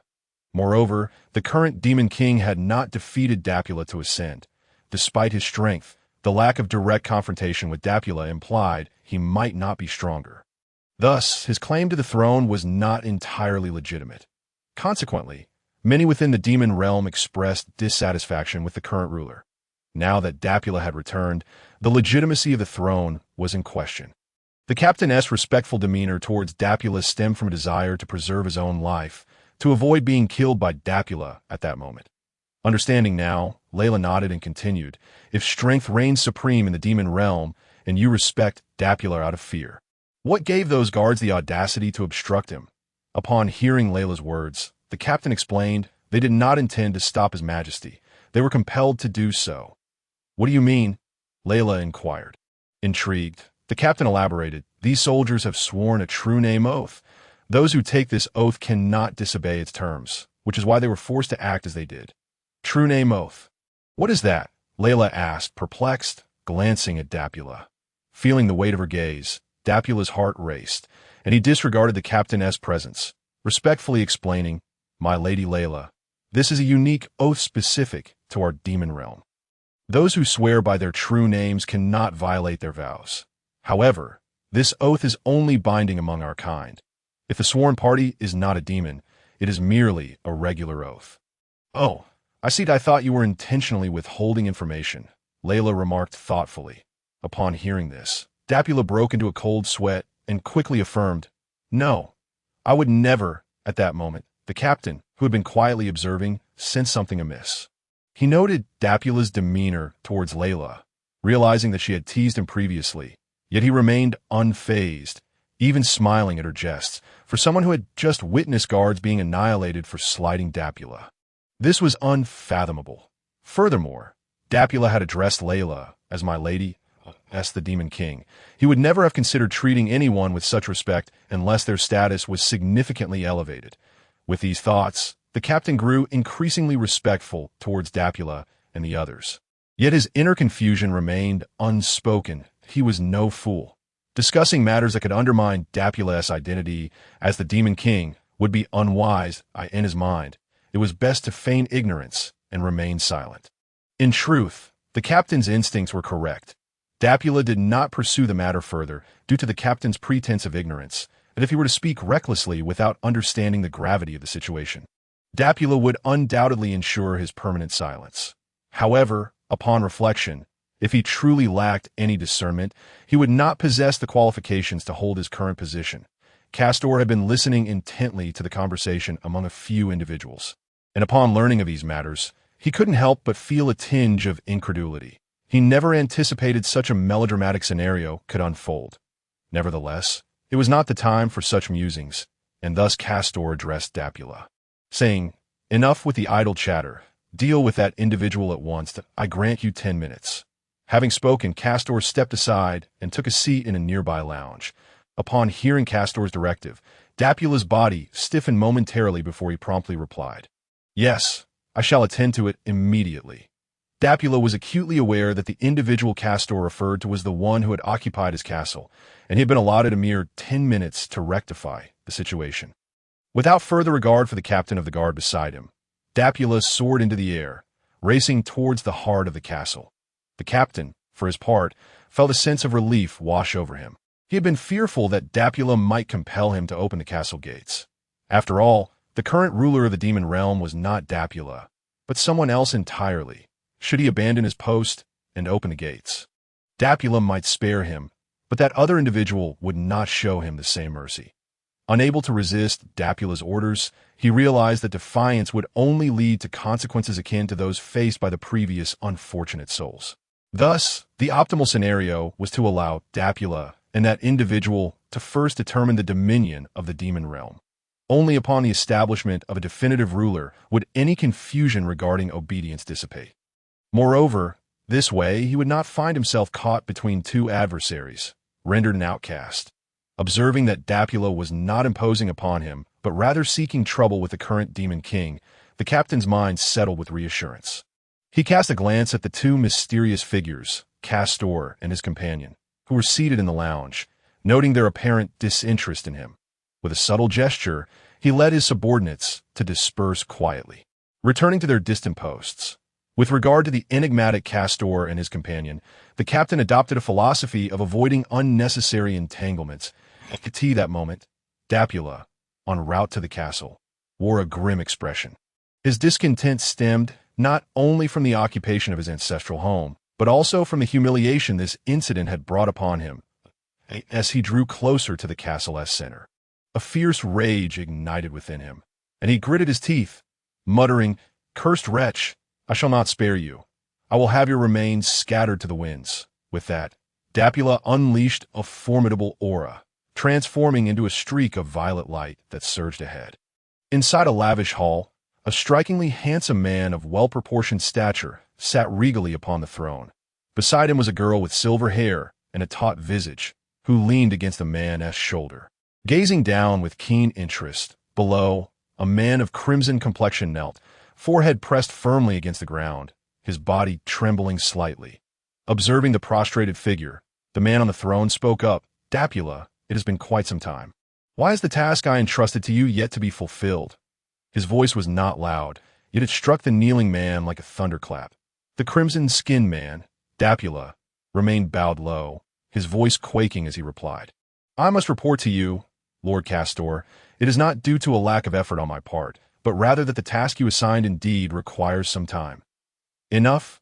Castor's eyes widened, and a potent energy crashed down upon Dapula. The force was so overwhelming that Dapula was sent crashing against the distant wall, akin to a rag doll. As he struggled to rise and resumed his kneeling position, Castor slowly stood and sauntered over to him, his expression revealing, "What you have said are mere excuses, Dapula. Have I not given you ample time?" Dapula found himself at a loss for words. Indeed, the time given was hardly insufficient. He recalled the day when he learned his ancestral home had been seized, prompting him to confront the usurper. Upon arriving at the castle's heart, he discovered that the one who had taken his stronghold was a former lord of the demon realm. This lord was not weak. In fact, he had once competed with Dapula for the title of Demon King. Had Dapula not been manipulated by Babidi to augment his strength, he might not have triumphed over him. However, such ponderings were futile. Dapula had prevailed, and thus he ascended as the Demon King. Yet, following Babidi's orders, Dapula had left the demon realm for the human world, and circumstances shifted dramatically. Upon learning of Dapula's departure, the unyielding lord began to stir restlessly. He did not act immediately, but bided his time. After several years of Dapula's absence from the demon realm, the lord grew impatient. Seizing the opportunity, he forcibly occupied Dapula's territory and claimed the castle, a symbol of the Demon King's power. Upon discovering this turn of events, Dapula was initially so enraged that he erupted into laughter. Without regard for the potential consequences of his actions, he stormed into the castle, driven by fury, and made his way to the throne. Despite encountering numerous guards along the way, Dapula's speed and prowess rendered them utterly helpless. He vanished from their sight. Those few guards who were capable of mounting a defense were swiftly incapacitated. Arriving at the throne, Dapula beheld the arrogant figure seated there. A triumphant smile plastered on his face, Dapula's bloodshot eyes gleamed with a predatory grin. The moment the seated individual noticed Dapula's arrival, his smile faltered, freezing in place, and his demeanor darkened. He called for the guards to seize Dapula, but to his dismay, apart from the soldiers within the throne room, There was no stir from outside. This was hardly surprising, as the exterior guards had long since been rendered unconscious by Dapula. Realizing he was outnumbered, the individual on the throne did not yield. He commanded his remaining guards to attack Dapula. However, once Dapula dispatched all the soldiers in the hall, the usurper's resolve crumbled. Still, he did not relent and chose to confront Dapula himself. Unfortunately, this proved futile. The man who had once been no match for Dapula was even less so now. As they battled outside the castle, Dapula ultimately emerged victorious. Just as he prepared to deliver the final blow, Castor suddenly appeared before him. Intervening, it turned out that Dapula's confrontation with the Lord had exceeded the 10-minute limit Castor had imposed.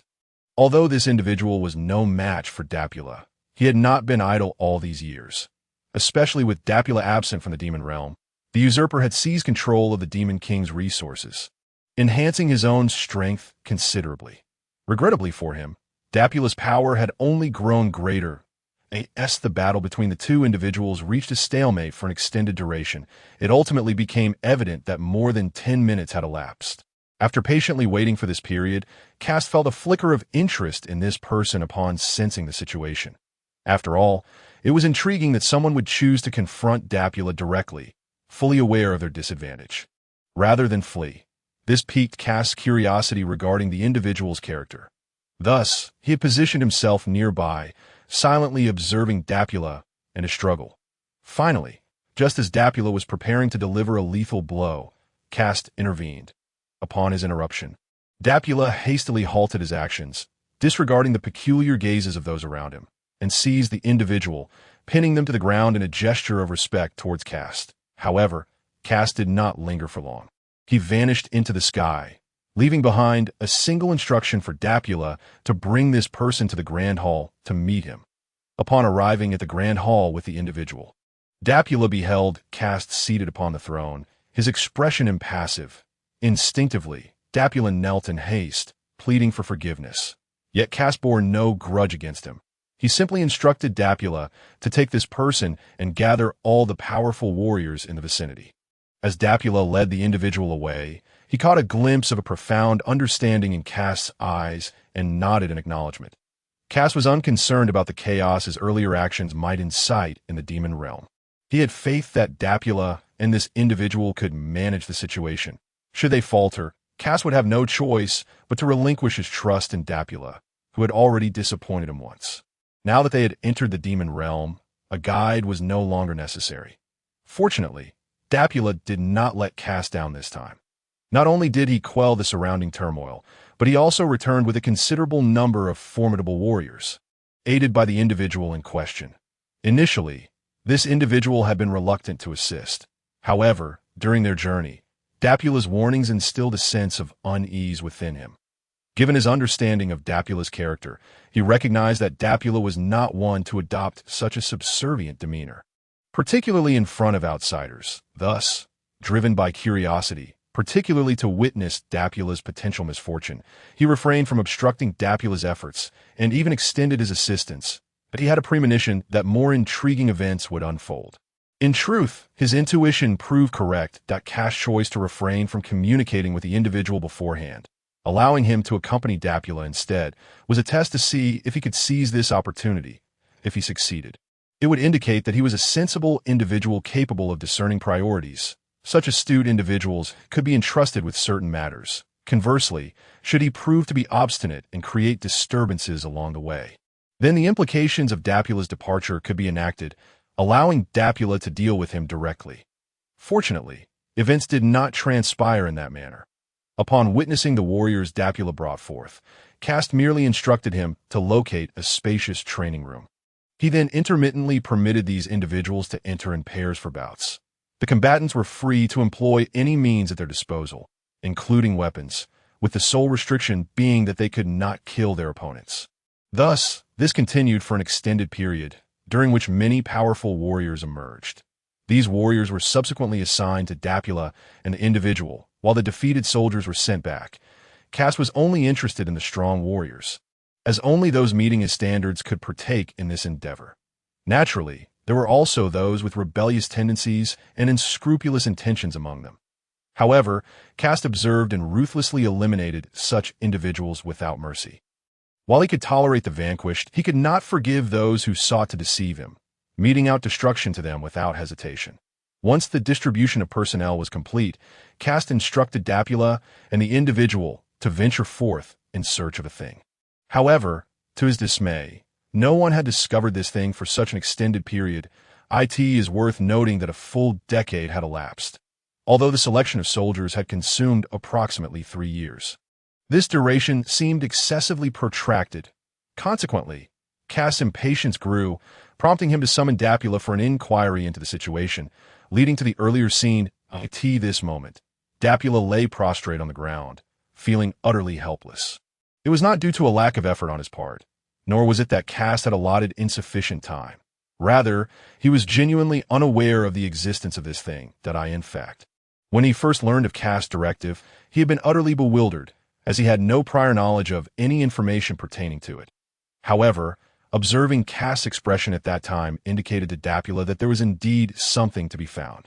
Thus, Dapula and the individual set out with their subordinates to search, completely disregarding the management of the demon realm, of course, even though Dapula and the individual were not attending to the affairs of the demon realm. No one dared to intrude recklessly. After all, they were still within the demon realm, and Kast remained within the castle. Witnessing Dapula's demeanor towards Kast, some inhabitants of the demon realm began to sense that Kast was a being even stronger than Dapula and the individual. Moreover, the occasional summoning of warriors into the castle, along with the emergence of the defeated, provided the demon realm's denizens with glimpses of the situation inside, further deterring any thought of rebellion. Observing Dapula, Kast maintained his usual impassive expression. Yet, Dapula felt an overwhelming sense of dread, for although Kast appeared unchanged, the aura surrounding him was distinctly different. Just as Dapula could no longer bear the weight of silence and was about to speak, a man dashed into the hall in a state of urgency. He approached Kast and respectfully bowed. "My Lord Kast, I have obtained a shred of information." Upon hearing this, not only Dapula but also Layla, who had been standing behind Kast, displayed expressions of astonishment. "Really?" Hearing the man's voice, Kast turned to face him, inquiring, "Bex, are you certain you have news regarding the Super Saiyan God?" Indeed, Kast had been relentlessly seeking information on the Super Saiyan God for many years. Ever since the old Kaioshin had broken through his limits, Kast had been contemplating how to advance further. However, achieving that next level seemed to hinge on 2 potential paths. The first was the breakthrough of the Super Saiyan God. In truth, Kast understood the method to attain this state and become a Super Saiyan God, as it had been described in the original text. In the original narrative, the dragon described the Super Saiyan God as a transformation that occurs by chance. In the past, it had manifested only among a select few Saiyans with a righteous heart, who sought to defeat the evil Saiyans. However, during the rebellion, this transformation was undone and vanished. The method involved 6 Saiyans with righteous hearts concentrating their righteous energy onto a single individual, meaning that among the 6 righteous individuals, 5 would channel their inner righteousness into one person, thereby elevating that person's state to the divine realm.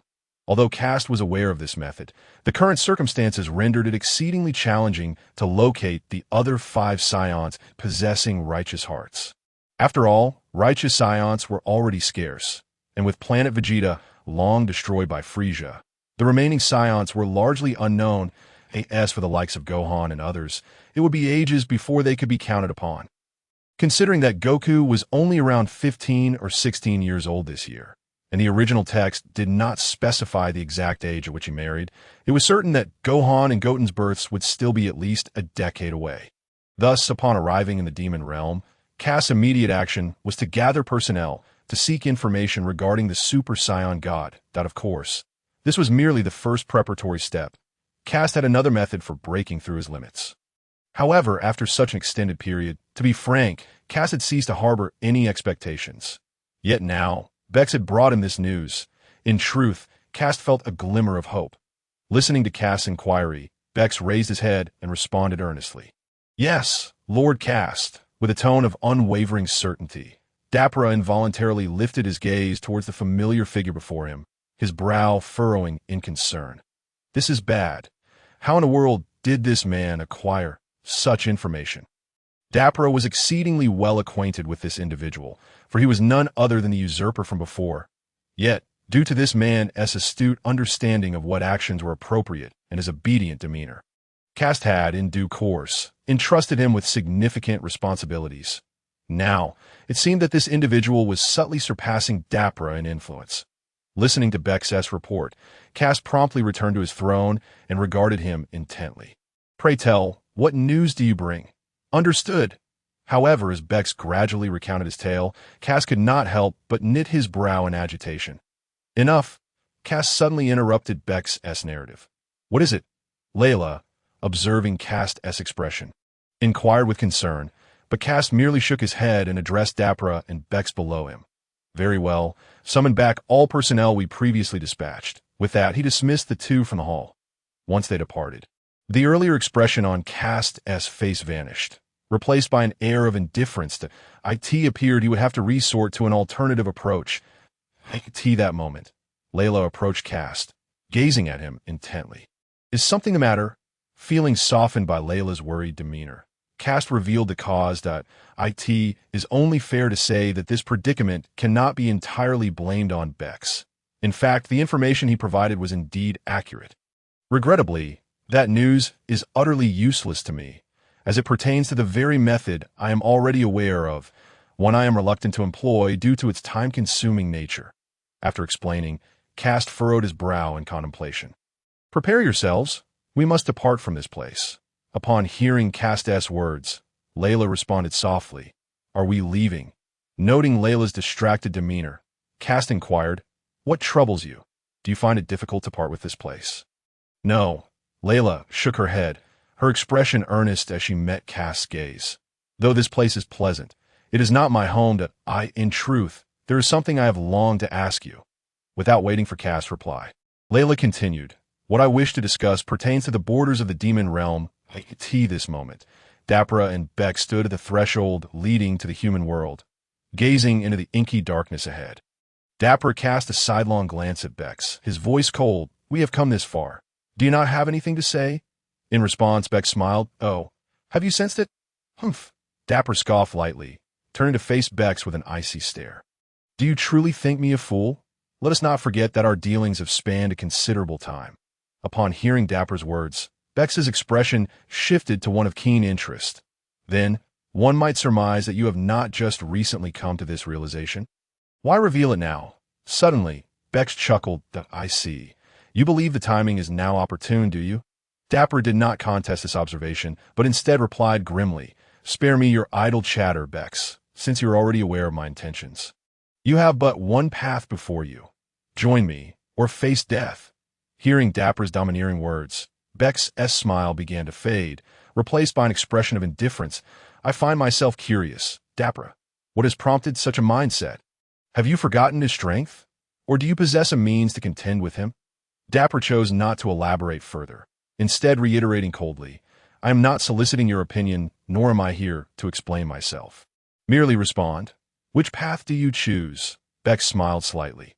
"How amusing, truly amusing, Dapper. While I find this intriguing, it is unfortunate that our paths diverge. I cannot acquiesce to your demands." With that, Bex began to turn away, heading toward the human realm. "Thus, you have chosen the path of death," Dapper remarked, disappointment etching his features as he watched Bex walk away. Indifferent to his presence, he contemplated striking him down immediately.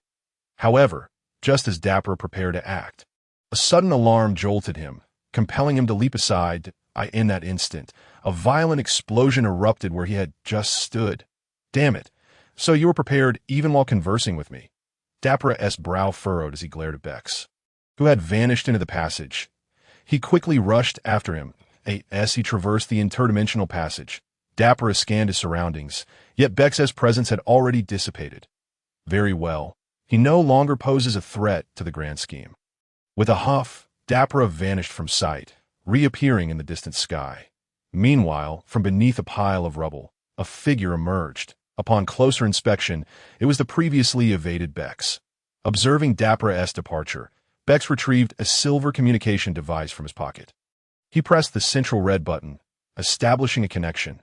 "Yes, it's me. Indeed, you were correct." Dapra has undoubtedly betrayed us.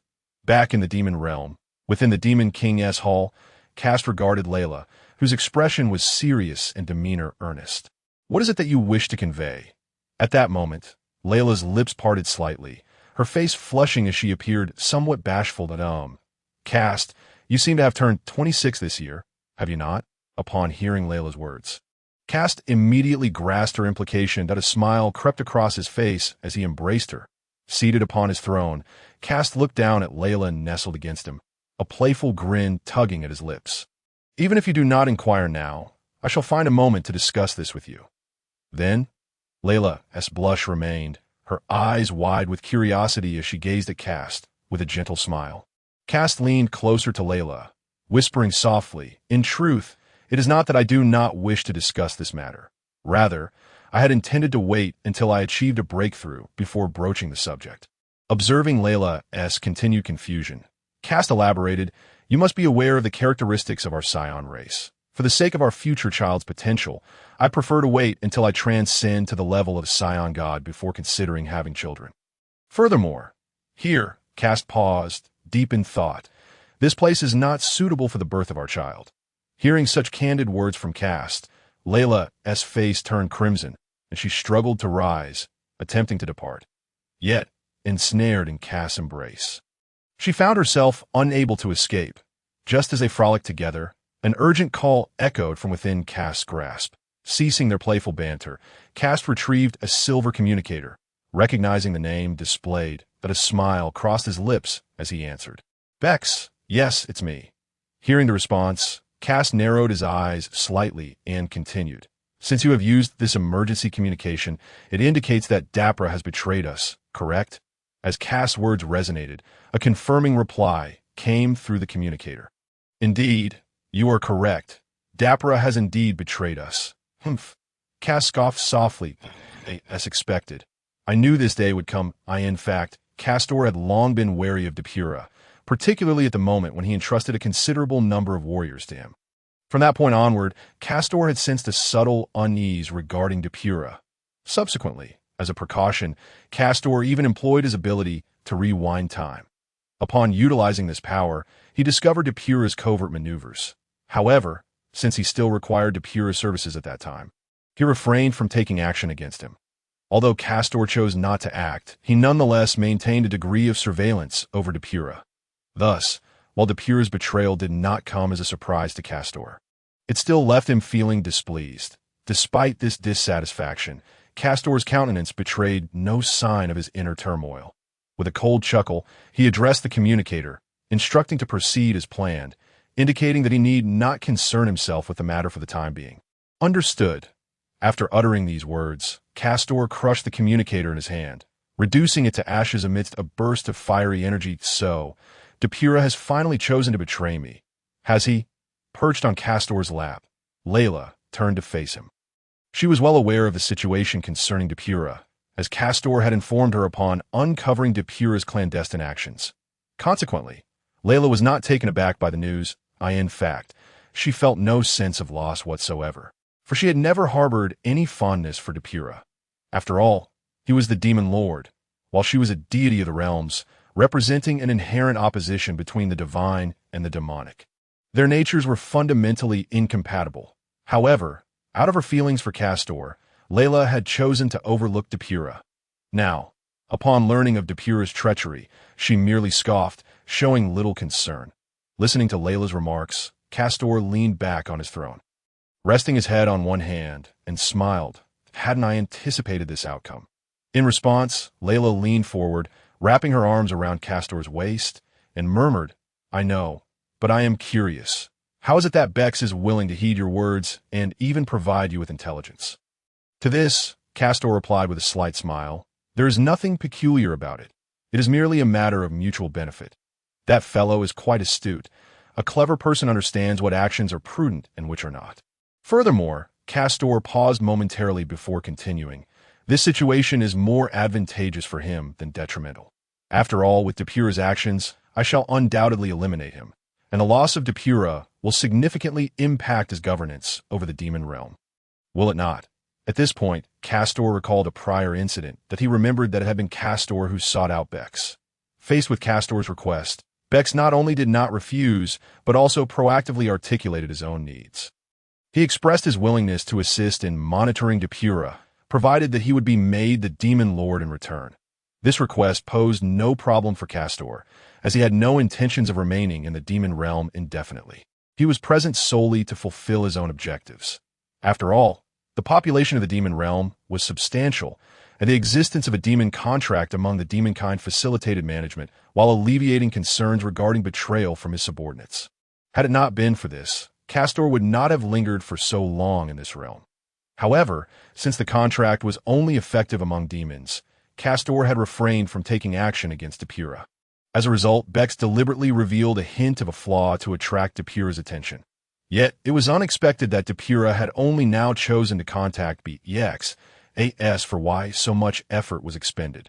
It was because, although Castor possessed the ability to rewind time, he lacked the foresight to predict the precise moment Depura would choose to betray him.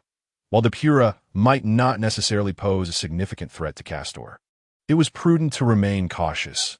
Nevertheless, despite this reasoning, Castor could not help but feel a sense of regret. He shook his head and sighed, expressing his sentiments. Upon hearing Castor's lament, Layla could not help but chuckle. Do you truly feel regret? Yet if you genuinely felt that way, your prior attitude toward him seemed quite the opposite. To be frank, I suspect that Depura's betrayal is somehow linked to your demeanor. Taken aback by Layla's observation, Castor inquired, "You noticed?" In response, Layla rolled her eyes and replied, "Of course. Who do you think I am? Anyone with a modicum of intelligence could discern your blatant attitude." Layla was referring to Castor's previously disdainful and indifferent demeanor toward Depura, a stark deviation from his usual behavior. Having lived alongside Castor for an extended period, Layla knew that he was a person whose emotions rarely manifested outwardly. Even in her presence, Castor seldom displayed significant emotional fluctuations, offering only the occasional smile. However, his recent drastic change in attitude toward Depura was decidedly unusual. After all, no one would undergo such a radical transformation without external influence. Observing Layla's perceptiveness, Castor proceeded to clarify. "You are correct. My previous demeanor was indeed intentional. However, I also believe my regret is justified. As for my reasoning, it stems from my desire to see how long he could endure. In this way, I could exert some pressure on him." With a glint of mischief in his eyes, Castor continued, "Since he has already shown signs of treachery, why not take advantage of the situation by instilling fear? I can ensure his obedience to as long as he is unprepared. He will have no choice but to endure in this manner. He would dare not feign compliance in any endeavor I see." Layla nodded in understanding. Though still perplexed, she queried, "But why do you still express regret?" To this, Castor did not withhold his thoughts and explained, "What I find regrettable is that he could not maintain his facade. Had he succeeded in concealing his intentions, perhaps I might have reconsidered my stance. As long as he did not reveal his desire to betray, though I would not have spared him regardless. His life might have been preserved." With a sigh, Castor lamented, "Alas, he squandered his opportunity." Having concluded this discussion, Castor turned to Layla, who was still perched upon him, and said, "Enough of this. Prepare yourself. Once they return, we shall witness a grand performance. Furthermore, once this matter is resolved, we must prepare to depart from here." Still resting on Castor, Layla obediently replied, "Very well. I shall tidy up." With that, she began to leave, but after taking only a few steps, she suddenly dashed back. Castor regarded the returning Layla with curiosity. "What is it?" Layla did not respond. Instead, she lunged forward and planted a swift kiss on Castor before leaping away. Castor chuckled softly, touching the spot where she had kissed him, then shook his head and closed his eyes to rest. Meanwhile, in the human realm, on an unnamed planet, Depura stood atop a towering peak, awaiting something with bated breath. Have they arrived? Suddenly, Depura opened his eyes, gazing skyward. In the distance, he observed a multitude of dark dots rapidly approaching, growing larger and closer. Soon, as the dark shapes neared, it became evident that they were none other than a legion of demon soldiers. As each warrior arrived before Depura, hovering in the air, one of them stepped forward and inquired, Your Majesty Depura, what urgent matter has compelled you to summon us? The individual in question is none other than the captain of the guard whom Dapula encountered at the castle gates alongside Castor. At this moment, he has become a formidable asset under Dapula's command. Dapula cast a glance around the assembled soldiers and then addressed him. Eureka, are all personnel accounted for? In response, the captain of the guard, known as Eureka, respectfully replied, Your Majesty, currently the 1st and 2nd legions have arrived, but the 3rd legion, being further away, will take some time to reach us. Hearing Eureka's response, Dapula furrowed his brow and commanded, Tell them to abandon all their current tasks and come here immediately. After speaking, Dapula turned his gaze toward the distance. Why hasn't that fellow arrived yet? Is he going to stand me up? Just as Dapula pondered this, a sudden rush of air was heard from afar. Accompanied by a silver flash, a figure materialized before Dapula. Who goes there? Seeing the mysterious figure enveloped in a black cloak, Eureka was taken aback, immediately assuming a defensive stance, while the surrounding soldiers advanced to encircle the newcomer. Despite being surrounded by numerous warriors, the newcomer displayed no sign of panic. Instead, he smiled with amusement. Stand down. Dapula, observing the stranger, revealed a sly grin and reprimanded Eureka and the others before continuing.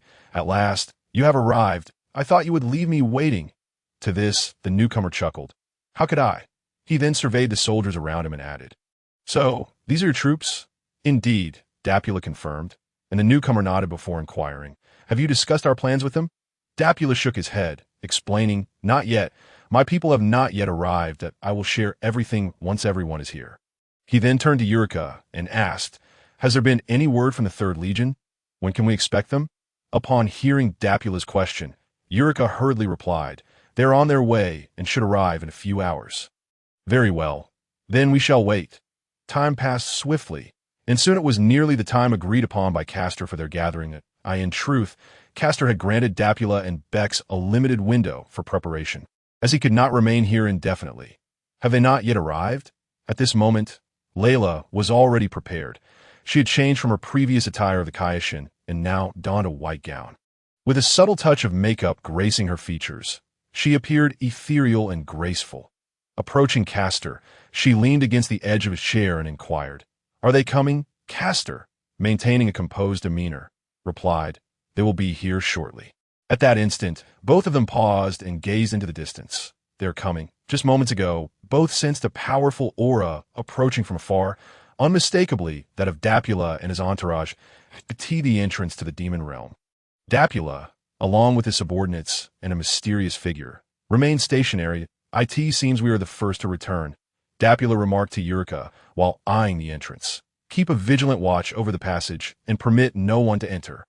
Pausing momentarily as if struck by a thought, Dapula added, And keep an eye on Bex and his associates. Although he may have other intentions, there's a chance he could interfere, so I do not expect you to confront him. Merely delay him. Understood, Eureka responded with a bow. However, he soon voiced his concern, But, Your Majesty, are you certain this is the right course of action? We have witnessed that Lord's strength over the years, though he has only revealed his power a few times. Those instances have been undeniably formidable. Are you confident you can contend with him? Dapula met Eureka's gaze with calm assurance. Worry not about such matters. Simply follow my orders. With that, Dapula turned to the mysterious figure beside him and stated, Let us proceed. We must not keep him waiting. Meanwhile, at a clandestine location within the demon realm, a hooded warrior hurriedly made his way inside. The man pressed forward, disregarding the guards flanking the path, and strode directly into the interior. The guards paid him no mind, allowing him entry without question.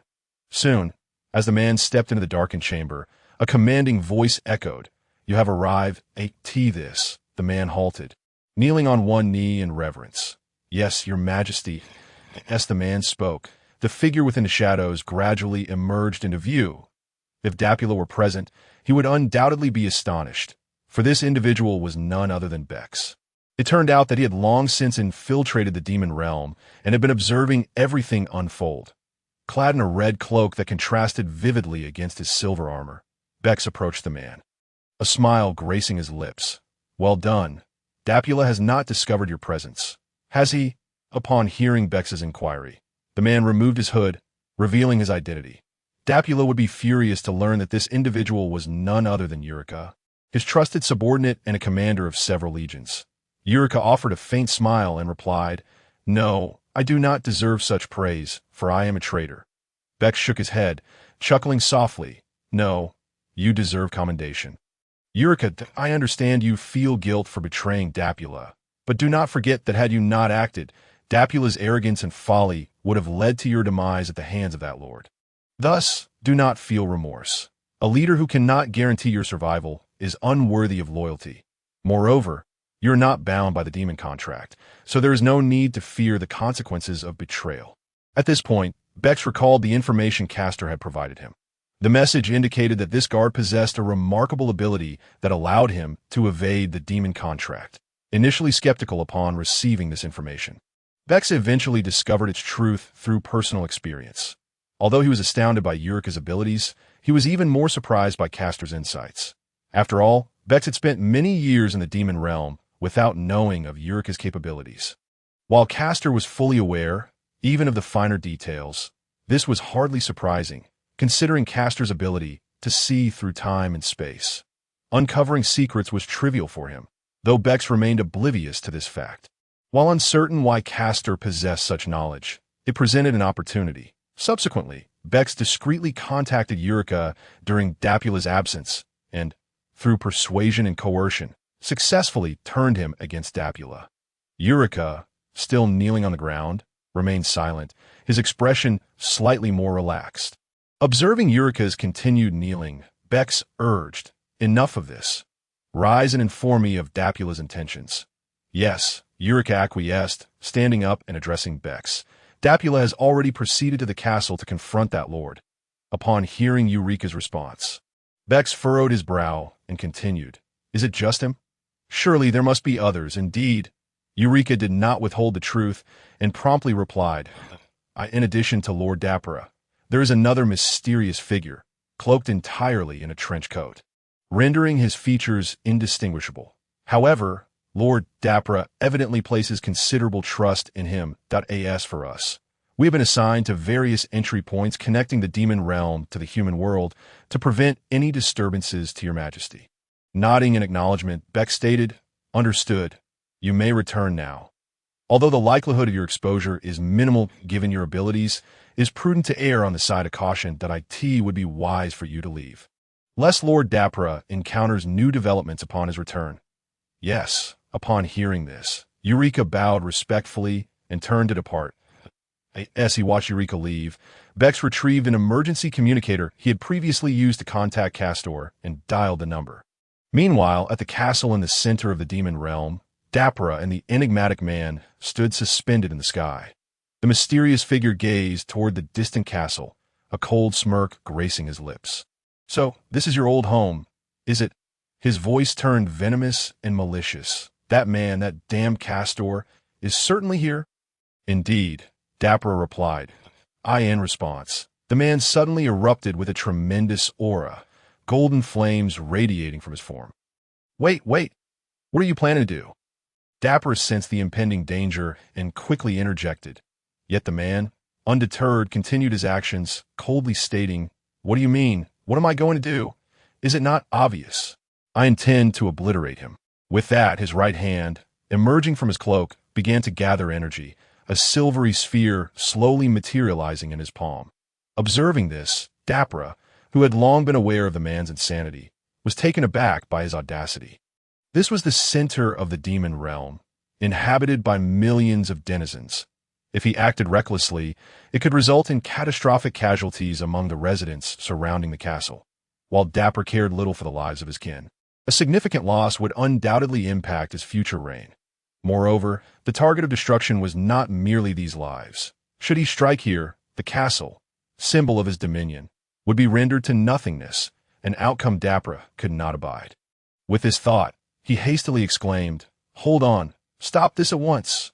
Approaching the man, Dapper urgently pleaded, "I do not know the reason for your profound hatred towards him, but if you must act, it must be after he has departed." However, the man, unyielding, vanished from Dapper's sight, reappearing ahead of him.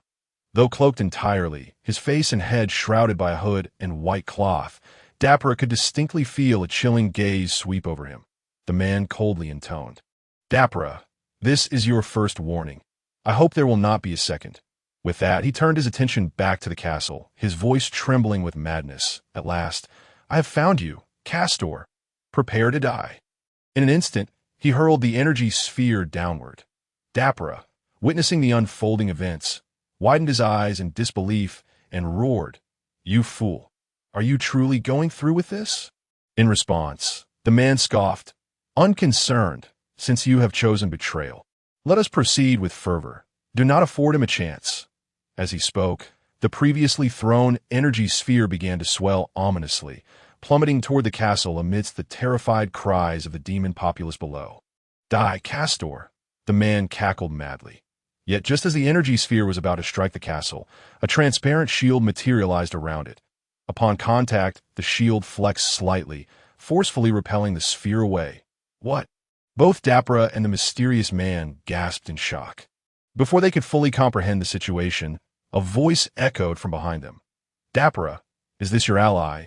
Unlike Dapper's astonishment, the mysterious man was merely surprised that Castor had so effortlessly deflected his energy sphere.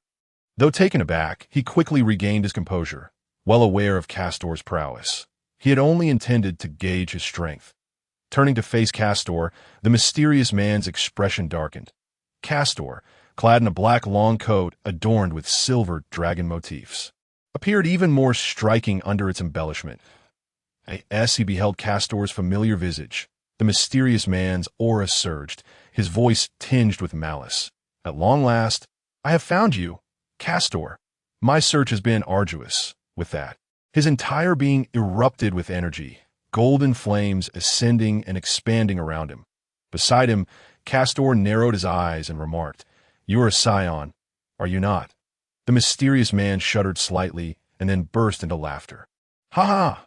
Truly, you are Castor, the legendary Super Saiyan." After his laughter subsided, he removed his hood and the cloth covering his face. Upon witnessing his appearance, Castor maintained an expression of indifference, stating flatly, "What is it that you wish to convey?"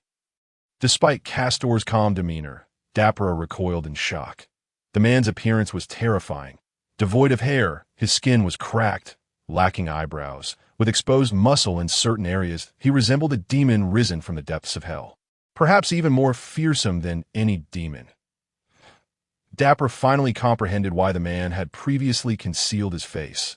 In his current state, he would elicit revulsion wherever he went. The man, unfazed by the reactions of others, glared at Castor with rage, a grotesque smile twisting his horrific features. It seems the privileged often forget. Have you forgotten the deeds of your past? Castor, however, remained silent, merely observing as the man recounted his tale. Gradually, the gathered individuals began to grasp the origins of the conflict. It became evident that this matter was indeed tied to Castor. However, more accurately, it was linked to an event from 18 years ago, when Castor was still a youth. How did this come to pass? 18 years prior, Castor had been engaged in battle against Frieza, and at that time, Castor's strength had yet to reach its full potential. Although possessing formidable strength, the Saiyan in his transformed state is only marginally more powerful than Frieza. For this reason, the Castellavir refrained from entirely vanquishing Frieza. Furthermore, Castel subsequently vanished for a period, allowing the restored Frieza to seize the opportunity and obliterate the entire planet Vegeta. During his absence, It was on this planet that a young boy found himself amidst Frieza's wrathful assault. With the desperate aid of his parents, he managed to escape using a spacecraft. Though fortunate to have fled, the landing site was far from ideal. The planet's environment was exceedingly harsh, and during the descent, a collision ignited a fire within the spacecraft, leaving the boy horrifically disfigured. Had he not been a Saiyan, such injuries would have surely proven fatal. Yet, thanks to his Saiyan lineage, his indomitable vitality enabled him to survive against the odds. However, this was not the end of his tribulations. Perhaps due to his proximity to death, the boy could distinctly feel his inner energy escalating, increasing daily and yearly without the need for training. Though oblivious to the reasons behind this phenomenon, he became aware of the two culprits responsible for the destruction of planet Vegeta: Frieza, the executor of the devastation, and Kastel, the negligent overseer who allowed it to transpire. Regardless of the motivations behind Kastel's absence, the destruction of his home and the loss of his loved ones instilled a deep-seated hatred within the boy's heart. Thus, amidst the turmoil of vengeance and rage, he endured on that nameless planet. Through years of growth, he unknowingly transcended the Saiyans' limitations, transforming into a Super Saiyan. Yet, even with this newfound power, he remained trapped on that world, until fate intervened, following the obliteration of planet Vegeta. Frieza, fearful of any surviving Saiyans, relentlessly sought out the remnants of their kind to eradicate them completely. The existence of Super Saiyans posed a significant threat to Frieza's dominion over the universe. Over the years, many Saiyans fell to Frieza's might, and now his forces had discovered the boy's planet. Initially believing that the absence of Kastel meant no one could become a Super Saiyan there, Frieza underestimated the boy's strength. Although not deploying his most formidable troops, those sent were far from ordinary Saiyans. Years of experience had made Frieza's forces adept at dealing with such adversaries. However, upon arrival, they were met not with an easy conquest, but with a Super Saiyan who harbored a fierce animosity towards Frieza. The outcome was inevitable. The invading Frieza forces were utterly annihilated, and the boy seized the opportunity to commandeer a Frieza spacecraft and escape. Utilizing the star maps within the ship, he soon located a homeworld of the Frieza clan. Having grown in strength over the years, he surpassed the former Kastel and, for reasons unknown, continued to grow mightily with age. Empowered, he unleashed chaos upon the Frieza ancestral planet, ultimately leading to its destruction. This act drew the attention of Babidi, who was compelled to hasten his plans to awaken Majin Buu on Earth. There, Babidi informed Dubra of these developments, and through a series of fortunate coincidences, Dubra followed Kastel to the Demon Realm, seeking information about the Super Saiyan God, by a twist of fate. The boy, now a man, also sought knowledge regarding Saiyans. Thus, it was that their paths converged, and upon learning that Dubra served Kastel, the man was filled with exhilaration. Initially contemplating Dubra's demise, he instead spared him, demanding that Dubra lead him to Kastel in the Demon Realm. Dubra, realizing he was in the presence of the man who had destroyed one of Babidi's powerful planets, was equally thrilled. Knowing the man bore a grudge against Kastel stirred Dubra's own ambitions, which had long simmered in silence due to his inability to overcome Kastel. The unexpected alliance formed between them sparked a conspiracy for rebellion. This is the essence of their tale. While the man shared only part of the story, Dubra gleaned further insights. Though the man recounted only the beginning, Kastel discerned the truth. This man, as hatred stemmed from misplaced blame, so, you claim your suffering is my fault, that my absence allowed Frieza to annihilate planet Vegeta and claim your parents' lives? Is that not enough? Kastel's dismissive tone ignited fury within the man, his eyes reddening, his expression contorting into a grimace. Yet you, a Super Saiyan, remain untouchable to us lowly warriors. Our lives or deaths mean nothing to you. The man steadied himself before continuing. Regardless, I came here merely to verify certain truths. But given your attitude, I no longer wish to confirm anything. I would prefer you perish here. With that declaration, the man's aura surged, transforming him into his Super Saiyan form. What is this?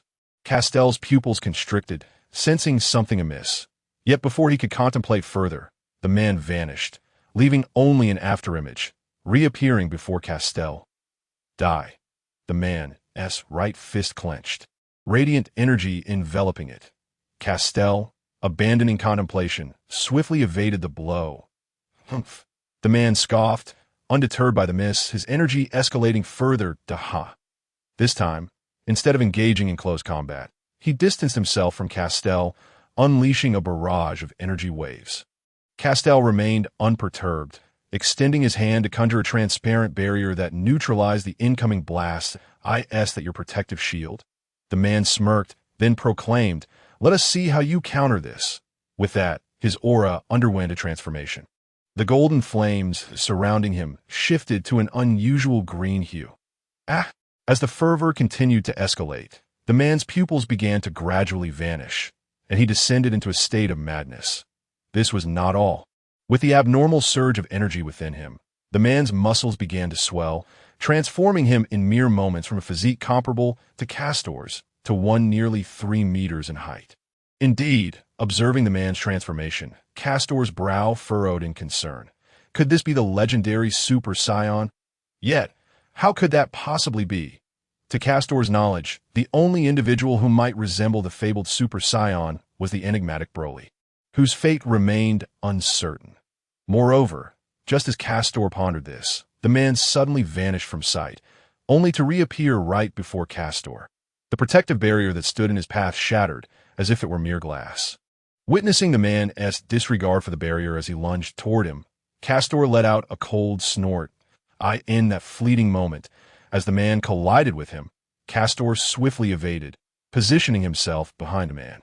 With a powerful swing of his right arm, he struck the man's back with tremendous force.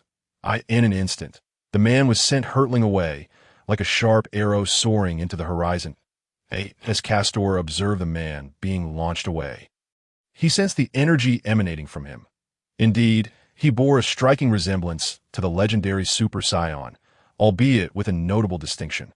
While the power the man displayed was formidable, even surpassing that of a typical Super Saiyan, Kastor deduced that it was comparable to the pinnacle of Super Saiyan 2. However, this strength could not truly represent the legendary Super Saiyan.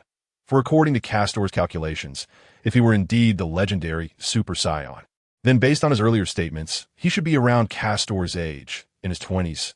Given the legendary Super Saiyan's potential, a man in his 20s should possess at least the power of a Super Saiyan at the 3rd tier.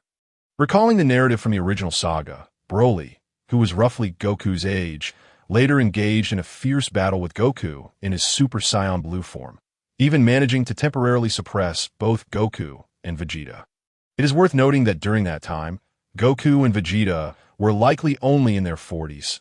Such terrifying potential is utterly unreasonable. Thus, while the man in his 20s might claim to be the legendary Super Saiyan, his powers still seemed somewhat lacking. Conversely, if he were not the legendary Super Saiyan, then his transformation bore a remarkable similarity to the legendary form, and his strength was not to be underestimated. Even if it fell short of Kastor's recollections of the legendary Super Saiyan. Could it be? Kastor furrowed his brow, suddenly struck by a notion that moment. The man, having been struck away, returned with no visible injuries. His mind completely devoid of reason, launching a frenzied assault on Kastor. Unfazed by the man's onslaught, Kastor extended a hand and effortlessly deflected his punch. Feeling the force of the attack, Kastor gasped in surprise. Though astonished, he did not hesitate. In a heartbeat, he darted forward, closing the distance. As he approached, Kastor's right arm bent sharply, delivering a powerful elbow strike to the man's chest. Whag! With just that one blow, the man ceased his movements. Suspended in midair, what was happening? Nearby, Depura, who had been observing the fight, wore a grim expression. It was not that he was unwilling to assist the man, but rather that he found himself utterly incapable of intervening in a battle of such magnitude. While Depura's strength paralleled that of Gohan during his childhood victory over Cell, the powers displayed by both combatants far surpassed his own. Kastor's strength alone was overwhelming, while the mysterious man's prowess was at the pinnacle of Super Saiyan 2. In such an intense confrontation, Depura found no opportunity to interject. Meanwhile, high above, Kastor had already evaded the man's vicinity, while the mysterious figure began to tremble slightly as he clasped his hands to his chest. His mouth agape as drool trickled from the corners. The blood vessels surrounding his sclera, now devoid of pupils, hinted at the unimaginable pain he was enduring. Only moments ago, his power had surged, yet he remained oblivious to his own condition. Kastor clenched his fist, recalling the sensation of deflecting the man's punch. Despite their brief exchange, he could sense that the man's strength had subtly exceeded the zenith of Super Saiyan 2 indeed, just as I anticipated. Although Kastor entertained this thought, now was not the time for contemplation. The man, having endured that blow and suffering profoundly, began to regain his composure, his energy swelling once more and his madness intensifying due to the previous injuries. It seemed he could no longer afford to hold back.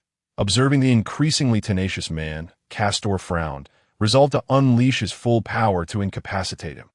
Thus, Castor began to gather his energy. Soon, a golden aura enveloped him, his expression growing serious as his clothes billowed without wind, his demeanor transforming dramatically. From a state of tranquility, he now radiated an aura of sharpness akin to a gleaming sword, exuding a piercing intensity.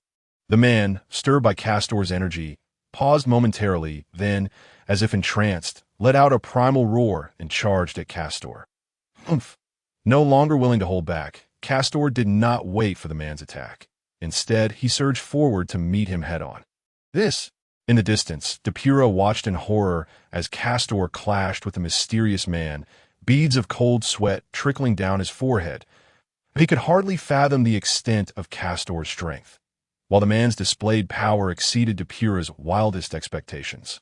Castor's exhibited might was utterly incomprehensible. It was clear that if the man's attack struck him, they could easily spell his demise. The evidence lay in the massive craters left in the ground by the man's energy blasts, which had devastated the surrounding area. Although the fierce battle had resulted in heavy casualties among the ordinary demon populace, Depura was now indifferent to such matters, for he observed that the man, despite wielding such formidable power, was being toyed with by Castor, who relentlessly struck him midair. Were it not for the man's current state of madness and heightened defenses, he would have long since succumbed to defeat. This is unacceptable. I must devise a plan. Although at this moment the man was in a state of irrationality, his combat and defensive capabilities had greatly increased, yet no matter how much one enhances, there are always limits. Depura, although unaware of the true strength of Kast and his companions, could already perceive that the man was beginning to reach his limits. This was evident from the man's increasingly erratic movements and the heavy panting that escaped his lips. If this state were to persist, it would not be long before he collapsed from exhaustion. Observing this situation, Depura suddenly felt a pang of regret for not having fully ascertained Kast's capabilities before taking action. However, such regrets were futile now. Depura understood that having embarked on this course, he could only succeed. Failure would mean death. It seemed he had no choice but to resort to that particular move. With this thought, Depura sharply directed his gaze towards the castle. Following Depura's line of sight, he noticed a young girl clad in a white gown standing on the balcony above the castle. At that moment, she was wholly absorbed in watching the battle between Kast and the man below. Noticing that the girl was oblivious to his presence, Depura's lips curled into a sinister smirk. He then surged towards her position with great haste. Regardless of how formidable Kast might be, every human has weaknesses, and hers is that she is his. As he gazed at the girl ahead, Depura thought to himself, a wicked grin beginning to form on his face. In midair, Kast had just kicked the man away and then observed the scene below. Upon seeing Depura hurtling towards Layla, he immediately grasped his intentions. Foolish! With a derisive snort, Kast did not attempt to intervene. Instead, he continued to press the attack on the increasingly fatigued man. Below, Layla, watching the confrontation between Kast and the mysterious man, displayed no signs of concern. On the contrary, she appeared rather intrigued. Layla understood that, given Kast's strength, even if the mysterious man exhibited considerable prowess, he would not be a match for Kast. Indeed, the current scenario confirmed her thoughts. The man was being thoroughly subdued by Kast. Nonetheless, Layla was still astonished that the man could withstand Kast for such an extended period, albeit the battle had only lasted a mere 10 minutes. As Layla watched with keen interest, she was suddenly startled. A familiar aura was approaching her. Turning her head, Layla looked in the direction of the energy, and there, not far away, she saw a blue figure racing towards her, Depura, just as she had suspected. He had indeed taken this course of action. Furrowing her brow, Layla felt a wave of irritation, not due to her own safety, but because he was interrupting her enjoyment. Meanwhile, Depura, suspended in the air, noticed that Layla had become aware of his presence, yet he cared little for her reaction. The distance between them was but the blink of an eye. In an instant, Depura was before Layla. Gazing at Depura's grim visage, Layla scoffed, "You dare approach, Depura? Are you truly unafraid of death?" In response, Depulla revealed an evil grin. Mocking her death? You. Huh. You are merely a plaything trailing behind others. Do you truly believe you are my adversary? You. What of you? Depulla interrupted before Layla could finish. If it weren't for that scoundrel Kast, do you think you could command my obedience for so long? Now, be a good girl and do not move. Out of respect for Kast, I shall not harm you. As he spoke, a scheming smile crept across Depulla's face as he advanced to seize her, though Kast regarded her as a mere possession. It was clear he cared for her, making her a perfect shield for Depulla, providing him with an advantage. As Depulla was about to grasp Layla, he suddenly sensed something amiss. The look in Layla's eyes held no trace of fear. Instead, there was a mocking glimmer. Ew. Abruptly, as Depulla approached within a meter of Layla, an explosive wave of light shot forth from within the castle, aimed directly at him. What? Before Depulla could react, the shock wave struck him, sending him hurtling through the air, culminating in a violent explosion. Ugh! Cursed! In midair, Depulla shielded his face with his hands. While the blast had inflicted significant damage, it was evident he had not been rendered incapable of fighting. Observing Depulla's state from above, Layla expressed surprise. Although his face was marred with injuries, all his limbs appeared intact. She then turned to the individual behind her, inquiring, "Did you hold back just now?" In the air, Depulla, noticing Layla seemingly addressing someone within the room, surmised it must be the one who had ambushed him. He turned his gaze towards the interior. As Layla's question lingered, a voice emerged from within. Are you intending to kill him? Though no figure was visible upon hearing the voice, Depulla felt a jolt of shock. This? Could it be? Listening to the familiar tone, Depulla began to tremble uncontrollably. No, this cannot be. What cannot be, Depulla? A sudden voice erupted from behind him. Hearing this, Depulla shuddered, cold sweat trickling down his brow as he turned to face the source. You? As he beheld the figure behind him, despair washed over Depulla, for it was none other than Kast.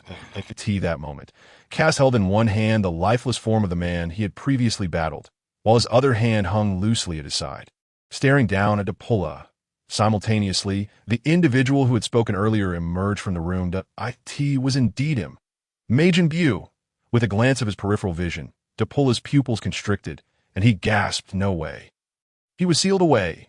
Suddenly, it dawned on Depulla. He turned to Kast, exclaiming, "It was you. You released Majin Buu from his seal long ago. Why did you deceive me into believing you hadn't?" Depulla recalled the time he had questioned Kast about the possibility of releasing Majin Buu, considering that with Kast's strength, even Buu could not pose a significant threat. However, the answer he received was a firm no. While this had puzzled him, he ultimately respected Kast's decision and ceased to inquire further. Yet now, it was unmistakable. Majin Buu had returned. Faced with such a revelation, even Depulla, in his ignorance, could finally comprehend the truth. "You never trusted me. You have been using me all along?" Depulla accused Kast. His teeth clenched in indignation. "Humph!" Kast snorted derisively, tossing the incapacitated man away, sending him sprawling beside Layla. He then turned to the furious Depulla and stated, "Did you truly believe I would ever trust you?" Narrowing his eyes slightly, Castor coldly continued, "Enough with the pleasantries, Depulla.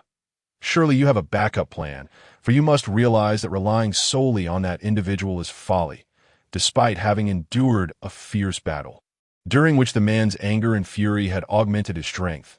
Castor could still sense limitations. The intensity of the power he wielded in their confrontation was comparable to that of a Super Saiyan at the 3rd level. Yet it paled in comparison to the might of Goku and Fat Buu, as depicted in the original narrative. If this was all he had, underestimating Castor would be a grave mistake. Depulla, seemingly unfazed, unabashedly expressed his distrust toward Castor, his face contorting further with indignation. However, upon hearing Castor's subsequent words, his anger abruptly halted, vanishing entirely as an unsettling calm enveloped him. After a brief silence, Depulla's visage transformed into a sinister smile as he malevolently chuckled. "Aha! It seems you are indeed Castor Lord. Relying on me alone would be insufficient to defeat you, but..." At that moment, Depulla clapped his hands and exclaimed, "Come forth. It is time for you to take the stage." Instantaneously, as Depulla uttered these words, The surrounding space rippled, and a pitch-black vortex materialized before them. Observing this portal, Depura's lips curled upward. Yet, before his laughter could escape, the figure emerging from the portal froze his smile in place. This, you. Instead of the anticipated 3 great demon legions he had planned for, it was Bex's army that appeared. However, what truly astonished Depura was the sight of Eureka standing behind Bex, the very subordinate he had entrusted with significant responsibilities. What was happening? Eureka, how could Bex possibly be here? Were you not tasked with stopping him? Why has he appeared, and where are your subordinates? Depura was incredulous, a sense of foreboding rising within him as he awaited Eureka's response. She lowered her head in silence, yet Bex suddenly burst into laughter. Ha ha ha. No need for speculation. Depura, as you can see, Eureka has defected. She realized your treachery was futile and has long since betrayed you. As for your subordinates, they have already been subdued. Indeed, as Bex indicated, Eureka, as the captain, had effortlessly devised a means to incapacitate the subordinates, merely by administering a potent substance within their rations. Depura, unable to accept this turn of events, gazed at Eureka in disbelief. This? How could you betray the demon clan's oath? Unfortunately, no one was there to elucidate the matter for him. Observing Depura's plight, Castor interjected. So this was your backup plan? At the sound of Castor's voice, Depura suddenly recalled that he was still behind him. His body trembled, and he hastily knelt mid-air, pleading, "No, please spare me, Lord Castor." Yet before he could finish, Castor frowned in distaste and waved his hand dismissively. In that instant, a massive energy wave erupted from his palm, enveloping Depura and detonating in an explosion that I expected something more surprising. Yet this is utterly disappointing. Disheartened, Castor watched as Depura was consumed by the energy sphere, letting out a cold huff of disdain and ignoring him thereafter. Meanwhile, Bex approached Castor, observing the ashes of Depura with a shake of his head. He smiled and remarked, of course, his contingencies were limited. "And all under your control, my lord. Even if you were unaware with their assistance, he could not rise again." Listening to Bex, Castor replied, "Enough with the flattery. I comprehend your intent." Bex, slightly embarrassed that Castor had seen through his thoughts, chuckled awkwardly. "As expected of Lord Castor, you discern my intentions immediately." Castor glanced at the figure restrained on the balcony, now bound by Boo's magic. Acknowledging the scene, he nodded and said, "Bex, I understand what you wish to convey. Rest assured, I will not breach our agreement." A faint smile graced Castor's lips as he turned to Bex and continued, "In truth, you have already achieved your goal, have you not? Your only concern is whether I will uphold my end of the bargain. Fear not, for I shall soon depart from this place." As Castor stated, Bex's greatest anxiety was indeed the possibility of Castor reneging on their agreement, which was solely to make Bex the demon king of the underworld. However, as Castor had indicated, Bex had already reached that objective. With most of the realm's elite under his command, particularly with Depura's demise, his only challenge remained Castor. Fortunately for Bex, having heard Castor's words, he understood that Castor had no intention of lingering, allowing him to breathe a sigh of relief. "In that case, I have been remiss," he stated, bowing slightly in apology. Castor, indifferent to the gesture, nodded. "Then it is settled. Farewell, Bex." With that, he offered a subtle smile and vanished into thin air. Below, on the balcony, Lyra gazed curiously at the bound figure, marveling at his resilience. This fellow is quite formidable, enduring so many of Castor's assaults without perishing. Although, it is true that Castor did not intend to kill him. Regardless, the fact that he remained alive and unconscious after sustaining such grievous wounds was astonishing, as Lyra pondered. A voice suddenly emerged from behind her. "That is because this individual is no ordinary Saiyan." Turning around, Lyra's face lit up with a smile as she dashed toward the newcomer. Has Castor resolved everything? The person was indeed Castor. Although Lyra had been spectating from below, she yearned to hear the resolution directly from Castor himself. Hearing her inquiry, Castor smiled gently. "It has been resolved. We shall prepare to leave shortly." After stepping away from Castor, Lyra's expression turned inquisitive. "By the way, what did you mean when you said he is not an ordinary Saiyan?" Lyra was not surprised that he was a Saiyan. After all, She had witnessed his transformation long ago during Castor's Super Saiyan transformation. Although it had been quite some time since Castor had transformed into a Super Saiyan following the awakening of his latent potential by the old Kaioshin. She vividly remembered that form. Castor glanced at the still unconscious figure before shifting his gaze to Lyra, explaining, "This individual is a legendary Super Saiyan." However, it would be more accurate to say he is a legendary Super Saiyan of later ancestral return. A legendary Super Saiyan, later ancestral return? Listening to Kast's explanation, Layla expressed her profound confusion, unable to comprehend its meaning. Observing Layla's bewilderment, Kast felt compelled to elaborate further. What, exactly, is the legendary Super Saiyan? It turns out that in the annals of Saiyan history, the strongest warrior in the universe, a Super Saiyan, emerges once every 1,000 years. This being is characterized by a bloodthirsty, violent, and combative nature, possessing an extraordinarily terrifying combat prowess. This is the Super Saiyan of legend. This entity wields an even greater and more frenzied battle instinct and strength than a typical Super Saiyan. In fact, their power continues to escalate over time. There is no need for training or exercise. They inherently possess invincible strength, and that is the essence of the fabled Super Saiyan. As for the subsequent mention of postnatal transformation, that is even simpler in the historical context of the Saiyans. The legendary Super Saiyan is a being born only once every millennium. However, Kast, who was well versed in the narrative, already knew the true identity of the legendary Saiyan in this era, Broly, although he was uncertain of Broly's whereabouts. Kast was confident that he was still alive. Knowing the true identity of the legendary Super Saiyan implies that this individual is certainly not a naturally occurring Super Saiyan. If not born as such, then there is only one possibility: a postnatal mutation, a transformation resulting from extraordinary circumstances that triggers a sudden ancestral reversion. This is not beyond the realm of possibility, given the enigmatic characteristics of the Saiyan race. After all, this man's transformation and power bore an uncanny resemblance to that of the legendary Super Saiyan. With a certain likelihood of this being true, Kast resolved not to kill him. The legendary Super Saiyan is simply too formidable. Even if he has not yet reached that level, the potential he has already displayed has made Kast envision that day. Consequently, it is highly plausible that this individual could indeed be the legendary Super Saiyan, whose strength will only continue to grow. Upon hearing Kast's explanation, Layla began to grasp the situation better. She also came to understand Kast's decision to capture him rather than eliminate him. So, you captured him because you recognized his potential? She inquired.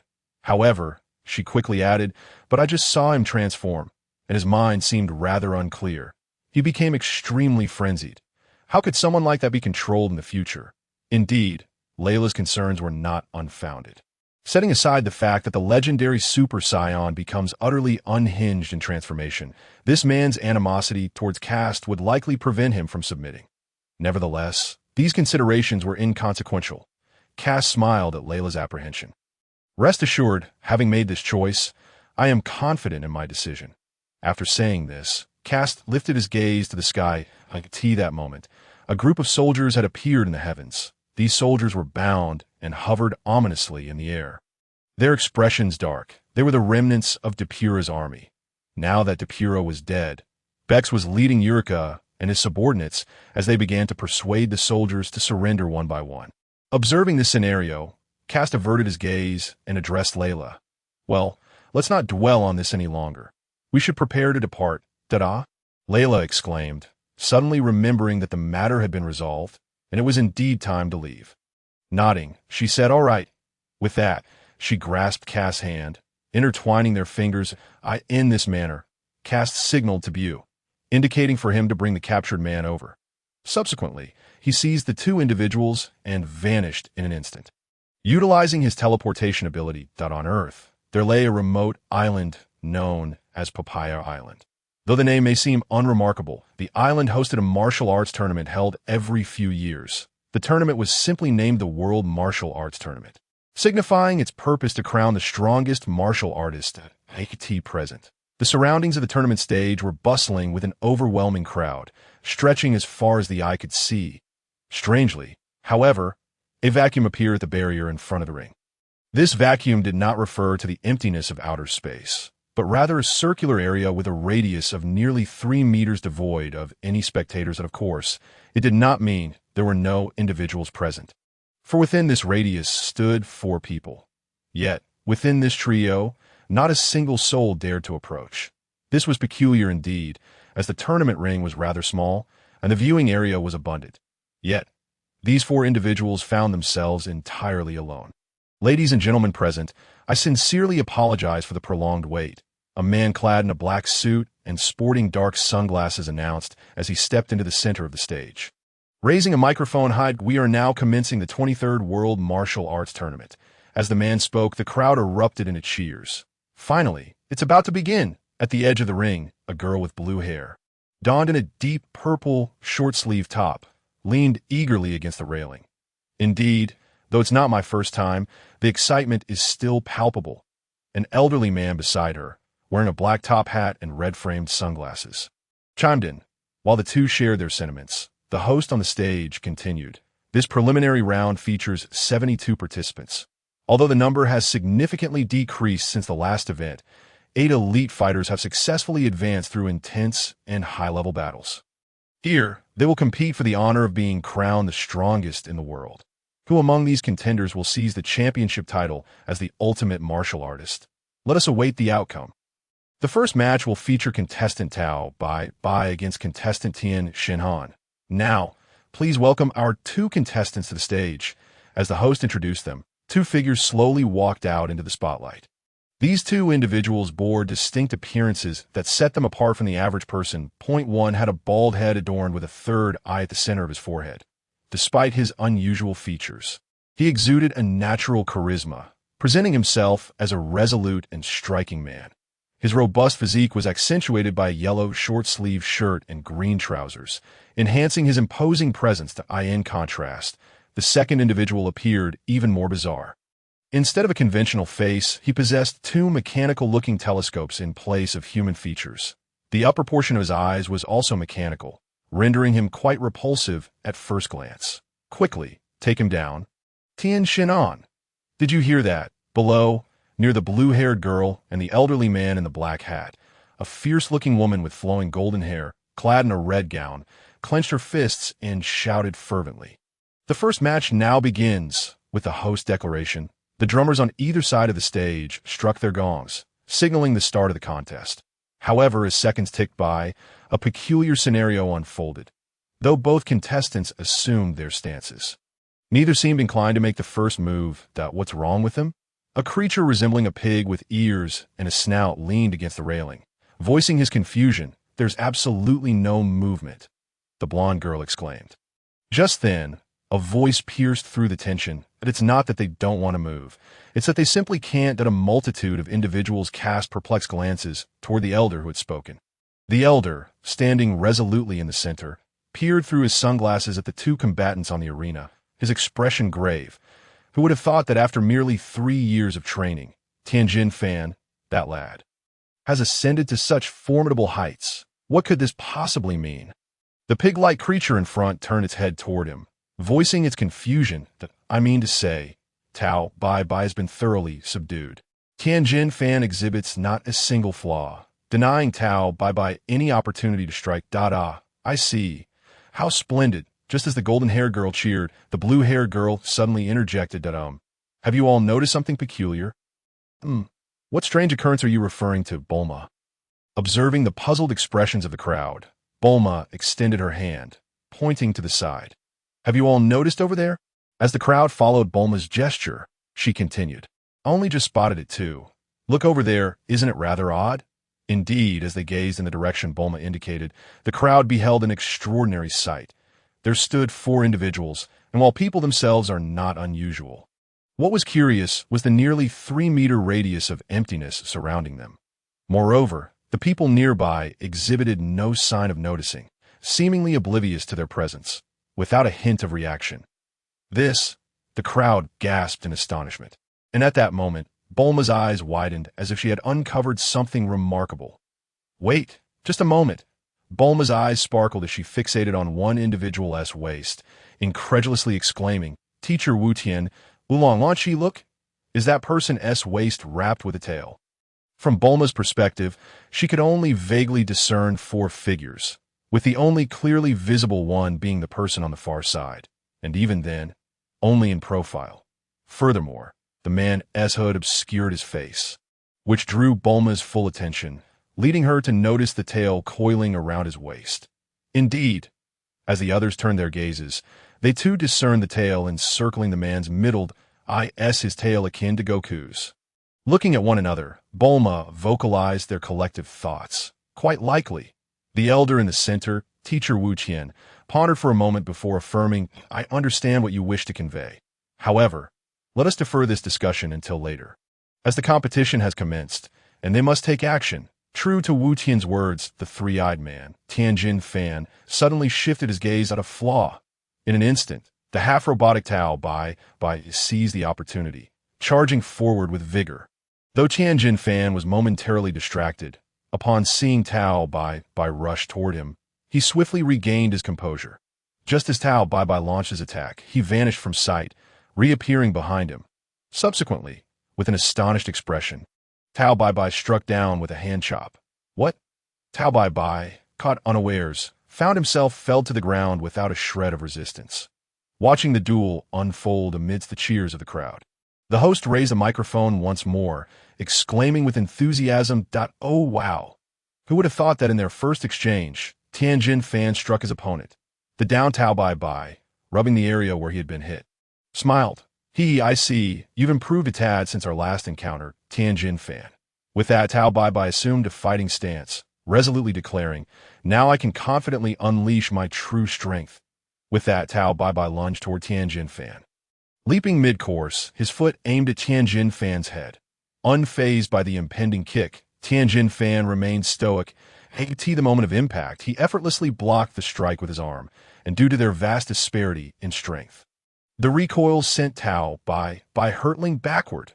Well done, Tianjin Fan. Observing the fallen Tao Bai, the golden-haired girl, with one hand resting on the pig-faced creature in front of her and the other fist raised in jubilant celebration, cheered. Curse be it!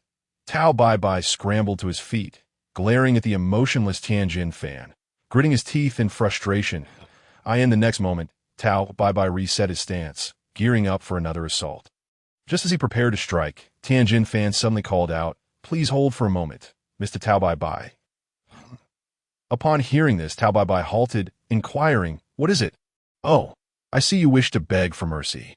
"Don't you?" Yet, the reality was far from Tao Bai's assumption. Tianjin Fan, gazing at him with utmost seriousness, stated, "I can overlook your prior actions against Jiaozi, but please, let us end this here. What did you say?" Upon hearing Tianjin Fan's words, Tao Bai sneered coldly, "That you've merely learned a few tricks, yet you dare to be so arrogant. Don't make me laugh." However, before he could finish speaking, Tianjin Fan suddenly vanished from sight.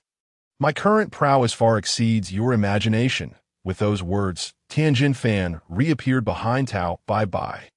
Startled by Tianjin Fan's movement, Tao Bai leaped forward and turned to face him. "When did you sneak behind me?" How shameless. Are you suggesting you're now stronger than me?" Facing Tao Bai's taunt, Tianjin Fan, expressionless, replied earnestly, "Though it is somewhat difficult to articulate, I have completely discerned your previous attack." This, Tao Bai froze momentarily before erupting into derisive laughter. "Such an arrogant little brat. Let me show you the gap between us." With that, Tao Bai ceased conversing with Tianjin Fan, propelling his body forward to launch an attack. Watching the two on the arena, Teacher Wu Tian suddenly spoke up. This time, Tianjin Fan has emerged victorious. Upon hearing this, Bulma and Lanchi turned to him, questioning, "How so?"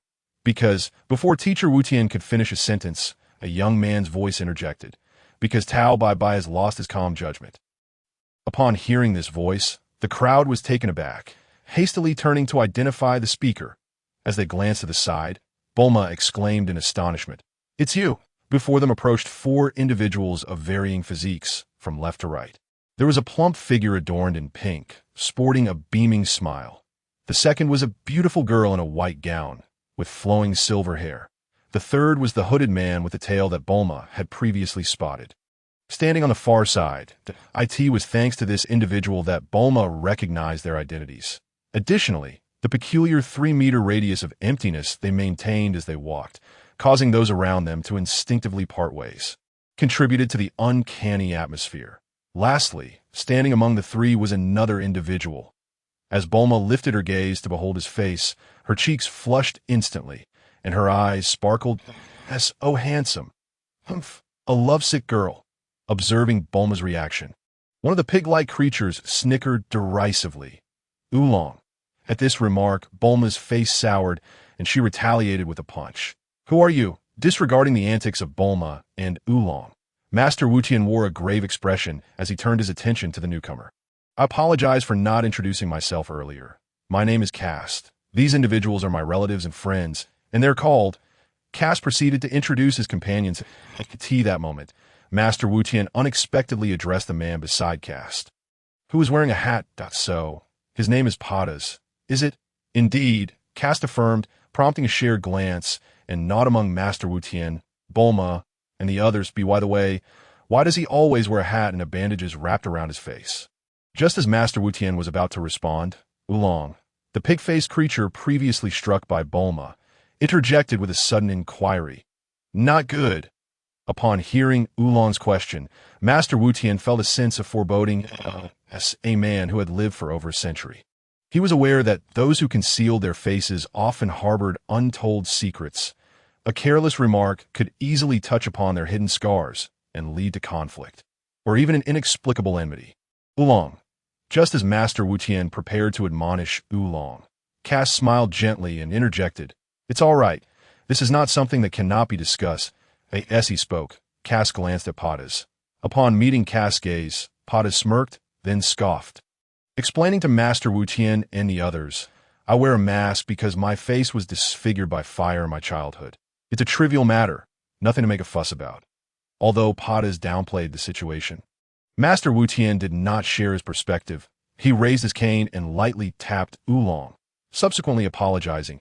"I sincerely apologize. This young man is quite thoughtless." "Tsich, are you annoying?" "I already said it's a minor issue, so there is no need for concern." Padas displayed a hint of impatience at Master Wutian's apology, ready to retort, but halting mid-sentence as he sensed a cold glare from the side. Observing Padas suddenly fall silent, Master Wutian appeared puzzled. However, before he could contemplate further, Kast interjected, "By the way, didn't you have something you wish to ask us?" "Ah, yes." Kast's interruption jogged Master Wutian's memory of his earlier thoughts. "We had noticed you earlier. To be frank, your recent performance left quite an impression on us." Reflecting on the circumstances surrounding Kast and his companion's arrival, Master Wutian spoke with seriousness. "However, it's quite strange. Despite your exaggerated display, the people around seemed oblivious to your presence. Moreover, even from such a distance, we could see you clearly."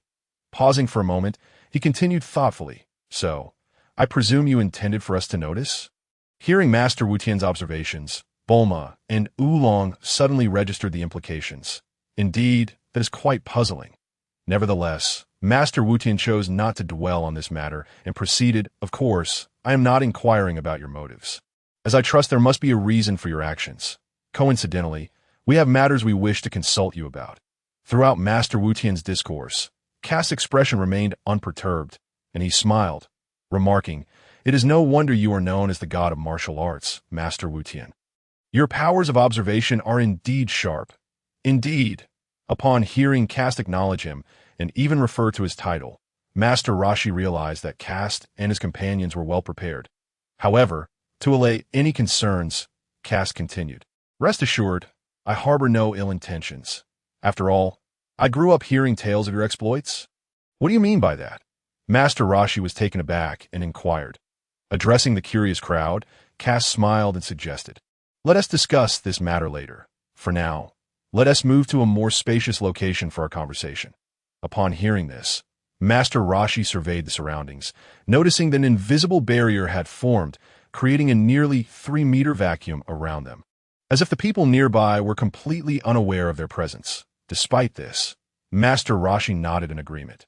"Very well.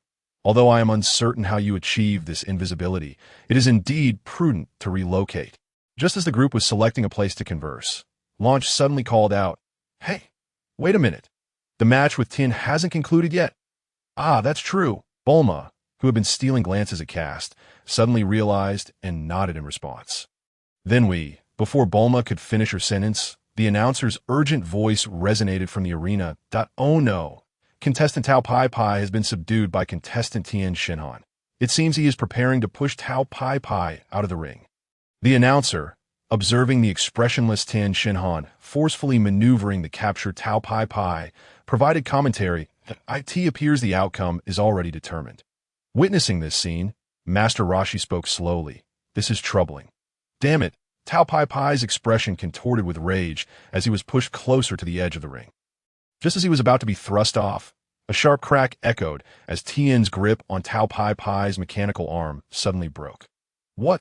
Tien Shinhan was taken aback, allowing Tao Pai Pai to leap upwards and escape his grasp. In the moment Tien turned in surprise, a sword suddenly shot out from the severed arm of Tao Pai Pai, striking Tien squarely in the chest before he could react. "What?" Observing this shocking turn of events, Master Roshi's previously calm demeanor shifted dramatically. The audience erupted in chaos. This is against the rules." The announcer, aghast at the unfolding situation, pointed an accusatory finger at Tao Pai Pai, exclaiming, "We strictly prohibit the use of any weapon. I hereby declare that this match is won by contestant Tien Shinhan." Hearing the announcer's condemnation, Tao Pai Pai was instantly enraged, turning to shout, "Stop your incessant babbling. I care not for this match." With that, Tao Pai Pai faced Tien Shinhan, a triumphant smirk spreading across his face as he declared, "I will kill you, Tien Shinhan." Following his proclamation, Tao Pai Pai erupted into maniacal laughter. Meanwhile, Tien Shinhan pressed a hand to his wounded chest. His head bowed slightly as he began to tremble. Suddenly, he lifted his head, his previously calm expression replaced by one of dark fury. "Have you no sense of honor as a martial artist?" "Don't bye-bye." With that, Tien Shinhan tore apart his shredded clothing, revealing a muscular physique.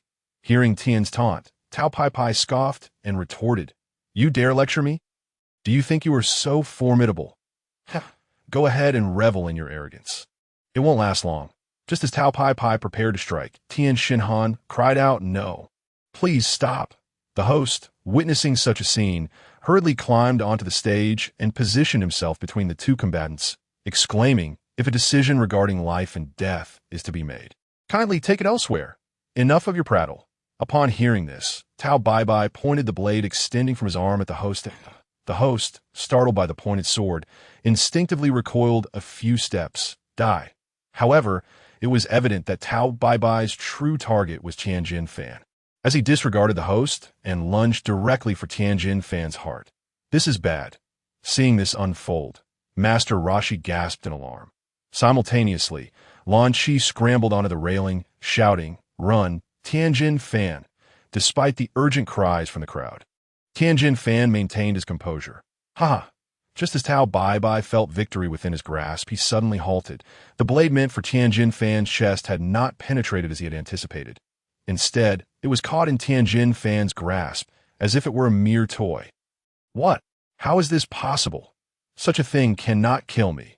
Gazing at the struggling Tao Pai Pai, Tianjin Fan spoke with a cold and indifferent demeanor. With that, he tightened his grip on the blade's arm and forcefully snapped it in two. Much to Tao Pai Pai's horror, Tianjin Fan discarded the broken blade and advanced menacingly. A sudden smile crept over Tao Pai Pai's face. "Don't think you've won just yet, Tianjin Fan." In response to Tao Pai Pai's inexplicable confidence, Tianjin Fan replied with a steely expression, "What else do you intend to do?" Hee. Tao Pai Pai chuckled as he raised his other arm, and with a crack, the palm of that arm detached as well. "Allow me to show you my secret weapon." Raising his arm, he aimed the opening at Tianjin Fan. "This is my ultimate move, Super Whole Wave." "What?"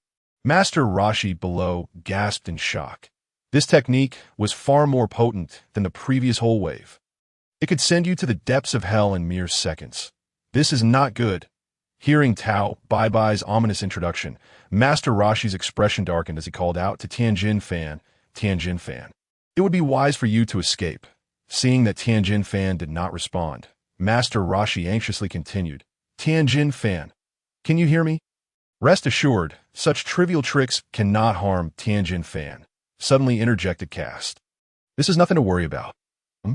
Master Roshi and the others turned to Kast, puzzled. What do you mean by that? Kast simply shook his head and replied nonchalantly, You'll see soon enough. Indeed, as Kast's words settled in, the situation on the stage began to shift. It's already set. Now, no matter how fast you move, it won't matter, because my super whole wave will follow you relentlessly. Tao Bai grinned as he aimed the cannon at Tianjin Fan, reveling in his perceived triumph. However, facing Tao Bai's ultimate technique, Tianjin Fan remained unfazed and shouted, Come at me! Do it! At Tianjin Fan's declaration, the surrounding audience was momentarily stunned, and chaos ensued as they scrambled to escape. This is bad. Realizing the gravity of the situation, Master Roshi felt a sense of foreboding. Even Oolong, who had been at the front, began to stealthily retreat, preparing to flee. Yet his actions did not go unnoticed by Lan Chi, who swiftly seized Oolong's clothing, pinning him against the railing, and coldly admonished, No running. Sit down and watch. On the stage, upon hearing Tianjin Fan's words, Tao Bai let out a chilling laugh. You foolish, oblivious fool. Regret in hell. Encountering me, the half-machine Tao Bai, is simply your misfortune. With that, Tao Bai began to charge his cannon, which glowed ominously. Take this, super whole wave. With a furious shout, a colossal wave of light erupted from Tao Bai's right arm, hurtling towards Tianjin Fan. In the face of Tao Bai's ultimate technique, the super whole wave, Tianjin Fan remained still, observing calmly. Why aren't you dodging? Have you given up? Tao Bai questioned, confused by Tianjin Fan's lack of evasive action. Finally, just as the super whole wave was about to strike Tianjin Fan, he sprang into action in a split second. Tianjin Fan's forehead bulged with veins as he unleashed a fierce roar aimed at the wave. At that instant, a deafening explosion erupted, accompanied by a blinding flash of light. Soon, as the brilliance of the explosion began to fade, the sight that unfolded before Tao Bai was utterly unbelievable. Tianjin Fan, struck by the super whole wave, not only survived but bore no injuries whatsoever. How could this be? Below the stage, Bulma gasped at the sight. The surrounding crowd, initially in a frenzy, halted in astonishment, staring wide-eyed at the center of the stage. How is this possible? Tao Bai, witnessing Tianjin Fan's resilience, felt his spirit wane as he slowly retreated, panic-stricken. How could this happen? He countered my super whole wave with nothing but a roar at that moment. Tianjin Fan surged forward, closing the distance to Tao Bai in an instant. As he reached his adversary, he delivered a powerful punch to Tao Bai's abdomen. The impact left Tao Bai gasping, his mouth agape as he emitted a piercing scream. Clearly, Tianjin Fan had held nothing back. With that, Tao Bai fell to the ground, motionless, and an eerie silence enveloped the surroundings. Yet, it was soon followed by a fervent cheer. Wonderful! Lan Chi, witnessing the turn of events, pumped her fists in celebration. Similarly, Master Roshi beamed with pride, exclaiming, Well done, Tianjin Fan! Excellent work! Suddenly, Oolong raised a finger and shook his head, declaring, See, I told you Tianjin Fan would win. That guy didn't stand a chance. However, before he could finish, Lan Chi seized his ear and scolded, And who was it that wanted to run away just now? You foolish pig! Ouch, ouch, ouch! I'm sorry. Oolong whimpered, immediately yielding as Lan Chi tugged at his ear. Well, although I didn't expect such an incident in the first match, thankfully, the outcome is favorable, the host remarked, observing the situation. According to the competition rules, Tao Bai has been disqualified for unlawfully using weapons. Thus, Tianjin Fan is declared the winner. He will advance to the finals. As the host announced the result, the audience erupted in cheers that I never imagined Tianjin Fan's strength had grown this formidable. Master Roshi marveled as he watched Tianjin Fan carry Tao Bai over his shoulder and approach an elderly man with a crane-like hairstyle. Despite having previously gauged Tianjin Fan's strength, Master Roshi realized he had underestimated him significantly. Truly remarkable. As the elderly crane-haired man took Tao Bai away, Master Roshi gazed at Tianjin Fan's retreating figure, inwardly praising, he has truly become an extraordinary martial artist. Moreover, given the current circumstances, my participation in this tournament for the title of the world's greatest martial artist is no longer necessary. However, at that moment, Master Roshi suddenly turned his gaze toward the side, where Castor stood, and inquired, "How did you come to know that? Have you already discerned the latent powers of Tien Shin Han?" Upon hearing this, a subtle smirk appeared at the corner of Castor's mouth as he replied, "Close enough." As he spoke, Castor abruptly shifted his attention forward, through the corridor connecting the main hall and the arena above. He spotted a figure. Narrowing his eyes, Castor remarked, "Now that Tien Shinhan's match has concluded, let us find another venue to converse." Extending his hand toward the others, he added, "Everyone, grasp my hand. Let us relocate for our discussion." Observing Castor's outstretched palm, Bulma felt her heart skip a beat. Her cheeks flushed as she exclaimed, "But the next match seems to be Goku's. Isn't it inappropriate for us to leave now?" Upon hearing Bulma's concern, Castor feigned confusion and looked at her. "Goku?" The moment he fixed his gaze on her, Bulma's heart raced, as she hurriedly averted her face, unable to meet his eyes. It's just, in her flustered state. Bulma felt her mind growing hazy. That juncture, the announcer on the stage resumed speaking. "Ladies and gentlemen, please calm down. We shall now commence the second match. The second match features Goku, who, regrettably, did not secure victory in the previous tournament, facing off against a female opponent. Despite being a woman, she is an exceptionally formidable contender." As the announcer introduced the participants, two figures gradually emerged from the hall. On the stage stood a young man clad in an orange martial arts uniform. Upon seeing him, Bulma exclaimed, "That's him! He's here!" Castor also directed his gaze toward the arena. Although he had caught a glimpse of the young man earlier, it was his first time truly witnessing his visage. "So, this is Goku," he mused. Though he uttered the words with an air of realization, his genuine thoughts remained a mystery to all. "Very well. We shall observe until his match concludes," with Goku's bout at hand. Castor felt a surge of curiosity about the surprises the true Goku might unveil. That he recalled that in the original narrative, this tournament held additional surprises. That moment, the announcer continued with the introduction. "This exceptional female contestant, for certain reasons, cannot disclose her real name, so we ask for your understanding." As the announcer spoke, the audience's attention shifted to the young girl standing opposite Goku, dressed in a blue qipao. Her features were delicate, yet at that moment, her expression was one of fury. "What troubles you? You've been angry since the beginning," Goku inquired, observing the furious girl. However, her anger did not wane in response to his question. Rather, she became even more incensed as she retorted, "Unforgivable." Goku was taken aback by her words. The girl, gritting her teeth, continued, "Goku, I will never forgive you." Goku remained bewildered, unsure of what was transpiring. "I still don't understand. Have you confused me with someone else? I have not mistaken you." The girl insisted firmly, "You are Goku, aren't you?" As their conversation unfolded, the drumming intensified. Below, Bulma, observing the scene on stage, found her earlier anxiety dissipating, replaced by a sense of confusion. "Who is this girl?" "I'm not sure. The drumming is too loud to hear," replied Launch, crossing her arms in perplexity. "But the girl is rather cute," she added. That moment, the previously serious Master Roshi revealed his true nature, stroking his beard while intently watching the girl on stage. "Could she be someone he knows?" pondered Oolong, seated atop the railing. But judging by the atmosphere, it seems they share a deep-seated grudge. On stage, the drumming became increasingly frantic, prompting the announcer to interject. "So, are you both ready?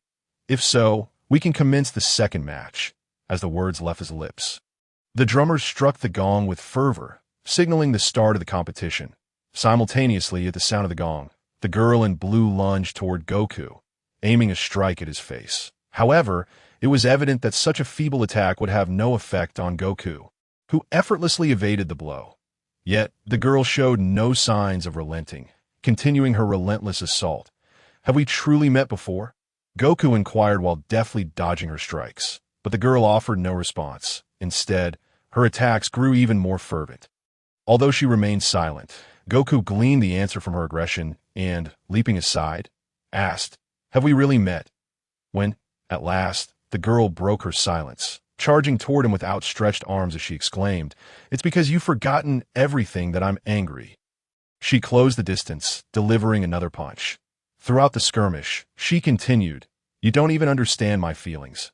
I've been waiting for you." Below, the absence of drumming allowed Bulma to hear the girl's declaration, and her expression shifted to one of astonishment. So, will they truly know each other? On stage, Goku, facing the girl, expressed his bewilderment. "You say you've been waiting for me. Why are you waiting for me?" The girl's expression changed dramatically upon hearing his words. Her brows furrowed in disbelief. What on earth was happening?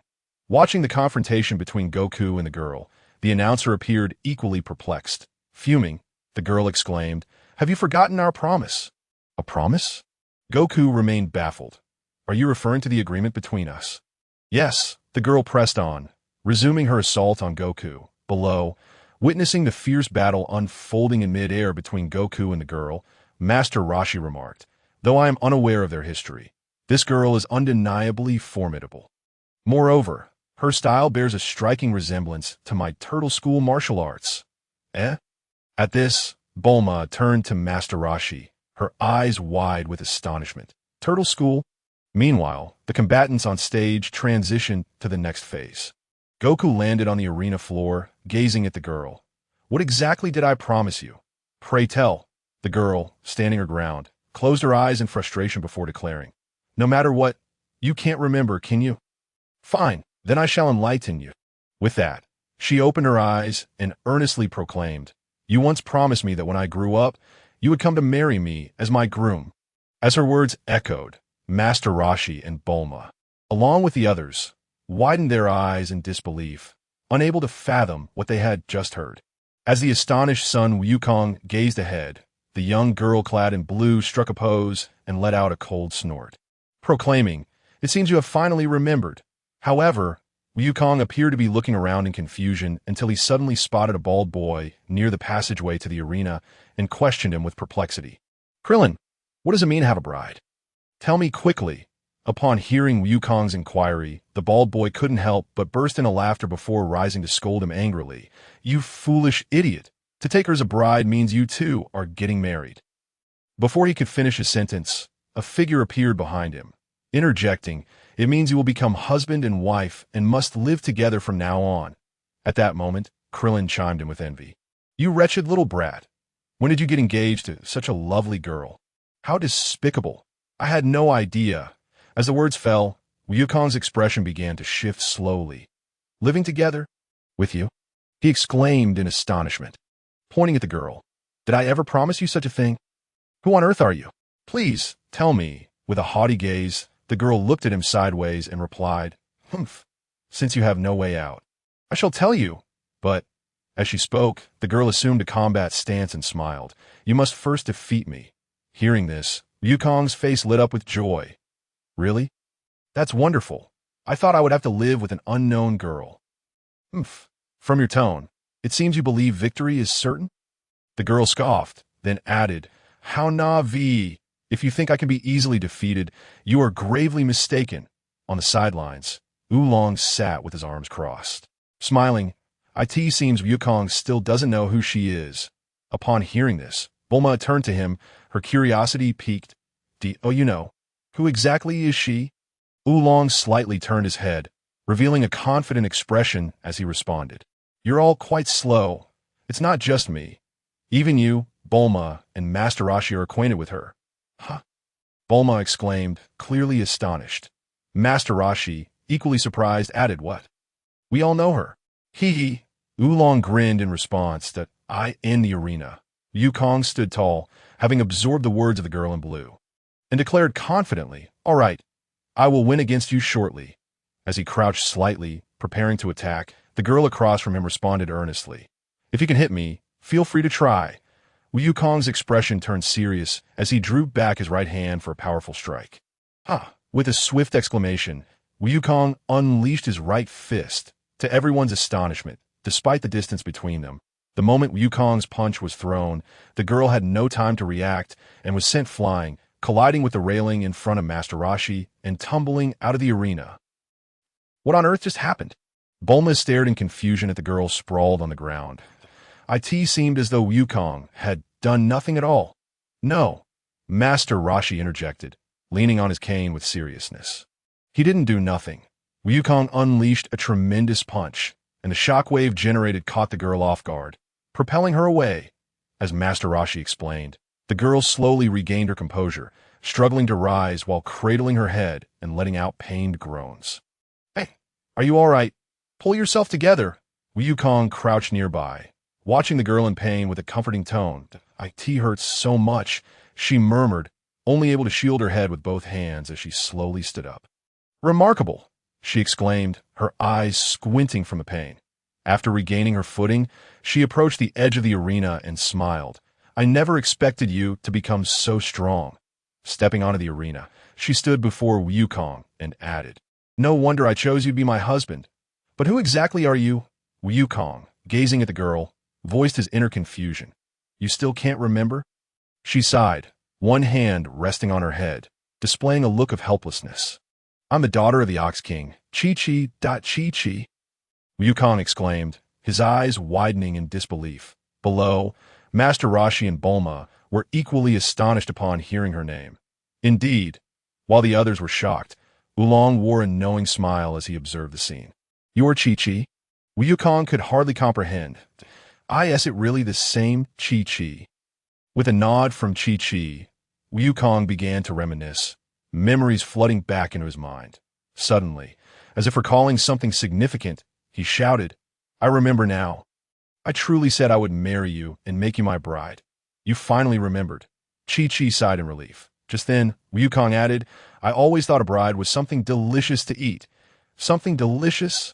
Chi-Chi's expression shifted as she sensed Wukong's misunderstanding, her worry evident. But what about that promise? She inquired, a hint of concern in her voice. And oh, worries. Since I promised you. Huh? With that, Wukong approached Chi-Chi, smiling as he proposed. Then let us get married, upon hearing this. Chi-Chi's eyes sparkled with excitement as she exclaimed, Yes. As she responded, the announcer below quickly exclaimed, Oh wow. I never expected contestant son Wukong to complete the marriage so swiftly. With his words, the surrounding audience erupted into cheers. However, amidst the jubilant crowd, Master Roshi and Bulma remained in stunned silence, gazing up in disbelief. Castor remarked, observing the unfolding events above with a smile, though he had known what was coming. You seem quite pleased. Don't you? Just as Castor smiled, a voice suddenly interrupted from the side. What is there to be happy about? A silver-haired girl leaned against the railing, her eyes filled with a hint of grievance as she gazed at Castor. Though her expression was forlorn, her lips remained still, silently conveying her thoughts to Castor. What is wrong, Layla? Castor turned back to the girl who had communicated with him telepathically. Layla sighed in response, a touch of exasperation in her voice. She recalled the events that had transpired earlier. After Castor had led them away from the demon realm, he had arrived directly on Earth. Upon reaching Earth, Castor had said little, instead making his way to a tall tower to meet someone named Bai. She remembered how surprised Bai had been upon seeing Castor. However, at the same time, he appeared quite delighted and enthusiastically praised Castor. He expressed his gratitude for Castor's foresight years ago, which led him to store most of the magical beans, leaving only a few jars in the hall for regular use and emergencies. Otherwise, they would have been devoured by the likes of Epilogue.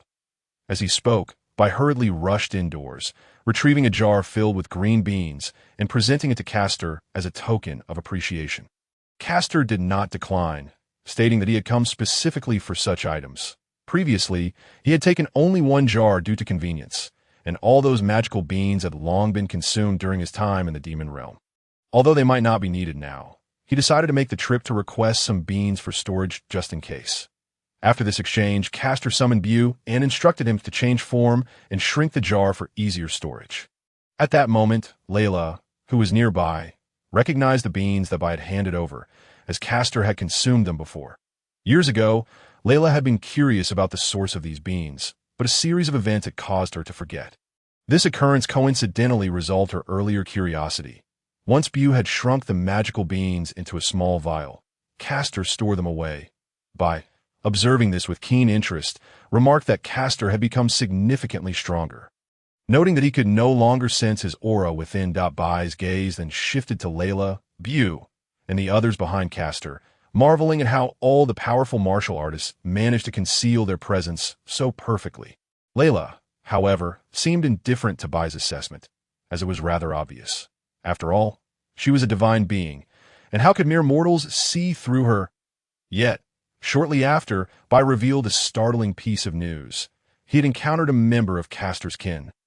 Upon hearing this, both Layla and the previously quiet Padas were taken aback, turning sharply to Bai.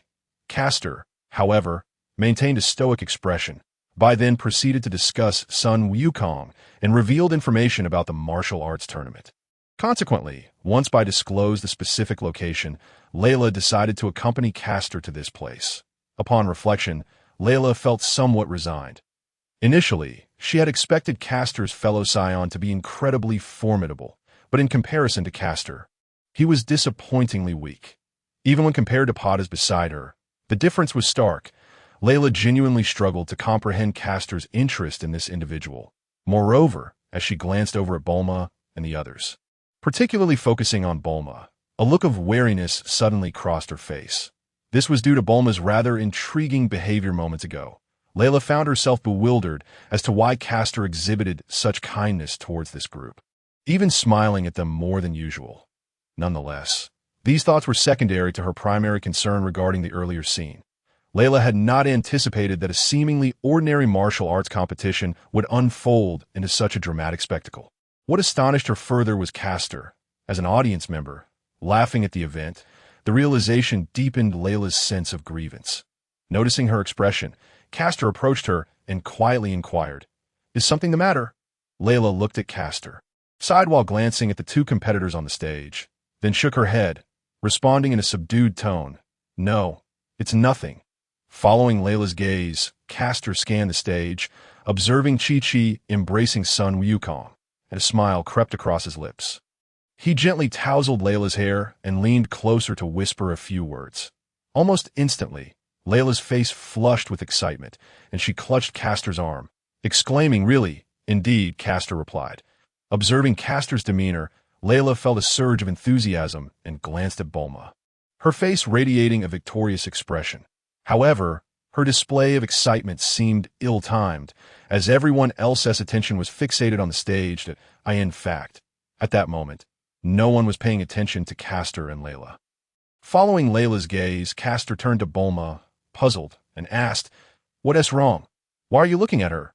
Layla, caught off guard, quickly averted her gaze and feigned innocence, saying, "Oh, I just turned my head for a moment." Then she abruptly changed the topic. "By the way, you haven't told me why you came here. The people here seem rather unimpressive. Even that Saiyan named Sun Wukong is currently quite weak."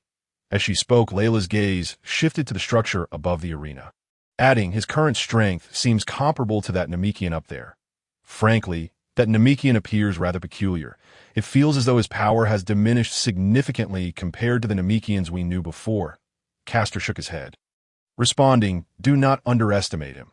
Have you forgotten the potential of our Saiyan race?" With a knowing expression, Castor turned his attention back to Sun Wukong on the stage and stated earnestly, "I have a premonition that he will undoubtedly become a powerful warrior in the future."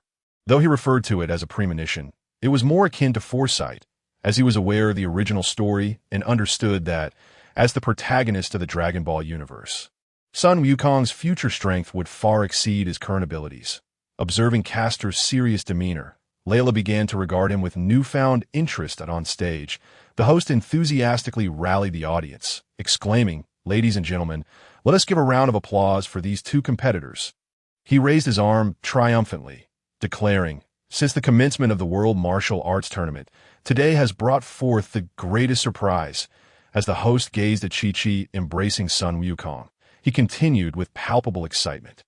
Who would have thought that the arena would transform into a wedding stage today?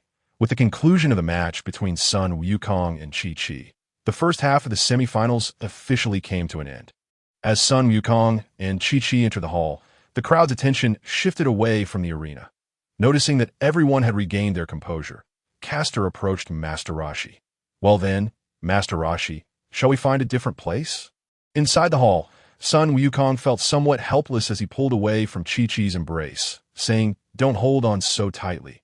It's hard to walk like this." However, as soon as he released her arm, Chi-Chi wrapped it around him once more and laughed. "That's just how couples are." Turning to Sun Wukong, Chi-Chi affectionately declared, "Darling, in the future, I want to help you have a baby as strong as a hippopotamus." "A baby?" Sun Wukong responded, perplexed. Nevertheless, Chi-Chi continued without pause. "And about our living arrangements, I hope our home will be entirely decorated with wood." As she shared her dreams, Sun Wukong reflected on Chi-Chi's aspirations, feeling a wave of gratitude. It's truly fortunate to have so many plans. "That's for our future." Just then, a voice suddenly interjected from nearby. Chi-Chi turned to see Krillin, who had previously explained the concept of marriage to Sun Wukong, along with another man who had been speaking behind him. Spotting Krillin, Chi-Chi beamed with joy and hurried over to shake his hand. "You must be Wukong's friend. I'm Wukong's wife, Chi-Chi. It's a pleasure to meet you." Suddenly, upon noticing the man next to Krillin, she exclaimed in surprise. "Ah, you are." As Chi-Chi gazed at the man, he seemed to suddenly recall something, and his expression shifted dramatically. At that moment, several figures abruptly materialized beside the crowd. "Who goes there?" Startled by this unforeseen commotion, Wukong and the others hurriedly focused their attention ahead. However, as the silhouettes became clearer, Krillin and Wukong could not help but exclaim in astonishment, "Master Wutan, Bulma, Wong, what brings you here so unexpectedly?" As they spoke, they suddenly noticed the presence of Kast and the others standing beside Bulma. "Who are they?" The group was seen holding hands, with Master Wutian serving as the dividing line. At that point, Master Wutian was grasping Oolong's hand with his left hand, while Oolong held onto the arm of a creature, specifically Puyalu's arm. Following this, Lan Chi held onto Puyalu, and Bulma grasped Lan Chi. On the other side, Padas and Bu were linked, with Bu also clutching Master Wutian's right arm. Kast was holding onto Layla's arm, while Layla held onto Bulma's arm. Everyone was interconnected in this manner. Observing the actions of Master Wutian and the others, Krillin expressed his confusion. What is the meaning of this? Just as Master Wutian was about to explain, Bulma suddenly caught sight of the scene ahead. Although Chi-Chi was initially startled by the appearance of the group, her anxiety subsided upon recognizing familiar faces, prompting her to address the man before her. "I apologize, but although you once had feelings for me, I am now someone else's wife." "Oh no, this is terrible," the man internally lamented. "What is happening?" Yamcha. At that moment, Bulma's expression turned one of disdain. She had not anticipated encountering such a situation upon entering. So, this was the reason behind the deception to secure the Dragon Balls sooner, wasn't it? Is there any need to even ask? Hearing this, Yamcha straightened up, reminiscing that at that time, he was merely a child. Yes, he spoke. He gestured to indicate Chi-Chi's height back then. "I never imagined she would grow into such a lovely young lady. Completely beyond my expectations." As he continued, he suddenly noticed a furious gaze emanating from Bulma, causing him to halt his words. "Humph." With a cold snort, Bulma turned her head away from Yamcha, only to catch a glimpse of Kast beside her. As if sensing Bulma's gaze, Kast slightly turned and smiled at her. The moment Bulma made eye contact with Kast, her cheeks involuntarily flushed, and she began muttering something under her breath. Like that moment, Chi-Chi had already approached Master Wutian, standing respectfully before him. "Master Wutian, it has been a long time. Do you still enjoy teasing girls as you did before?" Upon hearing this, Master Wutian blushed deeply, while Oolong squinted his eyes and let out a chuckle.